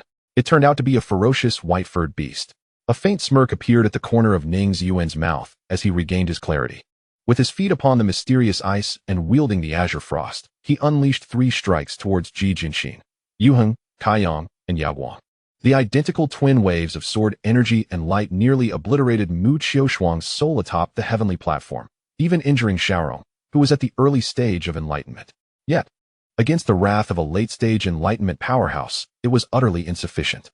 Ji Jinxin's stone sword effortlessly dispersed the sword energy, encountering no resistance whatsoever. Initially, he presumed that Ning Ziyuan had exhausted himself and lacked the strength to continue, until he noticed the triumphant smile upon his face. Indeed, Ning Ziyuan had not exerted his full strength in these 3 strikes, but his objective had been achieved. Tianshu, Tianxian, Tianji, Tianquan, Yuheng, Kaiyang, Yaguang. These 7 strikes constituted a sword technique he had invented based on the Big Dipper, and with the last 3 strokes, the constellation had been formed, connecting the 7 stars. The azure frost blade shimmered with a jade-like luster, rendering it indistinct to Ji Jinxin. 7 absolute, Ning Ziyuan murmured softly. The azure frost blade seamlessly sliced into the advancing stone sword, as smooth as parting a block of grease. Ji Jinxin's eyes widened in disbelief. As I mentioned before, after severing the stone sword, the azure frost did not cease. It continued at the same angle toward the wound Ji Jinxin bore on his chest from the returning sea pearl. "I am far stronger than you were in your prime." A potent sense of danger reverberated within his spiritual realm, alerting Ji Jinxin to the necessity of caution against this strike. He released his grip on the stone sword and sidestepped just in time to evade the azure frost's brilliance. Wherever the long sword passed, nothing was spared from its lethal arc. Ji Jinxin felt a chilling pain radiate through his arm. The muscles of his arm had been severed, and even the robust bone had been cleaved halfway through. Merely advancing half a foot would allow this sword to sever one of his arms. However, that half-foot distance was insurmountably distant for Ning Ziyuan. under the full operation of the 9 great heart techniques. The spiritual energy coursing through his meridians surged with the ferocity of a flood, causing the meridians in his arm to suddenly burst forth, spraying icy blood mist that stained his sleeves crimson. He hung his arm down, gasping for breath, as if a needle were lodged within his lungs. Each inhalation and exhalation fraught with excruciating agony. Yet, there was no time to catch his breath, for a demonic light flared behind him, and Ji Jinshin had already raised his beastly paw to strike down upon him, with his agility rendered futile and no escape in sight. Ning Ziyuan could only brace himself with his long sword, standing tall, ready to confront the otherworldly being and Ji Jinshin until the bitter end. Just then, an unknown hand reached from the shadows and grasped his wrist. The scene before him twisted and turned. Before Ning Ziyuan could react, he found himself in the bustling heart of an unfamiliar grand city. Passers-by glanced at him with a mixture of surprise, while Bai Wangxian, who had brought him here, gently patted his shoulder. "Ning brother, it's me." Relieved, Ning Ziyuan surmised that this was likely some form of life-saving technique employed by Bai Wangxian. With the copper coins dwindling rapidly, it would not be long before they were discovered. Bai Wangxian appeared somewhat disheveled, unlike Ning Ziyuan, who could still engage in fierce combat with late-stage Enlightenment realm experts. Even the residual force from a strike of demonic fire was sufficient to inflict internal injuries upon him. "Let us buy some time," he muttered. Ning Ziyuan retrieved 2 bottles of first-grade nourishing essence pills from his jade ring, tossing one to Bai Wangxian and swallowing the other whole. He needed to hasten his healing and restore his spiritual power. Yet the pill bottle in his hand left him momentarily stunned. A glimmer of light flashed in Ning Ziyuan's eyes. "Bai brother," he inquired, gripping Bai Wangxian's shoulders. "Is there a time limit for our stay here?" "We can remain for no more than half an hour," Bai Wangxian replied. "But they would not require even 10 breaths of time to locate us. If I stay here, how long can you hold off those 3? Ning Ziyuan pressed. "At most, the duration of a stick of incense," Bai Wangxian replied, momentarily taken aback. "That will suffice. Do you have a strategy in mind for confronting them?" "Indeed," Ning Ziyuan murmured, his palm brushing over the jade ring, his fingers deftly grasping for luminous pills. Chapter 28. Hidden in the red dust, Gui Haizhu Xuan wiped the blood from her face with her silken sleeves. The head of a demonic creature she carried having been frozen solid. She carelessly discarded the head and wiped the blood from her sword. The former owner of that head was a wind cultivator from the Enlightenment realm. In this brutal skirmish, she had exchanged injuries for victory, severing its head within 3 exchanges. "There are still 4 left," Gui Haizhu Xuan remarked, her gaze indifferent to the wound on her shoulder. Wu Yangchan and the remaining 3 demonic beings assumed a posture of utmost vigilance. They had long known of Gui Haizhu Xuan's strength, yet they had not anticipated her prowess to reach such heights. "Do not fear, she is already wounded," Wu Yangchan said, casting a sidelong glance at the Ji cultivator beside him. "Ha!" The Ji cultivator, cradling a pipa, scoffed, fully aware of Wu Yangchan's thoughts. "It matters not. When the demonic clan steps forth from the boundless darkness, these cowardly souls will eventually be purged." "You possess great talent," the Ji cultivator said, halting the quivering strings of the pipa, its voice sharp and thin, directed at Gui Haizhu Xuan. "Loyalty to the demonic clan will reward you within 10 years. We shall aid you in reaching the ascended realm. In this way, your disciple may preserve his life today." This declaration reached Sun E's ears, who was locked in a fierce battle with a demonic blade cultivator nearby. He turned his head, casting a look of incredulity at the speaking demon. "This fool has lost his mind," he mused. The response he awaited came in the form of an utterly domineering strike from Gui Haizhu Xuan. Her cerulean eyes gazed down with disdain. From the onset of battle until now, she had uttered not a single word to these infernal specters, finding no merit in rebuttal as they were unworthy of her discourse. "Humph, obstinate and ignorant." After a futile attempt to engage, she swiftly employed her agility to evade a perilous strike. The wound on her shoulder, sealed by the sea-returning pearl, was of no consequence as she charged forth once more with her blade. Her swordsmanship bore an immense resolve, akin to a realm where no demon or evil could withstand her might, and no destination was beyond her reach. A chill swept through Wu Yangchan, foreboding ill tidings. Having cultivated the 3 poisons, he was attuned to the tumultuous sounds of the worldly troubles and could discern the filth of the mundane. Thus, he perceived the concealed yet alarming intent to kill emanating from Gui Haizhu Xuan. This was amiss. The woman wielded a sword devoid of malice. Her practice was that of the unfeeling blade, adhering to the principle of annihilating evil, and nothing should stir her wrath. For once hatred took root in her heart, her blade would be tarnished. Yet now, her sword seemed not only tarnished but poised to taste blood. Jiang Shui, Gui Wuqing, Xuanhe, 30,000 rivers. The four sword techniques flowed seamlessly, with Gui Haizhu Xuan disregarding her shoulder wound, casually using frost to staunch the blood, leaving a crimson mark upon her white attire akin to a solitary red plum blossom. Retreat. Do not confront her blade head-on. Wuliang Chanshan's three heads shouted in unison. But it was too late. The spear-wielding spectre had already advanced.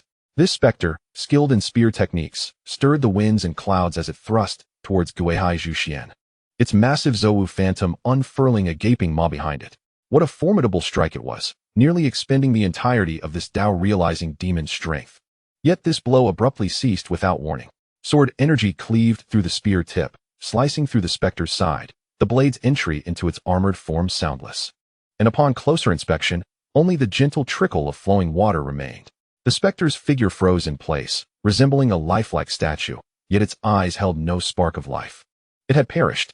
Gui Haizhu Xuan's strike severed the spearhead, cleaved half of its head, and amputated one side of its body. The severed parts glided smoothly at the point of separation, soon transformed into drifting snowflakes by the winds stirred by Jiang Shui.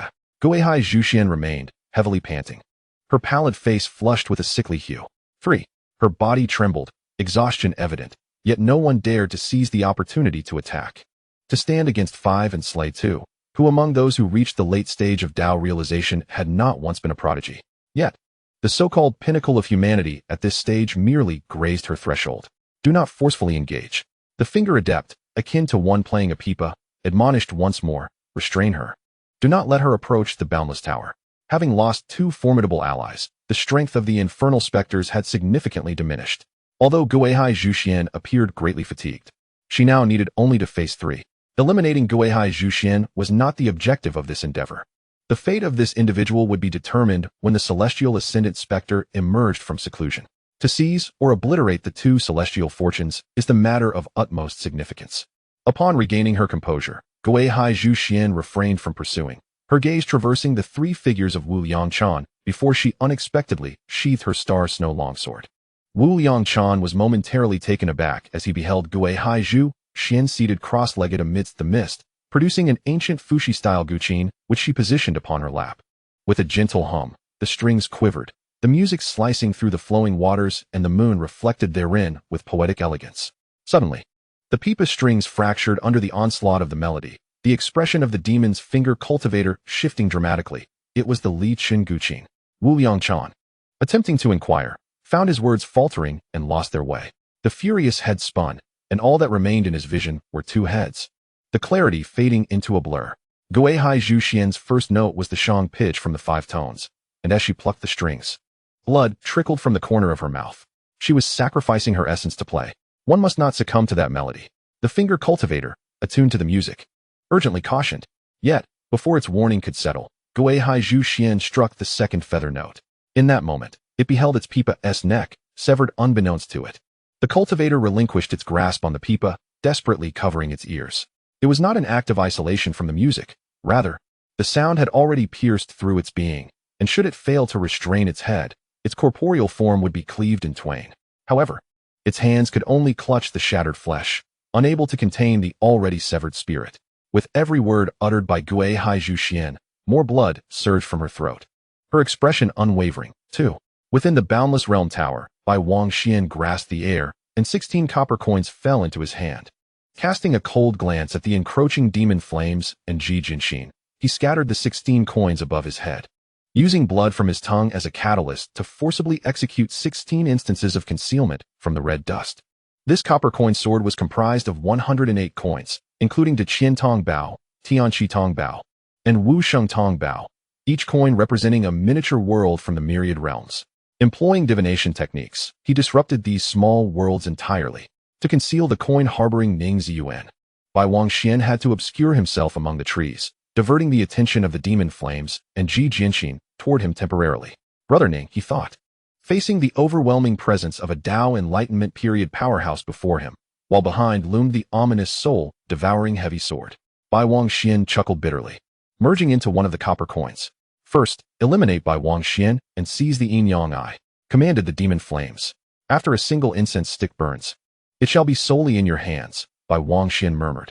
Ning Ziyuan seated himself cross-legged in the bustling marketplace, disregarding the curious gazes of passers-by. As he swallowed the first of 4 elixirs, this particular pill, the blood-nourishing pill, was capable of nurturing the nascent soul with vital essence, thereby breaking through the bottleneck of the mid-nascent soul stage. Within Ning Ziyuan's jade ring resided not only the blood-nourishing pill, but also the blood-accumulating pill, intended for breaking through to the late nascent soul stage, alongside 3 moon essence soul pills. The moon essence was derived from the toad transformed by Chang'e, and the moon essence soul pill was the inner core of this celestial being. In the realm of the game, the moon essence soul pill cannot be stacked, with each pill occupying a space in the inventory. Thus, the protagonist, Ning Ziyuan, regretted not collecting more of them. The moon essence soul pill possesses astonishing effects, capable of elevating the user's cultivation by an entire minor realm. This implies that upon consuming 4 of these pills, he would awaken to find himself at the later stage of the nascent soul, poised on the threshold of the transformation stage. Alas, he only had 3 pills at his disposal. With little time for lamentation, Ning Ziyuan focused his energy, channeling his spiritual power to absorb the essence of the blood-nourishing pill. Outside, Bai Wangxian risked his life to buy him time, but he had merely the duration of a stick of incense. Bai Wangxian stumbled and fell beneath a willow tree by the pond. Ah! A woman bathing in the pool gasped at the sound, covering her chest. As she turned, she froze in surprise. "Is it you?" she exclaimed, pushing her damp hair behind her ear. "Young Master Bai?" Bai Wangxian glanced at her without speaking, continuing to scatter the copper coins into the air. "Young Master, you have finally returned. I have been waiting for you," the woman said, disregarding everything else. She climbed out of the pool, hastily draping a sheer veil over her shoulders. Reaching out to grasp Bai Wangxian's sleeve, Bai Wangxian recognized her. She was a princess of the Daiqian dynasty, traumatized by a malevolent spirit in her youth. She had lost a soul fragment and 3 of her 7 spirits, leading to over a decade of madness, confined within the depths of the palace. A subject of hushed whispers throughout the kingdom, Bai Wangxian had restored her soul fragments, granting her a semblance of normalcy after more than 10 years, for which he had asked for a Daqian Tongbao as recompense. Aware of the fleeting nature of worldly matters, he instinctively sidestepped her reach. "Are you leaving, young master?" she asked, her fingers retracting as if pricked by a needle, her hands awkwardly resting before her. "When will you return? Do not wait." Bai Wangxian's figure began to grow ethereal, like a fleeting breeze. "The realms of mortals and immortals are distinct. Do not let your youth slip away." In the mortal world, she was of noble birth, a lady of refinement. Yet upon embarking on the path of immortality, a mortal's lifespan is but a fleeting moment, a mere drop in the ocean. He understood that she could not hear his words now. The chaotic flames had already consumed this world. He closed his eyes and transcended into the next copper coin. Bai Wangxuan's form flickered between the coins like a butterfly, always appearing within reach of the demon fire and Ji Jianxin. Yet each time he reached out, he flitted away. He maintained this elusive distance, as if everything, including his current injuries, had been meticulously calculated. However, if a cultivator at the enlightened Dao stage could truly be toyed with by a nascent soul practitioner, it would not be called the enlightened Dao. With a few flashes of sword light and the roars of a malevolent dragon, Bai Wangxian spat blood, losing an arm. Everyone understood the reality. Bai Wangxian was merely exchanging his injuries for time. His copper coins would eventually be depleted, and the injuries that piled upon him would inevitably claim his life. "I truly do not comprehend the purpose of your actions," Ji Jianxin spoke coldly. "What use is it to delay that young man any longer? In this brief span, can he truly turn the tide?" Jianxin's sarcastic remarks unexpectedly caused Yaohua to change her demeanor. Her chaotic eyes darted about within the copper coin formation, and she abruptly abandoned her pursuit of Bai Wangxian. "What do you intend to do?" Jianxin questioned, feeling a twinge of confusion as Yaohua began to act independently. Ignoring Jianxin, Yaohua busily shattered the copper coins, furrowing her brow as if disturbed by his incessant chatter. Truly useless, at this level, had it not been for her early attachment to the demon of darkness. Whether she could even break through to the later stages of enlightenment remained uncertain. How could she shamelessly compare herself to Gui Haizhu Xuan each day? Just a moment ago, she had nearly lost an arm to Ning Ziyuan, yet now she seemed to accept the abrupt disappearance of the lichened sword without question. To be able to contend with enlightenment at the Yuaning stage was an anomaly that defied common sense. One must proceed with utmost caution. Bai Wangxian, observing the diverging actions of Yaohua and Jianxin, felt a heavy weight in his heart. 108 copper coins, 108 instances of hidden red dust. Now, more than half of the coins had been depleted. If this continued, Yaohua would inevitably locate Ning Ziyuan within the duration of an incense stick. Bai Wangxian found himself unable to rearrange the copper coins, The exertion of employing hidden red dust had nearly drained his mental and spiritual energy. Severely injured, he was almost paralyzed on one side, with Jianxin having sliced off a portion of his shoulder. What truly troubled him, however, was the silent sword-wielding entity, Huan Ling, whose presence was an enigma. The fates of the three great heavenly fortunes were intertwined. The soul-devouring sword could discern the heavenly mysteries and sense the location of the yin-yang eye, allowing the entity with the burdened sword to accurately pinpoint his position among the copper coins, leaving Bai Wangxian breathless and without respite. Yet, a flicker of confusion lingered. The soul-devouring sword should also be capable of sensing the location of the lotus sword intent, so why did this entity remain fixated on him, showing no intent towards Ning Ziyuan, who was concealed within the coins? Bai Wangxian could not fathom the answer, nor did he have the luxury of time to contemplate it. His black and white robe had become a garment of blood, his lungs like a shattered bellows, with each breath accompanied by a rasping sound. Brother Ning. Bai Wangxian strained to keep his eyes open, blood tears flowing from his yin-yang eye. He retrieved an incense stick that had been burning against his chest, only to discover it had been extinguished by his own blood. Well, now he had no idea how much longer could be considered a single incense stick's duration. His vision blurred, likely due to the excessive blood pooling in his eyes, rendering the once clear world hazy. However, in a moment of disorientation, he managed to glimpse that Yaohua had seemingly found the southeastern corner of the copper coin array. That was the direction where Ning Ziyuan resided. Bai Wangxian felt that he might truly not endure until the duration of an incense stick, yet in the moments he had left, he could still strive.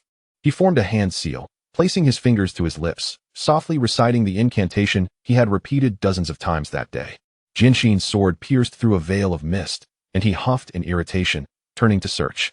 Yaohua's expression darkened. Yet another copper coin had transformed into molten copper in her hands, yet Ning Ziyuan remained elusive. Let us see how long you can hide, she snarled, reaching for yet another copper coin. With a sickening crunch, the sound of bones fracturing and flesh tearing was distinctly audible, and Yaohua's eyes widened in shock.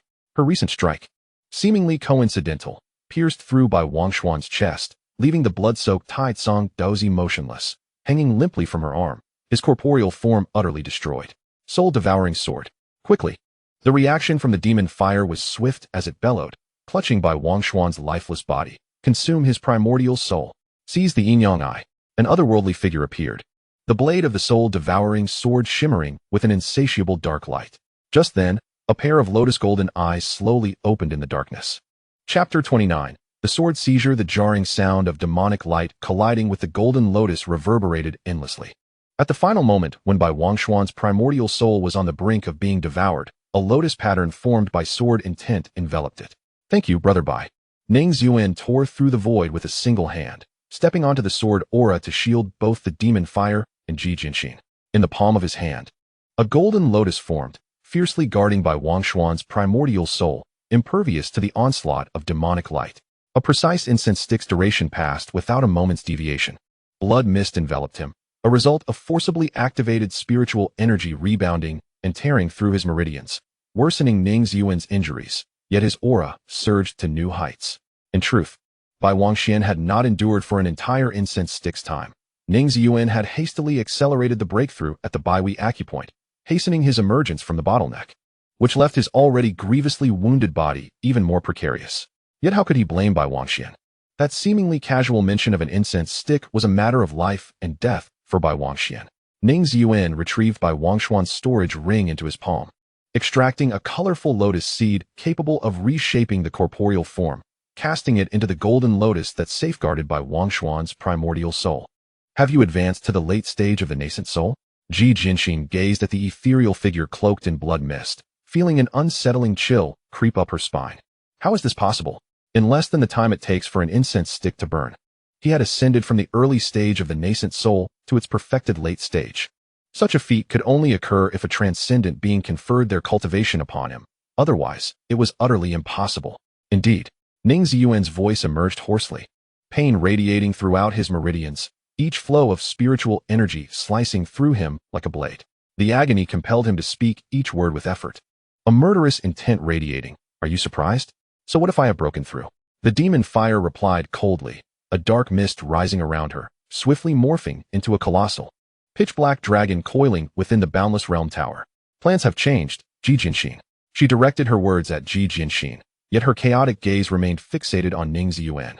like a hook ensnaring him. The mission to seize the heavenly fortune has failed. The current objective is to eradicate Ning Ziyuan of the Sword Sky Sect and by Wang Xian of the Taisong Sect. Total annihilation is required. As the voice of the demon fire echoed within the boundless realm tower, Ji Jinshin's visage grew increasingly grotesque and hideous, steel-like whiskers sprouting from her lips. Muscles bulging and tearing through her robe, revealing a body covered in gray-white fur. She transformed into a towering white-furred beast, her vertical pupils gleaming with fierce light, exuding an aura more malevolent than those of the wildest monsters. In her maw, she clutched a colossal sword, its blade devoid of sharpness, inscribed with intricate patterns that depicted the havoc wrought by the ferocious beasts of the Eight Desolations upon humanity. To the human race, this was an utterly blasphemous sword. How truly hideous you are, devoid of your human forms. Ning Ziyuan spoke coldly, one hand cradling the golden lotus while the other caressed the azure frost. Enveloped in a mist of blood, yet remaining untainted, the sword aura surged forth, forcibly tearing several pristine gashes in the darkness of the boundless realm tower. The cursed dragon brandished its tail like a whip capable of shattering the void, aiming a strike at Ning Ziyuan.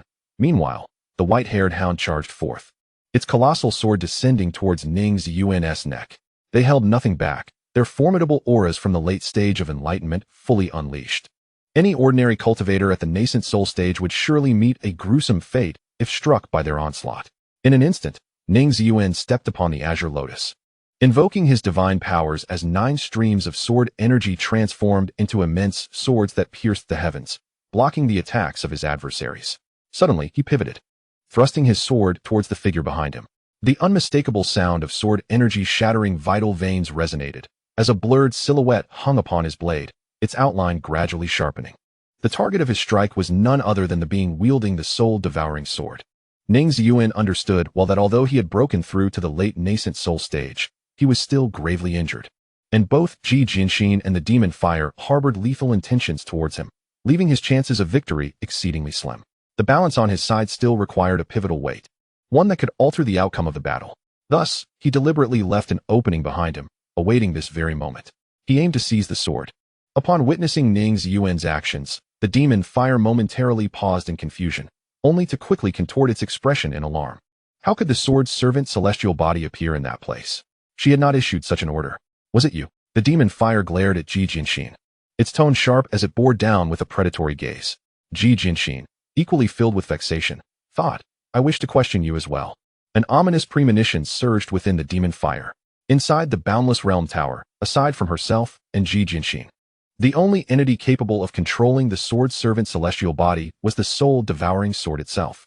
Ning Ziyuan angled his sword tip upwards, cleaving through the upper body of the sword's servant celestial body, shattering the faint glow of its spiritual core. While the soul-devouring sword did not unleash its dark light to impede his actions, rather, it floated gently, willingly descending to his side. In that fleeting moment of doubt, a spark of confusion flitted through his mind, and his fingertips hesitated just before making contact with the soul-devouring sword. The radiant golden lotus blossomed within the spiritual core, and the resonant sounds of sacred verses echoed in his mind, warning him. The lotus sword intent cautioned him against accepting the soul-devouring sword, warning that it would be a grave mistake, one that could drag him and the entire 8 desolations into an abyss. Caught in hesitation, his instinct for survival urged him to reach for the soul-devouring sword, yet facing the foreseen calamity, he retracted his fingers by half an inch. This momentary indecision granted the demon fire and Ji Jinshin the opportunity to react. Quick! Seize the sword. The cursed dragon soared into the sky, releasing waves of demonic energy that ensnared the hilt of the soul-devouring sword. In her current state, she could no longer afford to consider the sword's backlash or its impact on the sea of consciousness. If she lost the soul-devouring sword today, should the underworld demon bring punishment, both she and Ji Jinshin would likely find themselves in a fate worse than death. Ji Jinshin also leapt high, swallowing the sword into his abdomen and exhaling demonic energy to assist the demon fire in claiming the soul-devouring sword. The soul-devouring sword, once bound to the sword of the guardian, now stands as a masterless entity. A sword without a master is easily swayed by demonic energy, seeking to recognize the most potent demonic essence nearby as its new wielder. With the opportunity presented by Ning Ziyuan, the demon fire is emboldened to seize the soul-devouring sword. After all, both she and Ji Jinshin are true practitioners of the demonic path. While Ning Ziyuan bears not a trace of demonic aura, The sword indeed soared towards her, but midway, it abruptly halted in midair. A wisp of demonic energy, delicate yet profoundly dark, had entwined itself around the hilt unbeknownst to her. Such a potent essence could only belong to one born of a demonic womb. Ning Ziyuan cast a cold glance at the demon fire. With a mere flick of his finger, the soul-devouring sword floated gently towards him, its blade trembling as if caught in a euphoric thirst for blood. Within the Eight Desolations, the epitome of malevolence is merely the practice of demonic cultivation through the six paths. The sword drew closer, while the lotus sword intent continued to wail within his spiritual abode. Images of a mountain of corpses and seas of blood flashed before his eyes, yet at this moment, such visions could not sway Ning Ziyuan's resolve. You are my disciple of the Gui Haizhu Xuan. Even if you tread the path of demonic cultivation, one day your sword will be drenched in blood and demonic energy. You shall still embody the very essence of righteousness in the Eight Desolations. The words of his master echoed faintly in his ears. Even now, Ning Ziyuan could not fathom why his teacher placed such unwavering faith in him, even when he himself harbored doubts. Yet, his master had imparted a profound lesson. The heart seeking the path must not be swayed by external forces. Perhaps, after all these years, it was time for him to believe in himself unconditionally.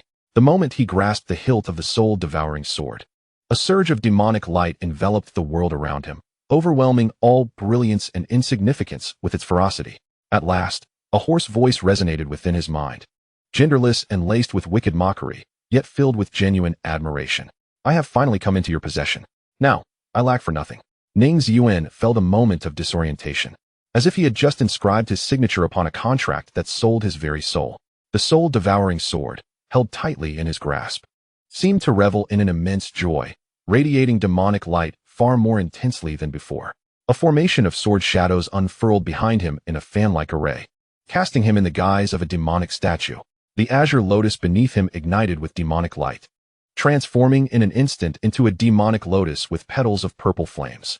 On the throne forged from the sword formation and the demonic lotus, Ning Ziyuan merely had to lower his gaze slightly, and it felt as though all beings were subject to his disdainful scrutiny. The once tumultuous emotions within him turned to an icy clarity. He regarded the ethereal figure before him. You are the soul-devouring sword? The shadow of the sword, faceless yet graceful, bowed elegantly before him, then stepped forward to embrace Ning Ziyuan with a fervent greet. In the hands of my master, I believe I can soon evolve into the soul-consuming embodiment. Ning Ziyuan remained silent, simply pushing away the figure that clung to him. His gaze was not one of caution, but of warning, a warning from a demon lord to a servant, signaling not to overstep the bounds as it had done moments ago. Master, let me consume the primordial soul in your hand.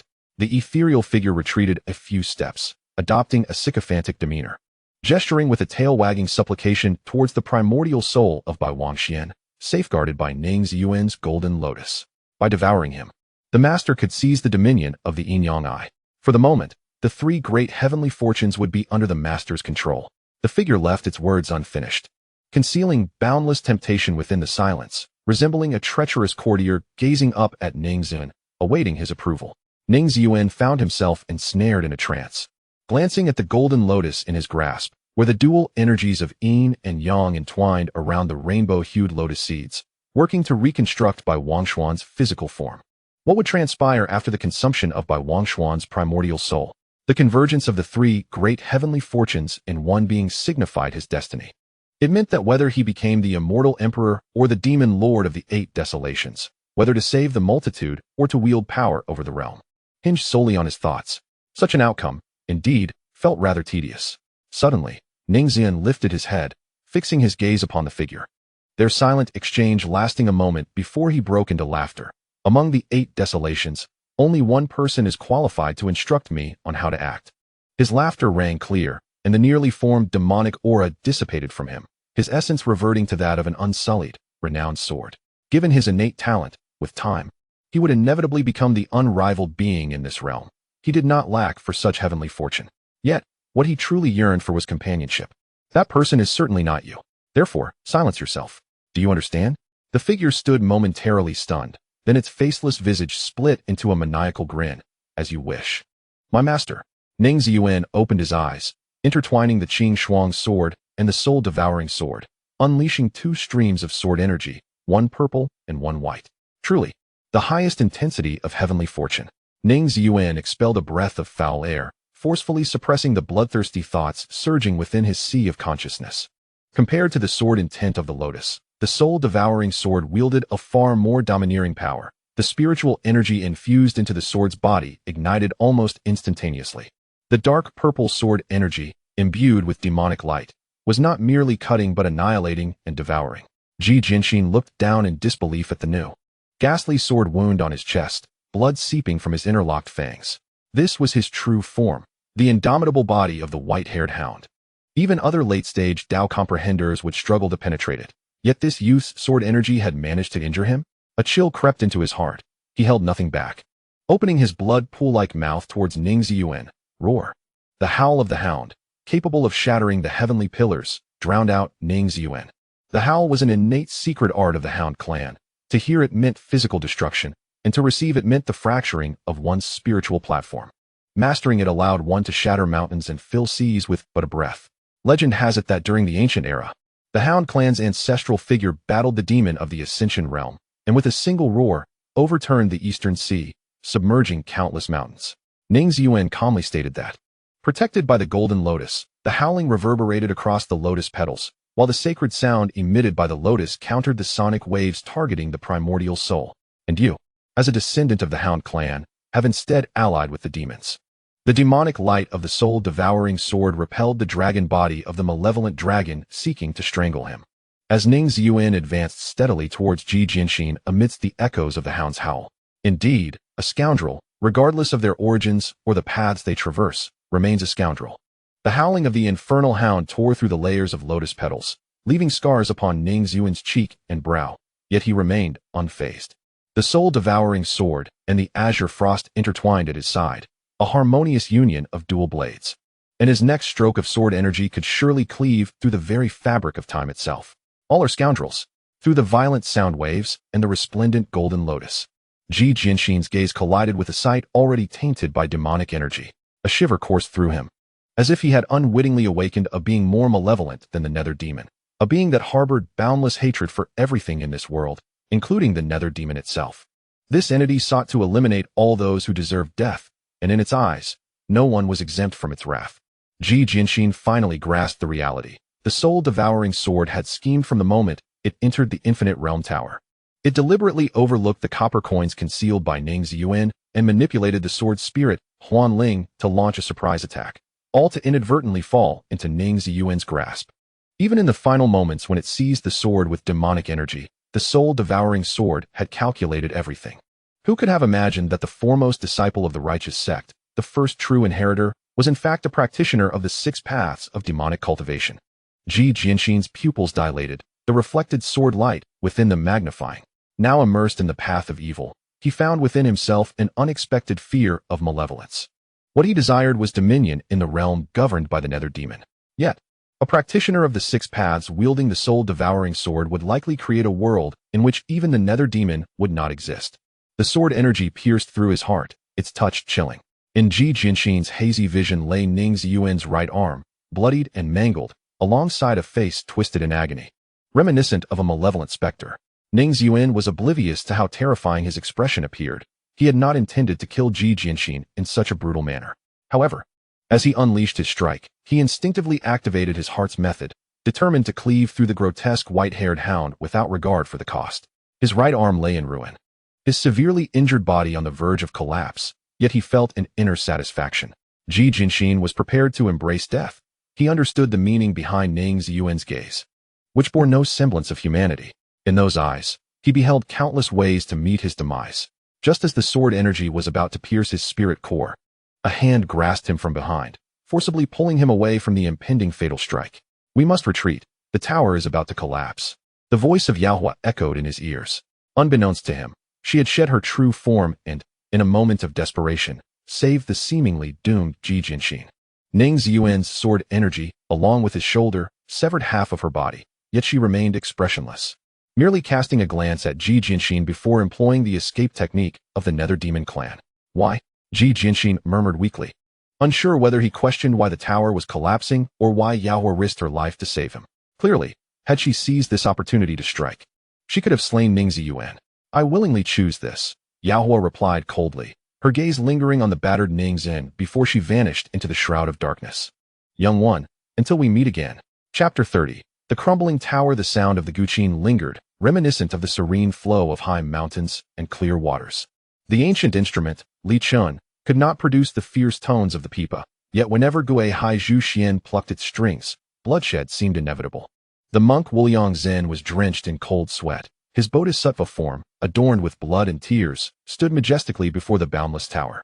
Yet the originally three-faced visage had lost the manifestations of greed and wrath, leaving only 3 arms. Gui Haizhu Xuan remained the terrifying figure capable of instilling fear in his heart.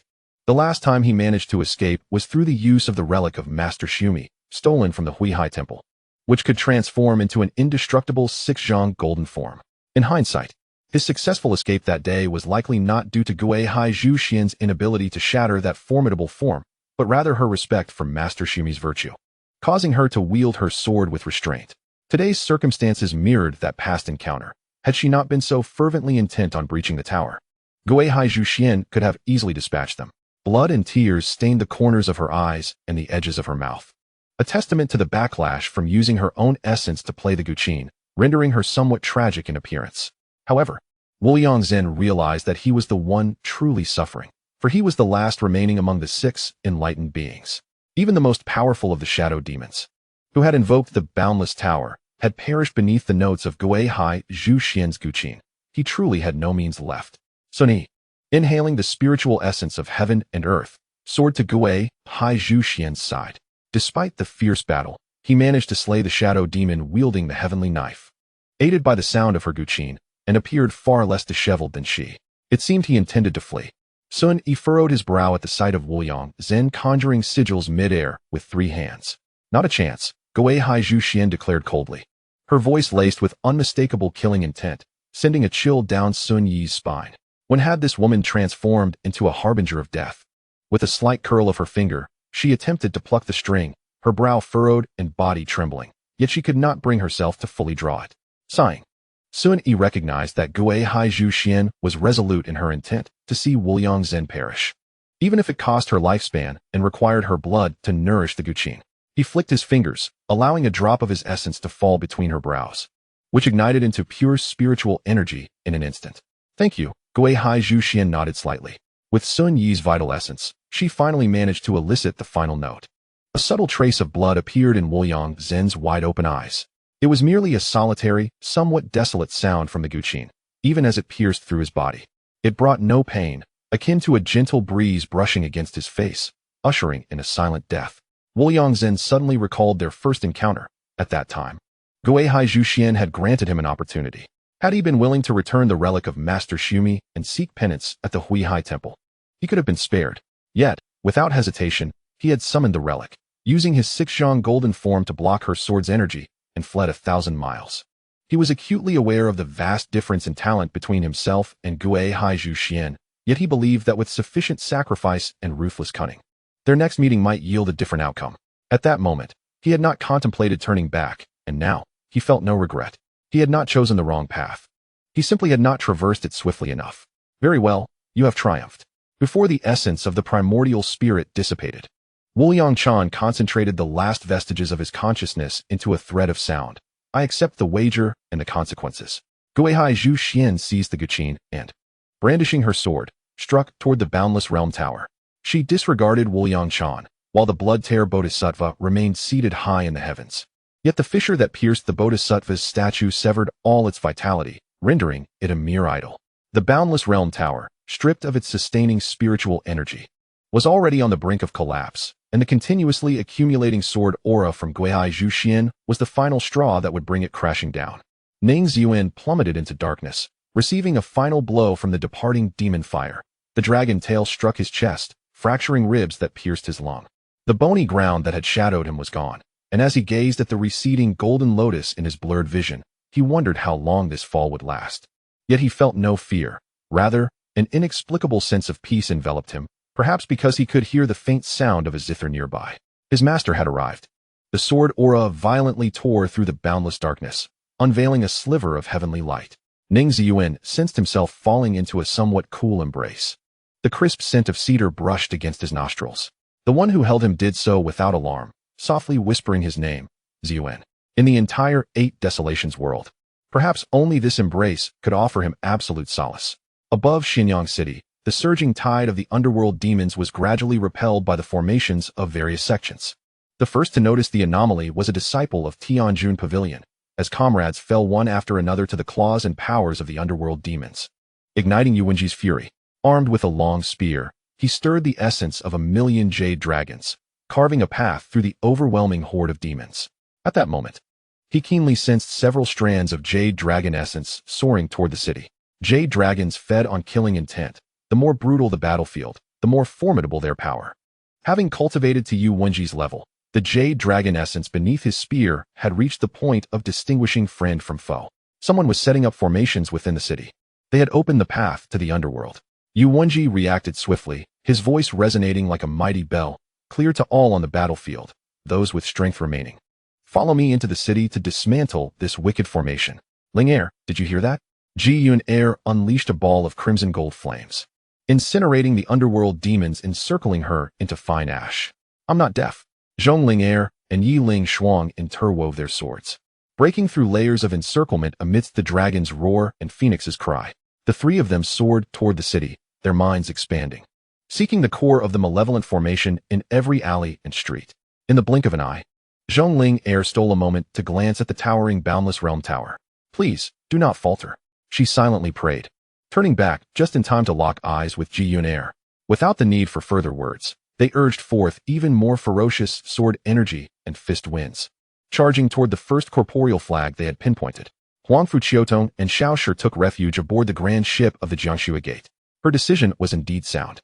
The Scarlet Snow Gate welcomed all wandering practitioners seeking refuge, regardless of their allegiance to righteousness or darkness.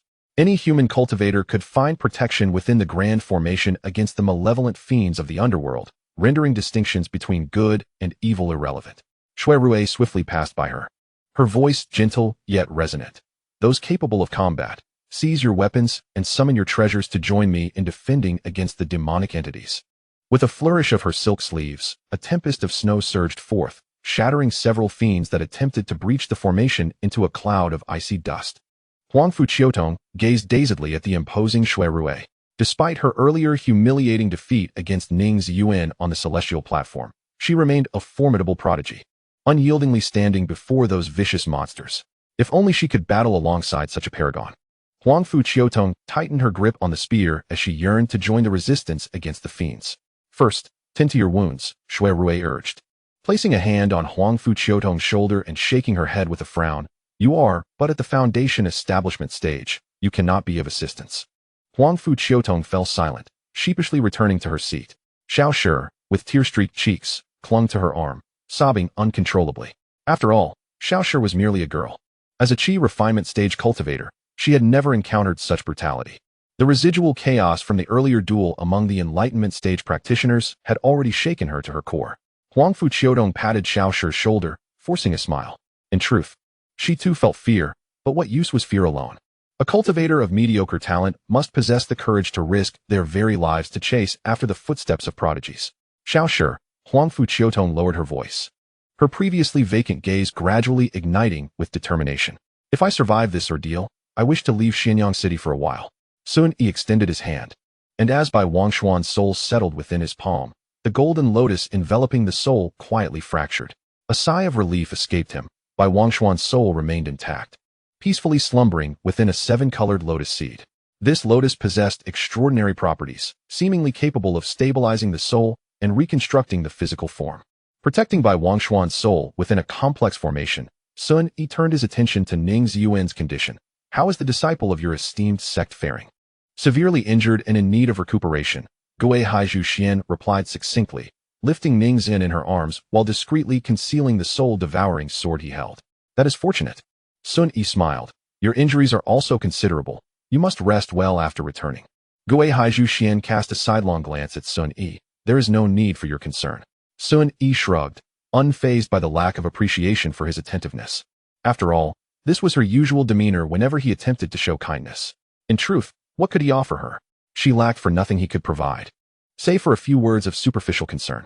As Gui Haizhu Xuan soared from the crumbling infinite realm tower, A throng of fiends immediately surrounded her.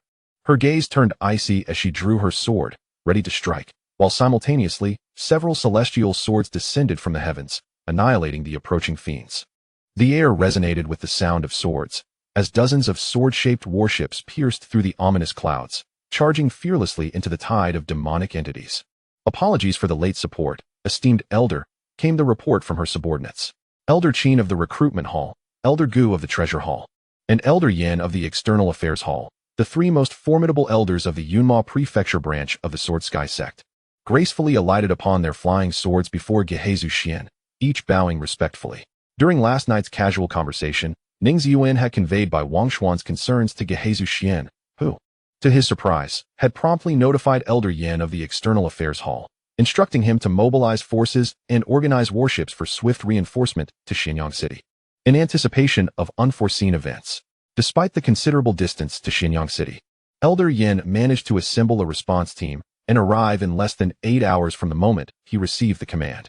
Since you are all here, does that mean only 2 elders remain to guard the sect? Gui Haizhu Xuan inquired with a calm demeanor. Upon receiving the urgent report from the Grand Elder, the sect master had promptly dispatched 2 elders from the headquarters in Muxian Prefecture to oversee matters, both of whom arrived at the sect by midnight the previous day. Elder Yan, who was responsible for managing the sect's affairs during Gui Haizhu Xuan's leadership in the sect competition, answered her question. Understood, Gui Haizhu Xuan nodded. Convey my orders. Those who successfully slay the dark fiends and rescue the injured shall be rewarded based on merit upon returning to the sect, with no upper limit. Yes. The 3 elders responded in unison. Elder Gu interjected, Grand Elder, all disciples skilled in medicine are aboard the warships awaiting your return. You should first take Ziyuan to receive treatment. I shall return shortly, Gui Haizhu Xuan stated decisively, her figure cutting through the air as she forged a path through the chaos. Who could have inflicted such grievous wounds upon the Grand Elder?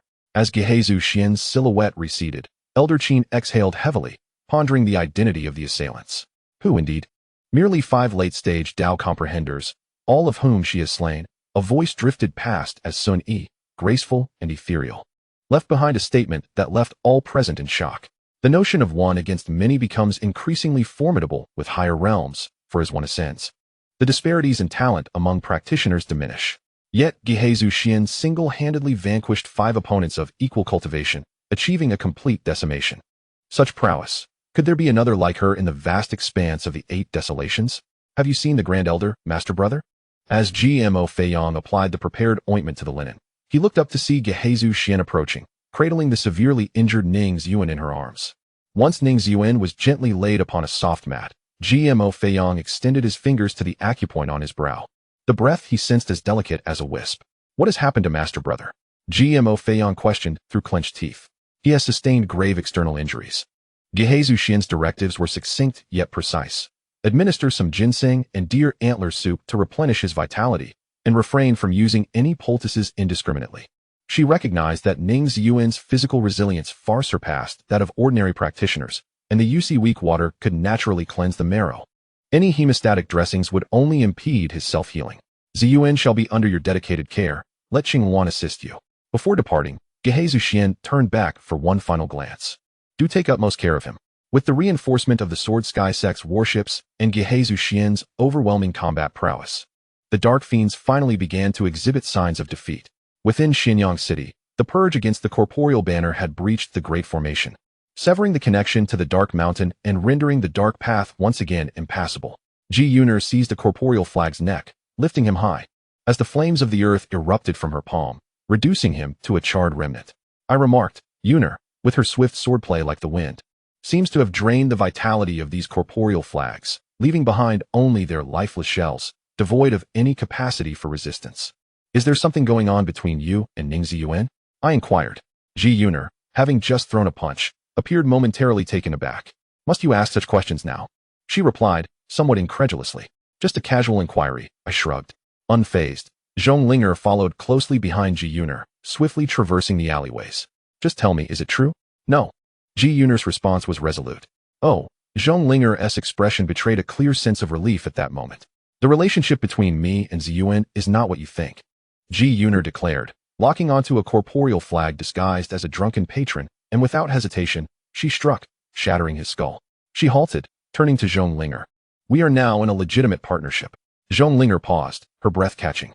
I understand. No need to gloat, she retorted, venting her frustration by cleaving the headless corporeal flag into two. The formation is broken. We must assist in dealing with those nether demons above. Ji Yuner could sense Zhonglinger's thoughts, yet her mind was too occupied to ponder matters of romance. As the senior disciple of the sect, Ji Yuner possessed a far greater understanding of the importance of calm deliberation and prioritizing the greater good than Zhonglinger did. Regardless of her concerns for Ning Ziyuan's safety, she would always make the most prudent and efficient choice rather than recklessly charging into the fray of battle against formidable foes. Reinforcements from the sect had also arrived. Upon seeing the emergence of the sword-shaped warship, Ji Yuner's eyes lit up. Surely, the nether demons would retreat. The nether demons do not retreat, Yiling Shuang. Arriving to join them, sheathed her sword and shook her head in response to Ji Yuner's words. She lifted her gaze to behold the nether demons, even dismembered, still intent on gnawing at the flesh of human cultivators, as if viewing a grotesque painting of hatred, malice, and the remnants of endless buried grievances. They have no path to retreat and will fight to the bitter end. As Ning Ziyuan opened his eyes, greeted only by a hazy azure light, he nearly believed himself to be blind. Senior brother, do not move. Qing Wan's voice rang clear as she pressed him back down. A pervasive dull ache coursed through Ning Ziyuan's body, sending chills through his teeth. Qing Wan, he groaned, what have you smeared on my face? I can see nothing clearly. Observing Ning Ziyuan's face smeared with green ointment, Qing Wan couldn't help but laugh. It is a healing salve designed to mend flesh and bones. I applied a bit extra on your face to prevent any disfigurement once you heal. At least leave me a breathing hole. Ning Ziyuan's voice remained muffled. Ah, senior brother. I apologize. Qing Wan realized her oversight, hastily freeing her hand, only for the salve to plop onto Ning Ziyuan's body. As the facial mask revealed 3 additional openings for the mouth and nose, Ning Ziyuan immediately felt the chaotic pain within him dissipate entirely. The discomfort that had engulfed his entire being was merely a consequence of his prolonged state of suspended breath. Grateful, Ning Ziyuan refrained from harshly criticizing Qing Wan, merely adding, Qing Wan, it suffices for you to care for your senior brother. Please do not attend to others. I fear you might inadvertently cause harm to them. He silently completed the latter part of his sentence in his mind. Qing Wan, clearly misunderstanding Ning Ziyuan's words, blushed rapidly, her fingers smeared with ointment clenching nervously. I am here solely to care for my senior brother. She wished to grasp Ning Ziyuan's fingers, reminiscent of their time in Xianyang City, but soon realized his hands were already bound like 2 sturdy sticks. A mischievous smile crept onto Qing Wan's lips as she stealthily plucked a feather from her shoulder and began to draw something upon Ning Ziyuan's arm. Qing Wan, you should attend to other matters. Your senior brother requires peace to recuperate. Gui Haizhu Xuan's voice suddenly rang out, prompting Qing Wan to retract her mischievous hand immediately. As you command, she replied, rising to leave yet stealing a glance at her handiwork. Upon hearing Gui Haizhu Xuan's voice, Ning Ziyuan shifted slightly within the thick layer of ointment, murmuring, Master, rest well. You have over 100 fractures and numerous damaged meridians, so refrain from moving, Gui Haizhu Xuan advised. Casting a bemused glance at the grotesque turtle Qing Wan had drawn on Ning Ziyuan's arm. What of Bai Wangxian? Is his primordial spirit well? Ning Ziyuan inquired. Taking a seat on the futon, Gui Haizhu Xuan removed her hairpin and added a few strokes to the turtle. His primordial spirit is intact. An elder from the Taitsong sect is personally guarding him, assisting in the reconstruction of his physical form. Yuner and Linger are also safe. They were planning to take turns caring for you, but I intervened. Sensing Ning Ziyuan's intent to ask further questions, she continued at a leisurely pace. There is one more matter, regarding the soul-devouring sword that has gone missing since your awakening. It currently lies quietly within your jade ring. Let us discuss that once you have fully recovered, Gui Haizhu Xuan gently interrupted. Understood, Ning Ziyuan replied, anxiety tightening his heart. He was acutely aware of the malevolent nature of the soul-devouring sword. It was a weapon notorious for inciting hatred, far more than any act of murder within the game. This entity resembled a grotesque tale of rules, once revealed. It would attract the pursuit of several formidable cultivators of a higher realm. This was precisely why he had chosen not to select the soul-devouring sword at the start of his journey. It was neither easy to nurture nor to conceal. Moreover, even within the confines of the game, he had little desire to seek vengeance for the sake of a sword. Given Ning Ziyuan's current realm and interpersonal relations, the exposure of the soul-devouring sword would likely lead to Gui Haizhu Xuan being among those pursuing him. Observing Ning Ziyuan's somewhat rigid form, Gui Haizhu Xuan remained silent, simply reaching out to smooth his disheveled hair. Such a simple gesture instantly calmed Ning Ziyuan's anxious heart. Gui Haizhu Xuan meticulously untangled the strands of hair entwined around his fingers, her gaze discreetly drifting back to the ugly turtle, a faint smile playing at the corners of her lips. Is Master observing the turtle drawn by junior sister Qingwan? After a moment of silence, Ning Ziyuan suddenly inquired. Ah, so you are aware. Gui Haizhu Xuan paused briefly. Then why not expose her? What's the harm? It doesn't affect the efficacy of the medicine. Ning Ziyuan chuckled. Didn't Master also mend the turtle's tail? Although the scene before him remained as obscured as the depths of night, Ning Ziyuan could still hear the sound of deep breaths. Just wait. Gui Haizhu Xuan tapped his forehead, her voice cold. Ning Ziyuan felt helpless. It was Master who had committed the wrongdoing, yet he was merely the one to unveil it. And now he faced retaliation. He distinctly sensed that a hastily drawn frog had appeared alongside the arm that had originally depicted the turtle. The weight of drowsiness surged over him like a tidal wave, and Ning Ziyuan gently closed his eyes. This marked the first time he had suffered significant injury since arriving at the Eight Desolations. Now he understood that even a Nascent Soul cultivator could succumb to sleep.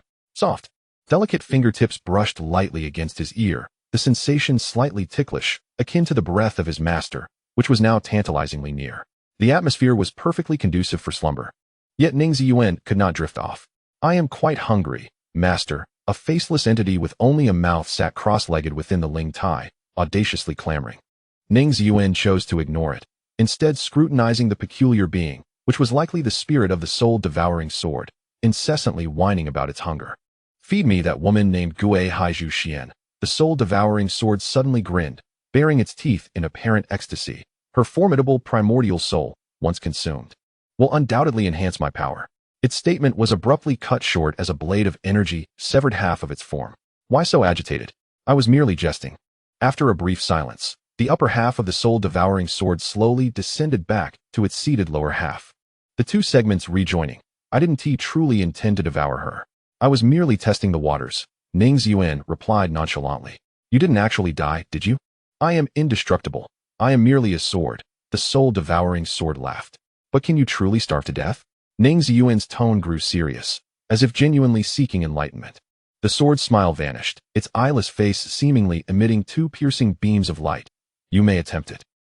Starve you for 2 years. And then the contract will automatically dissolve, allowing you to escape from my grasp, correct? Ning Ziyuan nodded nonchalantly. The soul-devouring sword fell silent, its posture shifting from a carefree demeanor to one of rigid alertness. How many primordial souls of demonic prodigies have you consumed? Ning Ziyuan asked absent-mindedly. 4. The soul-devouring sword rasped. Ning Ziyuan flicked his fingers. Oh, just 2 more, and you shall reclaim the power of the 6 paths of demonic light. The sword clenched its teeth, its jaw tightening. And how many first-rate sword cultivators have you devoured? Ning Ziyuan pressed on with his inquiries. How do you know so much?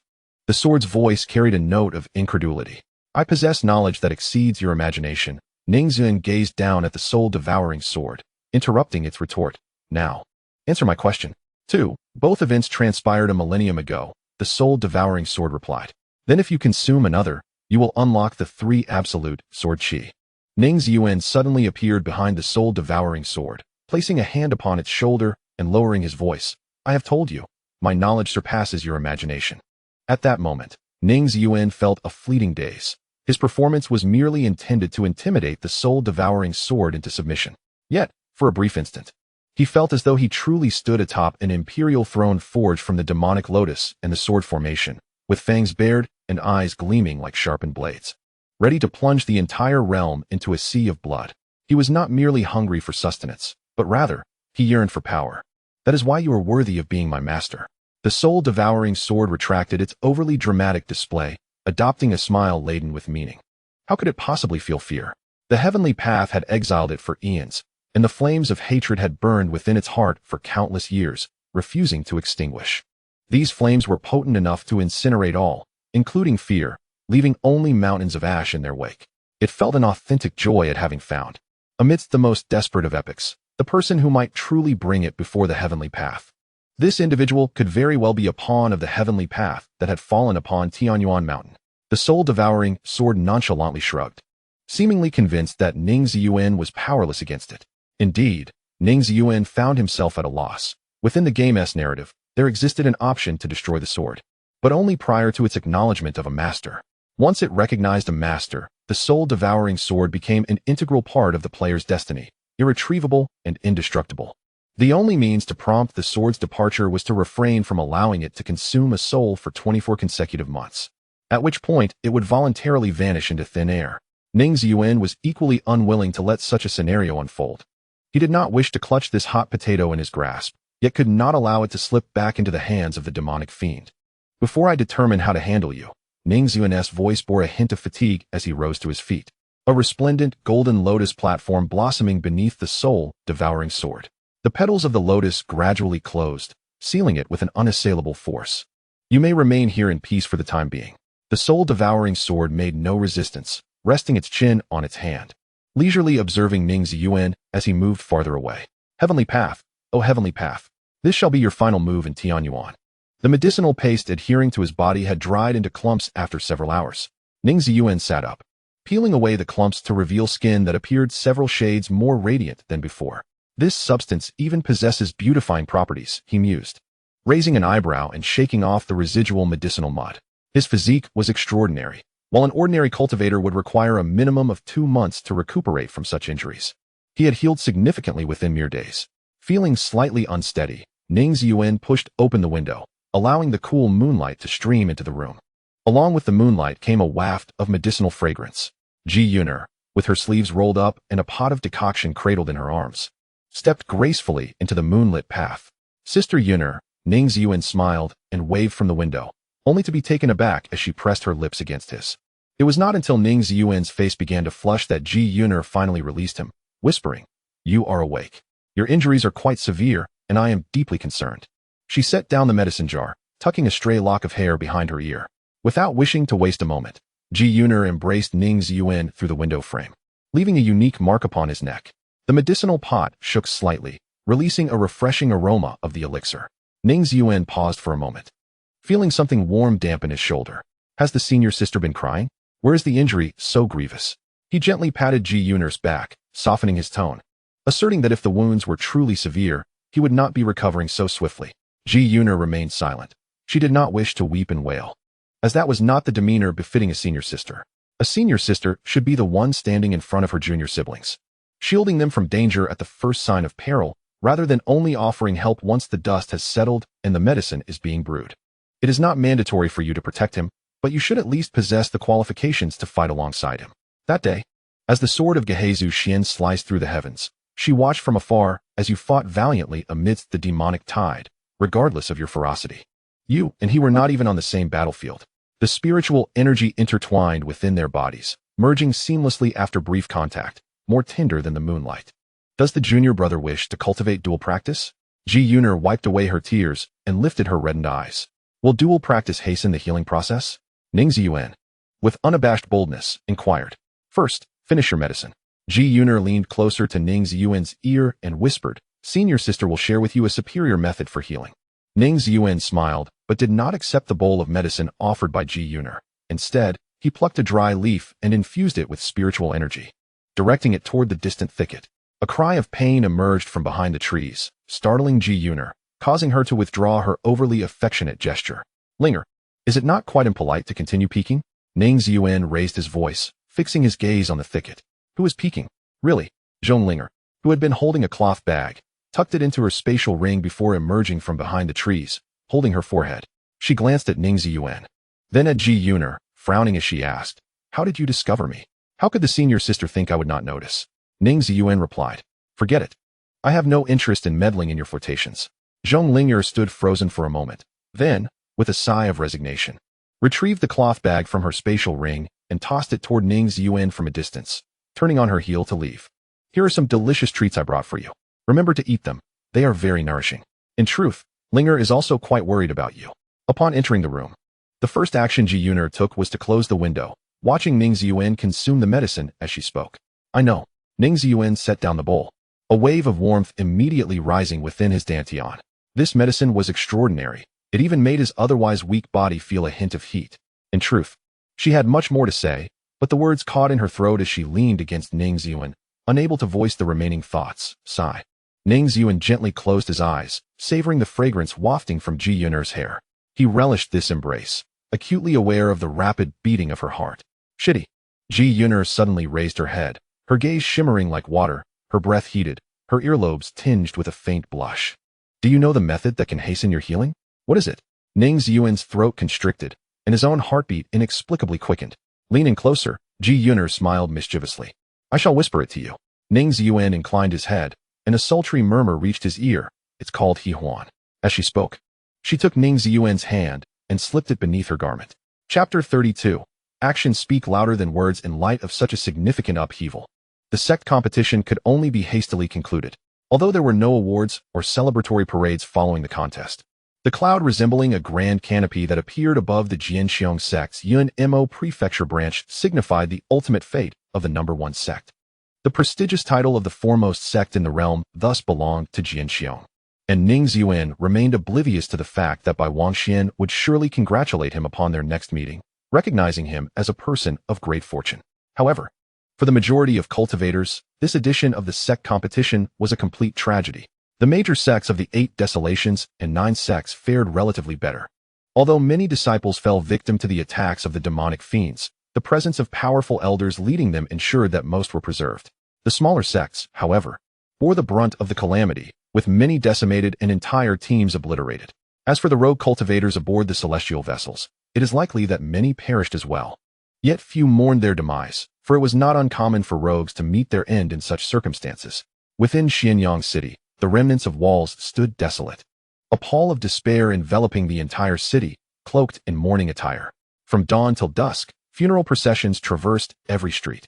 With the emergence of the demonic fiends wreaking havoc upon the world, the higher echelons of Yunmo prefecture could not afford to remain idle. A meeting convened at the Tianjia Tower, gathering the esteemed elders of the 8 Desolations and 9 sects, along with the mayors of various strongholds and the lord of Xianyang City. Ning Ziyuan and several other disciples who participated in the battle against the demonic fiends awaited outside Tianjia Tower, each regarded as crucial witnesses and celebrated heroes. Mo Wenzi and Yu Wenji from the Tianjun Pavilion nodded in acknowledgement from a distance. Although Ning Ziyuan had only reported the events that transpired within the Boundless Realm Tower to the Gui Haizhu Pavilion, the dissemination of such pivotal intelligence was inevitable. Everyone admires the strong. Even those who had not engaged directly in combat were in awe of his prowess against 2 formidable late-stage Enlightenment masters. Nonetheless, there were also many who considered him to be boasting. Ning brother, upon catching a glimpse of Ning Ziyuan, Yi Lingshuang stepped out from the ranks of the Jiangxue sect, approaching him with a bow and her sword in hand. I am profoundly grateful for your life-saving assistance. Not at all. My behavior that day was rather uncouth. I hope you will not hold it against me, Taoist friend Yi, Ning Ziyuan replied, returning the gesture. He found Yi Lingshuang's straightforward nature quite likable. She spoke candidly, making communication effortless. I have, with the elders' consent 2 days ago, ingested the Enlightenment sand and voluntarily forgotten the techniques of the Jiangxue sect. Yi Lingshuang's expression was resolute. In 3 months, I shall undoubtedly fulfill my promise and visit you. With that, she ceased her pleasantries and returned to the ranks of the Jiangxue sect. Ha, ha, ha. Someone certainly knows how to attract attention, Zhong Ling'er remarked, infusing her laughter with an array of tones. Is this merely the first few encounters, and already entangled? It was a far cry from the term attracting attention, considering that her junior brother Ziyuan had only one companion thus far. Ji Yuner tilted her head and gazed at Zhong Ling'er, her cheeks flushed. What? Zhong Ling'er's eyes widened in indignation. Hey, I have yet to have even a single companion in my life. If he does not count as attracting attention, then I must be a saintess of the human race, right?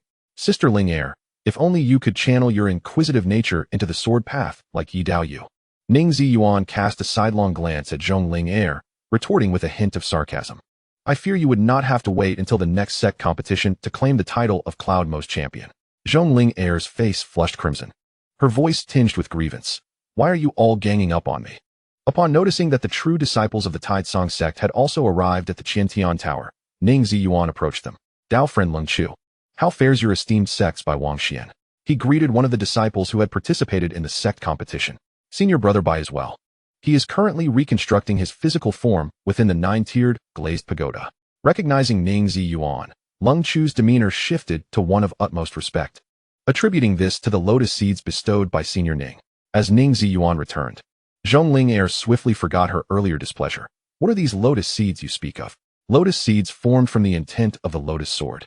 Varying in color and efficacy, Ning Ziyuan raised his hand, and a green lotus seed landed in Zhong Ling Er's palm. For instance, the colorful lotus seed sent to Bai Wangxian can stabilize the primordial soul and reconstruct the body, and this green lotus seed can enhance beauty and preserve youth.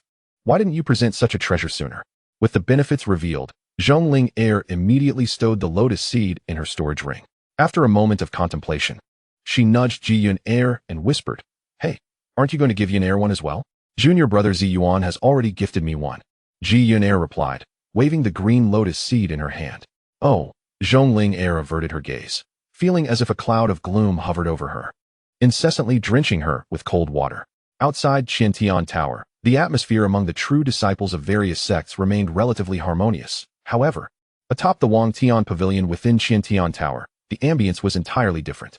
This marked the first appearance of the Yin demons beyond Qiyu Prefecture and Yin Mountain since the ancient era, a matter of significant gravity.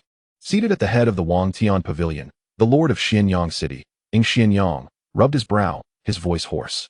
To his right sat the chief seat of Gui Haizhu Xuan, while to his left was the elder of the Qianxian Hall's Yun Mo Prefecture branch. Lian Lungyan. I dispatched an urgent report to inform the leader of the Immortal Alliance of this matter several days ago.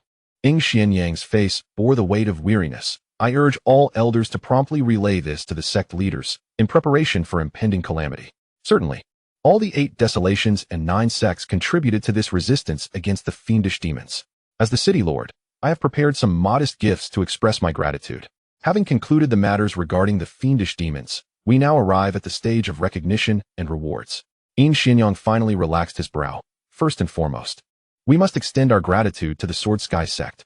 Elder Gui Hai single-handedly vanquished 4 fiendish demons of the Enlightenment stage and also eliminated that demon, Wuliang Zhen.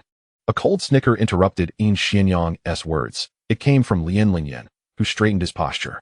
He was a man of delicate appearance, and his voice dripped with venomous malice. The fiendish demons have emerged, and our various sects have suffered grievous losses. Yet, the Sword Sky sect alone has emerged unscathed, now claiming the title of the greatest benefactor.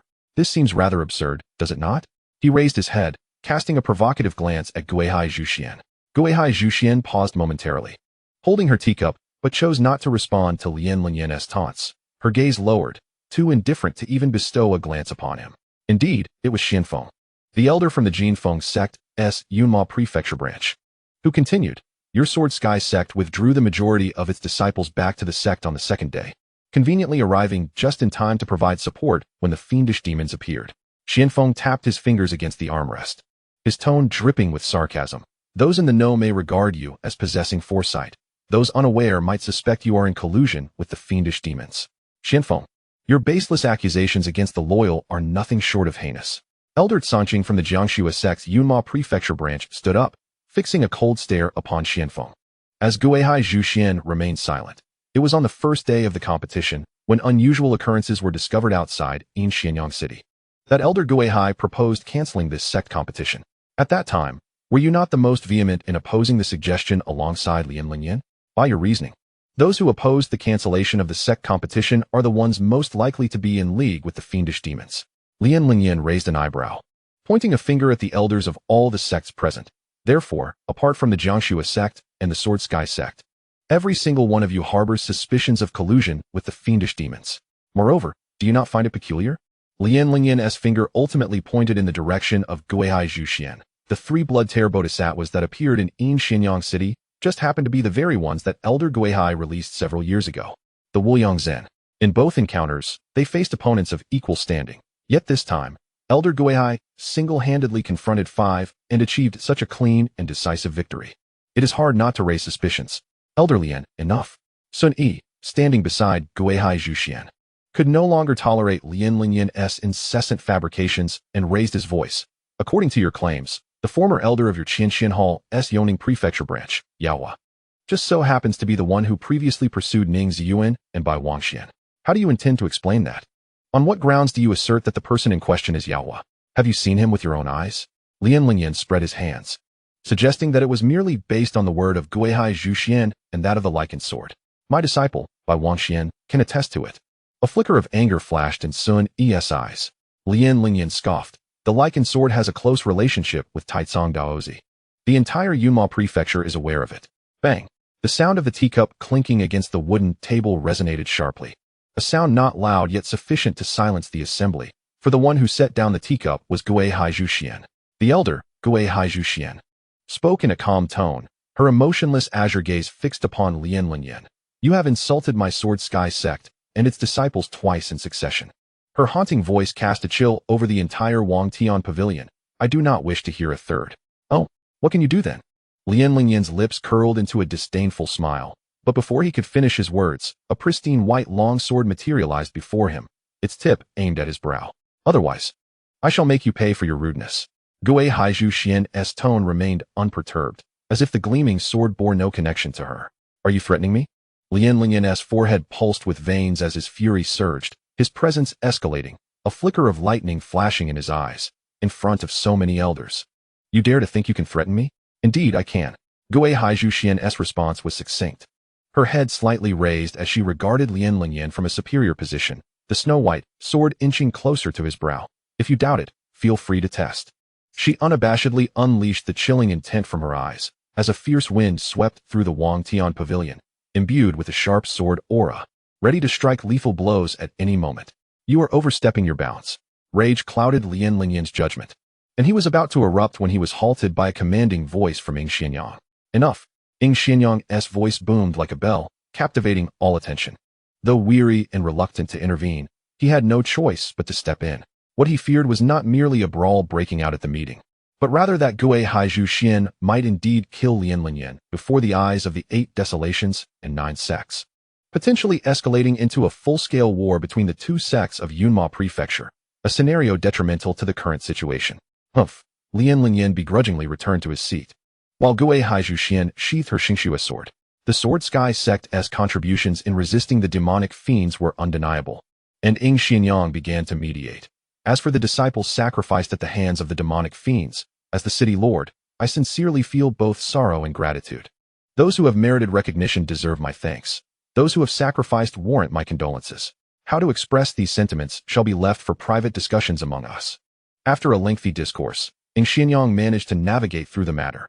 If there are no further urgent matters to discuss, then today's meeting shall conclude here.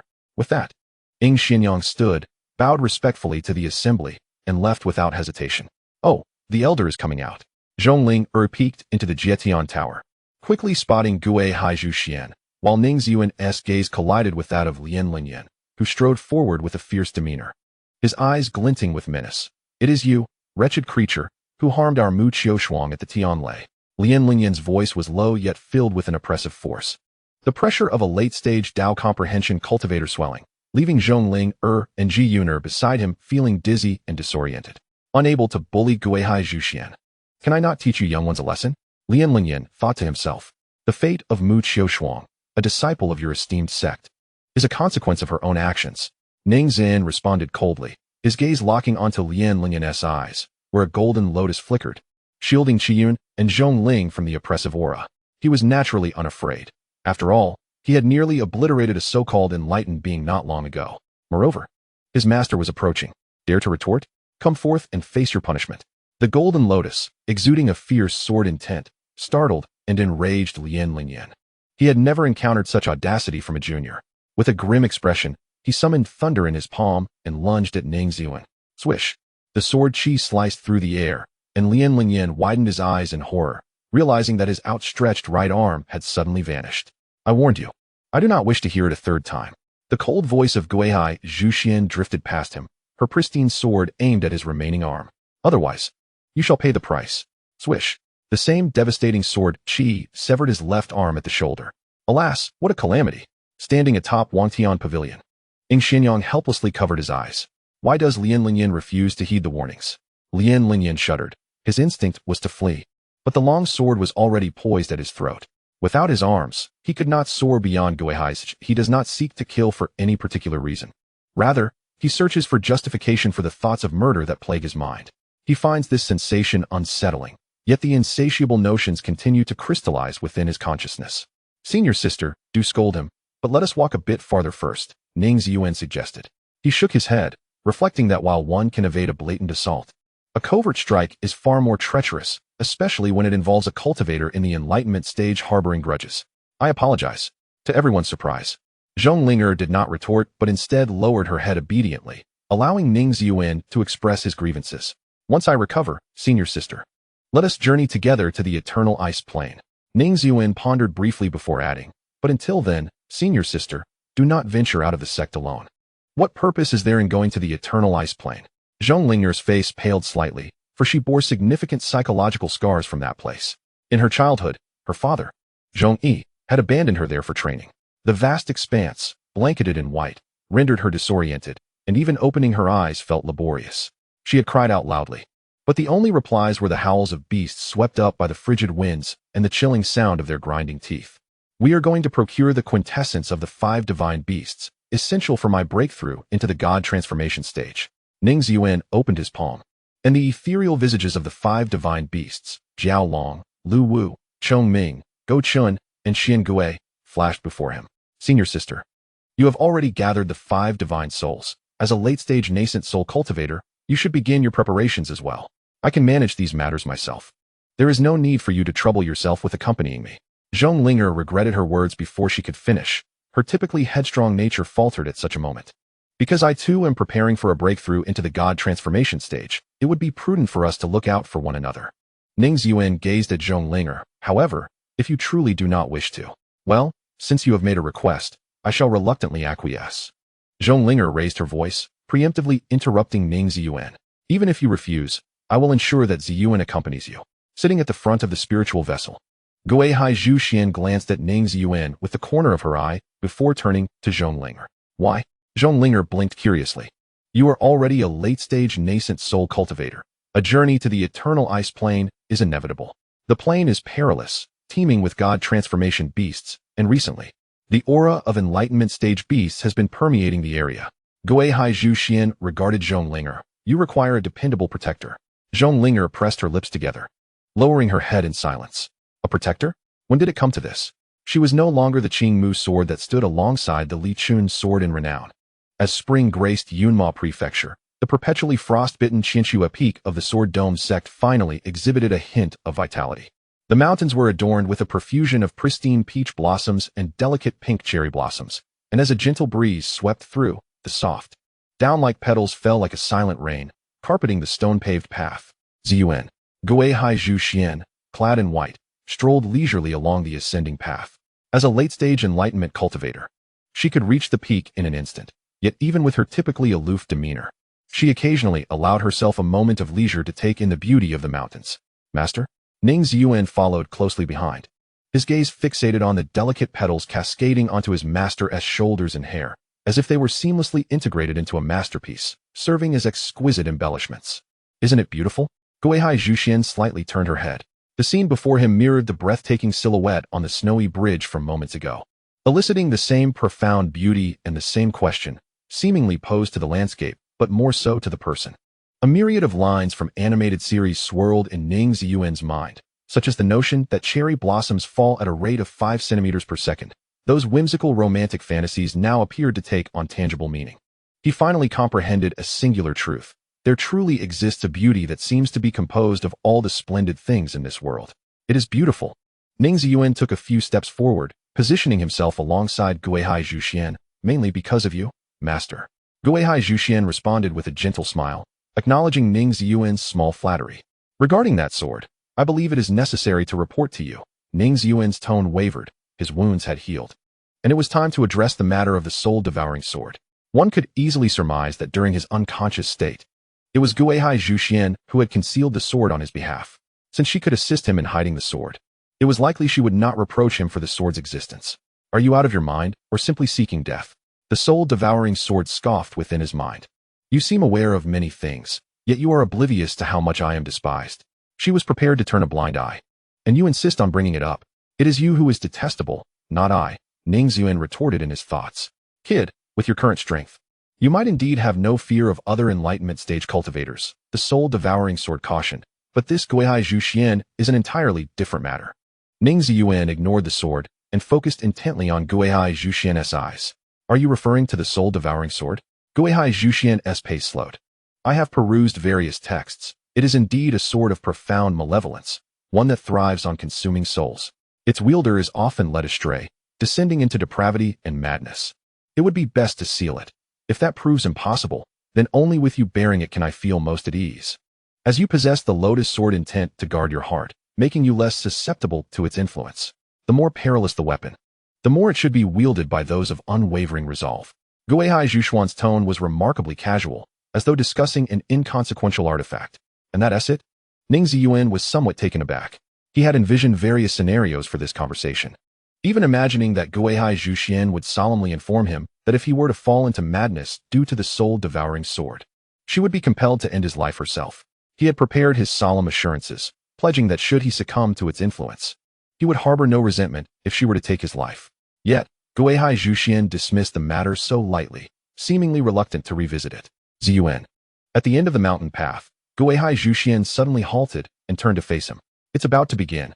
Ning Ziyuan's expression turned serious as he stood tall. However, what greeted him was a pair of slender, icy fingers brushing past his profile. I have spoken. I trust you.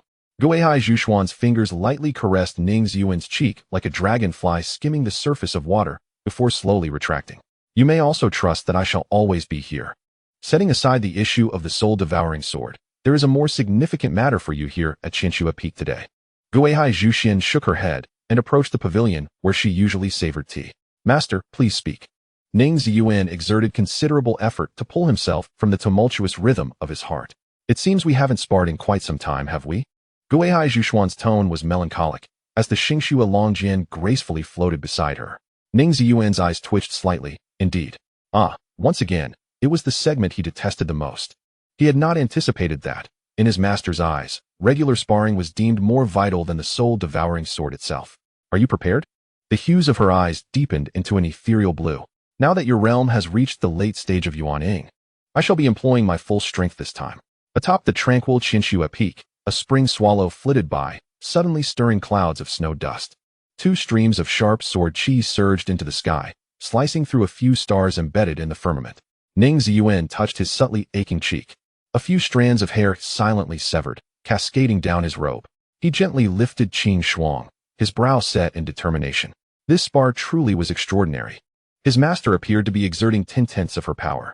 The three myriad rivers converged into Gui Wuchen, each beam of sword light capable of moving mountains and filling seas. Ning Ziyuan held his breath, his focus unwavering. He could not afford the slightest carelessness, for a moment's inattention could render him gravely injured by Gui Haizhu Xuan's sword chi. Is there a fire burning in your heart, master? Ning Ziyuan took a deep breath and uttered the incantation, Tianquan. The colossal sword of the heavens met the sword chi of the three myriad rivers, only to be cleaved apart in an instant. Ning Ziyuan's expression hardened. To sever sword chi with sword chi so effortlessly and cleanly, his master's prowess undoubtedly surpassed that of the demon fire and Ji Jinshin. Tianshu, Tianxian, Tianji. Ning Ziyuan employed the techniques he had previously used against two formidable foes at the late stage of enlightenment. Three streams of sword chi sprouted and coalesced into a protective golden lotus enveloping him. Gui Haizhu Xuan's figure swept through the wind, her sword poised on the lotus petal. The crisp sound of shattering made Ning Ziyuan's pupils constrict. Break. Her lips barely moved, and the Xingxua sword advanced another inch propelled by her force. The golden lotus did not shatter, yet the sword chi had already penetrated, pressing towards Ning Ziyuan's chest. The golden lotus, which had posed a challenge even to the combined efforts of the demon fire and Ji Jinshin, could not withstand even a breath against Gui Haizhu Xuan's blade. Yuheng. Ning Ziyuan swiftly retreated, while Qing Shuang carved out an immaculate crescent moon before him. This sword was formidable, yet lacked a hint of danger, allowing it to be easily deflected by Xingxua. After all, facing Gui Haizhu Xuan, Ning Ziyuan could not muster a sword filled with murderous intent. Gui Haizhu Xuan's figure continued to close in, and Ning Ziyuan ceased his retreat. Kaiyang Yawang. He gathered two streams of sword chi, intertwining them as they brushed past Qing Shuang and Gui Haizhu Xuan. In the clash of sword lights and intentions, a thin line of blood appeared on his neck. Just at that moment, the seven stars had aligned. The icy chill that seeped down his neck awakened the ethereal essence within Ning Ziyuan, his snow-white complexion contrasting with his hauntingly blue eyes. He turned and unleashed the seventh technique of the seven absolute swords. At that moment, Gui Haizhu Xuan also pivoted. Thrusting her long sword forward, the pure white starlight of her sword clashed with the jade-hued frost, creating a symphony of crystalline sounds. Accompanied by the harmonious chime of gold and jade, A pristine long sword was sent flying, embedding itself in the snow-laden ground. The once tumultuous Qianxue peak returned to tranquility in that fleeting instant. Gui Haizhu Xuan lowered her gaze, observing the jade frost aimed at her heart. Her expression momentarily tinged with a fleeting melancholy. "Thank you, master, for your mercy." Ning Ziyuan retracted the jade frost and bowed with his sword towards Gui Haizhu Xuan. It was not an act of false humility. Rather, it was a testament to the fact that she had indeed tempered her strength at the crucial moment of their swords' intersection. Had this duel resulted in no decisive victory, he, having expended a significant portion of his spiritual energy through the 7 absolute swords, would undoubtedly have been subdued by her, leading to his defeat. No, Gui Haizhu Xuan shook her head, raising her hand as the starlight sword returned to her grasp. "You have triumphed, and you have done so honorably." Ning Ziyuan parted his lips, intending to say more, but was suddenly struck by a rush of clarity. An intensely sharp aura pierced his consciousness, stirring a tempest within his mind. This very essence deepened the sharpness of his own resolve and the intensity in his gaze. Instinctively, he glanced at the jade frost in his hand, the sensation of mutual understanding propelling him into a realm where nothing remained untouched by his blade. In that moment, he felt a sense of disorientation. Gui Haizhu Xuan sheathed the starlight sword and approached Ning Ziyuan, gently adjusting his disheveled collar before speaking slowly. "From this moment forth, you shall be the true sword master of Yunmao." Ning Ziyuan's eyes flickered with surprise, and after a brief moment of astonishment, he suddenly comprehended why his master had graciously yielded that final sword stroke to him. He had never anticipated that this would be a contest for the title of the foremost sword practitioner in Yunmao. To attain the title of the first sword master in Yunmao, one must ascend to the pinnacle of their craft within Yunmao Prefecture. The name of the title holder is inscribed upon the Yunmao ranking board, inviting challengers to arise. Should a challenger succeed, they would usurp the title from its original bearer, becoming the new champion. Gui Haizhu Xuan was the current holder of this prestigious title. Challenging the foremost sword master of Yunmao was no trivial endeavor. The challenger must cultivate a martial art of the same type as that of the title holder. And the very nature of the title imposes a stasis upon those who share the same path of cultivation. For instance, if one wishes to challenge the first fire master of Yunmao, they must practice fire-based techniques and endure the stasis imposed by the title holder, overcoming this hindrance to claim victory. In their recent sparring match, Ning Ziyuan had triumphed over Gui Haizhu Xuan while under the influence of this sword art stasis, thus earning the title of the new sword master of Yunmao. With her admission of defeat, Gui Haizhu Xuan relinquished a title that had accompanied her for a decade. Yet, Ning Ziyuan felt no sense of stasis in his swordsmanship, nor did he perceive that his master had been particularly earnest in their duel. The master did not concede defeat to him. Rather, he silently bestowed the title upon him. It is no wonder that the master's expression appeared somewhat melancholic. "Very well." Gui Haizhu Xuan gently lifted Ning Ziyuan's somewhat dazed face, gazing into his eyes, which, usually devoid of any fluctuation, now seemed to harbor a wealth of encouragement. "The foremost sword cultivator must embody the essence of the foremost sword cultivator. You are more in need of this title than I, and you are more deserving of it as well." A slight pang of emotion rose in Ning Ziyuan's heart. At times, he truly could not fathom why the master treated him with such kindness, akin to nurturing a valiant warrior. "Master," he murmured softly, lowering his head, "even without a title, the master will forever remain the unparalleled sword cultivator in my heart." Chapter 34. You can only be my disciple. Delicately crafted pastries, ice suji, 5 flavors roll, and apricot cream tart were arranged on the table, accompanied by the ethereal mist rising from the fragrant tea, exuding an air of celestial elegance. A splendid afternoon tea, perfect for capturing and sharing on social media. Ning Ziyuan popped an apricot cream tart into his mouth, savoring the slightly tangy milky flavor as it melted between his teeth. A sip of fragrant tea followed, enhancing the delightful experience. He suddenly realized that his past life had not been particularly tragic. There were moments worth sharing, but he simply could not find anyone to share them with. However, now he need not dwell on whom to share with, for whatever he wished to do, there would always be someone by his side, the most exquisite creation of this realm. "The master's tastes have changed," Ning Ziyuan observed after swallowing the tea. Gui Haizhu Xuan raised an eyebrow. "I recall the pastries used to include jade fruit pastry." Ning Ziyuan smiled. "Now it has been replaced with apricot cream tart." "Did you not dislike jade fruit pastry?" Gui Haizhu Xuan remarked lightly. "You tried it once and never touched it again." Ning Ziyuan was taken aback. His gaze swept across the polished jade table, and he realized that these pastries were all his favorites. Gui Haizhu Xuan placed the lid on her teacup, saying, "I have no particular favorites, so I replace them with what you enjoy." Before Ning Ziyuan could respond, she rose, her silk sleeves gently fluttering in the breeze.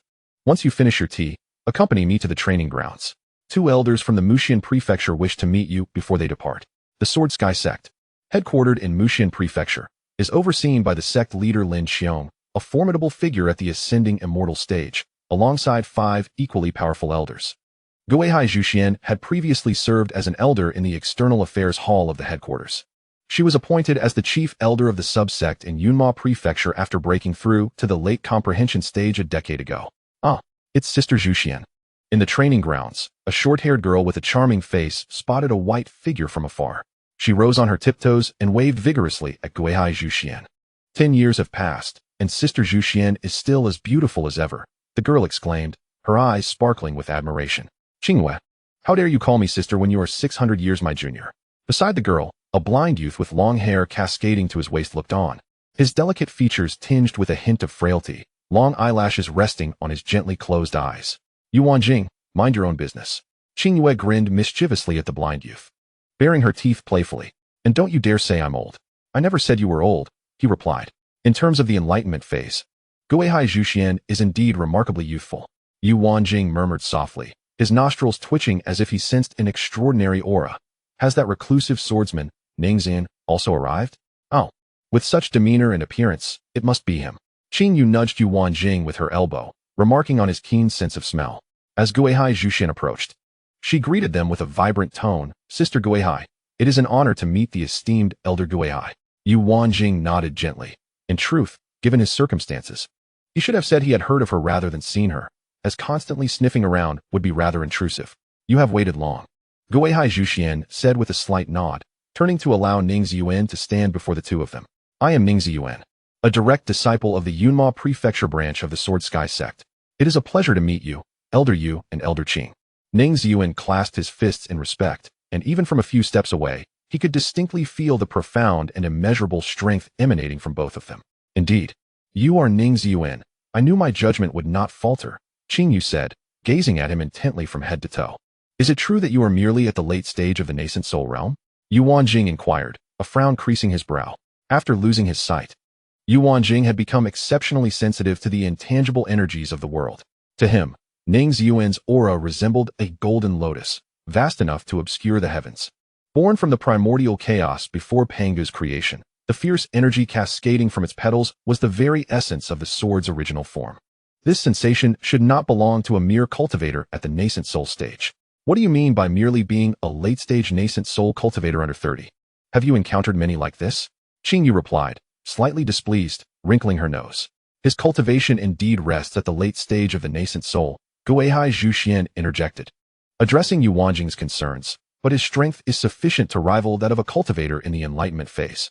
A brief silence enveloped them, with Yuan Jing facing the composed Ning Ziyuan, while Qing Yu quietly observed him. I have heard that you. Yuan Jing began slowly, his tone heavy. During the recent incident with the underworld demons, faced an ambush by 2 cultivators in the enlightenment phase? Yes, my disciple and by Wang Xian, a direct disciple of the Taizong sect, encountered 2 enlightenment phase cultivators in the Boundless Realm Tower. One was the Elder Yaohui from the Yongning branch of the Qinshin Hall, and the other. At this moment, Ning Ziyuan suddenly realized something. Was Ji Jinshin, the direct disciple of the Muxian branch of the Sword Sky Sect. Once again, silence fell upon them. Alas, Qing Yu sighed softly, her earlier exuberance fading. The elder before you, Yuan Jing, was once known as Ji Jianqing. Ning Ziyuan turned his gaze to the blind Yuan Jing, a flicker of emotion stirring within him. Ji Jinshin was not only his junior, but also his blood brother. For a moment, Ning Ziyuan found himself at a loss for words. 200 years ago, Ji Jinshin secretly assassinated the gatekeeper disciple of the scripture Pavilion and absconded with the Sect's scriptures. Yuan Jing's tone remained unperturbed, as if the events of 2 centuries past could no longer stir ripples within his heart. I felt a deep sense of guilt towards the sect. Hence I blinded myself to atone for my sins. I changed my name to sever all ties. As his words flowed, a gentle breeze swept through the training ground, causing his hair and long lashes to flutter softly in the wind. This is to demonstrate my complete severance from past affections, henceforth to share no enmity nor coexistence. Elder Yu, your righteousness is commendable. Ning Ziyuan opened his mouth, but could not articulate more. The tale of fraternal strife, regardless of the world in which it unfolds, inevitably culminates in tragedy. When a brother commits a grievous error, how can the elder brother, unable to administer justice personally, uphold any semblance of righteousness? Yu Wanqing shook his head, turning away to let the slanting rays of the sun warm his face, as if seeking solace in their embrace. Please, tell me how you managed to preserve your life from him and the demonic fire. After a moment's reflection, Ning Ziyuan recounted the events that transpired within the Boundless Realm Tower, discreetly omitting any mention of the soul-devouring sword. Fortunately, Bai Wangxian had employed arcane techniques to delay matters long enough for his disciple to endure until the arrival of his master.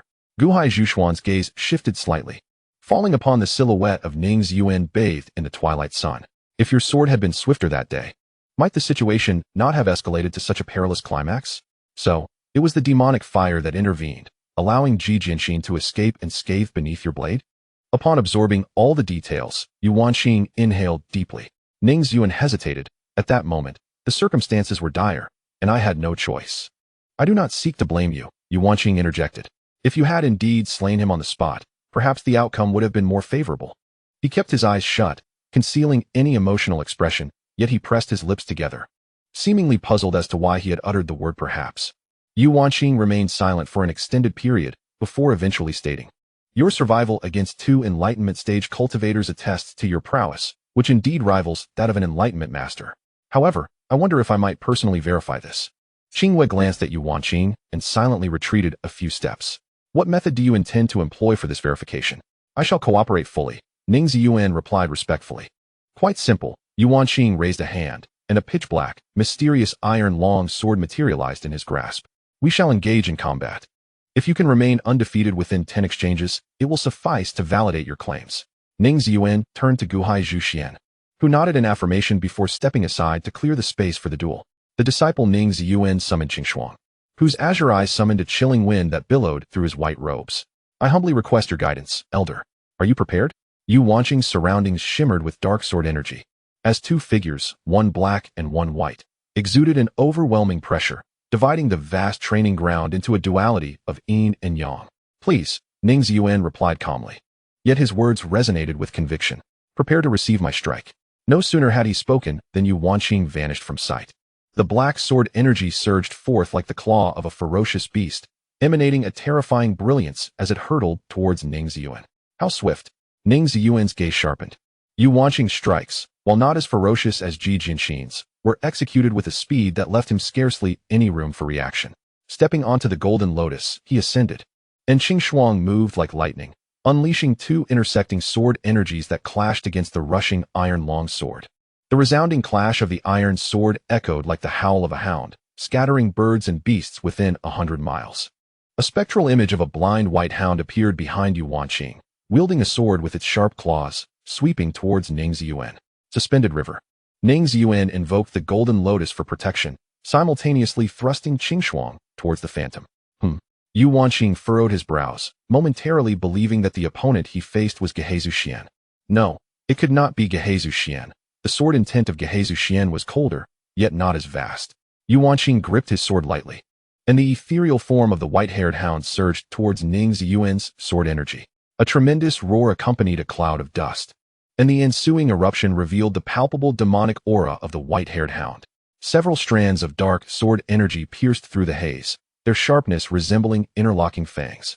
Lunging toward Ning Ziyuan's head, Gui Wuchen, Sanwan Chuan. Ning Ziyuan's figure resembled a translucent snowflake, his movements mirroring those of Gui Haizhu Xuan. The most formidable strike from that sword manual could only be unleashed within the heart of Wuchen, its power astonishingly overwhelming. The pristine sword light seemed to reflect millennia of frost and snow, sending a shiver of trepidation through Yu Wanqing. Could this truly not be Gui Haizhu Xuan? He yearned to open his eyes to ascertain the truth, if only he still had eyes to see.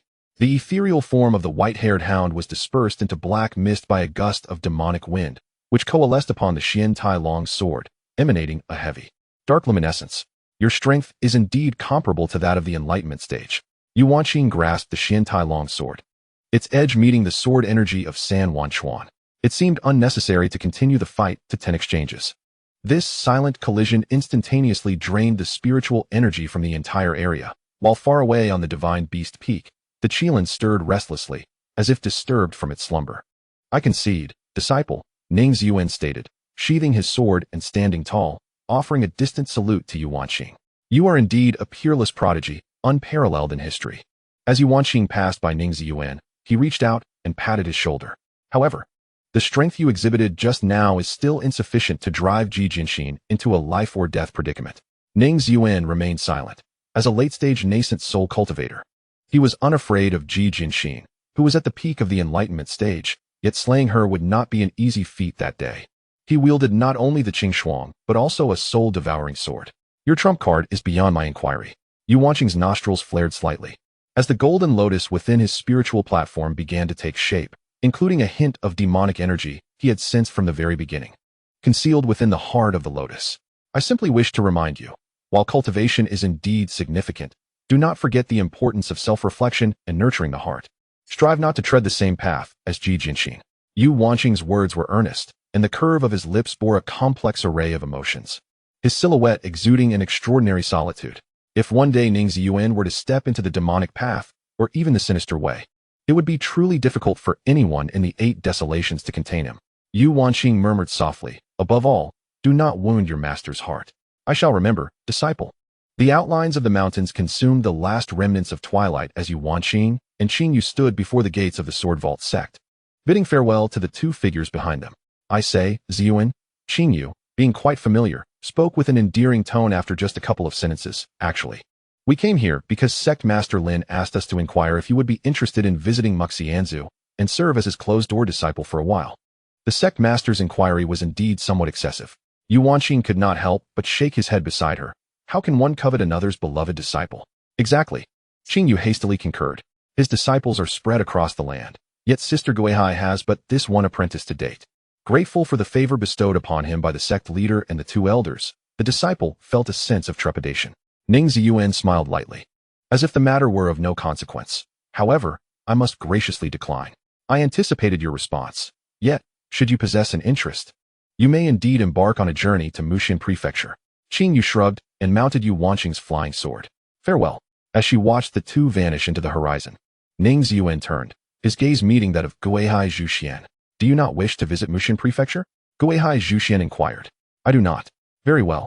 Under the moonlight, the softness in Gui Haizhu Xuan's eyes was particularly striking. You are my disciple, and can only ever remain so. Ning Ziyuan felt a moment of disorientation. Her words, devoid of overt emotion, rang with a possessiveness that stirred within him an impulse to utterly tarnish this bond of master and disciple. I, too, shall only ever be your master. A faint smile graced Gui Haizhu Xuan's lips as she turned and walked into the enchanting moonlight. Qingyu, seated upon the flying sword, gazed up at the starry sky, a sudden melancholy overtaking her. Yuanqing, are you well? Your sudden display of humanity is somewhat disconcerting. Yuanqing's brows twitched slightly. You. Qingyu seethed, delivering a forceful tap to Yuanqing's forehead. Mind your path while flying the sword. Are you aware that you're heading in the wrong direction? Oh, Yuanqing replied casually, adjusting the sword's trajectory. Qingyu rested her chin on her hand, her frown deepening. She understood that Yuanqing was not as composed as he appeared, for in truth, they were indeed flying in the opposite direction. Chapter 35. Intoxication. A tender leaf fell from the branch, the sound of sword chi slicing through the air with a sharp hiss. By the time the leaf was grasped between fingers, its flesh had been delicately stripped away, leaving only the translucent veins reminiscent of gossamer wings. Ning Ziyuan discarded the leaf's remnants, pinching the bridge of his nose in exasperation, clearly beset by an overwhelming predicament.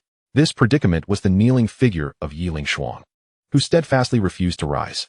Since you have joined my Sword Dome sect, we may refer to each other as siblings in practice. Ning Ziyuan attempted to sidestep the discomfort of Yi Lingshuang's persistent bow, yet no matter which direction he moved, her head followed suit. Why must you insist on kneeling to me as your master? Observing Yi Lingshuang, whose forehead had already traced a circle upon the ground, Ning Ziyuan found himself compelled to halt. I have come to the Sword Dome sect solely to seek guidance from Senior Ning. Yi Lingshuang stubbornly kept her head bowed, feeling that since she owed a debt of gratitude for his teachings, she must perform the rite of apprenticeship, and thus dared not address him as brother. The 200-year-old Nascent Soul cultivator addressing him as senior made Ning Ziyuan feel profoundly uneasy. Sister Yi, our cultivation levels are comparable. I cannot accept such a title. Ning Ziyuan shook his head. Moreover, among fellow disciples, one can also impart knowledge and resolve doubts. Your kindness is appreciated, but I must respectfully decline. Yi Lingshuang bit her lip, her words failing her as she could not muster any further arguments, leaving her with no choice but to remain kneeling. Ning Ziyuan shook his head and turned away. In truth, a similar exchange had transpired the previous night before the sect's grand hall. Yiling Shuang was indeed a woman of her word. After consuming the Wuxin sand, she forgot the techniques of the Jiangshui sect, clad only in simple garments. Armed with a sword and a satchel, she arrived alone at the Jianxiong sect. Her obsession with the sword path bordered on fanaticism. Ning Ziyuan could easily envision the disdainful glances she would receive from the Jiangshui sect disciples for abandoning her sect, yet Yiling Shuang remained unfazed. Ning Ziyuan personally welcomed her at the grand hall entrance, but after performing the entrance ritual and accepting the Jianxiong sect medallion and storage ring, her first act was to kneel before Ning Ziyuan, insisting on taking him as her master. At that moment, Ning Ziyuan, unable to dissuade her, reluctantly walked away, believing she would rise and depart.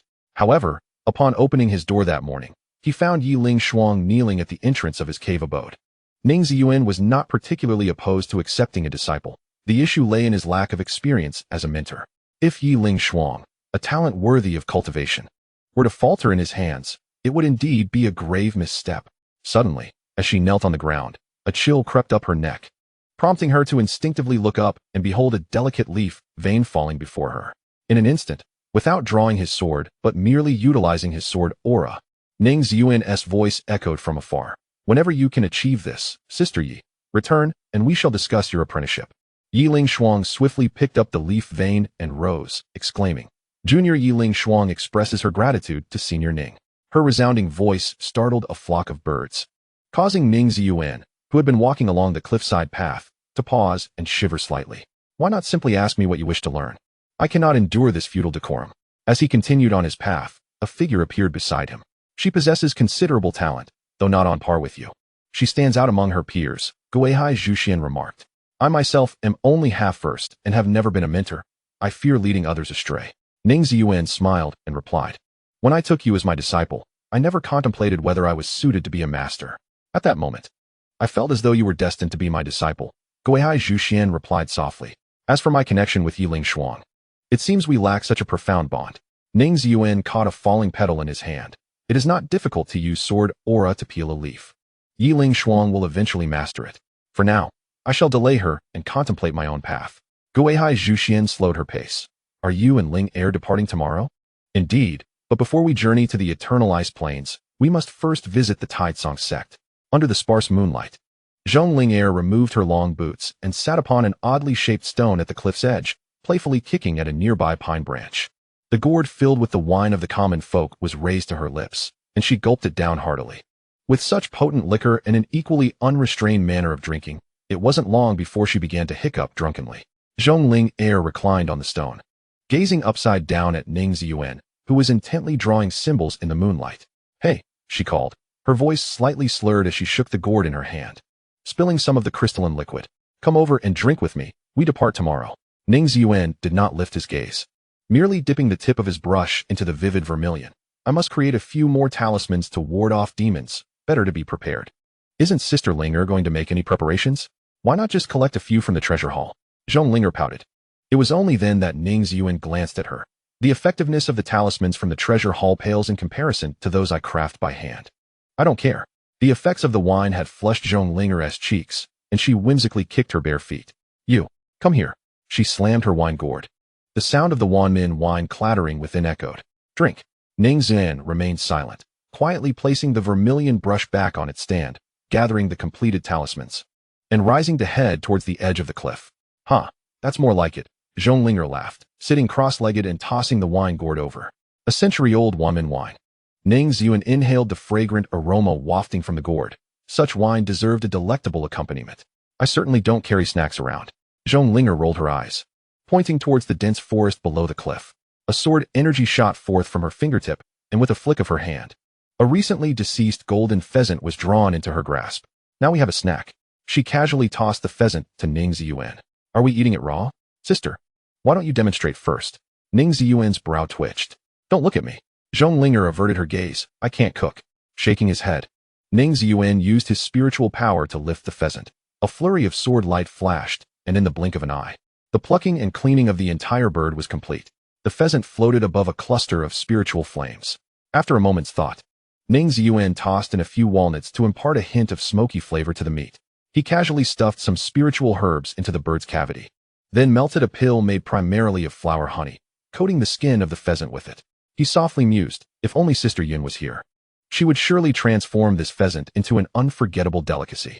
However, given that Ji Yun was often preoccupied with cultivation and managing various affairs within the sect, Ning Ziyuan would not trouble her over such trifles. Reclining against a peculiar stone, with her arms as a pillow, Zhong Linger gazed at the stars and moon. But then her brow suddenly fell. Junior brother, her voice bore a hint of melancholy. Isn't it wonderful to have a partner? It's hard to say, I believe it's splendid. But only because Sister Yun is exceptional. With anyone else, it might be entirely different, Ning Ziyuan replied absently, turning the roasting chicken. Why don't you seek a partner, sister? He asked casually. TCH, Zhong Linger's throat shifted, haughtily declaring, I have no desire for a partner. If you truly didn't want one, you wouldn't ask me about it. Ning Ziyuan rested his chin on his hand, the flames of the spiritual fire roaring brightly, soon releasing the enticing aroma of sizzling chicken. Why can't this person understand straightforward words? Zhong Linger fumed. The partner I desire is not someone I can just pick up off the street, she said wistfully. I have high standards for a partner, you know. After saying this, she deliberately stared at Ning Ziyuan, but he remained engrossed in roasting the chicken. No wonder sister has no partner, she thought. Ning Ziyuan severed a segment of a towering tree, skillfully shaping it into a round disc, where several beams of sword light interlaced to form a net, and the neatly prepared chicken meat gracefully fell into the dish. The kind of companion his senior sister desired. He placed the deboned chicken beside Zhong Linger, pondering that perhaps such a person did not exist in this world. Some junior brothers, indeed. Zhong Linger smiled enigmatically, giving Ning Ziyuan's shoulder a gentle pat. He lifted the gourd, catching a glimpse of the rouge red resting at its mouth, and poured the wine into a porcelain cup. It was merely that his senior sister was too timid. He jested, returning the gourd to Zhong Linger. She gazed at the touch of red on her lips, a fleeting sorrow flickering in her eyes. It was difficult for me not to be timid in front of this person. In truth, I am quite timid myself. Ning Ziyuan clinked his cup against the wine gourd and took a sip of the fragrant Wanyan wine. As he looked at the shimmering moonlight, it evoked the image of a figure clad in white, with sharp brows, cold eyes, and thin lips that bore no trace of a smile. Many words spoken by Gui Haizhu Xuan echoed in his mind, causing his heart to race and his eyes to sting. Yet, he was uncertain if those words concealed genuine affection. At times, he wished to abandon his timidity, to speak freely without regret, to entwine their master-disciple relationship in a complex web of entanglement. However, his master was ice, not water. Once the words that lingered in his throat were uttered, that ice might shatter, rendering them incapable of even maintaining their relationship as master and disciple. Junior brother, let us suppose, just suppose, there are two individuals who believe they are perfectly suited to be companions, yet both are paralyzed by their timidity. Zhong Ling sighed, her breath growing shallow as the night deepened and the wind turned colder. Her cheeks flushed from earlobe to neck. Will they ever become companions for life? Perhaps not. Ning Ziyuan pondered seriously. Do you know of the Lost Desert? In the Eight Desolations, everyone is aware of it. It lies vast between the Muxian and Qiyu states, even larger than the two states combined. Zhong Linger pouted. I've heard that one cannot find their way in the Lost Desert. To escape, one must rely on divination or memory. Those two timid souls, akin to a pair of male and female demon beasts in the Lost Desert, might meander for millennia, only to encounter one another on a moonless, windy night, catching the scent of each other, leading to a jubilant conclusion. However, it is more likely that they never meet and perish instead, one crushed by a passing cultivator's hand, the other consumed by other demon beasts. Haha, what you say is amusing. Zhong Linger chuckled at Ning Ziyuan's bizarre description. In the Lost Desert, there are demon beasts lurking just a few steps away. How could they not encounter others? But these two demon beasts desire only each other, Ning Ziyuan replied. They may have brushed past one another one fateful day, only to turn back and find each other's silhouettes swallowed by the swirling sands, leaving behind only a lingering essence that takes root in memory. They might search for that essence for thousands of years. How could one tell them to cease their search when so many demon beasts surround them? His gaze traversed the peaks and the thin mist, peering far into the distance. In the vastness of the desolate desert, amidst the boundless expanse of the world, there exists an overwhelming multitude of souls. Yet, among them, only a mere handful have etched themselves into my memory, those whom I cherish dearly, so few that, if one were to count them, perhaps 3 incense sticks would suffice. They could be inscribed upon but a few pages of a tome. Ning Ziyuan extended his wine cup, with Zhong Linger dutifully filling it to the brim. It is these individuals who constitute my entire universe. How arduous it is to encounter that special someone amidst the endless wilderness, only to remain silent, and when the tides of time have turned. How shall you traverse the vastness once more to find her? Ning Ziyuan continued to drink deeply, gradually succumbing to drowsiness as he leaned against a peculiar stone. His wine cup slipped from his grasp, rolling onto the grass, leaving the empty mountains echoing with silence. These thoughts had replayed in his mind countless times. Yet he had yet to convince himself. Perhaps the intoxication was profound, for he felt a wave of fatigue wash over him, and thus he surrendered to the moonlight, allowing his heavy eyelids to close. Although he had failed to persuade himself, his words had stirred someone else. Zhong Linger pressed her hand firmly against her rapidly rising chest, breathing heavily, instinctively channeling her inner energy, as if to crush the cowardice hidden within her heart. Junior brother, I have something to tell you. She began with an opening line for her forthcoming words, even though it was not the most polished expression she had rehearsed 1,000 times. The cliffside remained shrouded in silence, only a gentle night breeze whispering through, leaving no further words to be heard. Junior brother? She tugged at her sleeve, yet no response came. Rising to a sitting position, she discovered that Ning Ziyuan had succumbed to slumber, aided by the effects of the wine. Was the wine truly this potent? Zhong Linger leaned her forehead against her hand in despair. They say that the first surge of energy is potent, followed by a decline, and then exhaustion. She had yet to complete her cadence, yet the cowardice sneaked forth from her heart once more. In truth, Zhong Linger was not entirely sober either. And now, an inexplicable courage surged within her, emboldening her to lean closer and behold the exquisitely delicate lashes of Ning Ziyuan, illuminated by the moonlight. How beautiful it was. She recalled the scene of Ji Yuner passionately kissing the person before her. Sister Yuner was remarkable, never one to shy away. She always acted decisively and never swallowed her words. What sensation does a kiss evoke? What could render Sister Yuner so enraptured? She leaned in closer. Seizing the moment when the delicate clouds obscured the moonlight, she gently closed her eyes, and their lips met tenderly. In that instant, she understood. She could sense the aroma of the wine, the ink fragrance emanating from Ning Ziyuan, the scent of tea and cedar, mingling with the fragrance of her own cold magnolia essence. This was not an overwhelming sensation that could leave one intoxicated. Rather, it was a subtle essence that seeped through their lips and into her being. She wished to draw nearer, yet dared not deepen the kiss. Thus, she extended her hand, cautiously intertwining her fingers with his, still tinged with the remnants of wine. Chapter 36. A thought of murderous intent. I am Ning Ziyuan, a true disciple of the Sword Xiong Sect, here to pay my respects to Bai Wangxian, a true disciple of your esteemed sect. Before the grand entrance of Taicang Gate, Ning Ziyuan stood with his fists clasped, while Zhong Linger casually leaned against a time-honored welcoming pine, drawing the curious glances of passing disciples, who mistook them for the renowned Qingmu, sword-seeking trouble. I am Lin Hai, an inner disciple of Taicang Gate. Please, esteemed Jiangu, follow me as I summoned the elders of our sect. The gatekeeper, Lin Hai, did not dare to delay and led Ning Ziyuan through the mountain gate. As they entered, Ning Ziyuan's gaze swept across the training grounds, observing that most disciples donned white robes, the inner disciples in blue hurried along, while the true disciples, cloaked in black, strolled among the crowd, occasionally offering guidance to their junior brethren. Among all the disciples Ning Ziyuan had encountered, only Bai Wangxian wore a striking black and white robe.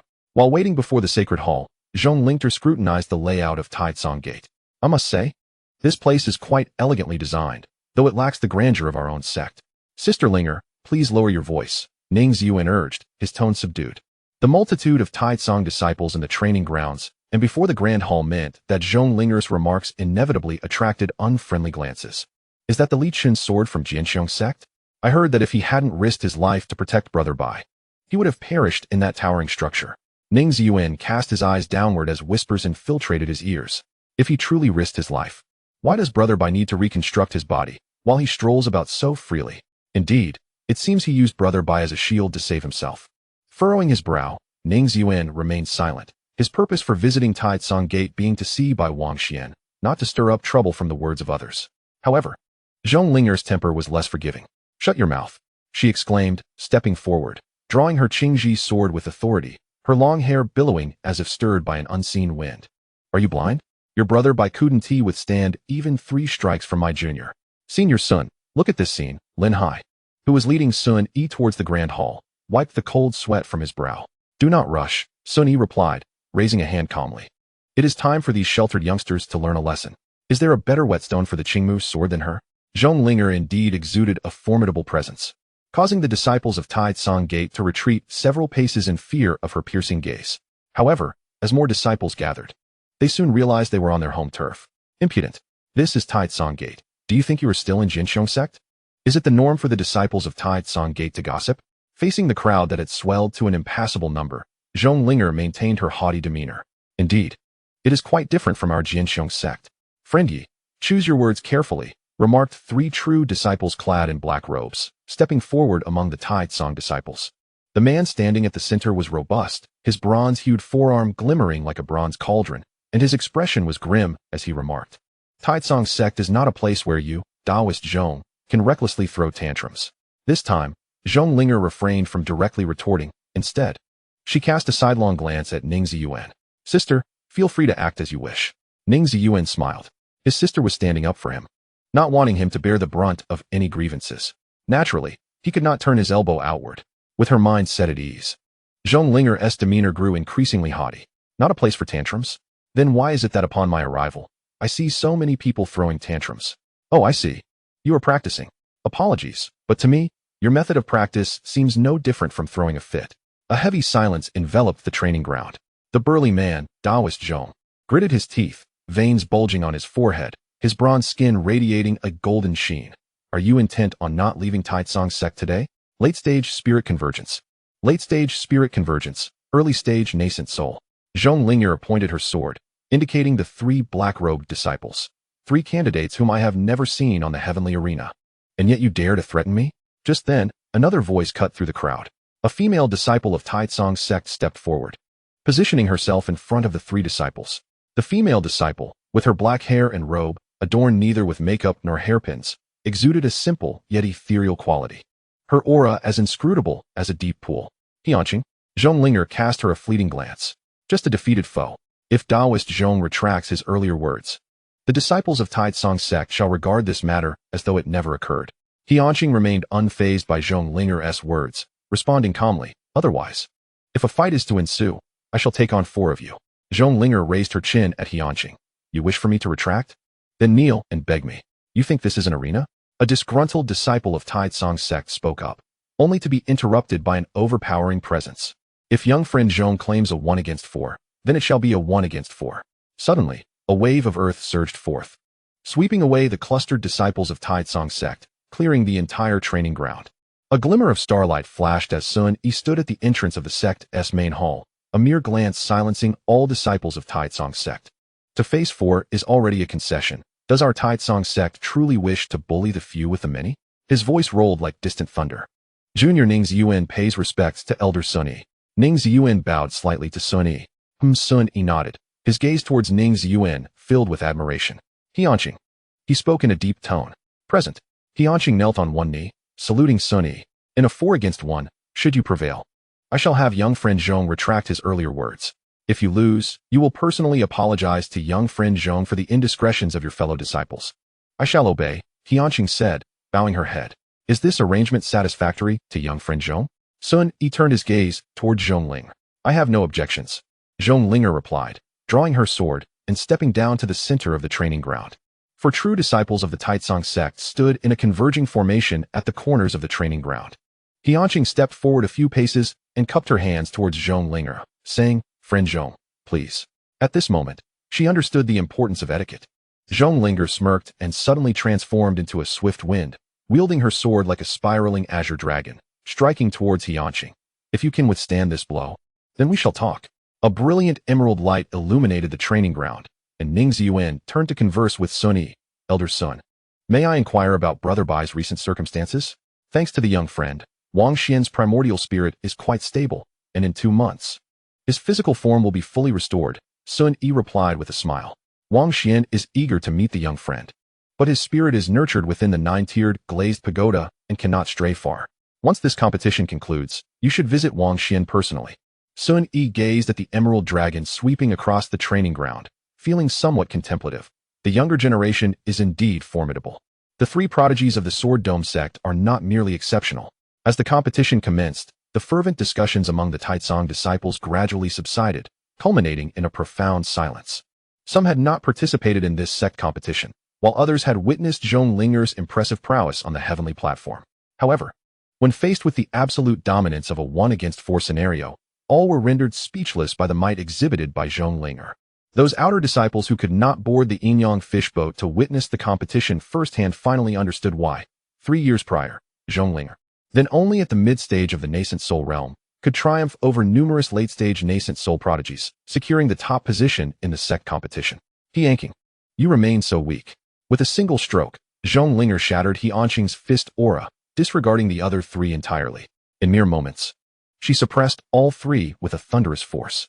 A muffled groan escaped He Anqing's lips as Zhong Linger's sword intent seeped through her palm and into her arm, causing her breath to become erratic. The robust true disciple, the only one at the Nascent Soul stage among the 3, bellowed as he shattered the thick vines binding him and hurled a punch towards Zhong Linger. She scoffed, her fingers poised like swords, directly striking the massive fist.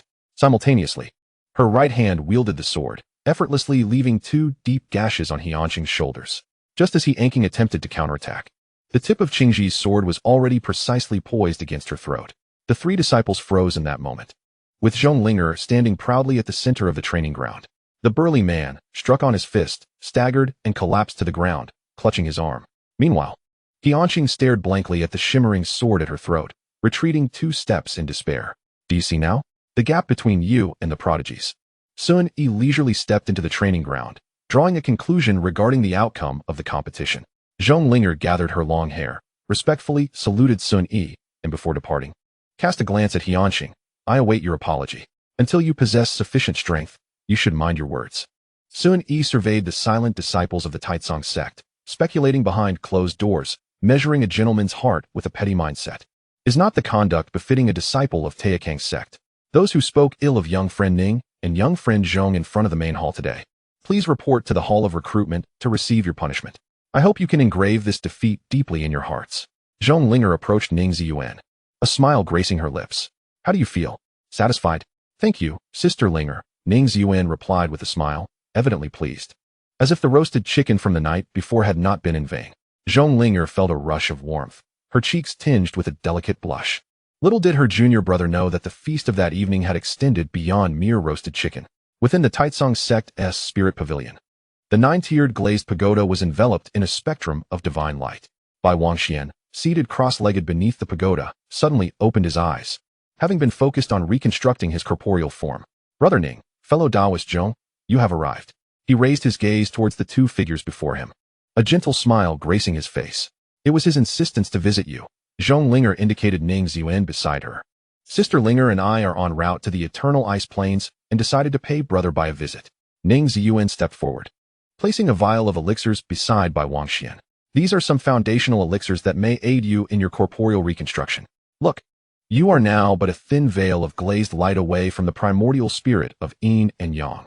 The voice of the soul-devouring sword echoed within the spirit platform. Despite the golden lotus seal restricting its essence, it could not silence its incessant chatter. Do not fret about whether you can emerge from Taitsong sect. By consuming it, you shall embody the 3 great heavenly fortunes, a protection from the heavenly path. And in that moment, you shall be the destined one. Wherever you wish to go, whomever you wish to vanquish, it shall all be as decreed by fate. Is friendship truly comparable to destiny?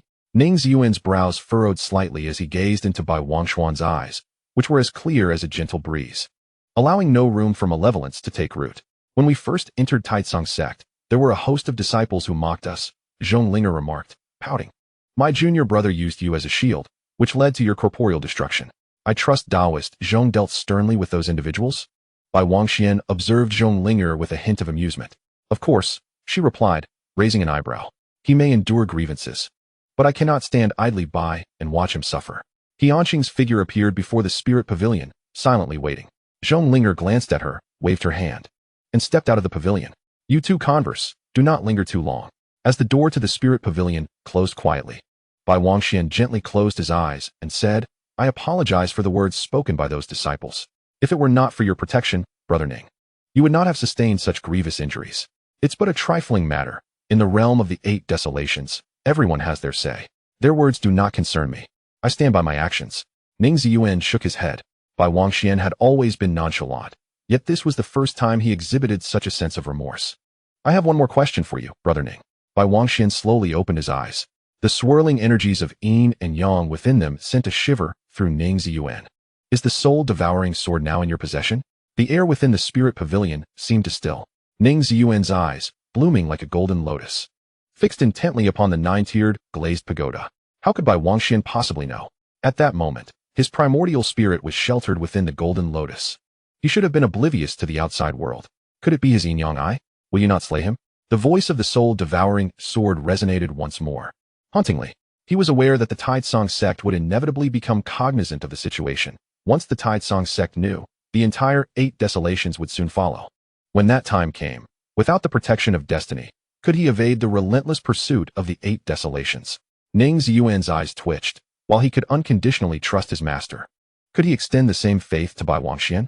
If he indeed attracted the wrath of the entire 8 desolations, how many lives would he have to extinguish to ensure his own survival? Was it truly necessary to let one person go and then massacre an entire city? As in a game, devouring Bai Wangxuan's primordial soul was not only a means of preserving his own life, but also a way to safeguard many others. Ning Ziyuan gritted his teeth, forcefully suppressing the demonic energy that surged from his spiritual platform. At this moment, he could genuinely feel the influence of the 6 paths of demon cultivators and the soul-devouring sword. He constantly sought various justifications for the sudden emergence of murderous intent and contemplated different methods of death for those he wished to kill. Deep down, he understood that if Bai Wangxian truly intended to reveal his possession of the soul-devouring sword, he would not pose such inquiries in his presence. Even if I deny it, Brother Bai would likely not believe me. He feigned nonchalance as he replied, the soul-devouring sword is indeed in my possession. I have temporarily sealed it with the golden lotus, yet have yet to devise a proper method of handling it.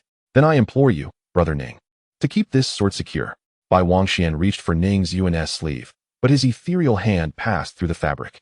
I shall keep this secret for you.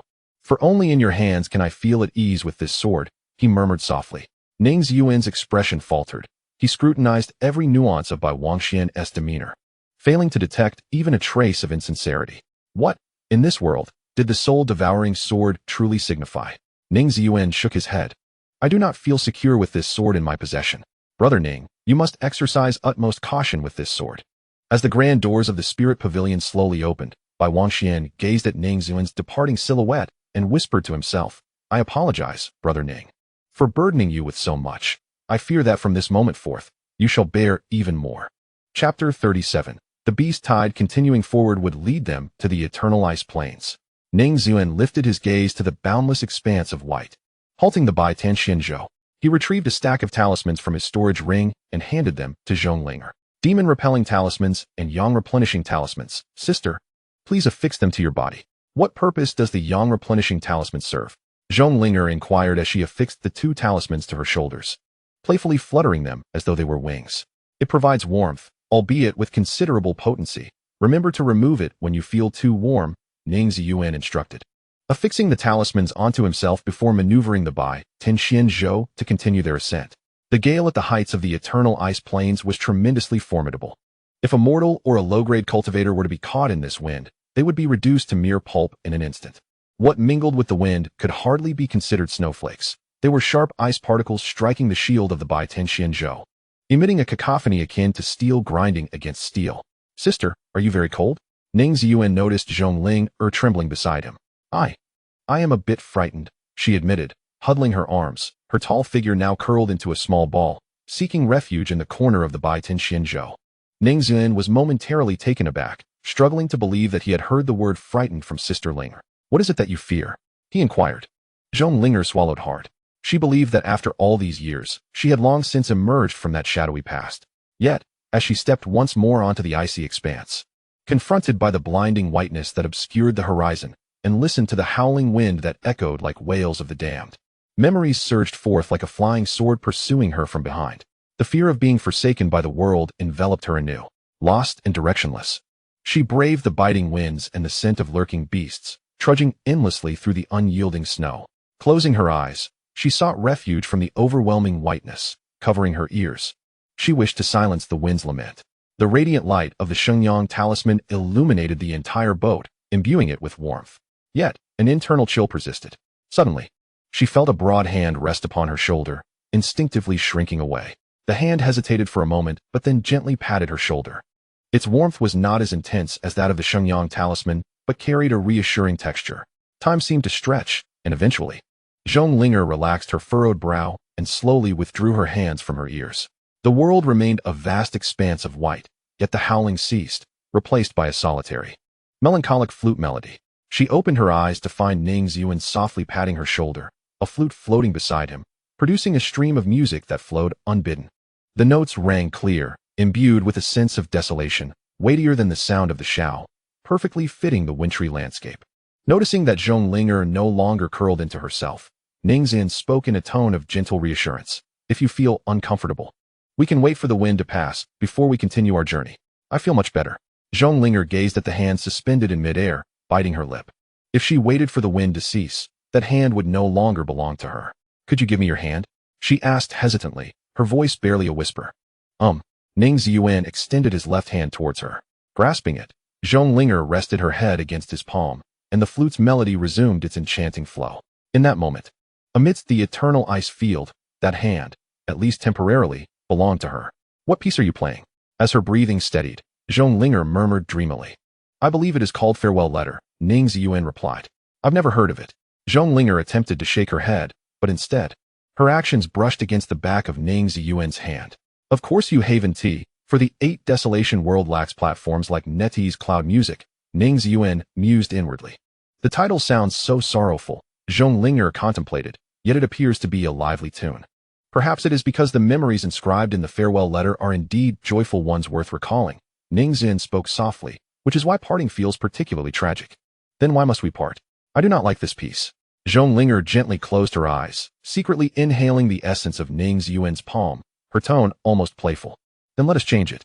This one is called Searching for Him in the West Chamber. Ning Ziyuan moved his fingers, and the flute, guided by the melody in his memory, began to play another tune. What is this one about? Perhaps it was the comfort of the hand beneath her head that prompted the ever-alert Zhonglinger to stifle a yawn, a rare indulgence in slumber. They spoke of love, the romance between talented scholars and enchanting beauties. Ning Ziyuan felt as though he were soothing a child. Ah, this I find delightful, he mused, as Zhonglinger turned over and drifted into a peaceful sleep. The bitten Xianzhou soared through the skies for 5 consecutive days, until they were but 2 days' journey from the Jinjia Peak, the dwelling place of the divine beast Chongming. At last, the tempest upon the icy plains grew formidable, rendering even the bitten Xianzhou nearly untenable. Ning Ziyuan descended the spirit vessel and sought refuge within an ice cave, a common sight amidst the eternal frost, where he and Zhonglinger took shelter. Senior sister, let us replace the Yang talisman, Ning Ziyuan suggested, handing a talisman to Zhonglinger. The winds are fierce. Once this blizzard passes, we shall continue our journey. Thank you, junior brother, she replied. Outside, the winds howled, but within the cave, the two sat beside the spirit fire, warming a flask of wine that bestowed upon Zhonglinger a fleeting sense of tranquility amidst the eternal ice. I have affixed a demon-repelling talisman outside. The beast should not dare to approach, Ning Ziyuan remarked, lifting a porcelain cup filled with hot wine, only to notice ripples forming on the surface. I haven't even finished my thought, he murmured, extending his consciousness. What is it? Zhonglinger inquired, noticing the pallor on Ning Ziyuan's face. Soon, she too sensed the disturbance, as the ground trembled beneath them, accompanied by the ominous rumble of thunder outside. It is a tide of beasts, a massive horde. Ning Ziyuan inhaled sharply, grasping Zhonglinger's hand as they burst forth from the ice cave. Damn it! How could such a scale of beast tide arise so near Jinjia Peak? The blinding white winds could not obscure the vast clouds of snow and dust, which echoed with the roars of ferocious demons, flattening the mountains in their wake. The bloodthirsty Liangyu fish and the nine-tailed fox were among the countless demonic creatures of the transformation stage, and at the forefront loomed the solitary figure of Gulong Changqing, exuding an overwhelming aura of comprehension. The mountain-backing light elephant crushed a peak beneath its hooves, while Gulong Changqing wielded the very essence of the clouds to obliterate all in its path. The condition of these demonic beasts was alarming. In mere moments, the ice cave that had sheltered them collapsed under the weight of a heavy-hoofed deer beast. Ning Ziyuan glanced at the towering Gulong Changqing, lifting Zhonglinger into the air. Senior sister, hold on tight, he called over the howling storm, as a golden lotus enveloped them. They could not linger on the ground. The magnitude of this beast tide was too terrifying, and the golden lotus would inevitably be crushed if they remained below. Zhonglinger buried her face deeply into Ning Ziyuan's neck, the roars of the beasts evoking memories of her past entrapment within the eternal ice. During that time, she could hear the beasts gnashing their teeth and drinking blood from any direction, their menacing eyes gleaming like lanterns in the dark. Yet now, she resolved not to be a hindrance. Calming her breath, Zhonglinger channeled her spirit energy into Ning Ziyuan's meridians, infusing the golden lotus with a hint of emerald hue.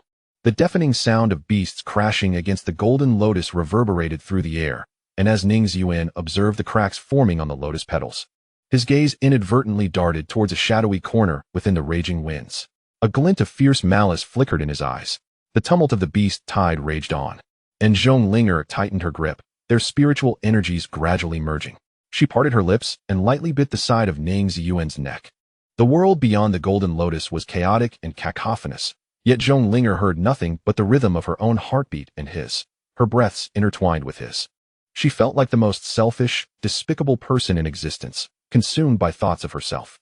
It was as if, during the perilous assault of the demon, she had dared to inquire whether Yuner truly had an affair with Ning Ziyuan. Even now, as the beast tide seemed poised to shatter the heavens and the earth into primordial chaos, her thoughts lingered on holding him tighter, as if this were a divine opportunity to accomplish what she had lacked the courage to finish that fateful night. How absurd she felt, a coward in her own right. When the demonic beasts finally retreated and tranquility returned, the golden lotus shattered with a resounding crash, and Ning Ziyuan's head drooped, lifelessly plummeting toward the ground. Hey, what is wrong? Zhonglinger released her grip, startled by his appearance, and hurriedly flew to catch him, laying him gently upon the snow. Junior brother, don't scare me. Her lips trembled as she reached to feel for Ning Ziyuan's pulse, only to find him placing a finger to his lips, squinting as he gestured for silence. Zhonglinger paused momentarily, but her instincts kicked in swiftly, and she raised her head to survey the surroundings. Indeed, not far away, a shadowy figure approached leisurely, hands clasped behind its back. A chilling laugh emanated from the figure's throat. It was the effeminate visage of Lian Linyan, the Grand Elder of the Qianxian Palace's Yunma Prefecture branch. The disengagement sword is far easier to deal with than I anticipated. It seems merely a name, he mused, a cruel smirk curling at the corners of his mouth. He genuinely admired his own cunning and patience, given Lian Linyan's vengeful nature. It was improbable that he would easily overlook the grievances of severed limbs and the humiliation from the Huizhai Pearl Pavilion, while he could not contend with them directly. Extinguishing a younger cultivator at the Nascent Soul stage would be child's play. However, the manner of execution was critical. The location must be remote, a place where no one would discover the deed for millennia. Lian Linyan, endowed with remarkable patience, bided his time, finally waiting for Zhonglinger to leave her sect. Yet, he refrained from striking immediately, for the disengagement sword accompanied by Ning Ziyuan was a formidable concern. It was said that this lad had once sustained severe injuries at the hands of two advanced Dao comprehension cultivators, and merely being injured was astonishing. Rumors could often be misleading, and the notion of a nascent soul battling against an advanced Dao was almost unfathomable. Lian Linyan felt a mixture of trepidation and desire. Thus he followed the pair into the eternal ice field. He sensed the timing was nearly ripe, patiently anticipating the moment when they would be confronted by a sufficiently powerful beast, a perfect opportunity for him to strike and achieve two objectives with one blow. However, the talismans they bore against the beasts were indeed peculiar. They narrowly evaded numerous encounters with the creatures, which seemed completely oblivious to their presence.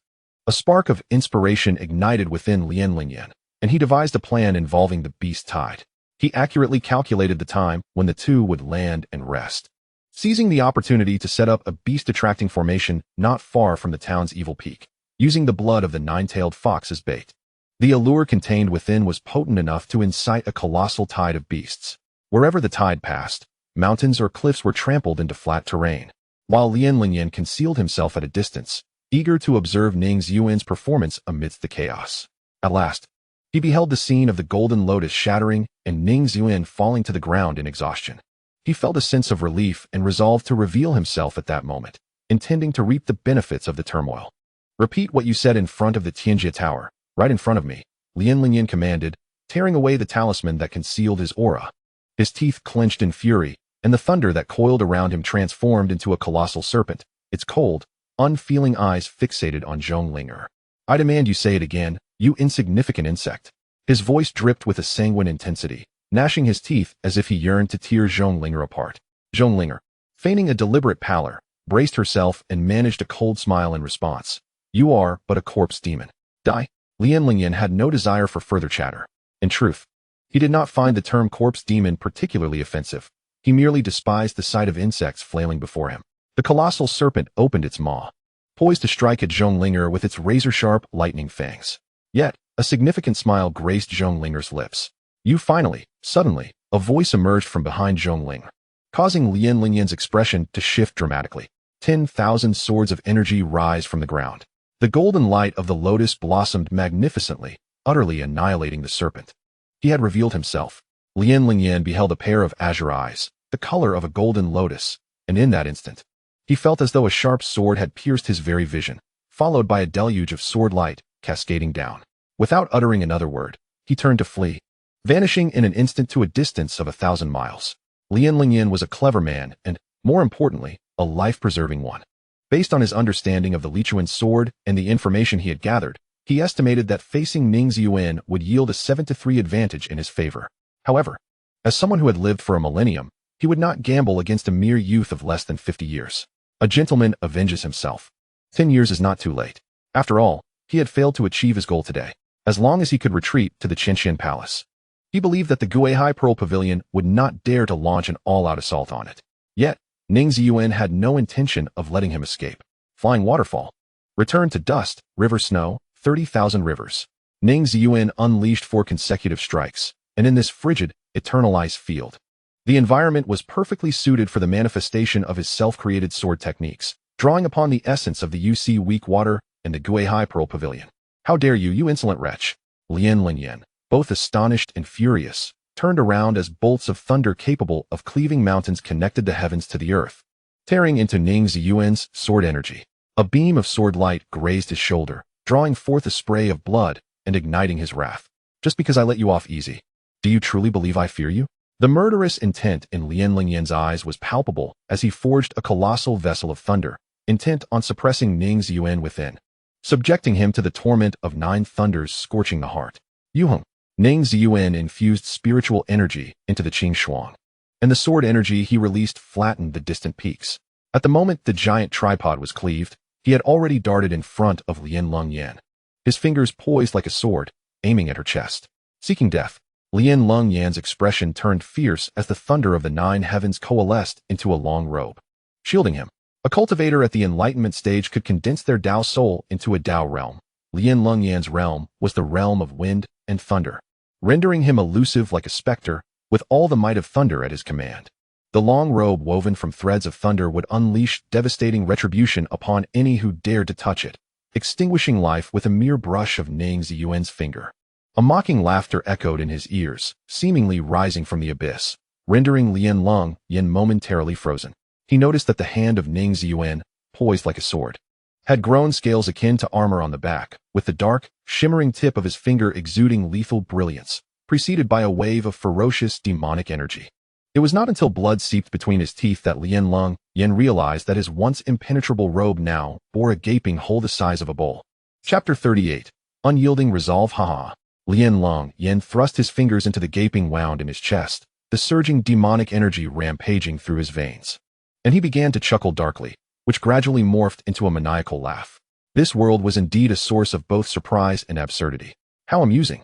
His laughter pierced the heavens, only to be scattered by the gusts of wind, as he savagely swallowed the blood that surged from his throat, his gaze fierce and resolute, akin to a beast licking its wounds. The unparalleled prodigy of the Sword Dome, the first true disciple of the righteous sect, was in fact a practitioner of the 6 paths of demonic cultivation, wielding the soul-devouring sword. He initially coughed intermittently, but in the end, his voice resembled the grinding of bones, bloodlust streaming from his eyes, reflecting his beastly countenance. It seemed that today, the only path was one of death in battle. "I never intended to let you leave alive, now that I have revealed the soul-devouring sword," Ning Ziyuan stated coolly. "It is even less likely that I will allow your escape." During the pursuit of Lien, he deliberately slowed his pace, allowing Lien to flee for thousands of miles, in order to prevent Zhongling from witnessing the current scene. "Although I am of the demonic path, I still recognize myself as part of the human race." Lien's voice was hoarse as he forcibly suppressed the demonic energy within his meridians, gathering thunder into serpentine forms in his palm. "Yet you, cloaked in the guise of a righteous human cultivator, now wield the soul-devouring sword." standing in opposition to all humanity. You are utterly unworthy of being human. He roared and howled, summoning the rolling thunder as he charged unrelentingly towards Ning Ziyuan. Enough chatter. Ning Ziyuan extended his hand at an angle, the soul-devouring sword intertwining with the Qing Shuang at his side. An unprecedented surge of power flooding through his being. Come forth and embrace death. They despise me. This hatred is etched into their very bones by the will of the heavens. The soul-devouring sword laughed with profound meaning within the spirit platform. What have I done? I am merely a tool. It is humanity that has always committed murder. The demonic light in Ning Ziyuan's eyes stretched into a line. The sword light he wielded swirling with demonic energy like smoke, in which ghastly faces writhed, emitting anguished howls. Tears of blood streamed down Lian Lingyan's eyes as he brought his palms together. A thunderous light erupted from his hands, confronting Ning Ziyuan's sword chi. The colossal python clashed with the ominous demonic light, while the icy winds of the eternal glacier howled like wailing spirits. Though the python was venomous beyond measure, in the face of the brutal demonic radiance, it resembled a guardian of the realm. This was not merely a conflict of righteousness against malevolence, but a brutal struggle between celestial order and ultimate evil. Akin to the relentless battles between the infernal demons and the human race, such confrontations offered no retreat and demanded a resolution only in death. Even in death, I shall not spare you. Lian Lingyan howled despairingly as he channeled the thunder into slender strands, inflicting deep, bone-revealing wounds upon Ning Ziyuan. The entirety of the human race across the 8 desolations will not forgive you. Unperturbed by his injuries, Ning Ziyuan clawed with his sword chi, forcefully tearing apart Lian Lingyan's thunderous robe.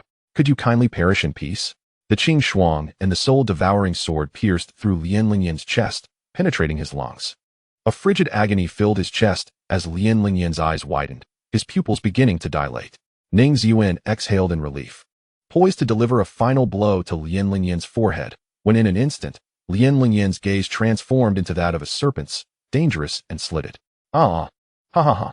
Lian Lingyan's anguished cries morphed into the heavy breaths of a colossal python, his mouth tearing open to an unimaginable angle, revealing the muscles connecting to his jawbone. His mouth was filled with razor-sharp, barbed fangs, dripping with liquid thunder.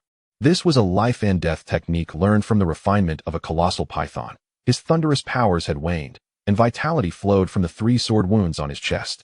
Yet his singular focus remained on annihilating the man before him. If he couldn't wield his powers, he would resort to divine techniques. If he couldn't use his hands or feet, he would employ his teeth.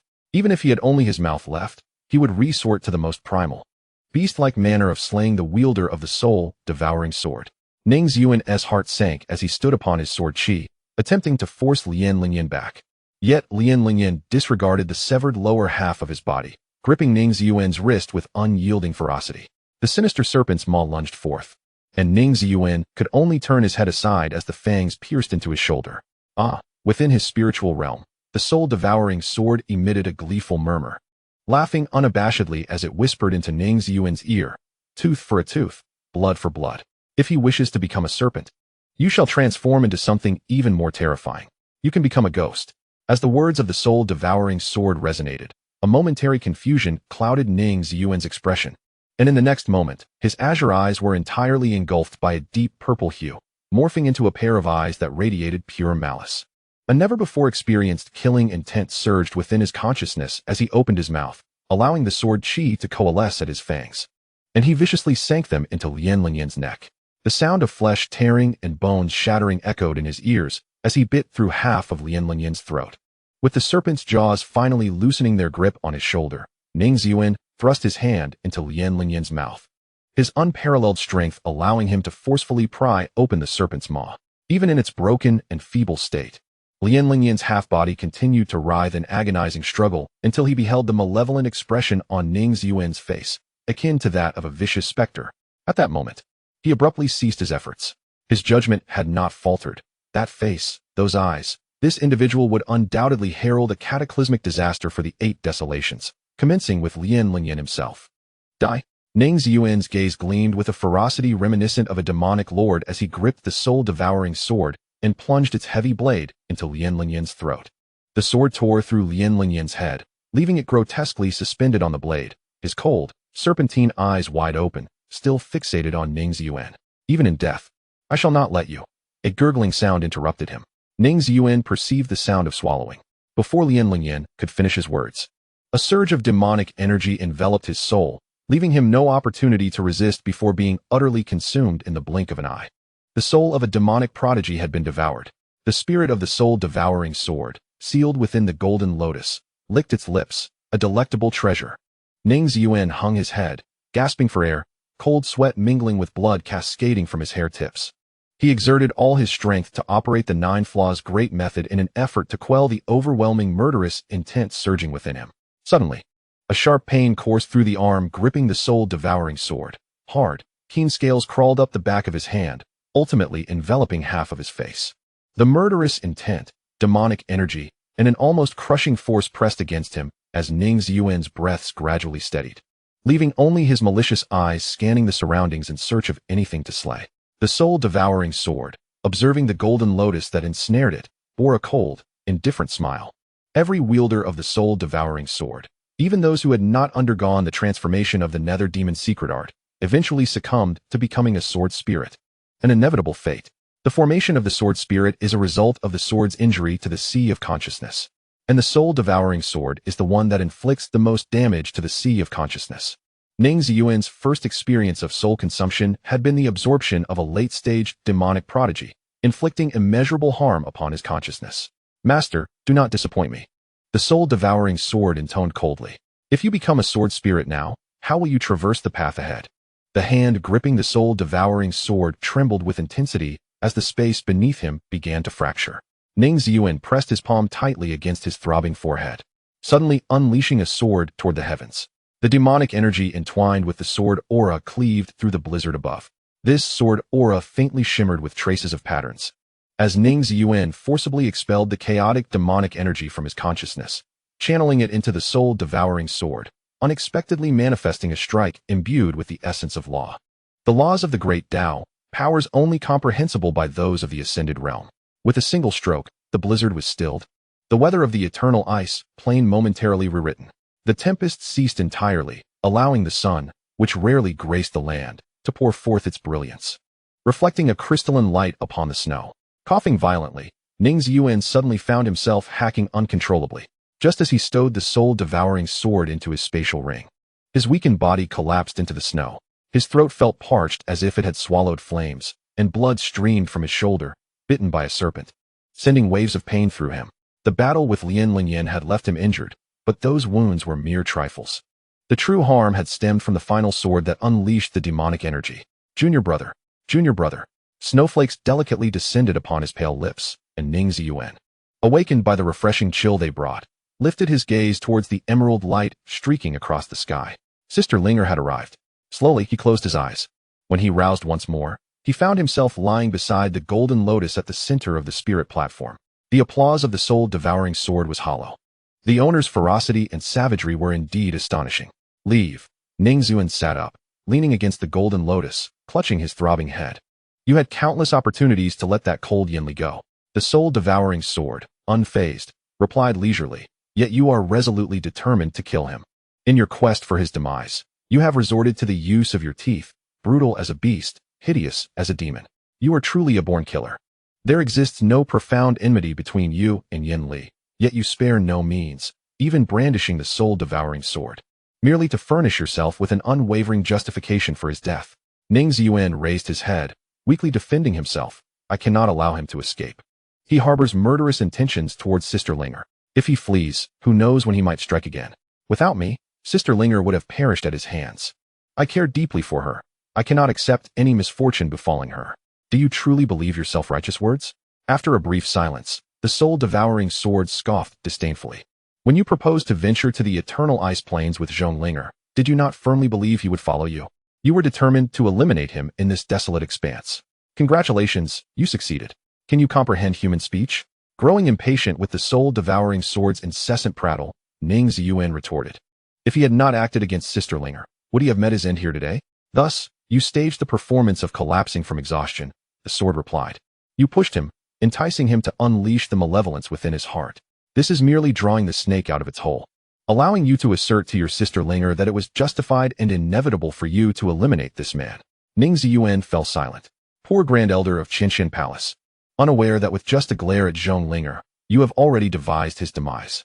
You are hypocritical, master, for you deceive even yourself. And I find your hypocrisy rather amusing. Save when you can, kill when you must. The dull ache in his head began to ease, and Ning Ziyuan rose, casting a sidelong glance at the soul-devouring sword. As long as I am at peace with my actions, that is enough. The sword dismissed Ning Ziyuan's words with indifference. Do you think that by repeatedly reciting these phrases, you can truly become a righteous hero of the 8 wildernesses? Do you believe that by incessantly spouting your fallacies to me, you can conspire with me in your unscrupulous deeds? Ning Ziyuan smirked derisively. You are quite noisy. Henceforth, refrain from speaking to me. Beneath the icy cliff, in an ice cave carved by swords, Zhonglinger leaned against the cave wall, cradling Ning Ziyuan. After inspecting his meridians with her spiritual energy, she poured the healing elixir onto his shoulders and arms. Why must you contend with that fellow to the death? She pouted, wiping her eyes with the back of her hand. You've injured yourself to such an extent. Is this truly a monster? Witnessing the visibly rapid healing of Ning Ziyuan's wounds, Zhonglinger felt a wave of astonishment. Once the flesh wounds had nearly mended, she ceased channeling her spiritual energy into his body and instead retrieved a vial of essence-replenishing elixir. Secretly reassured, she thought to herself, this time, it is merely to aid your recovery, not to take advantage. With that, she placed a pill in her mouth, allowing it to dissolve, gently closing her eyes. Her eyelashes fluttered as she pressed a tender kiss upon his pale lips. The cool elixir trickled drop by drop from her tongue into Ning Ziyuan's mouth, and Zhonglinger felt her face warm with embarrassment, yet her hand instinctively wrapped around the nape of his neck. Truly, she was selfish. Seizing the moment of his vulnerability, previously intoxicated, now injured. Yet, what could she do? Once she had tasted that kiss, the desire for another was insatiable. Only when the last drop of elixir had been consumed did she reluctantly part her lips and open her eyes, only to find Ning Ziyuan staring intently at her. Flustered, she hastily withdrew her hand from around his neck, wiping the remnants of the elixir from her lips. Her cheeks flushed with shame as she stammered, I was not kissing you. I was merely administering medicine. Don't misunderstand, Zhonglinger's delicate neck flushed a deep crimson as she attempted to retreat, only to be held firmly by a familiar hand at the nape of her neck, drawing her close to his now rosy lips once more. With a timid blink, she fell silent. Just a little more, Ning Ziyuan murmured, placing another pill in her mouth before kissing her again. It was indeed impossible to resist. Zhonglinger clung tightly to Ning Ziyuan, somewhat recklessly leaving bite marks on his soft lips. You are inciting trouble. Sister Yun is going to scold me. She felt weak, resorting to nonsensical chatter to calm her racing heart. With spiritual energy flowing through her, the smooth fusion of water and wood elements left her slightly breathless, as she experienced the essence of dual cultivation for the first time. You are so flirtatious, and Sister Yin forbids me from speaking of it. Their lips were locked, allowing her only fleeting moments to utter a few words. In the serene expanse of the eternal ice field under a clear sky, the sound of falling snow could be heard, yet all Zhonglinger could perceive were her own heavy breaths and the thunderous beat of her heart. No longer needing to hide her feelings, the exquisite lashes that had captivated her under the moonlight were now in full view, permitting her to observe freely. But I am utterly powerless against you. I am such a coward, she murmured. How long will you keep kissing me? She asked, a bit dazed. Isn't senior sister here to heal my wounds? My injuries are not yet healed. I just said, I am at your mercy.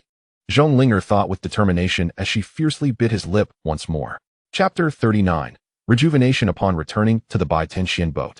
Zhonglinger once again buried her face in her hands, squatting in a corner. Ugh, she emitted a heated sound. Is what we did in the latter half also considered dual cultivation? Not at all. Ning Ziyuan shook his head, his tone utterly serious. It is called Hawan. You mustn't say that. Can't you just say it is dual cultivation? Zhonglinger rose and covered Ning Ziyuan's mouth, her head steaming and her face as crimson as blood. Hawan is beneficial for healing. Ning Ziyuan grasped Zhonglinger's wrist. Her eyes flickered, as if a thought had crossed her mind. You heard it from Sister Yuner, didn't you? The acidity in her tone was markedly heightened, her cheeks puffing up. Ning Ziyuan was taken aback. Why is Sister Yuner divulging everything? Well, junior brother. Zhonglinger bit her lip, her voice barely above a whisper. Shall we do it again? Do what? Before Ning Ziyuan could voice the question, her lips were already upon his. Their kisses had become so frequent over the past few days that he could almost analyze the components of her lip tint. Unlike Ji Yuner, whose lips bore the robust essence of chocolate and spices, Zhonglinger's were sweet like blossoms and fruits, a delightful blend of magnolia and elderflower. Must I really articulate this word, Hawan?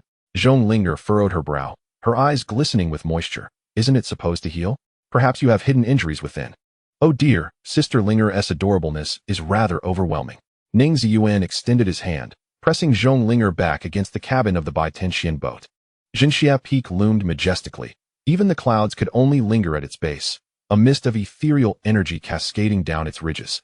Imbued with the formidable power of the Chongming divine beast, capable of keeping the creatures of the eternal ice field at bay for miles.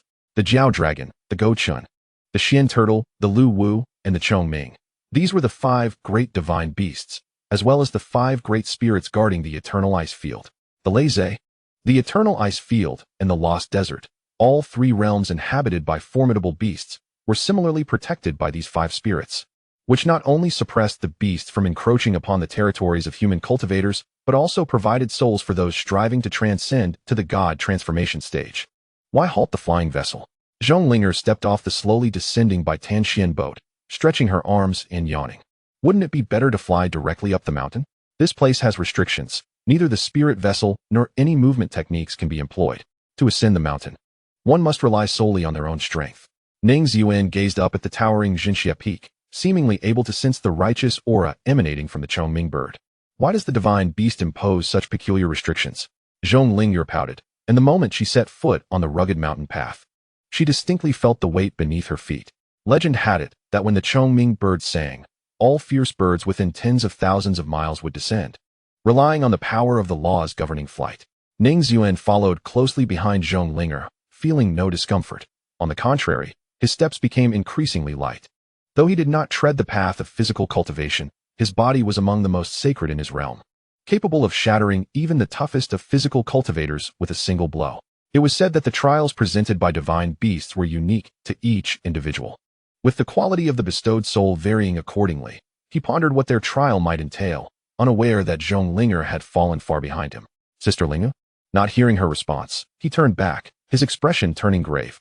At that moment, Zhong Linger was drenched in sweat, her complexion flushed. With each step forward, the stone steps beneath her feet emitted a golden light, and her ascent resembled a struggle against an immense force bearing down on her entire being. Ning Ziyuan lowered his gaze, noting that there was no golden light beneath his feet, and his bodily sensations remained entirely ordinary. My spiritual power has been sealed. Zhong Linger, enduring the trial set by Chongming, gritted her teeth and took a laborious step forward. It has already begun. Ascending the Jinxia Peak through sheer physical strength should signify the passing of the trial. With each step she took on the stone stairs, the pressure Zhong Linger endured intensified. Yet her expression grew increasingly exhilarated. It is said that those with greater innate talent face more arduous trials bestowed by divine beasts. Conversely, the more difficult the trial, the higher the quality of the spiritual essence gained. She found this trial to be quite challenging. Senior sister. Ning Ziyuan took a few steps back and extended his hand toward Zhong Linger, saying, "Allow me to assist you." Zhong Linger grasped Ning Ziyuan's hand, but did not shift her stance. Instead, she playfully bit his hand lightly. "Foolish junior brother."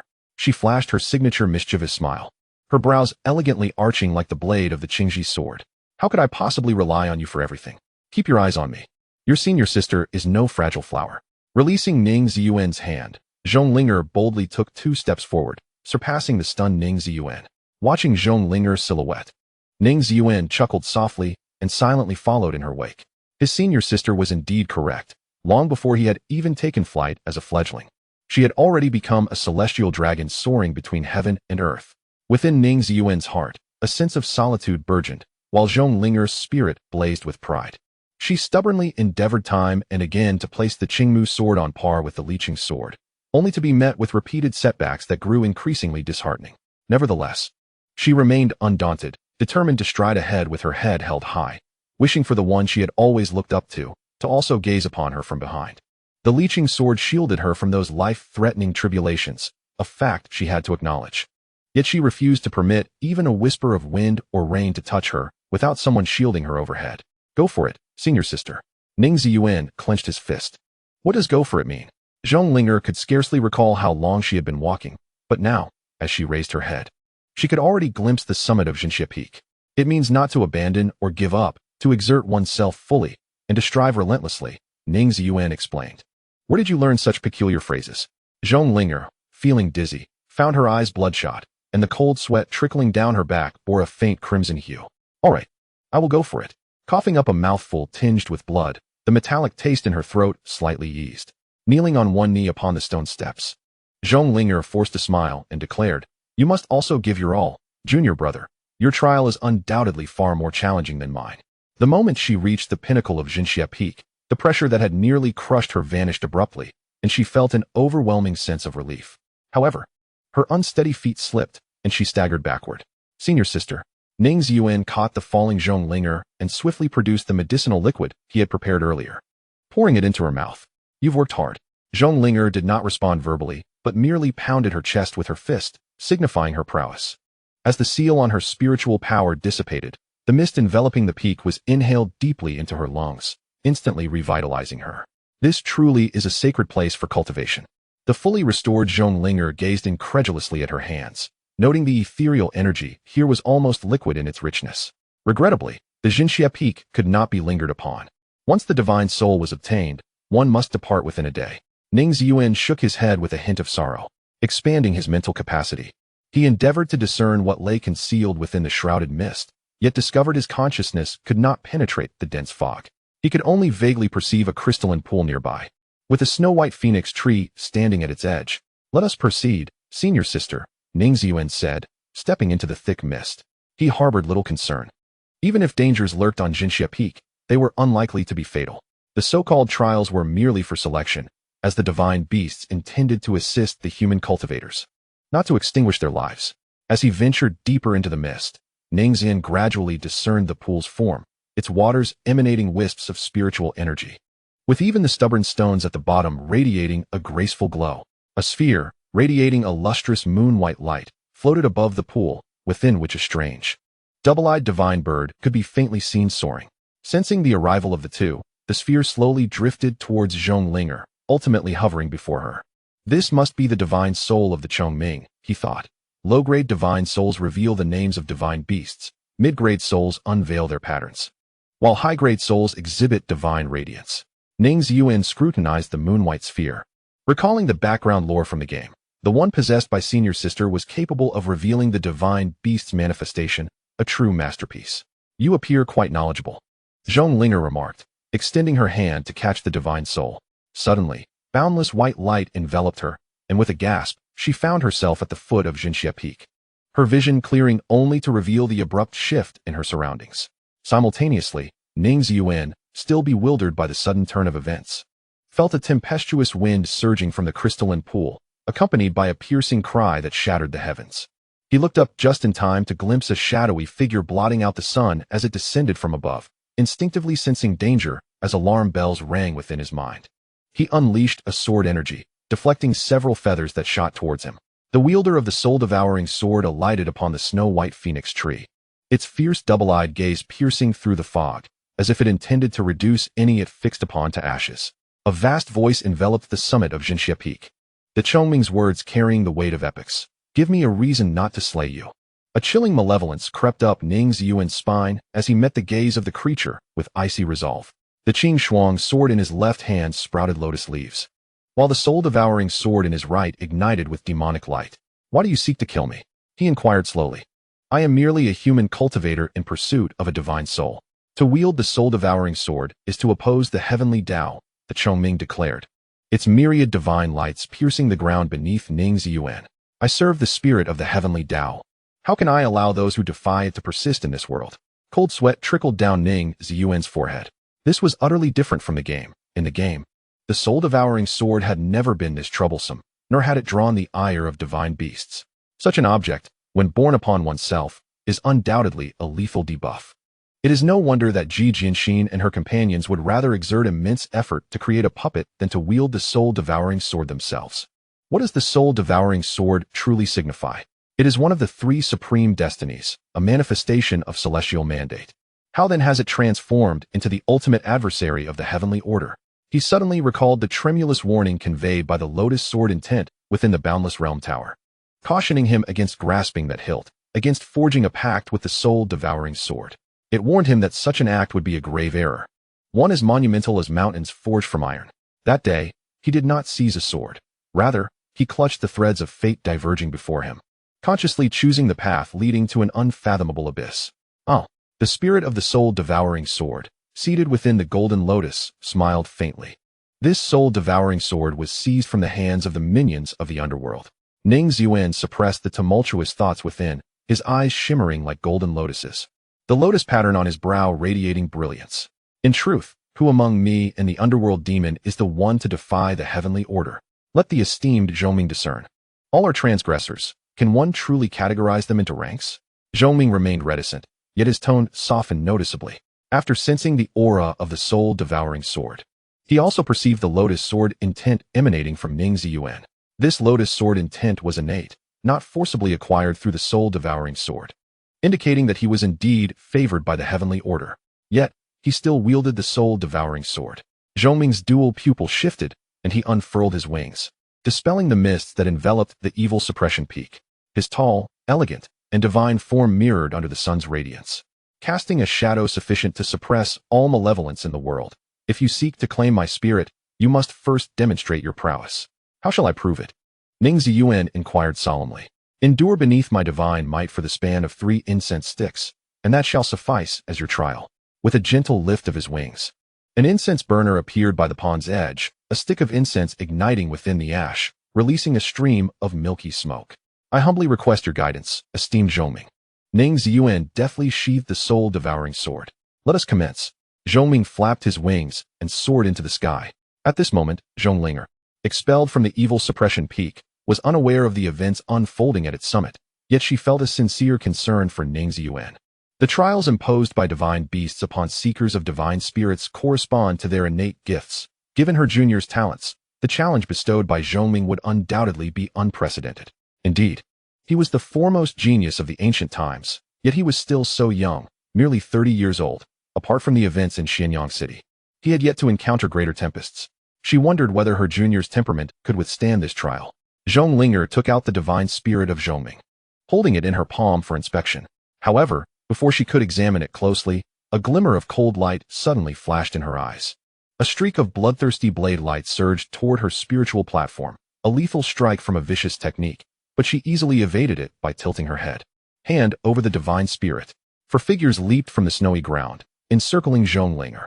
The leading man possessed striking features, yet his nose had been cruelly severed, leaving behind 2 grotesque nostrils from which hot breath billowed forth. Is the essence of the soul more significant than life itself? This is a question for my esteemed companions to ponder. The man adorned with fur on his right hip lowered the colossal blade resting on his shoulder, channeling a formidable aura of bloodlust that was nothing short of intimidating. To his left, a woman moved with the grace of a feline, her hands adorned with claw-like ornaments, clearly indicating her affiliation with unorthodox practices. At the rear stood a bald man, his fists colliding to create ripples of energy, suggesting he was adept in both martial arts and spiritual cultivation.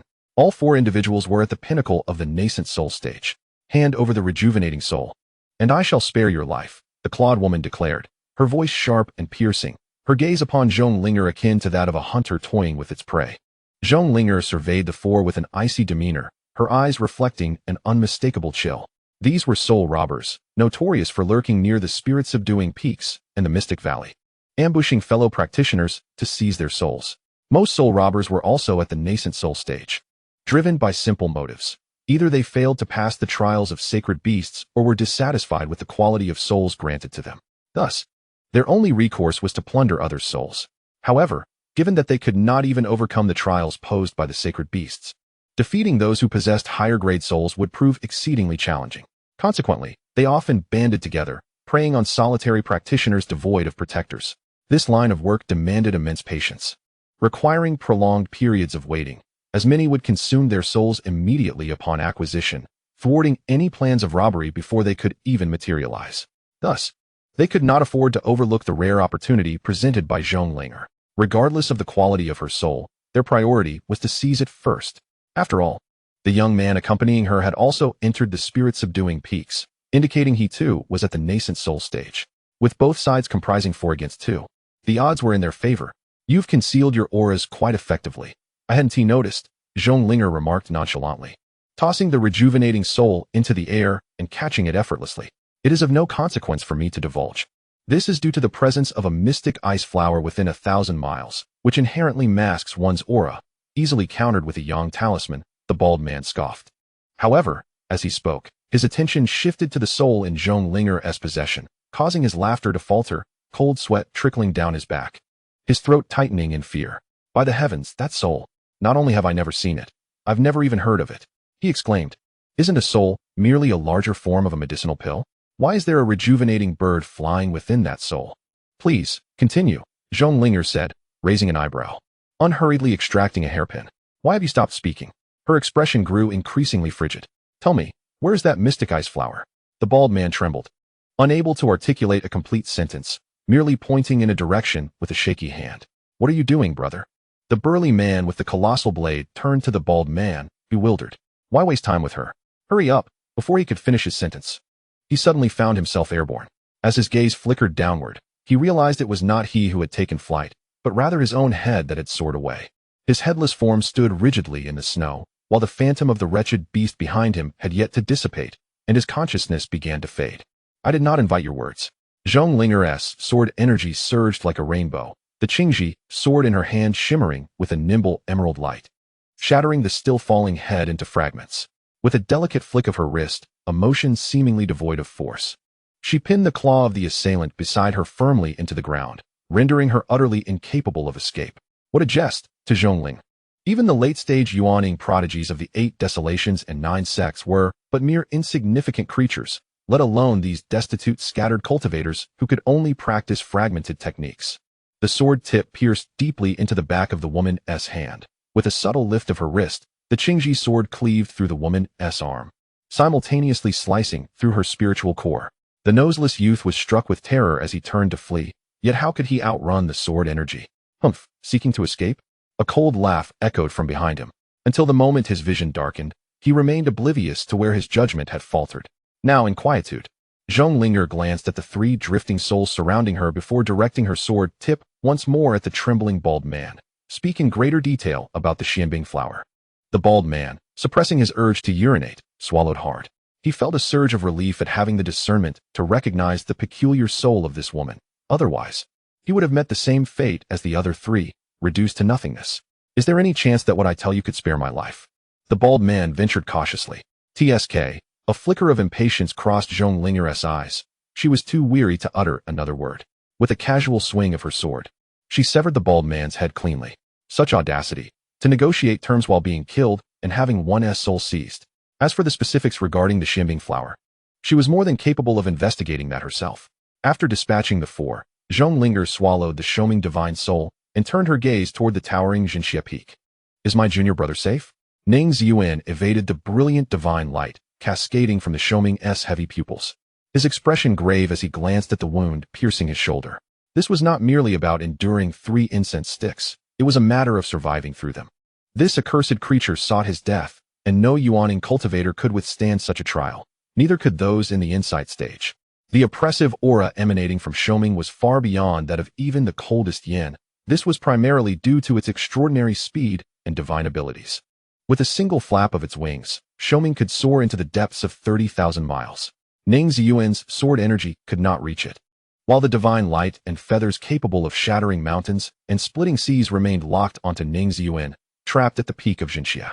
To Ning Ziyuan, it felt as though 2 fighter jets of disparate generations clashed. He could not glimpse Xianbing's form, yet it could strike him from beyond visual range. His gaze sharpened as a small tower of bone materialized quietly in his palm. This small tower was the innate treasure of the underworld demon, the Boundless Realm Tower. As a trophy from the Battle of Xianyang City, the Gui Haizhu Pearl Pavilion returned it to the Jinxiang Sect and subsequently bestowed it upon Ning Ziyuan. The Boundless Realm Tower, a treasure of the Ascension Realm, proves effective only against cultivators and beasts below this level, making it a perfect tool to confront Xianbing. Ning Ziyuan feigned a flaw, and Xianbing, seizing the opportunity, dove down from the heavens. A crisp sound echoed as Ning Ziyuan pressed his palms together, causing the bony little tower to vanish from his grasp. Simultaneously, a towering skeletal structure descended upon the peak of the Jinxia Peak, imprisoning the white paulownia and the crystal-clear pond beneath its base. In the vast darkness, only the bone-like ground emitted a faint, eerie glow. The sound of a blade scraping against a hard surface pierced the silence. Emerging from the depths of shadow, Ning Ziyuan appeared, his hair as white as snow, cradling a bone tower in his left hand while brandishing a long sword in his right. The tip of his azure frost blade grazed the ground, igniting a cascade of bright sparks. Chongming had transformed into human form, sprouting a pair of wings, seated on the ground within the boundless realm tower. The chilling timbre of his voice sharpened the edges of his gaze as he unfurled his pristine wings, rising slowly, his crimson pupils betraying unmasked intent to kill. Now, I have even more reason to eliminate you, he declared. Ning Ziyuan shook his head, slightly elevating the hand that held the bone tower. Whether you believe it or not, this tower was seized from the hands of the nether demons by my master. As his tone gradually cooled, the spectral image of the soul-devouring sword unfurled behind him, forming a menacing array of magical light. You intended to slay me from the very beginning. Alas, how unfortunate. The soul-devouring sword sighed in the Lingtai, lamenting. I just devoured the primordial soul of the cold swallow. It will be 3 months before I can consume again. I have yet to savor the essence of a divine beast soul. What's this? Have you revealed your true form? Chongming scoffed coldly. Did you not come here solely to kill me? Although I am unaware of the vile methods you employed to conceal your soul realm, you could not have deceived the prohibitions of Jinxia Peak. Your cultivation is certainly not at the nascent soul stage. Ning Ziyuan interrupted Chongming, declaring, firstly, I am unequivocally a late-stage nascent soul cultivator, here to claim your divine soul, whether you believe it or not. Secondly, you have the time of 2 incense sticks remaining. A dangerous aura emanated from his eyes. If you can endure this duration and provide me with a soul that meets the challenge's difficulty, I shall depart immediately. Should you fail, I will take your primordial soul with me. Do you think I cannot fly? Chongming's voice turned icy as his wings transformed into blades, flames igniting between his brows. You are mistaken if you believe I am at your mercy. Indeed, Ning Ziyuan replied succinctly, wielding his magical sword energy and charging towards Chongming. The clash of sword and feather produced sparks capable of igniting metal and stone. Damn it! Chongming's crimson pupils radiated brilliant divine light as he deflected the soul-devouring sword, which clung to him like maggots to flesh, retreating rapidly by flapping his wings. Although the boundless realm tower hindered the use of his 3,000-mile flight technique, Chongming's innate wings still allowed him to evade at astonishing speed. Yet, once the disparity between them was leveled, Ning Ziyuan had his methods to deal with Chongming. A scarlet golden sword shadow erupted from the lotus pattern on his brow, coalescing into a pair of sword feathers resembling the wings of a falcon behind him. The heavenly winged sword intent, one of the 8 supreme fates of Ning Ziyuan, is an essential divine fate for sword cultivators. It can only be unlocked in the next game cycle after defeating Hung Tian at the game's conclusion. This fate is inherited from the enigmatic Zhang San, the white-haired elder encountered at the beginning of the game on Tianyuan Mountain, in the realm of the 8 Desolations. It may be more fitting to refer to him as the Tao of Heaven. With the divine speed granted by the heavenly winged sword intent, Ning Ziyuan swiftly approached Chongming, whose gaze began to shift with uncertainty. The heavenly winged sword intent. He found himself utterly perplexed. The lotus flower sword intent symbolizes the Tao's favor, while the heavenly winged sword intent signifies its recognition. The soul-devouring sword is the most abhorred entity by the Tao, and the boundless realm tower stands as its eternal nemesis. How could these 4 elements possibly intertwine? Chongming was beginning to believe Ning Ziyuan's words, but it was too late. Having previously harbored murderous intent towards Ning Ziyuan, it was now evident that Ning Ziyuan had ignited his true wrath. With a fierce resolve, Ning Ziyuan's sword brows furrowed as his wings sliced through the air. The battle had escalated to a bloody climax. He had learned from his master that a commendable trait is to honor one's word. The Gui Haizhu Pearl Pavilion never utters empty threats. Its formidable reputation in Yunma Prefecture is built upon the principle that words are spoken once, and the next time, a sword will replace the tongue. Thus, each wave of Ning Ziyuan's sword energy was filled with lethal intent, the golden lotus beneath his feet, the demonic light behind him, and the wings sprouting from his back created a visage that embodied both divinity and ferocity. Against the backdrop of the endless darkness surrounding him, he appeared as a manifestation of all that is magnificent in this world. Suddenly, 9 colossal ancient swords descended, encircling Chongming and confining him at the center. The simultaneous strikes of the Qing Shuang sword and the soul-devouring sword unleashed torrents akin to a true river of the underworld surging forth, intent on obliterating all in its path. A significant portion of Chongming's power relied on soaring through the skies, and the suppression from the boundless realm tower was far greater than Ning Ziyuan had anticipated. He could only brace himself to withstand Ning Ziyuan's strike. The wings formed from the shadows of the swords shattered upon impact with Chongming, and his own wings were cleaved by the demonic light. His eyes glowed menacingly like a malevolent spirit, pressing against Chongming's vision, while a chilling dread engulfed him. Kill! The soul-devouring sword roared with excitement within the spirit platform. Its obsidian-tipped blade needed only to advance half an inch to pierce through Chongming's spirit. Though it was unable to consume new elemental souls at present, the sheer act of slaughter filled it with a euphoric frenzy, especially as it targeted these minions of the Tao.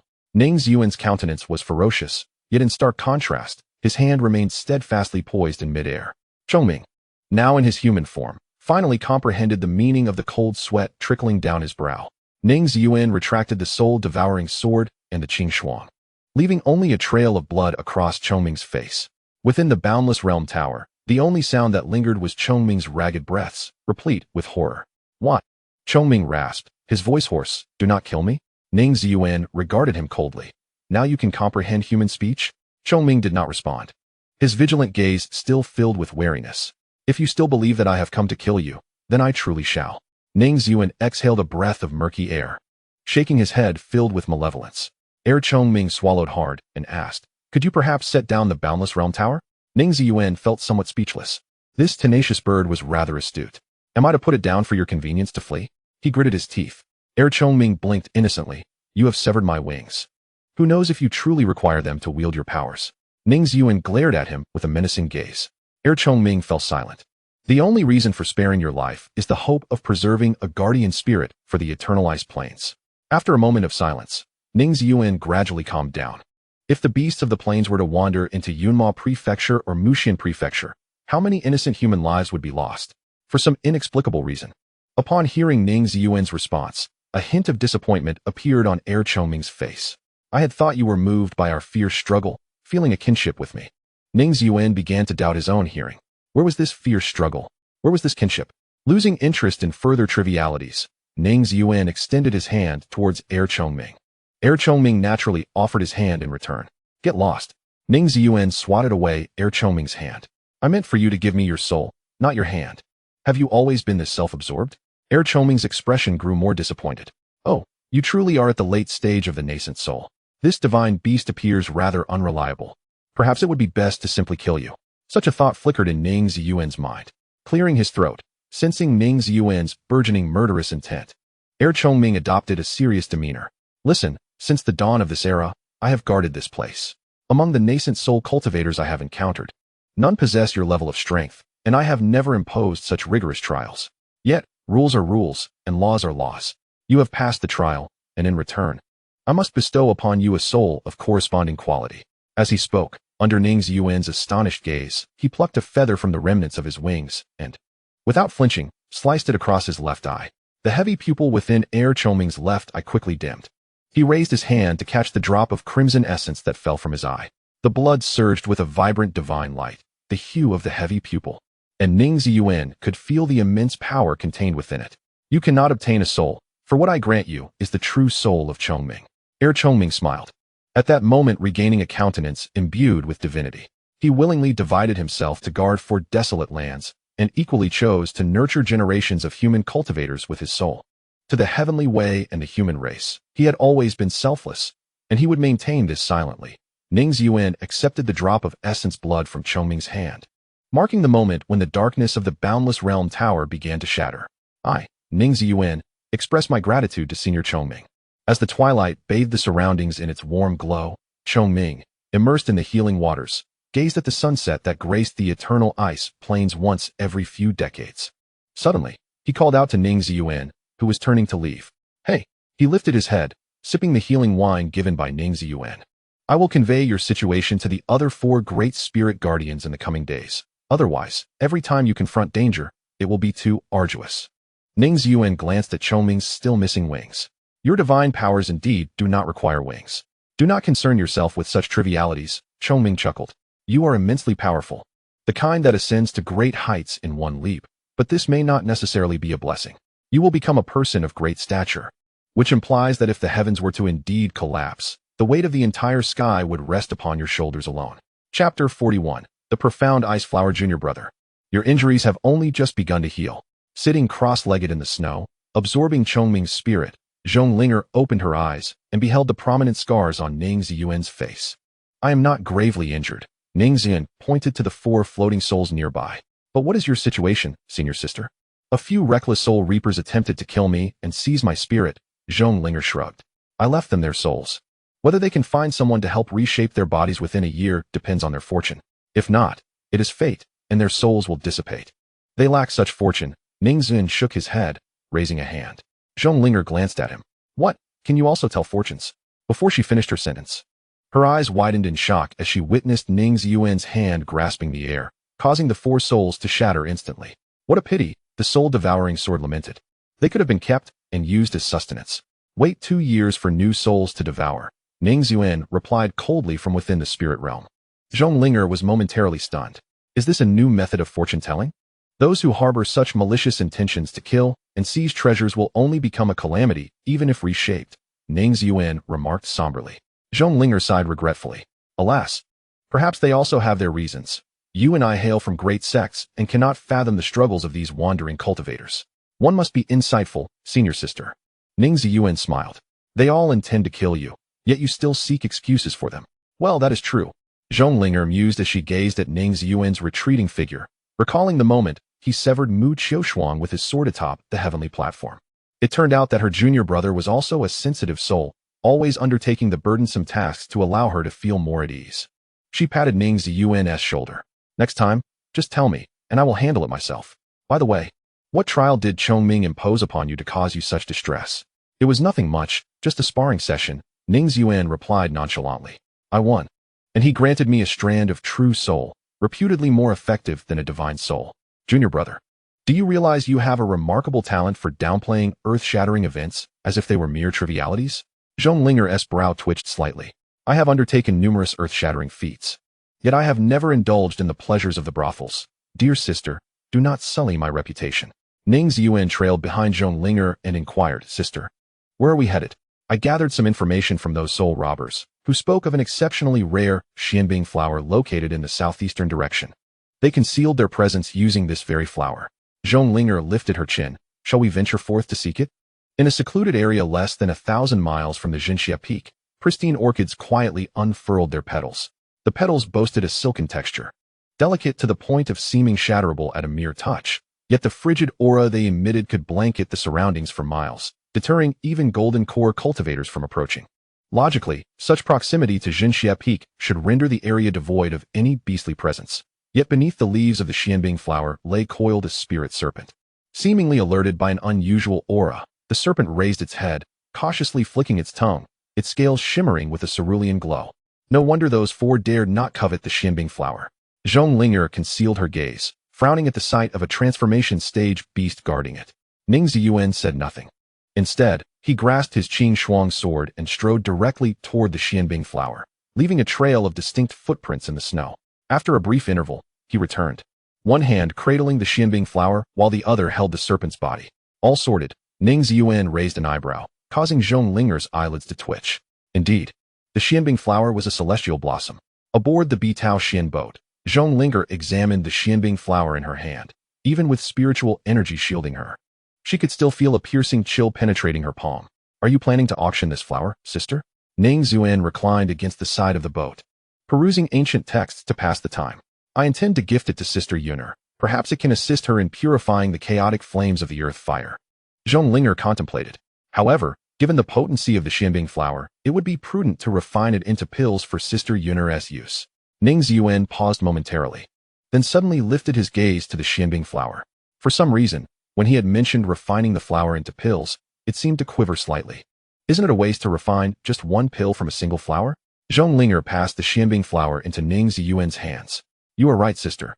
This flower can yield at least 3 xianbing pills. Ning Ziyuan narrowed his eyes, abruptly unsheathing his Qing Shuang sword and aiming it at the flower's petals. In that case, I shall divide it into 3 portions. Spare me, immortal.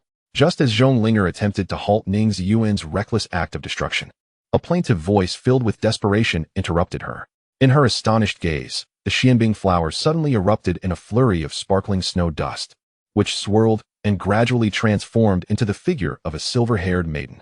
The maiden knelt upon the ground, delicately wiping away her tears of grievance with her slender wrist. Her exquisite features were pallid, and her silver eyes dimmed, rendering her exceptionally endearing. Is this some kind of sorcery? Zhong Linger, momentarily stunned, withdrew her hairpin, transforming it into the Qing Ji sword that she held in her hand. Spare me, celestial maiden. The The spirit of the young girl was nearly frightened out of her wits. She could no longer maintain her facade of pitiable innocence. With a resolute bow towards Zhong Linger, she earnestly exclaimed, "I am the Xianbing flower in the hands of this esteemed immortal. I have never heard of a Xianbing flower capable of assuming human form." Ning Ziyuan scrutinized the girl before glancing down at the flower in his hand. This is because other Xianbing flowers do not know where to take root. The moment the ability to transform was mentioned, the girl became animated, as if tickled in a sensitive spot, completely oblivious to the peril surrounding her. "I bloom at the foot of the Jinxia Peak, enlightened by the divine power of the town's spirit, and I gained sentience long ago. Indeed, a celestial blossom." Zhong Linger and Ning Ziyuan exchanged a glance, their excitement palpable. "I believe this flower can yield more than 3 Xianbing pills. At least 10, Ning Ziyuan affirmed confidently. "Spare me, esteemed immortals." Realizing that the two had no intention of letting her go, the girl began to wail once more. "What do you suggest I do?" Ning Ziyuan shrugged, a picture of resignation. "I naturally gather celestial herbs to concoct immortal pills. After exerting so much effort to vanquish that spirit snake of the transformation stage, I cannot return empty-handed, can I? Nonsense. You dispatched that useless snake with just 3 strikes. It wasn't difficult at all."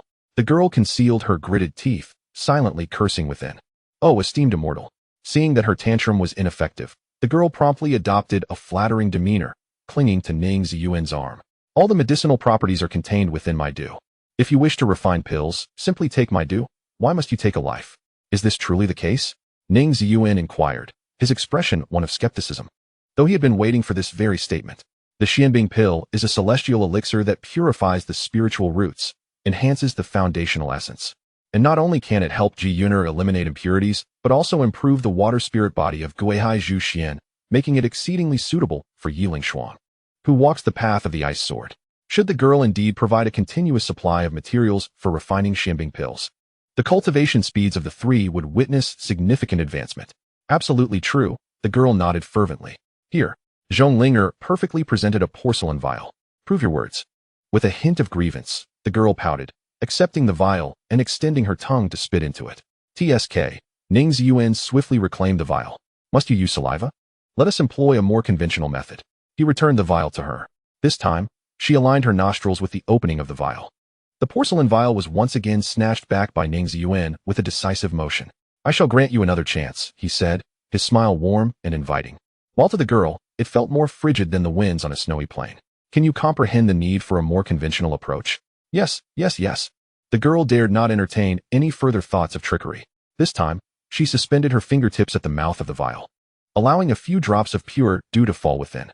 "You see, you can understand," Ning Ziyuan encouraged with a smile, pouring a drop of dew and inhaling it gently at the tip of his nose. "How is it? Does it work?" Zhong Linger leaned in closer. "She is not lying." Ning Ziyuan nodded, presenting the dew on his hand to Zhong Linger. "Would you like to try, senior sister? It smells quite sweet."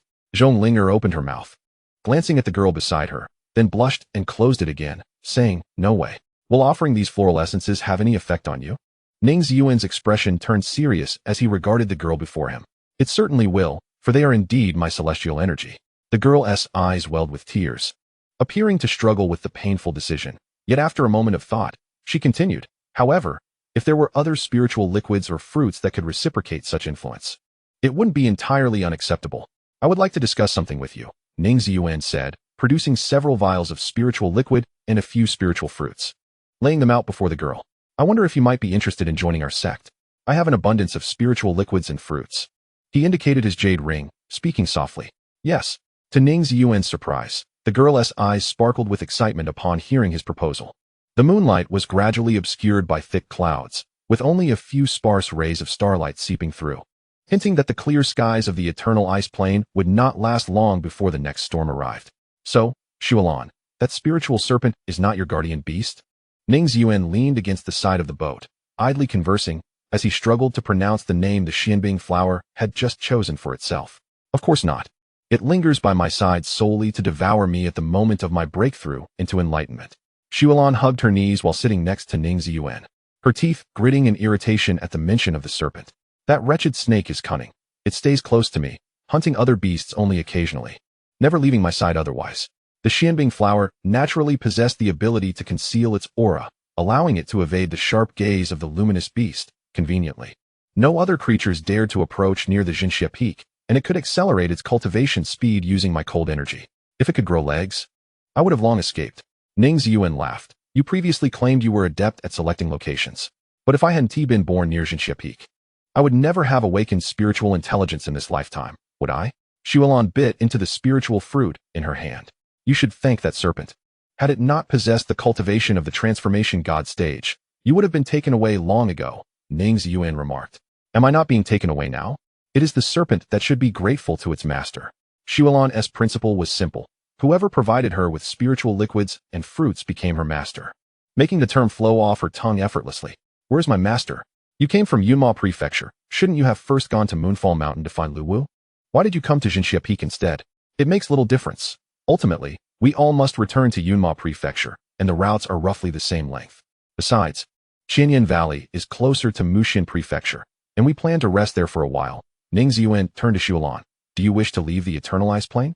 Actually, I long to see the mortal realm, Xuan replied, swinging her bare feet, her gaze somewhat dreamy. Having stayed in the Eternal Ice Plain for too long, she felt a sense of boredom. Growing up beside Jinxia Peak, Xuan had encountered many human cultivators since her spiritual intelligence first awakened. The human race is indeed a peculiar species. At times, one may arrive at the peak of evil suppression, only to depart hand in hand with another. Conversely, two travelers may set forth together, yet only one remains upon their departure. She envisioned a vibrant world of humanity, undoubtedly a most intriguing place. At least far more so than the eternal ice plains that have remained unchanged for millennia. The realm of mortals is indeed worth exploring.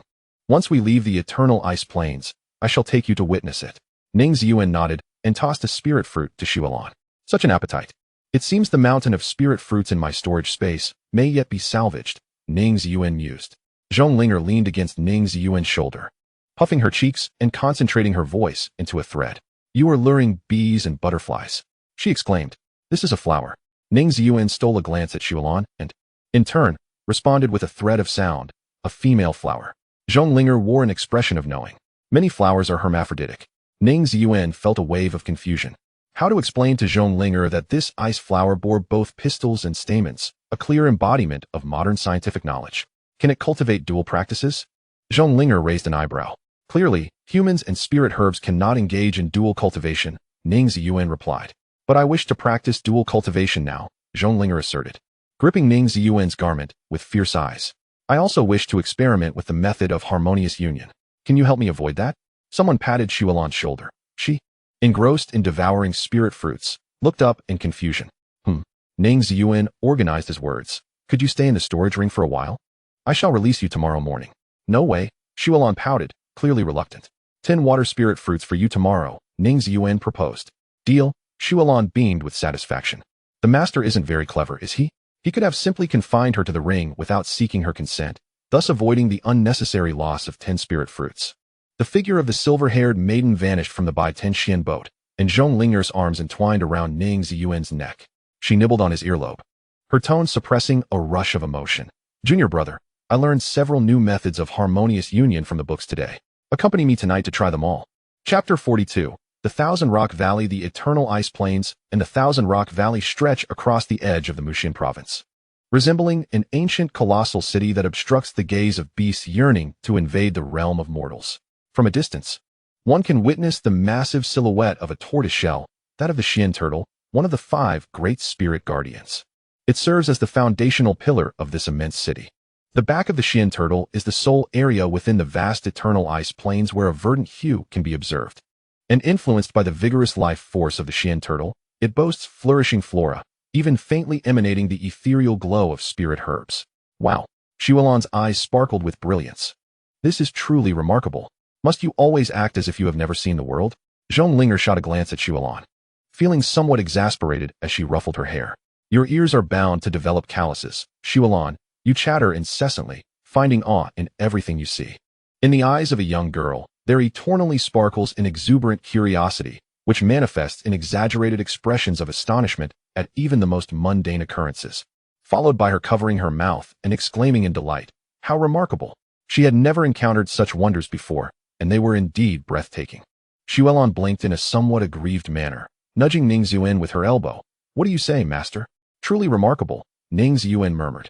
Despite being separated from Qianyan Valley by thousands of miles, he could already hear the deep, resonant breaths of the Xian Gui, as if a mountain had come to life.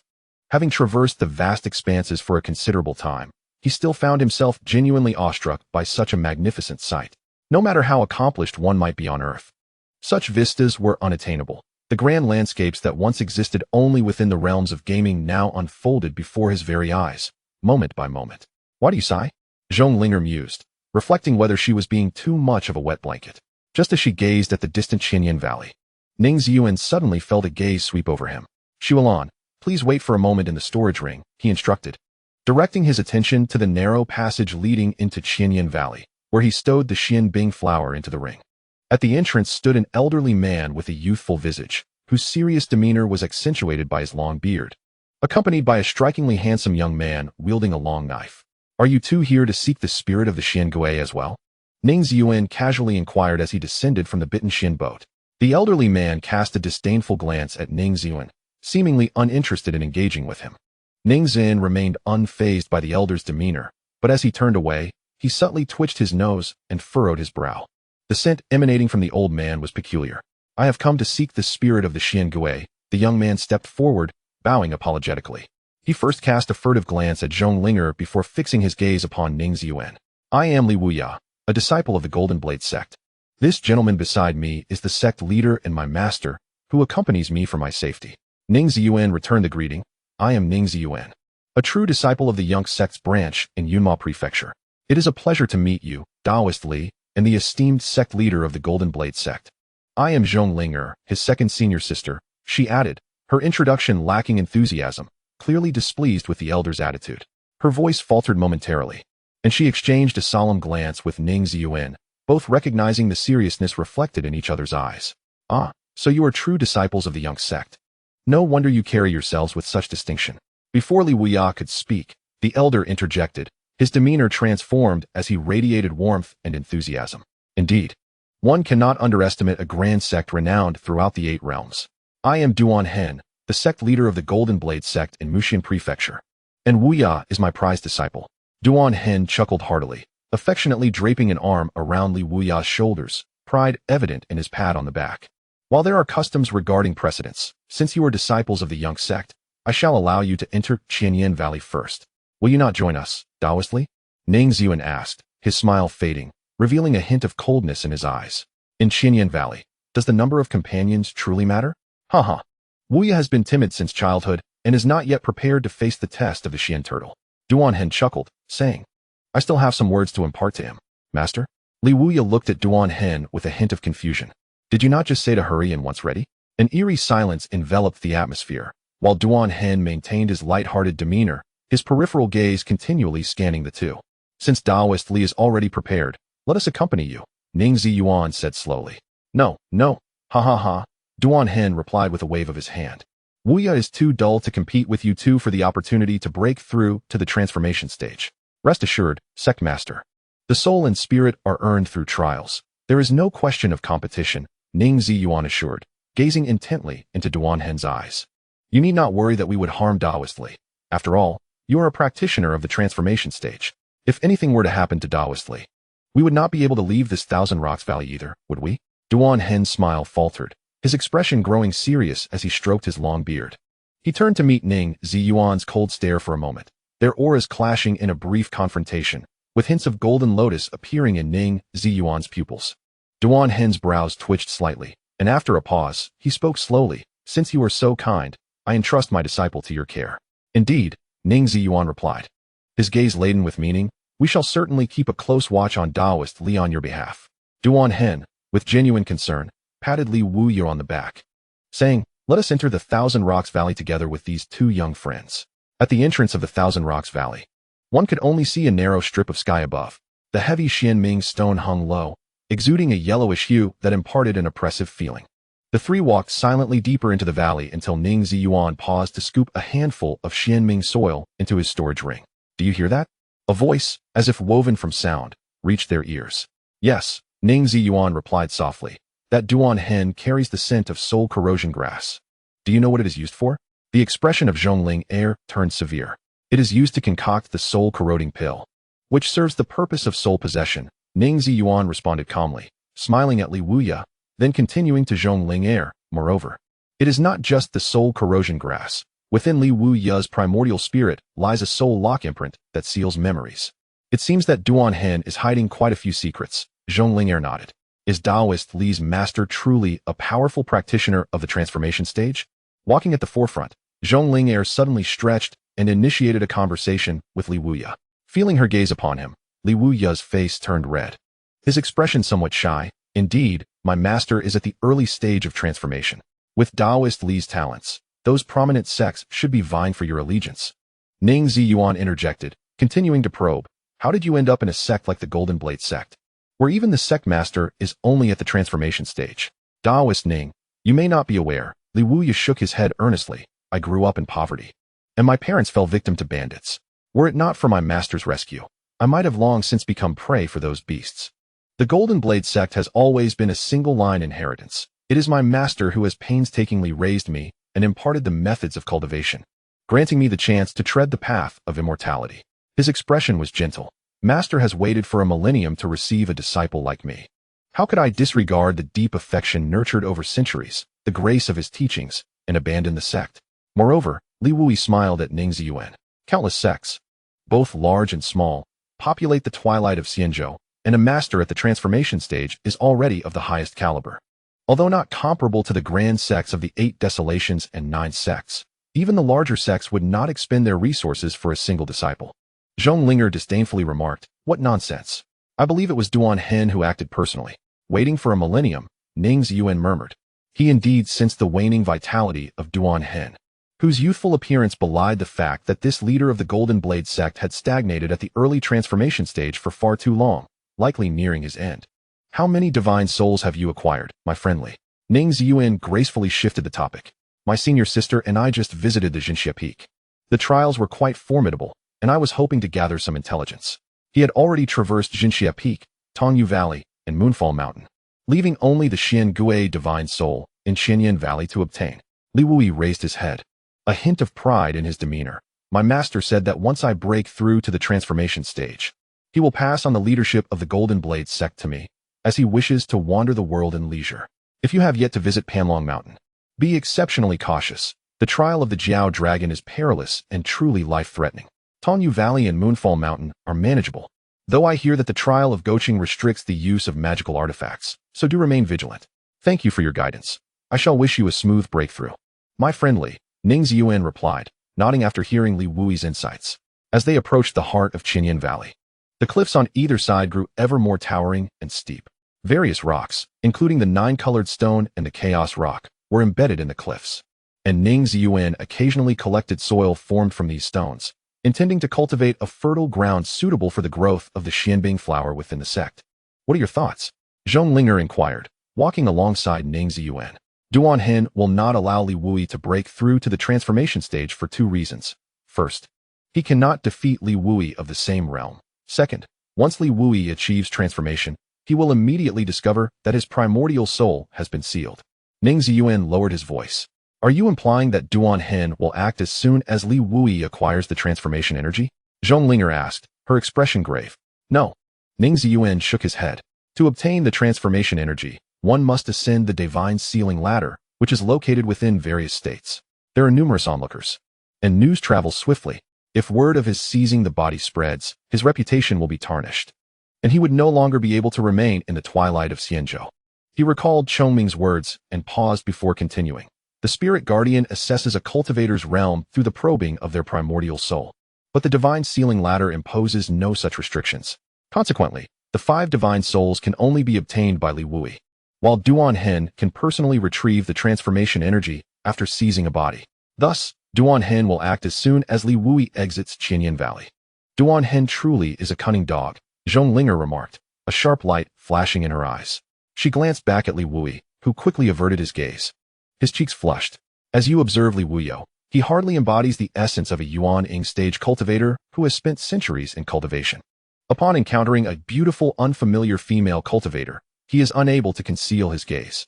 While analyzing the situation with Ning Ziyuan, Zhonglinger casually praises herself, remarking, I wager that Duan Hen treats him more like a pet.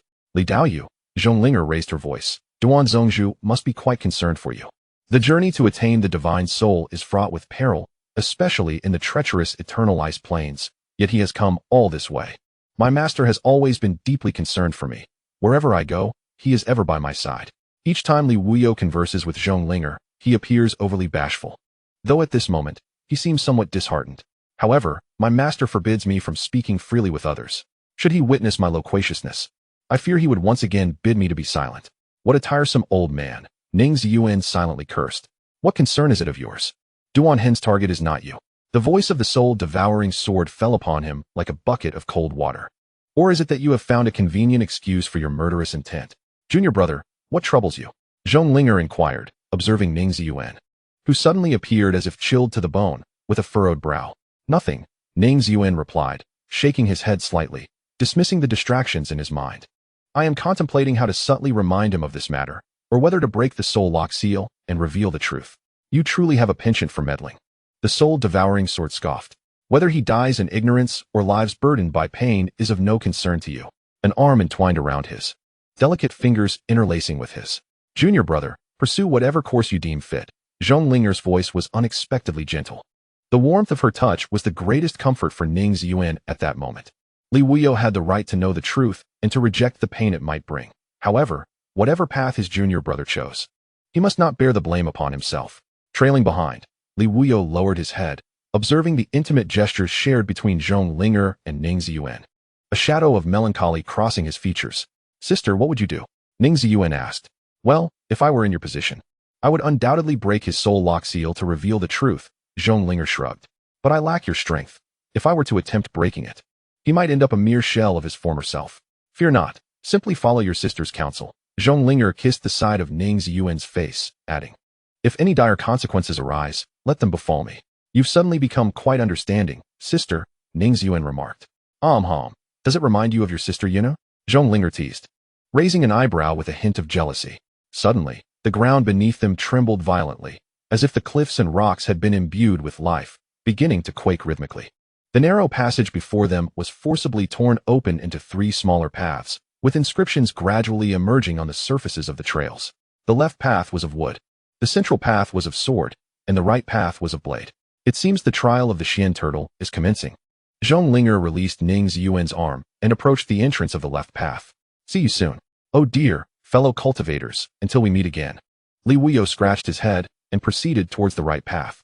Li Daoyu, Ning Ziyuan called out, halting Li Wuyo in his tracks. Please speak, Ning Daoyu. Li Wuyo paused. If Taoist Li successfully completes the trial of the Xian Gui, I would appreciate it if you could wait here for a moment.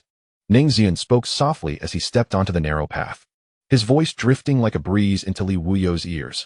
I have a small matter to discuss with Taoist Li. Chapter 43, Xian Gui. As he ventured further, the path grew increasingly constricted. Ning Ziyuan could feel the humid, warm winds surging through the narrow passage. It was the breath of the Xian Gui. This breath pulsed with vibrant life. He gazed ahead, suddenly confronted by the thick rock wall that barred his way. His expression hardened, and a frosty aura gathered at his fingertips. He did not intend to cleave the rock, but rather to remain vigilant against the Xian Gui, which could strike at him like Chongming. The wall before him was not true stone, but rather the beak of the Xian Gui, which, according to legend, possessed a bird's head and a serpent's tail. Yet even the beak before him was so vast that its edges were invisible. You have arrived, the wall quivered, its resonance akin to the earth shaking, the one recommended by Chongming. Ning Ziyuan widened his eyes and held his breath in awe. How could one articulate such a profound shock? What a magnificent creation it was, likely wrought by the hand of the heavenly Tao. The enormous bird's head obscured the entire sky, rendering Ning Ziyuan unable to perceive the complete form of the Xian Gui. He could only imagine the colossal legs capable of supporting the heavens, the turtle's back more grand than the mountains, and the serpent's tail longer than the great rivers. Follow me. The voice of the Xian Gui was deep and ancient, resembling not human speech but the roar of a tempest, akin to thunder rumbling through the clouds, as if the very firmament was uttering its voice. At your command, Ning Ziyuan faltered, unsure of the Xian Gui's intent. The Xian Gui did not respond but slowly withdrew its bird's head, limbs, and serpent's tail into its shell. Every movement it made could have triggered a cataclysmic earthquake. Yet the entire Qinyan Valley remained unshaken. Enter, its voice echoed softly from within the shell. Yes. Ning Ziyuan did not hesitate and soared into the unfathomable abyss left by the bird's head. The rich fragrance of flora brushed against his nostrils, and the darkness before him was suddenly illuminated by a gentle light. What lay before him resembled not a shell but a boundless cosmos. Beneath his feet, an endless expanse of verdant grass, and above, an infinite deep sky. Aside from the gentle rustling of grass swayed by the breeze, only tranquility prevailed. Ning Ziyuan's pupils constricted sharply as he beheld a middle-aged man with a dark complexion and a resolute demeanor, standing amidst the grass of this cosmic realm. The man spoke not a word but swiftly approached, delivering a punch towards him. Ning Ziyuan reacted with incredible speed, swiftly sidestepping and seizing the man's wrist. The overwhelming force that surged through his palm was astonishing. He realized he could not withstand the man's heavy strike directly. Thus, he followed the momentum to redirect the man's fist behind him and countered with a palm strike to the man's chest. In that fleeting moment, Ning Ziyuan believed his palm had collided with an unyielding mountain, for the man's physique did not waver in the slightest, and no mark appeared upon his solid chest. Retracting his fist, the man took a few steps back, scrutinizing Ning Ziyuan before nodding and stating, "Impressive, just as Chongming described. An ordinary Yuanying period cultivator facing my punch would likely have their primordial spirit shattered." His voice was deep and steady, devoid of any discernible emotion. However, as Chongming remarked that you were a sword cultivator, I wonder why you did not draw your sword earlier? If I were to unsheath my sword, I fear it would harm Senior Gui. Ning Ziyuan respectfully clasped his fists in salute. You certainly possess confidence. Gui paused for a moment before speaking in a low tone. Your demeanor towards Chongming appears far removed from the grace and courtesy you currently exhibit. The moment I encountered Senior Chongming, he sought to claim my life, and I was compelled to retaliate. Ning Ziyuan replied nonchalantly, expressing his profound regret for inadvertently injuring Senior Chongming. Your martial prowess is equally remarkable, channeling immense power with the slightest force. Such a technique is beyond the capability of an ordinary person. Gui regarded Ning Ziyuan with evident approval, as he never hesitated to express admiration for the strong. I am unworthy of your praise, Senior Gui, Ning Ziyuan humbly responded. Then why did you ultimately choose the path of the sword? Gui inquired. Perhaps because the sword is rather elegant? Ning Ziyuan mused internally. I embody the essence of the lotus sword, destined to pursue the sword.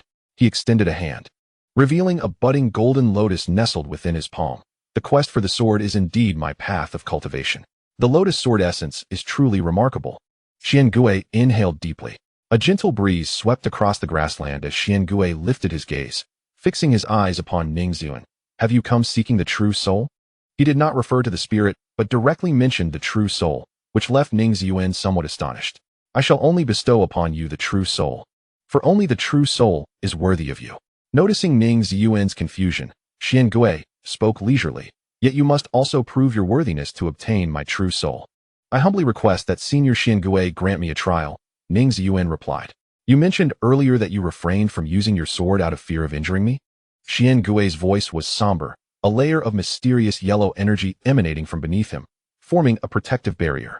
That is quite simple. Should you manage to injure me today, you shall have passed the trial. A fierce light ignited in his eyes, and a gravity more imposing than mountains coalesced within his robust physique. Embodying the truly indomitable Gui, I permit you to wield the soul-devouring sword. A tempest stirred the grass, unleashing a chaotic wave.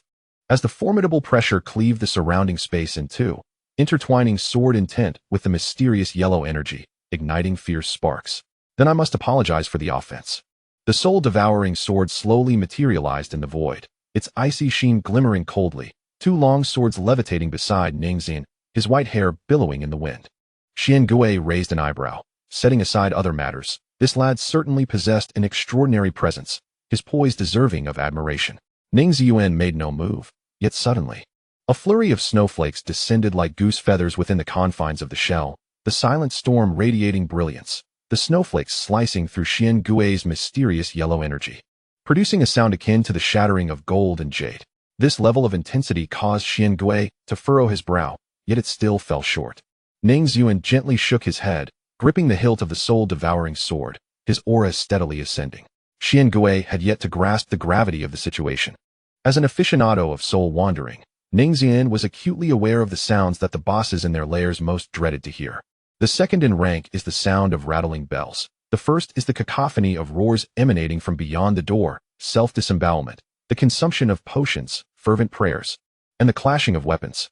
One cannot fathom the layers of buffs the challenger outside must be accumulating, nor how many strikes it would take to slay you upon entering.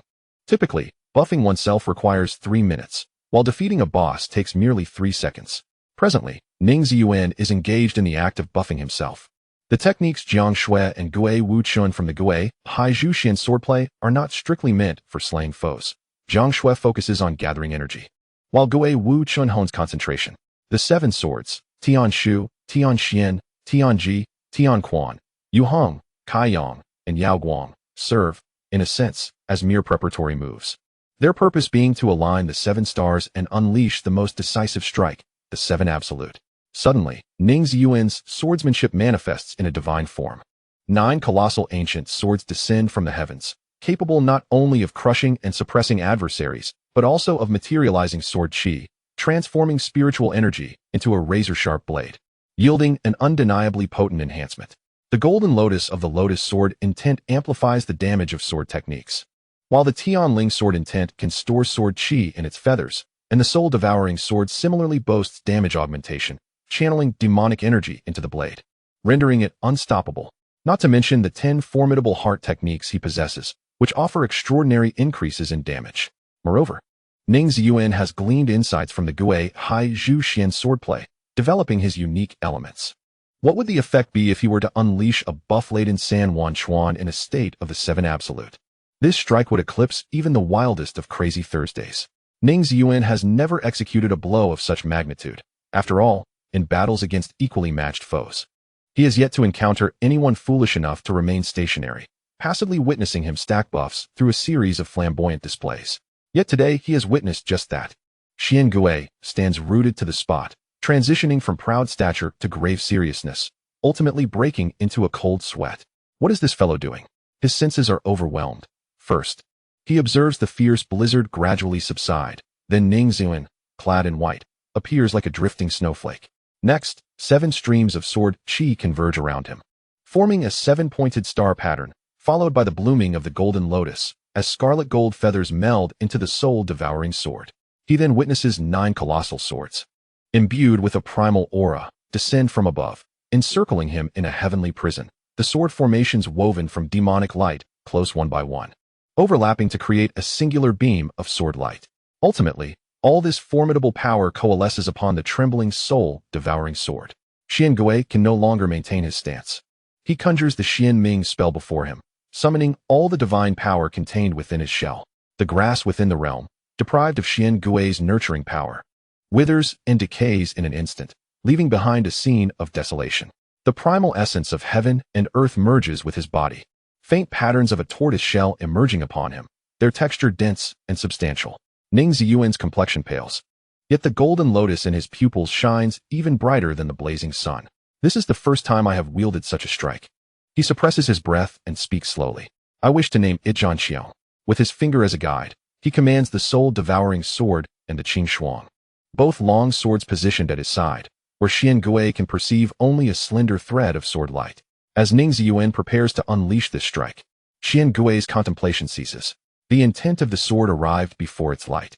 In the eyes of the Xian turtle, Ning Ziyuan's strike was sufficient to cleave through the cosmic sea of stars. In the long river of time, the mighty Pangu once wielded a colossal axe to carve the heavens and the earth, and this sword sought to shatter the 8 desolations into primordial chaos once more. The long sword glided effortlessly into the side of the Xian turtle. Ning Ziyuan, devoid of distractions and with a clear mind, needed no thoughts. He even momentarily forgot the sword in his hand, feeling instead that all in the world was tranquil and beautiful. The Xian turtle sensed that his defenses offered no resistance against this blade, which, with its subdued demonic glow, and the frost blade no longer exuding a chilling aura, pierced his being as effortlessly as if it were slicing through air. This strike merely grazed the Xian turtle's flesh, failing to harm his internal organs. Yet he could distinctly perceive that the shell encompassing a vast universe had been breached. Good, the Xian turtle bellowed, raising a hand in a gesture of support to the heavens. The primordial energy emanating from his palm veiled the sky, sustaining the collapsing cosmos within his shell. However, had you not chosen the soul-devouring sword, perhaps it would have been better. Your grace is acknowledged. Ning Ziyuan sheathed the soul-devouring sword and the frost blade, calming his turbulent breath with a practiced mental discipline. The Xian turtle inclined his head gently, and from his palm, the profound energy resonated with a heavy hum, distorting the scenery of the cosmos into peculiar lines, all converging into his hand. I am honored to be the first being in the Eight Desolations to witness the cleaving of the heavens. The Xian turtle's voice was deep and gentle. As the cosmos within his shell faded, the gargantuan turtle back, larger than mountains, lost its vibrant life force, leaving behind only the ancient, rock-like patterns of its shell. Meanwhile, a beautifully lustrous turtle shell appeared in the Xian turtle's hand, its translucent liquid radiating a divine light akin to the true soul of Chongming, albeit with a touch less ethereal grace and more of a dense primordial aura. The true soul of the Xian turtle, forged from the turtle shell, could refine the physical body with primordial energy. The Xian turtle extended the exquisite shell towards Ning Ziyuan, saying, "It now belongs to you." "Thank you, esteemed Xian turtle," Ning Ziyuan replied, accepting the exquisite shell with both hands and placing it into his spatial ring, then bowing respectfully to the Xian turtle. "If gratitude is to be given, let it be to Chongming." The Xian turtle shook his head. "Were it not for his assurance, I would never have bestowed my true soul upon the wielder of the soul-devouring sword." Watching Ning Ziyuan's figure gradually vanish at the entrance of the turtle shell, the Xian turtle sat down, and from the depths of the heavy shadows, a faint sigh could be heard. "Chongming, I am quite concerned." Concerned about the soul-devouring sword in his hands? A figure with wings strode forth from the darkness behind the Xian turtle, moving leisurely. "I am more concerned about his formidable power, his incomprehensible strength." The Xian turtle's expression grew grave. A person of such caliber stepping into the realm of immortality. What does he intend? The entirety of the Eight Desolations combined would not be able to stop him. Throughout the epics of the Eight Desolations, has there ever been a time without a formidable figure reigning supreme? Chongming smiled, his gaze profound. What of the one who pioneered the ascension to immortality and now erodes the heavenly path? Is he not formidable enough? "You mean the one whose true name the Xian turtle did not reveal?" he said, glancing upward as if his sight pierced through the turtle's back and into the boundless heavens above. "In my view, Ning Ziyuan shall not become the harbinger of chaos across the realms." Chongming spoke softly, conversely. He might be the singular individual capable of unraveling the deadlock of the heavenly path. "Why do you place such trust in him?" Gui hesitated, recalling how he had nearly taken your life. "It is impossible for me not to believe." Chongming's tone was somber. "He embodies the only glimmer of hope, the sole chance for the realms to escape the fate of utter annihilation at the end of this epic." "That seems rather cruel for him," Gui remarked, his expression betraying sympathy. Chongming fell silent, slowly closing his eyes. After a moment, the old turtle suddenly smiled mysteriously. "My demeanor before him was far superior to yours. Though I too sustained wounds, I also inflicted harm upon him. Unlike you, who merely endured a blow as if encased in a turtle shell. You had your wings severed. And you consider that commendable?" Gui retorted coldly. "One of my wings spans 30,000 miles. He could do nothing against me." Chongming boasted. "Had he not ultimately summoned the boundless tower, I would have surely triumphed over him with my divine powers." "Hearing your words, do you wish to practice with me?" Gui clenched his fists, the joints cracking crisply. "One of my wings spans 30,000 miles. You too would find me formidable." Chongming averted his gaze, feeling a twinge of guilt. "Oh, then let us engage in practice." Without further ado, Chongming flapped his wings and soared out from the turtle shell. "Hey!" A familiar voice echoed above Qianyan Valley as Ning Ziyuan looked up, only to catch a fleeting shadow darting across the sky, vanishing into the distance. "Senior Chongming?" Ning Ziyuan wondered. "The path ahead will not be easy. You must tread with caution."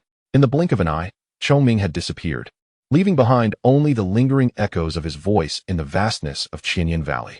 Chapter 44. Sealed for 4 centuries, I have awaited you for quite some time. Upon seeing Ning Ziyuan emerge from the narrow pass, Zhonglinger triumphantly waved the Xiangui soul in her hand. "Behold, a top-tier divine soul, effortlessly acquired. I too have succeeded, though not as easily as my senior sister." Ning Ziyuan smiled as he presented the exquisite turtle shell before Zhonglinger. She refrained from reaching out. Instead, she examined it with great restraint for a moment. "I cannot comprehend it, but I can sense the divine power contained within. It must surely be the true soul of the Xiangui." "Indeed," Ning Zin nodded, hearing footsteps approaching from the depths of the pass. Both of them instinctively concealed their belongings. "Ning, my friend. Zhong, my friend." Spotting the two, Li Wuyo greeted them with evident delight, clutching the divine soul adorned with beastly patterns. Li Wuyo indeed possesses remarkable talent. No wonder Duan Hen chose him as his target for possession. Ning Ziyuan waved nonchalantly, maintaining his composure. "How did your trials fare? Did you acquire a suitable divine soul?" Li Wuyo's joy was palpable. I have not failed my mission. The harvest is somewhat satisfactory. Ning Ziyuan glanced at the divine soul in Li Wuyo's possession and remarked coolly. But it does not seem to possess the same fortuitous affinity as yours, my friend. Li Wuyo's smile faltered, and he silently stowed away the divine soul, realizing now that his previous question and actions were rather inappropriate. There is no need for concern, my friend. Ning Ziyuan shook his head. My senior sister and I would never engage in such disgraceful acts as seizing another's divine soul. You jest, my friends, Li Wuyo said, feeling sheepish as he scratched his head awkwardly. He contemplated something and, with a respectful gesture, inquired of Ning Ziyuan, esteemed friend Ning. You previously mentioned a trivial matter you wish to share with me. May I ask what it is? Ning Ziyuan, gazing intently at Li Wuyi, nonchalantly raised a hand. Li Daoyu, lend me your ear. Just as Li Wuyi was about to adopt a posture of eager attentiveness, an overwhelming and brutal pressure surged toward him, pinning him against the adjacent rock wall. A surge of terror gripped his heart, and instinctively, he reached for the long blade at his waist, convinced that Ning Ziyuan intended to take his life. However, the pressure intensified once more, and he heard the ominous creaking of his bones as his body became firmly embedded in the rock, rendering him immobile. This was an absolute suppression of power. Li Wuyi's gaze remained fixed on Ning Ziyuan's eyes, which now radiated a fierce light, and on his expressionless face, a stark contrast to the earlier gentleness he had displayed. A wild wind swept through the narrow pass, causing Ning Ziyuan's hair to billow as he advanced step by step toward Li Wuyi. Li Wuyi gritted his teeth, fear constricting his heart. Ning Ziyuan's finger was approaching his brow, and he could scarcely fathom the consequences of that single touch, which would surely shatter his spiritual core. Prepare yourself for what you are about to witness, Ning Ziyuan intoned, his fingertip landing upon Li Wuyi's forehead. In a state of dread, Li Wuyi closed his eyes. He heard a sharp cracking sound emanating from his spiritual core, and in the next moment, blood and fire surged from his depths. Something long buried in his mind was stirred by an unseen thread, and Li Wuyi found himself pushing open a door, revealing a horrific tapestry ablaze with flames. For a fleeting instant, all expressions of terror, helplessness, confusion, and innocence vanished from Li Wuyi's face, replaced by a fierce glint in his eyes and a grotesque expression, as if he were gazing upon a malevolent specter, or had become one himself. I damned, he mumbled, each syllable spilling forth like blood from between his teeth. He was not an orphan. At least, he had not been an orphan until the age of 16. He beheld a grand estate, and an elderly man with hair as white as snow, stroking his long beard, holding a severed head that bore a face Li Wuyi knew all too well. He saw the estate's back garden stained crimson with the blood of those dear to him, the warmth of that blood searing against his skin, more agonizing than flames. The elderly man turned to face Li Wuyi, a bizarre smile gracing his features, his eyes of vivid crimson, though they paled in comparison to the blood-red blade he wielded. What nonsense is this Golden Blade sect? This so-called singular lineage of the Twilight Immortal State has never known the Golden Blade sect. Only the Blood Blade, evil god exists.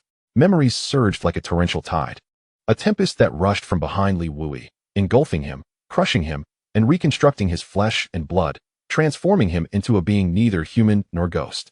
Li Wuyi howled within the depths of his memories. That day, blood tears streamed from the corners of his eyes as he bent to retrieve his father's blade from the ground, frenziedly striking toward the old man's mocking visage. Your aptitude indeed perfectly aligns with my desires. The old man, with merely 2 fingers, pinched the blade's edge held by Li Wuyi, his expression one of ecstatic delight, even as he trembled and affectionately ruffled Li Wuyi's hair. The familiar tone of Duan Hen echoed once more in Li Wuyo's memory, filling him with profound disgust. This master shall never break through in this lifetime. Let you lend me a helping hand. Die, you old beast. The strings of memory snapped silently amidst Li Wuyo's final roar. For the next 4 centuries, he could only recall the deep bond between master and disciple, Duan Hen's earnest teachings, and his own devoted filial piety. It was truly nauseating. Ning Ziyuan's lips twitched. He could not remember how many times Li Wuyo's expression had shifted in that fleeting moment. He only knew that those overly innocent and naive eyes he once knew had vanished forever. Had he truly done the right thing? There were numerous ways to spare Li Wuyo from the fate of being possessed, one of which was to secretly eliminate Duan Hen, allowing Li Wuyo to continue living in blissful ignorance. What, then, was the way that would not be deemed cruel? Zhonglinger leaned against the rock wall, silently observing as the once powerful Li Wuyo struggled like a puddle of mud under immense pressure. Knowing the truth is painful, yet it is not more agonizing than a lifetime spent in pursuit of it. The sound of Li Wuyo's teeth grinding echoed, and he finally ceased his struggles. His dazed gaze gradually refocused, the light emerging from his eyes akin to the gleam of the long knife at his waist. The soul lock seal could indeed shackle memories. But as long as those memories remained unforgotten, they would take root, grow, and ignite, ultimately twisting into a gory spectacle. Duan Hen believed he had slain a young wolf. Yet he had merely confined the beast, which continued to grow, sharpening its fangs and thirsting for blood, awaiting the day it would break free from its cage. Do you understand what I am about to reveal? Ning Ziyuan's ethereal voice pierced through the oppressive wind. Li Wuyo swallowed a mouthful of blood, mustering all his strength to nod solemnly. As Ning Ziyuan lowered his hand, the overwhelming pressure dissipated abruptly.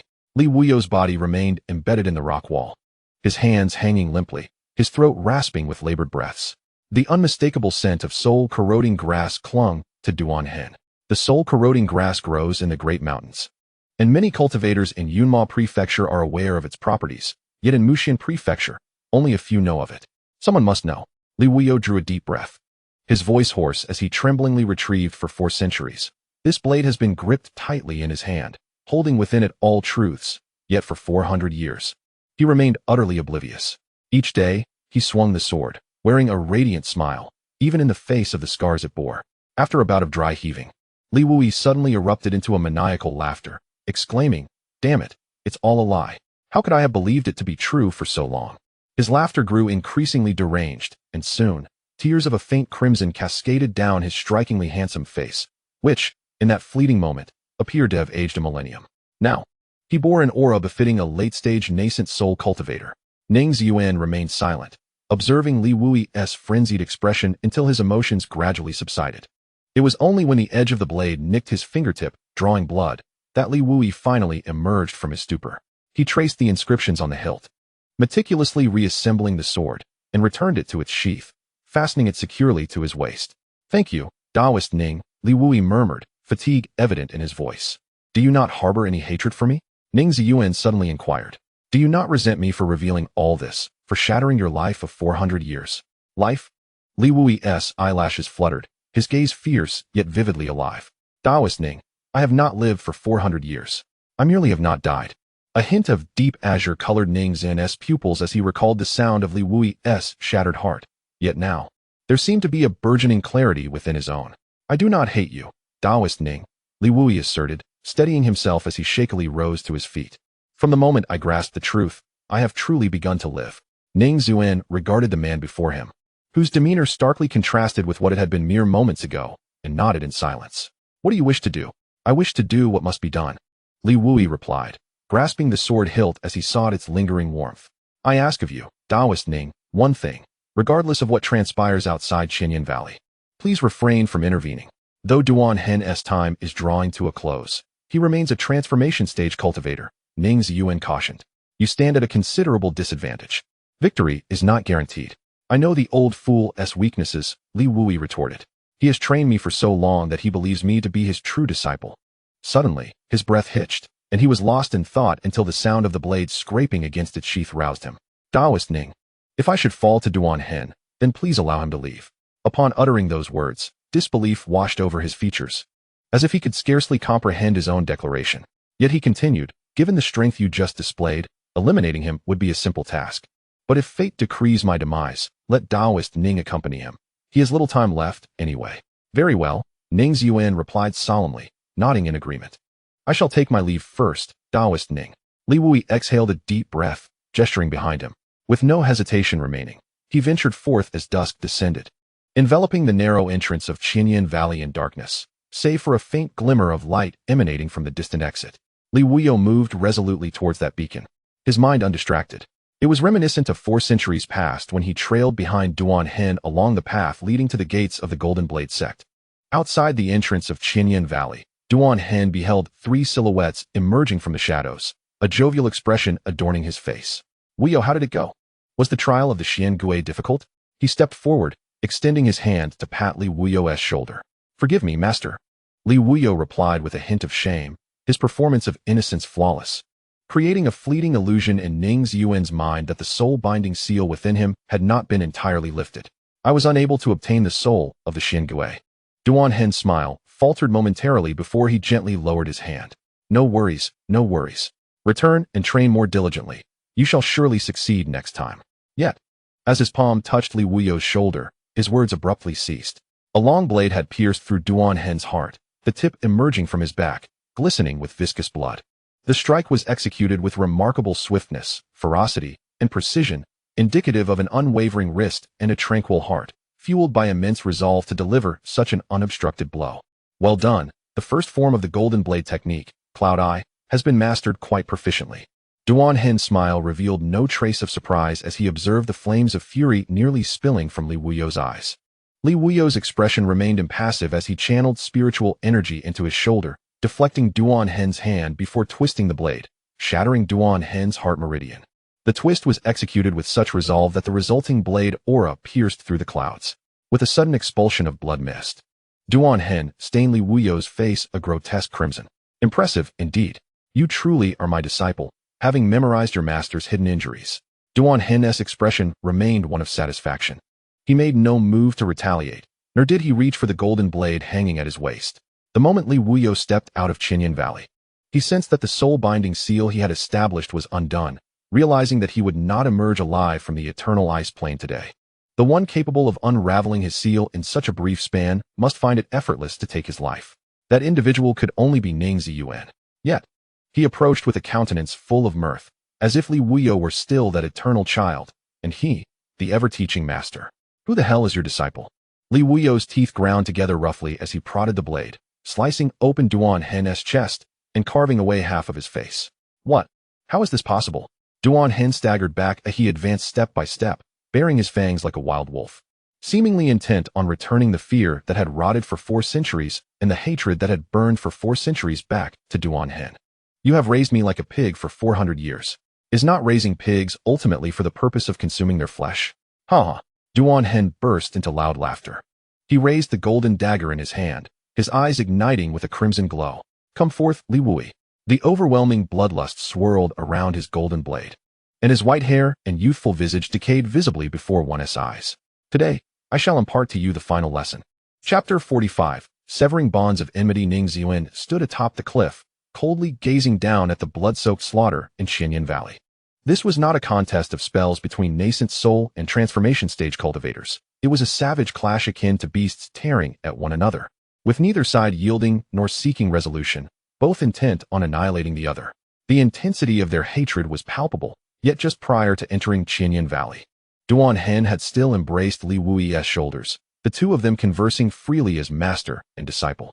As twilight gradually enveloped the icy plains, the facade of their deep bond was shattered into countless fragments. For 400 years, how have you deceived yourself?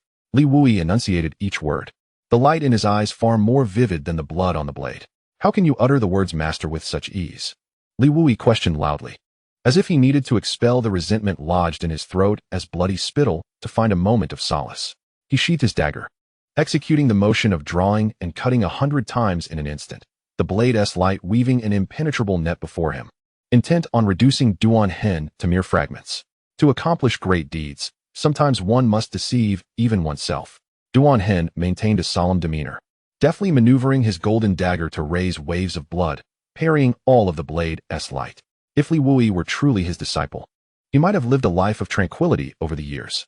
This was a dutiful disciple, respectful of his master, capable of ensuring his comfortable twilight years and inheriting his legacy, passing down the painstakingly crafted golden blade technique for generations. How could one expect others to believe in a lie that even one cannot believe in oneself? Duan Hen wielded his long knife, the bloodlust surging like a torrent, nearly severing Li Wuyi's dantian by a mere fraction. Yet in this world, there has never been a concept of what if. He had played this game for 4 centuries, solely to consume Li Wuyi, the unsuspecting pawn, compelling him to remain vigilant and cautious at every turn. Little did he anticipate that today he would find himself at a dead end. While a journey of 100 miles may seem complete at 90, Duan Hen ultimately faltered in this final moment. He had consumed too many soul-corroding pills in an attempt to strip away his own primordial spirit. But his aging body could not conceal the emanating aura of the soul-corroding herb. He had always been sufficiently cautious, even opting not to use the commonly employed spiritual medicine of Mushan Prefecture for the soul possession, but instead procuring the soul-corroding herb through arduous means from the 10,000 great mountains. Fate had conspired against him. Who could have foreseen that in the vast expanse of the eternal ice plains, where one might encounter only a few figures in several months, He would meet a cultivator from Yuma Prefecture today. Not only had that person discerned his use of the soul-corroding pill, but they had also managed to break Li Wuyi's soul-locking seal. Duanhen's peripheral vision caught a glimpse of the pure white figure standing against the wind atop the cliff. And he understood that regardless of whether he could kill Li Wuya today, he would not leave alive. The Jinxiong sect's Ning Ziyuan had always exuded an aura of extreme danger, and now, his gaze was filled with murderous intent. The reason he acquiesced to Ning Ziyuan's proposal was due to the palpable sensation of a blade at his throat, an impression he could not afford to dismiss. Were it another Yuanying period cultivator, Duanhen would have first diverted Li Wuya, then summarily executed the ignorant young man obstructing his path. Can one deceive one's own conscience? Li Wuya bore a wound deep enough to expose bone, yet remained oblivious to it. Each strike he delivered utilized the entirety of his sinews and spiritual energy. This violent manner of wielding the blade only exacerbating the wounds upon him, rendering him akin to a skeleton draped in flesh. The gleam of the long blade was fluid as water, yet far lighter than Duanhen's golden blade. With every swing, he found himself suppressed. The bloody aura of the blade drawing nearer. Wuya, remember this. Duanhen laughed heartily, exhibiting a certain carefree demeanor. He raised his golden blade high. The sea of blood swirling beneath him, a shadow of a blood-soaked Xiangui faintly materializing, a manifestation of the divine soul of a transformative deity. Upon breaking through the bottleneck of the transformation phase, he had absorbed 5 divine souls, 4 of which transformed into elemental energies. Allowing him to choose one soul as a companion, Duanhen selected the Xiangui. It was this divine soul that bestowed upon him an extended lifespan, enabling him to endure until Li Wuya was on the verge of his own transformation. Li Wuya was forced back by the tumultuous sea of blood, propping himself up with his long blade, his internal energy roiling.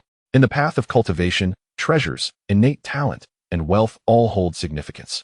With each strike, Duanhen's blows grew increasingly weighty. He gazed down upon Li Wuya, his golden blade descending time and again as if chastising a wayward child with a ruler. Yet, conscience held no value equivalent to even a single spirit stone, as his laughter grew ever more unrestrained. The golden blade in his hand became enshrouded in a layer of sanguine light. Regardless of his age, Duanhen remained a true, transformative deity, and the overwhelming pressure of his higher realm rendered Li Wuya unable to advance. The golden blade in Duanhen's grasp had amassed enough blood energy to cleave mountains. You did not teach me this. Li Wuya's gaze was predatory.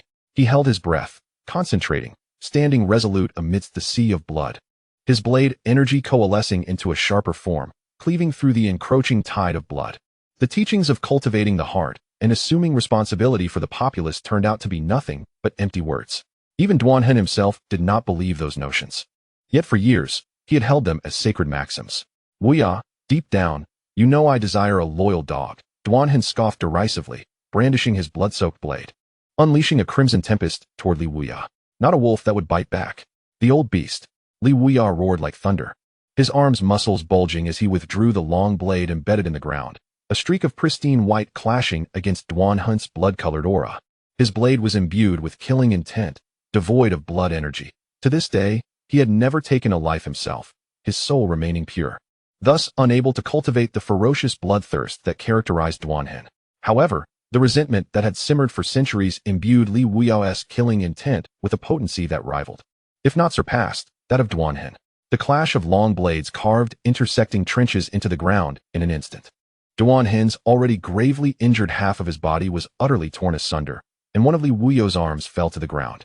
Your greatest flaw lies in your lack of ruthlessness.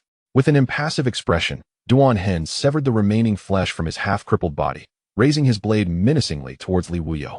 Stripped of any semblance of the compassionate teacher he once portrayed. Do you despise me? Do you wish to slay me? Then you must be more merciless, more insidious than I. Revenge is not fueled by mere passion. You must possess the patience to endure until you are assured of my demise. Duanhen flicked the blood from his blade, advancing step by step towards Li Wuya. When you first struck upwards, you should have aimed for my head, not my shoulder. That mercy spared your wretched life, a token of gratitude for my guidance. Li Wuya stood proudly, refusing to cast a glance at his severed arm. This strike will resolve the blood feud that has lingered for 4 centuries. Teacher's grace, he laughed heartily. Suddenly, Duanhen's hand, poised to strike, faltered. He stood frozen in place, laughter turning to tears. I dare not teach you the entirety of the golden blade technique, yet you still regard me as your master. Ultimately, his blade fell, coinciding with Li Wuya's movement. Ning Ziyuan, with lowered brows, pinched a snowflake imbued with sword energy between his fingers. The subsequent strike would determine the life and death of Li Wuyo and Duan Hen, and regardless of the outcome, he would not permit Duan Hen to leave Qianyangu alone, even at Li Wuyo's behest. While unlocking the soul seal for Li Wuyo, he glimpsed a fragment of that memory. The wicked cultivator who annihilated entire families and usurped bodies was a menace that could never be quelled. Ning Ziyuan's eyelashes fluttered, hesitating as he withdrew the snowflake infused with sword energy. Do you think I am limited to the golden blade technique? Li Wuyo's voice was like a gust of wind, rousing Duan Hen from his fleeting lapse. His countenance was filled with rage, as if he were madly intent on battling Duan Hen to the bitter end. Yet his eyes remained as cold as ice, his grip on the blade steady as a rock, devoid of hesitation. Li Wuyo did not meet Duan Hen's heavy strike head-on. Instead, he spun past the golden blade's edge, simultaneously driving his long knife, like a wasp's sting, precisely into Duan Hen's throat. In that moment, the outline of his figure converged perfectly with that of the 16-year-old boy from 4 centuries past. The same movement, the same ruthless blade technique. Yet this time he did not roar with thunderous rage, nor did his hand tremble. Li Wuyo did not employ the golden blade technique, but rather the swordsmanship of his father, Li Tianxin, as memories buried for 400 years flashed vividly before his eyes, each scene as clear as the day it transpired. He recalled the moment his father was slain by Duan Hen, also at the peak of the Nascent Soul stage.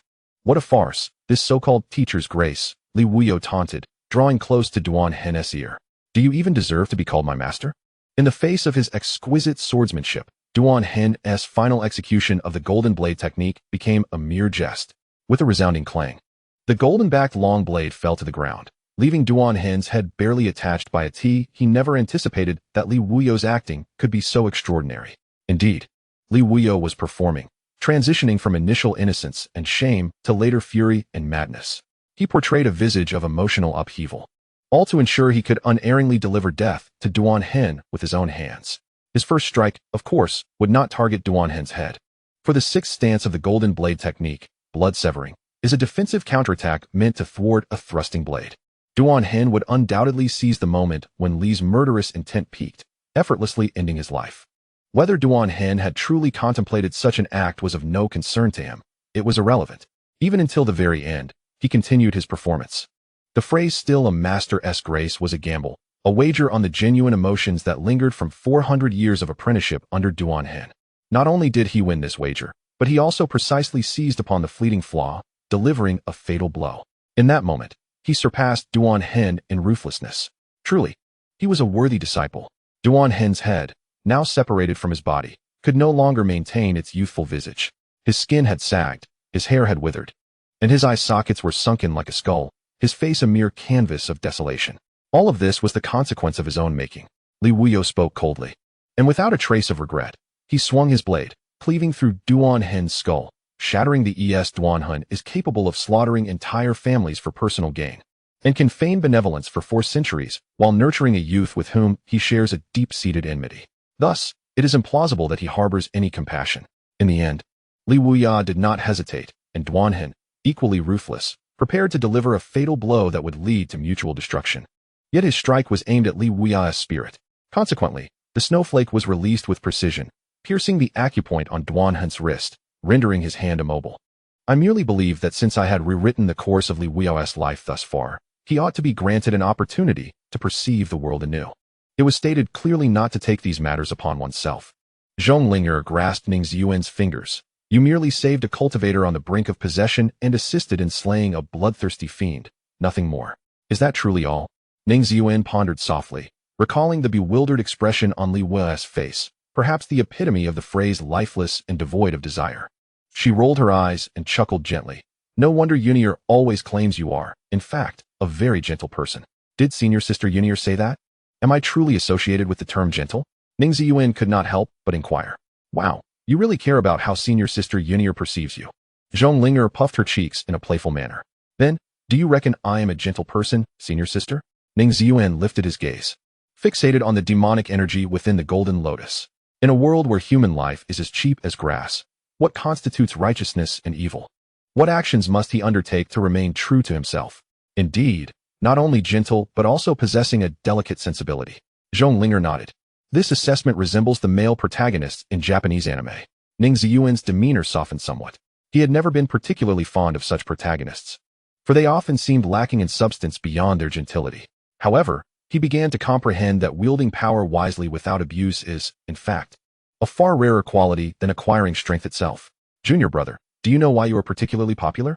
Not just within the sect, but even among loose cultivators. Your reputation is commendable. Zhonglinger smiled. Why? Because you possess a remarkably good temperament. Zhonglinger stretched languidly. Junior brother, being with you is a rather effortless affair.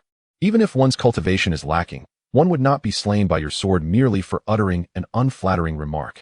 This is something that the vast majority of cultivators cannot achieve. Chapter 46. Long-standing schemes not wishing to affix this. It is quite warm. Xuan frowned. Glaring at the talisman adhered to the petal, her expression filled with dissatisfaction. A shielding talisman was also affixed to her forehead to conceal her medicinal aura. Without the sun-generating talisman, life would be scarce within a 1,000-mile radius of her presence. Ning Ziyuan tapped Xuan's forehead. Did you not wish to explore the town? Then you must obediently wear this talisman. It hurts. Xuan rubbed the spot where Ning Ziyuan had tapped. I barely applied any force. Ning Ziyuan maneuvered the Xian boat, landing not far from Pingtong town. The customs and culture of Muxian Prefecture starkly contrast those of Yunma Prefecture. If Yunma Prefecture is likened to the picturesque water towns of Jiangnan, then Muxian Prefecture resembles the desolate northern steppes, bordered to the west by the Lost Desert and to the east by the eternal ice fields, resulting in a climate that is dry and frigid, with vast stretches of barren gobi as far as the eye can see. The towering beast bones, more majestic than mountains, rise from the gravel, rumored to belong to a ferocious creature that perished in the ancient era of Muxian Prefecture. The town of Pingtong is built against this very bone. As she gazes at the silhouettes on the horizon, a sparkle ignites in Xuan's eyes. Master, look. She tugged at Ning Ziyuan's sleeve. What is that? That is the desiccated skeleton of a Taowu, said to be a Taowu at the ascendant stage, subdued by a powerful figure at the celestial realm. The aura of malevolence still lingers on these bones, deterring the surrounding beasts from approaching. Ning Ziyuan replied. I know that is a Taowu. I was asking what those squares on the bones are. Xuan gestured with her fingers. Everything in the human realm is indeed as wondrous as it is imagined. Those commonplace things appear to her as sights and sounds never before encountered. That is, a house. Ning Ziyuan managed to decipher Xuan's gestures. What is a house? A house is a dwelling for humans. Just as beasts reside in caves, so too do humans dwell in houses. Do all humans live in houses? Indeed, a house is akin to a home, he said, patting her shoulder. I understand what home means. But my home is on the ice plains. Can I also live in a house? Xuan blinked. Yes, once we return to Yunma Prefecture, the Jinxiong Sect will be your home, where many houses await your selection. Ning Ziyuan replied casually. I sense you will be a good father in the future. Zhonglinger suddenly chuckled, having observed them for a while. Ning Ziyuan snapped back to reality. Why? Because you are very patient, she said, taking his fingers. You answer even the simplest questions with such seriousness. Xuan is not foolish. She simply hasn't encountered these things before. Ning Ziyuan shook his head and handed his sleeve to Xuan. We are about to enter the town. Hold on tight, and do not wander off. I won't wander off. My true form is still in your sleeve, Xuan replied obediently. The entrance to Pingtong town is the massive maw of the Taowu's skeletal remains. Upon stepping inside, the clamor of voices swells like a tidal wave, mingled with dust, providing a comforting reprieve for Ning Ziyuan, who has just emerged from the desolate lands. Compared to the ethereal aura of cultivators from Yunma Prefecture, those from Muxian Prefecture evidently exude a more worldly demeanor, particularly evident in their sharp, hawkish eyes, honed through countless adversities. Come and take a look. Come and take a look. A woman cloaked in tattered robes lounged in a chair, idly playing with a string of beads, her voice lazily beckoning. These are wild herbs from the eternal ice plains, brought back by my medicinal puppet. You all won't regret purchasing them. Hearing the call, Xuan halted. She is deceiving. She frowned. Her voice was not soft, causing the tattered-robed woman to pause, casting an unfriendly glance at Xuan. Esteemed friend, one may eat a meal indiscriminately, but one should not speak carelessly. All of these are genuine wild herbs from the plains, no deceit involved. If you claim I am lying, you must provide evidence. Xuan retorted, shrinking back behind Ning Ziyuan at the woman's gaze. Do not be afraid, Xuan. Speak your mind, Ning Ziyuan encouraged. Ning Ziyuan fixed his gaze upon the woman until she began to squirm under the weight of his scrutiny. He sought to impart to Xuan the ways of living among mortals. This was the first lesson. One must not fear to act correctly at the right moment. Xuan timidly revealed half her face, murmuring, "I can understand what these spirit herbs are saying." The woman scoffed, her disdain evident. "How peculiar. I never knew spirit herbs could speak. What do they say?" With a casual demeanor, Ning Ziyuan responded, prompting her to silence her incessant chatter. This man was no ordinary individual. His aura was unfathomably profound, and she realized she could not afford to provoke him. Her thoughts raced, and an ingratiating smile crept upon her face. "They say," Xuan summoned her courage, pointing at the spirit herbs on the stall. "They did not come from the eternal ice plains. They originally resided in the expansive herb garden of the Sword Peak Sect, and this person stole them." Suddenly struck by a realization, she looked up at Ning Ziyuan. "The Sword Peak Sect appears to be your sect, does it not?" The woman's ingratiating smile faltered, rapidly replaced by a pallor of dread. Panic surged within her. She crushed a dark jade bead hidden in her palm. A thick cloud of darkness erupted from her hand, capable of obscuring one's divine sense. She swiftly executed her escape technique, intent on fleeing without a second thought. Yet, a formidable pressure descended from above, dispelling the dark mist and shattering her plans into mere illusions. The sensation was akin to a mountain pressing down upon her, rendering her unable to move even a finger. The relentless pressure that rolled over her threatened to crush her bones. She had merely pilfered some herbs, surely. It could not warrant the direct intervention of an elder from the sect. A horrified thought crossed her mind. She was Qian Sharon, a cultivator in the early stages of the Golden Core realm, in Pingtong Town, a prominent hub in the Muxian prefecture, who among the townsfolk dared to speak with her without a modicum of respect. Yet, when faced with an elder from the Sword Peak Sect, a titan among titans, she would find herself crushed without a second thought, and even in her last moments, she would be compelled to commend the elder's strength, exclaiming how robust they remained and how effortlessly they had shattered her. "Spare me, esteemed senior, I beg for mercy. I was blind and foolish, daring to steal on your territory.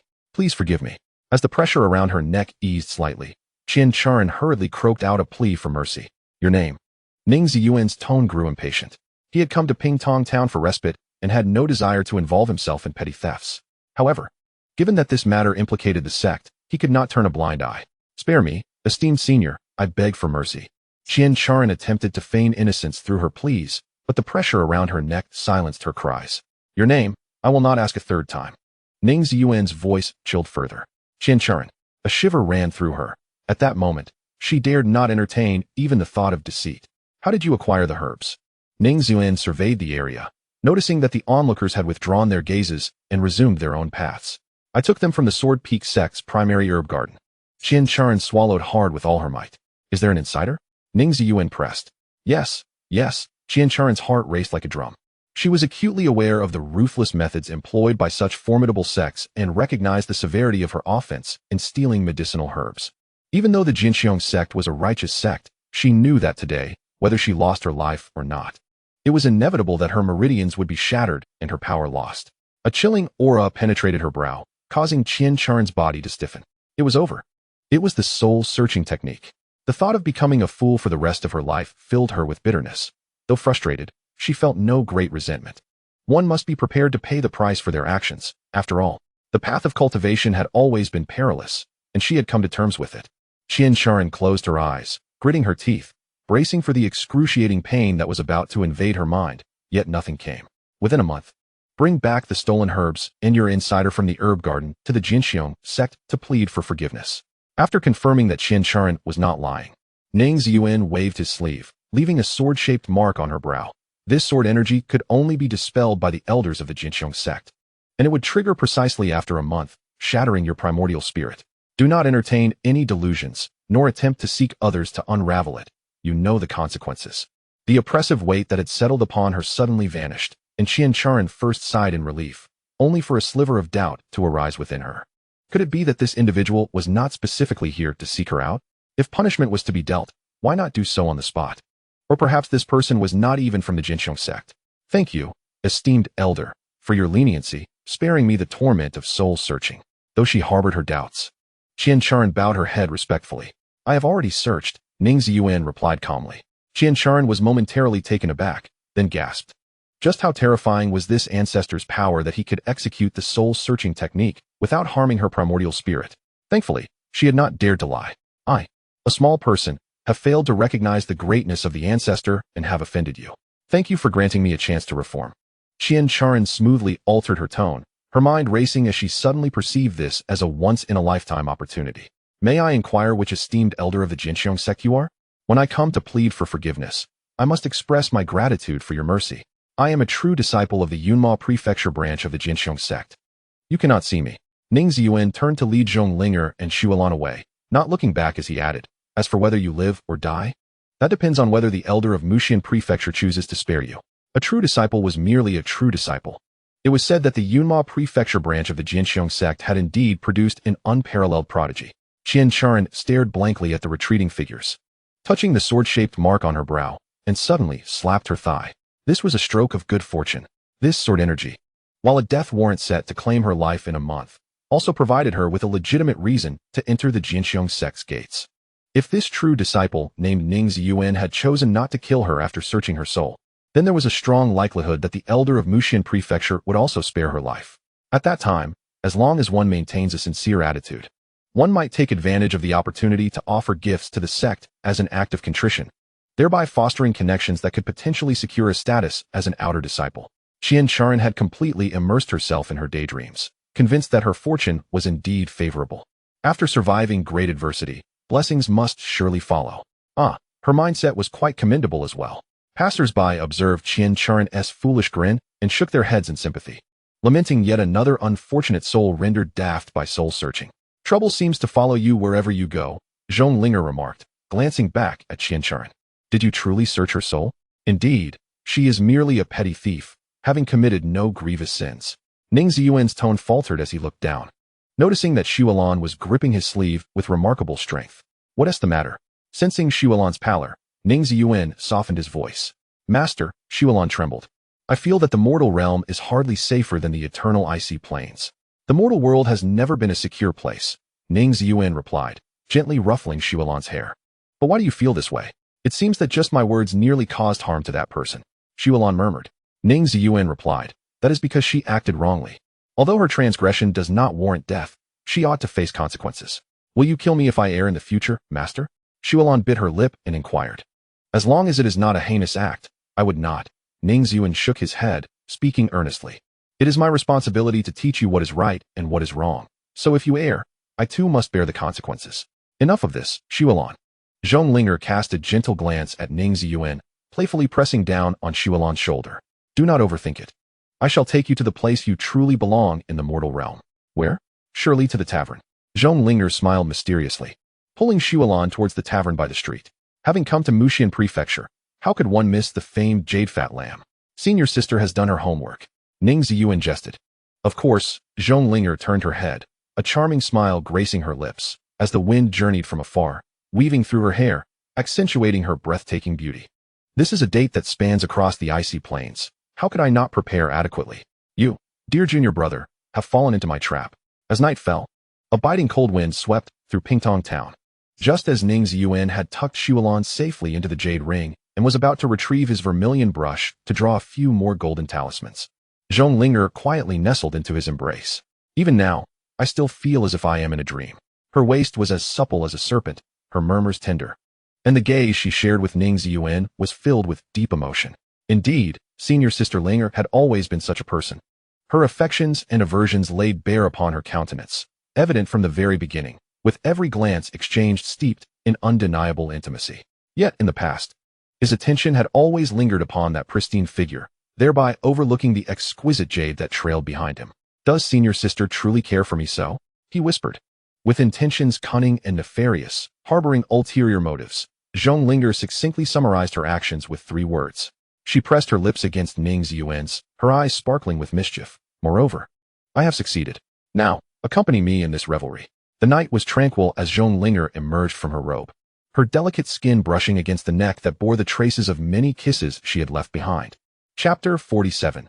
Dragonpan Mountain. In the deepest recesses of the eternal ice plain, the temperature was so low that even spiritual energy seemed nearly frozen. The world melded into a vast expanse of white chaos, obscured by the swirling snow. Only the towering silhouette of a mountain could be faintly discerned, and that was Dragonpan Mountain, the lair of the spirit-suppressing flood dragon. Xuelan, you should enter this celestial silk pouch, Ning Ziyuan said, removing a finely crafted pouch from his waist and waving it before Xuelan. He had acquired this pouch from the marketplace in Pingtong town. It possessed the properties of nurturing spiritual herbs and was specifically designated as Xuelan's elegant abode. After all, being a sentient being, it was unbecoming to reside amid the clutter of miscellaneous items in the jade ring. Yes, master. Xuelan blinked and obediently opened the pouch. She yearned to escape the eternal ice plane and return to the vibrant realm of humanity. Even a mundane street in an ordinary town was 100 times more intriguing than the boundless, desolate expanse of the eternal ice plane, where one would encounter no more than the same old things for 1,000 years. By the way, master, before slipping into the celestial silk pouch, Xuelan suddenly reminded him. Once you enter Dragonpan Mountain, it would be wise to exercise caution. I have heard that the trials there are particularly treacherous, and the flood dragon's temperament is quite peculiar. While other spirit guardians' trials rarely result in death, many prodigies have perished at the hands of the flood dragon. If you wish to avoid any misfortune befalling your senior sister, it is best to ascend Dragonpan Mountain yourself first. As soon as Xuelan finished speaking, the soul-devouring sword in the spiritual realm suddenly spoke in a grave tone. Dragonpan Mountain harbors malevolent forces. In my opinion, it is inextricably linked to the nether demons. Ning Ziyuan, stepping off the Bai Tianxian boat, paused. Are you certain? He asked softly. I know you doubt me, but bringing about your demise serves no benefit to me, the soul-devouring sword replied, then abruptly shifted its tone.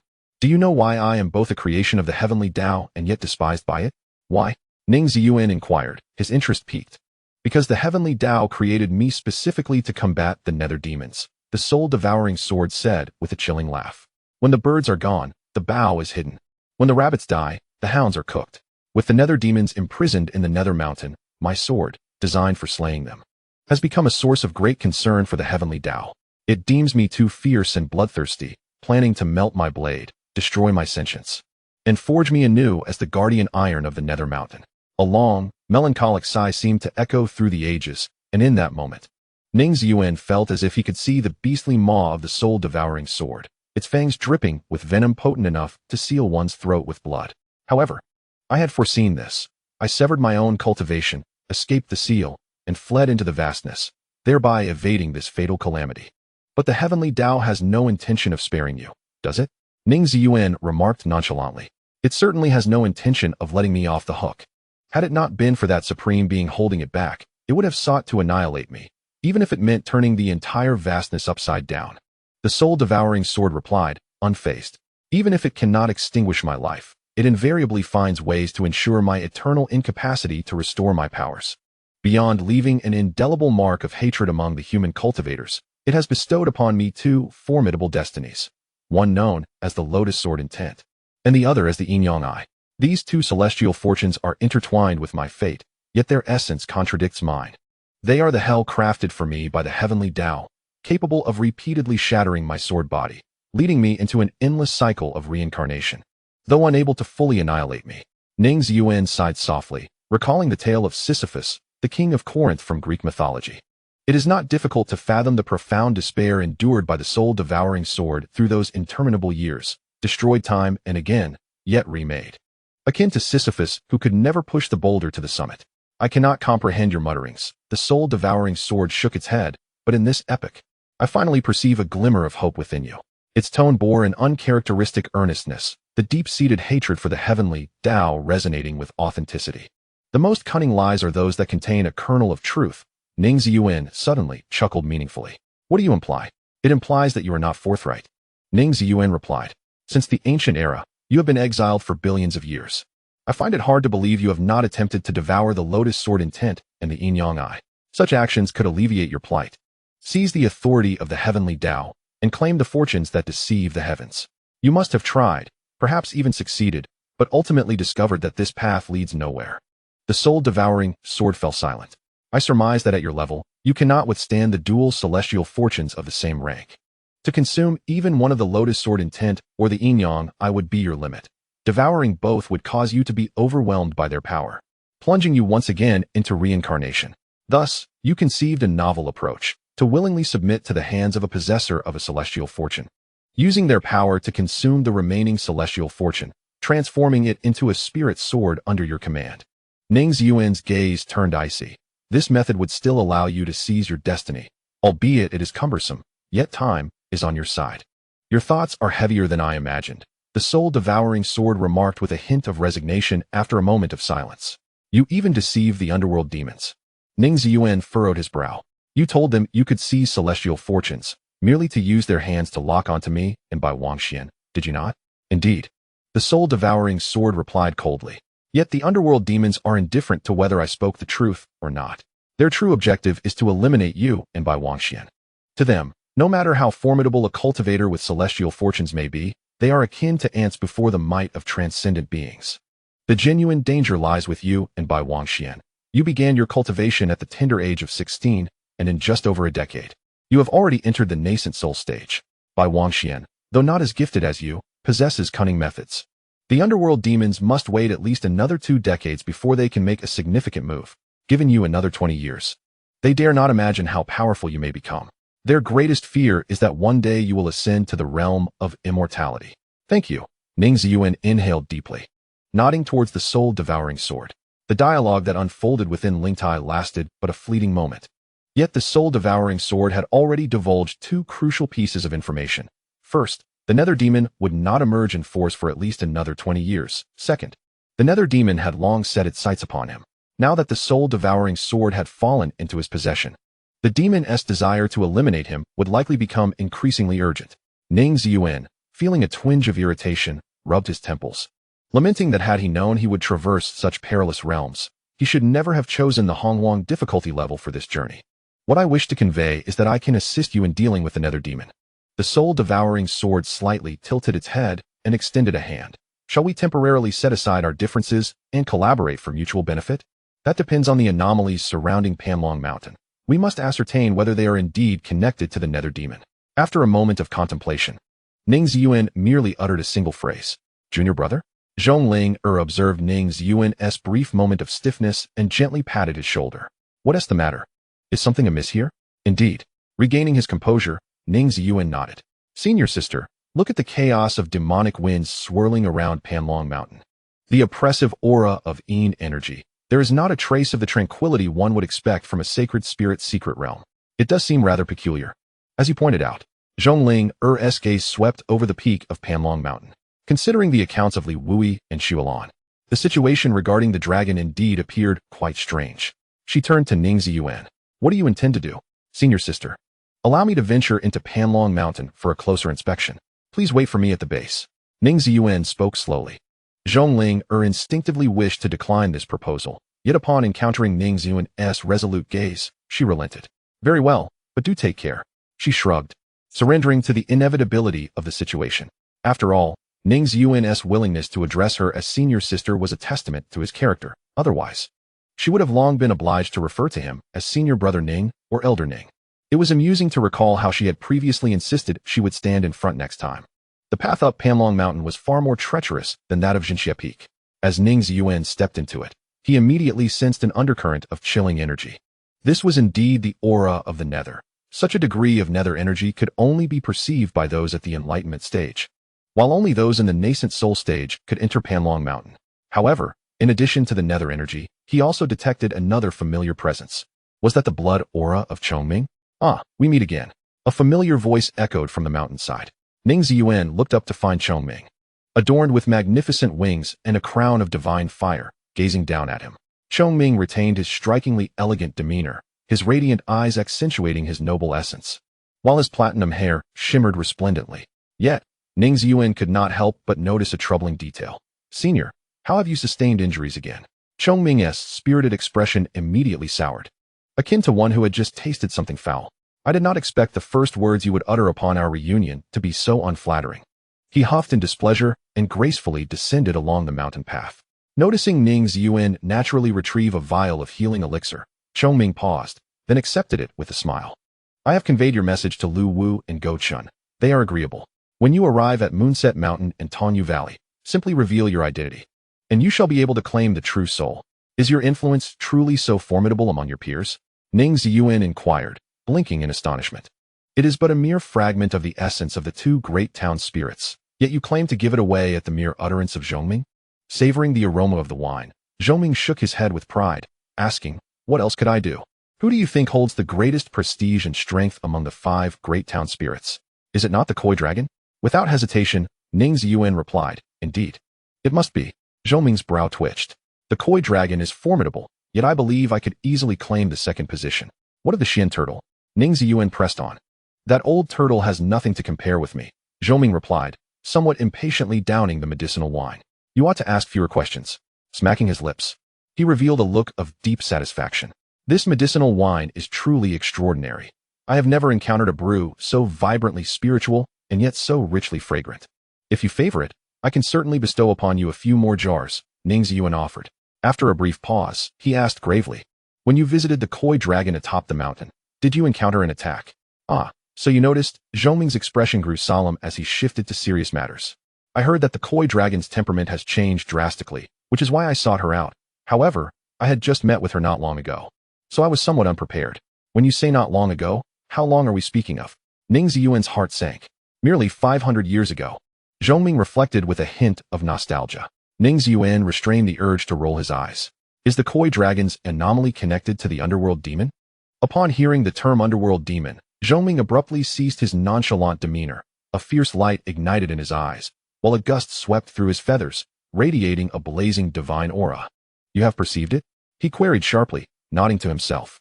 Indeed, the undercurrents of the underworld in Panlong Mountain cannot escape your keen eyes. So you remained here deliberately to await my arrival? Ning Ziyuan inquired.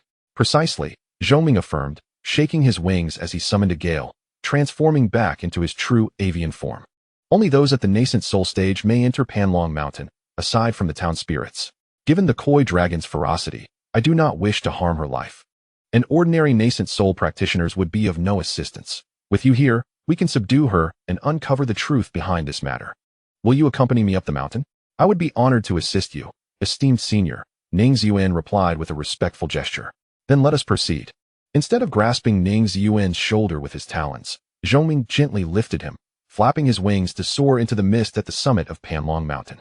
Once they arrived at the mountain gate, Zhou Ming carefully set Ning Ziyuan down and transformed back into human form with a sweep of his wings.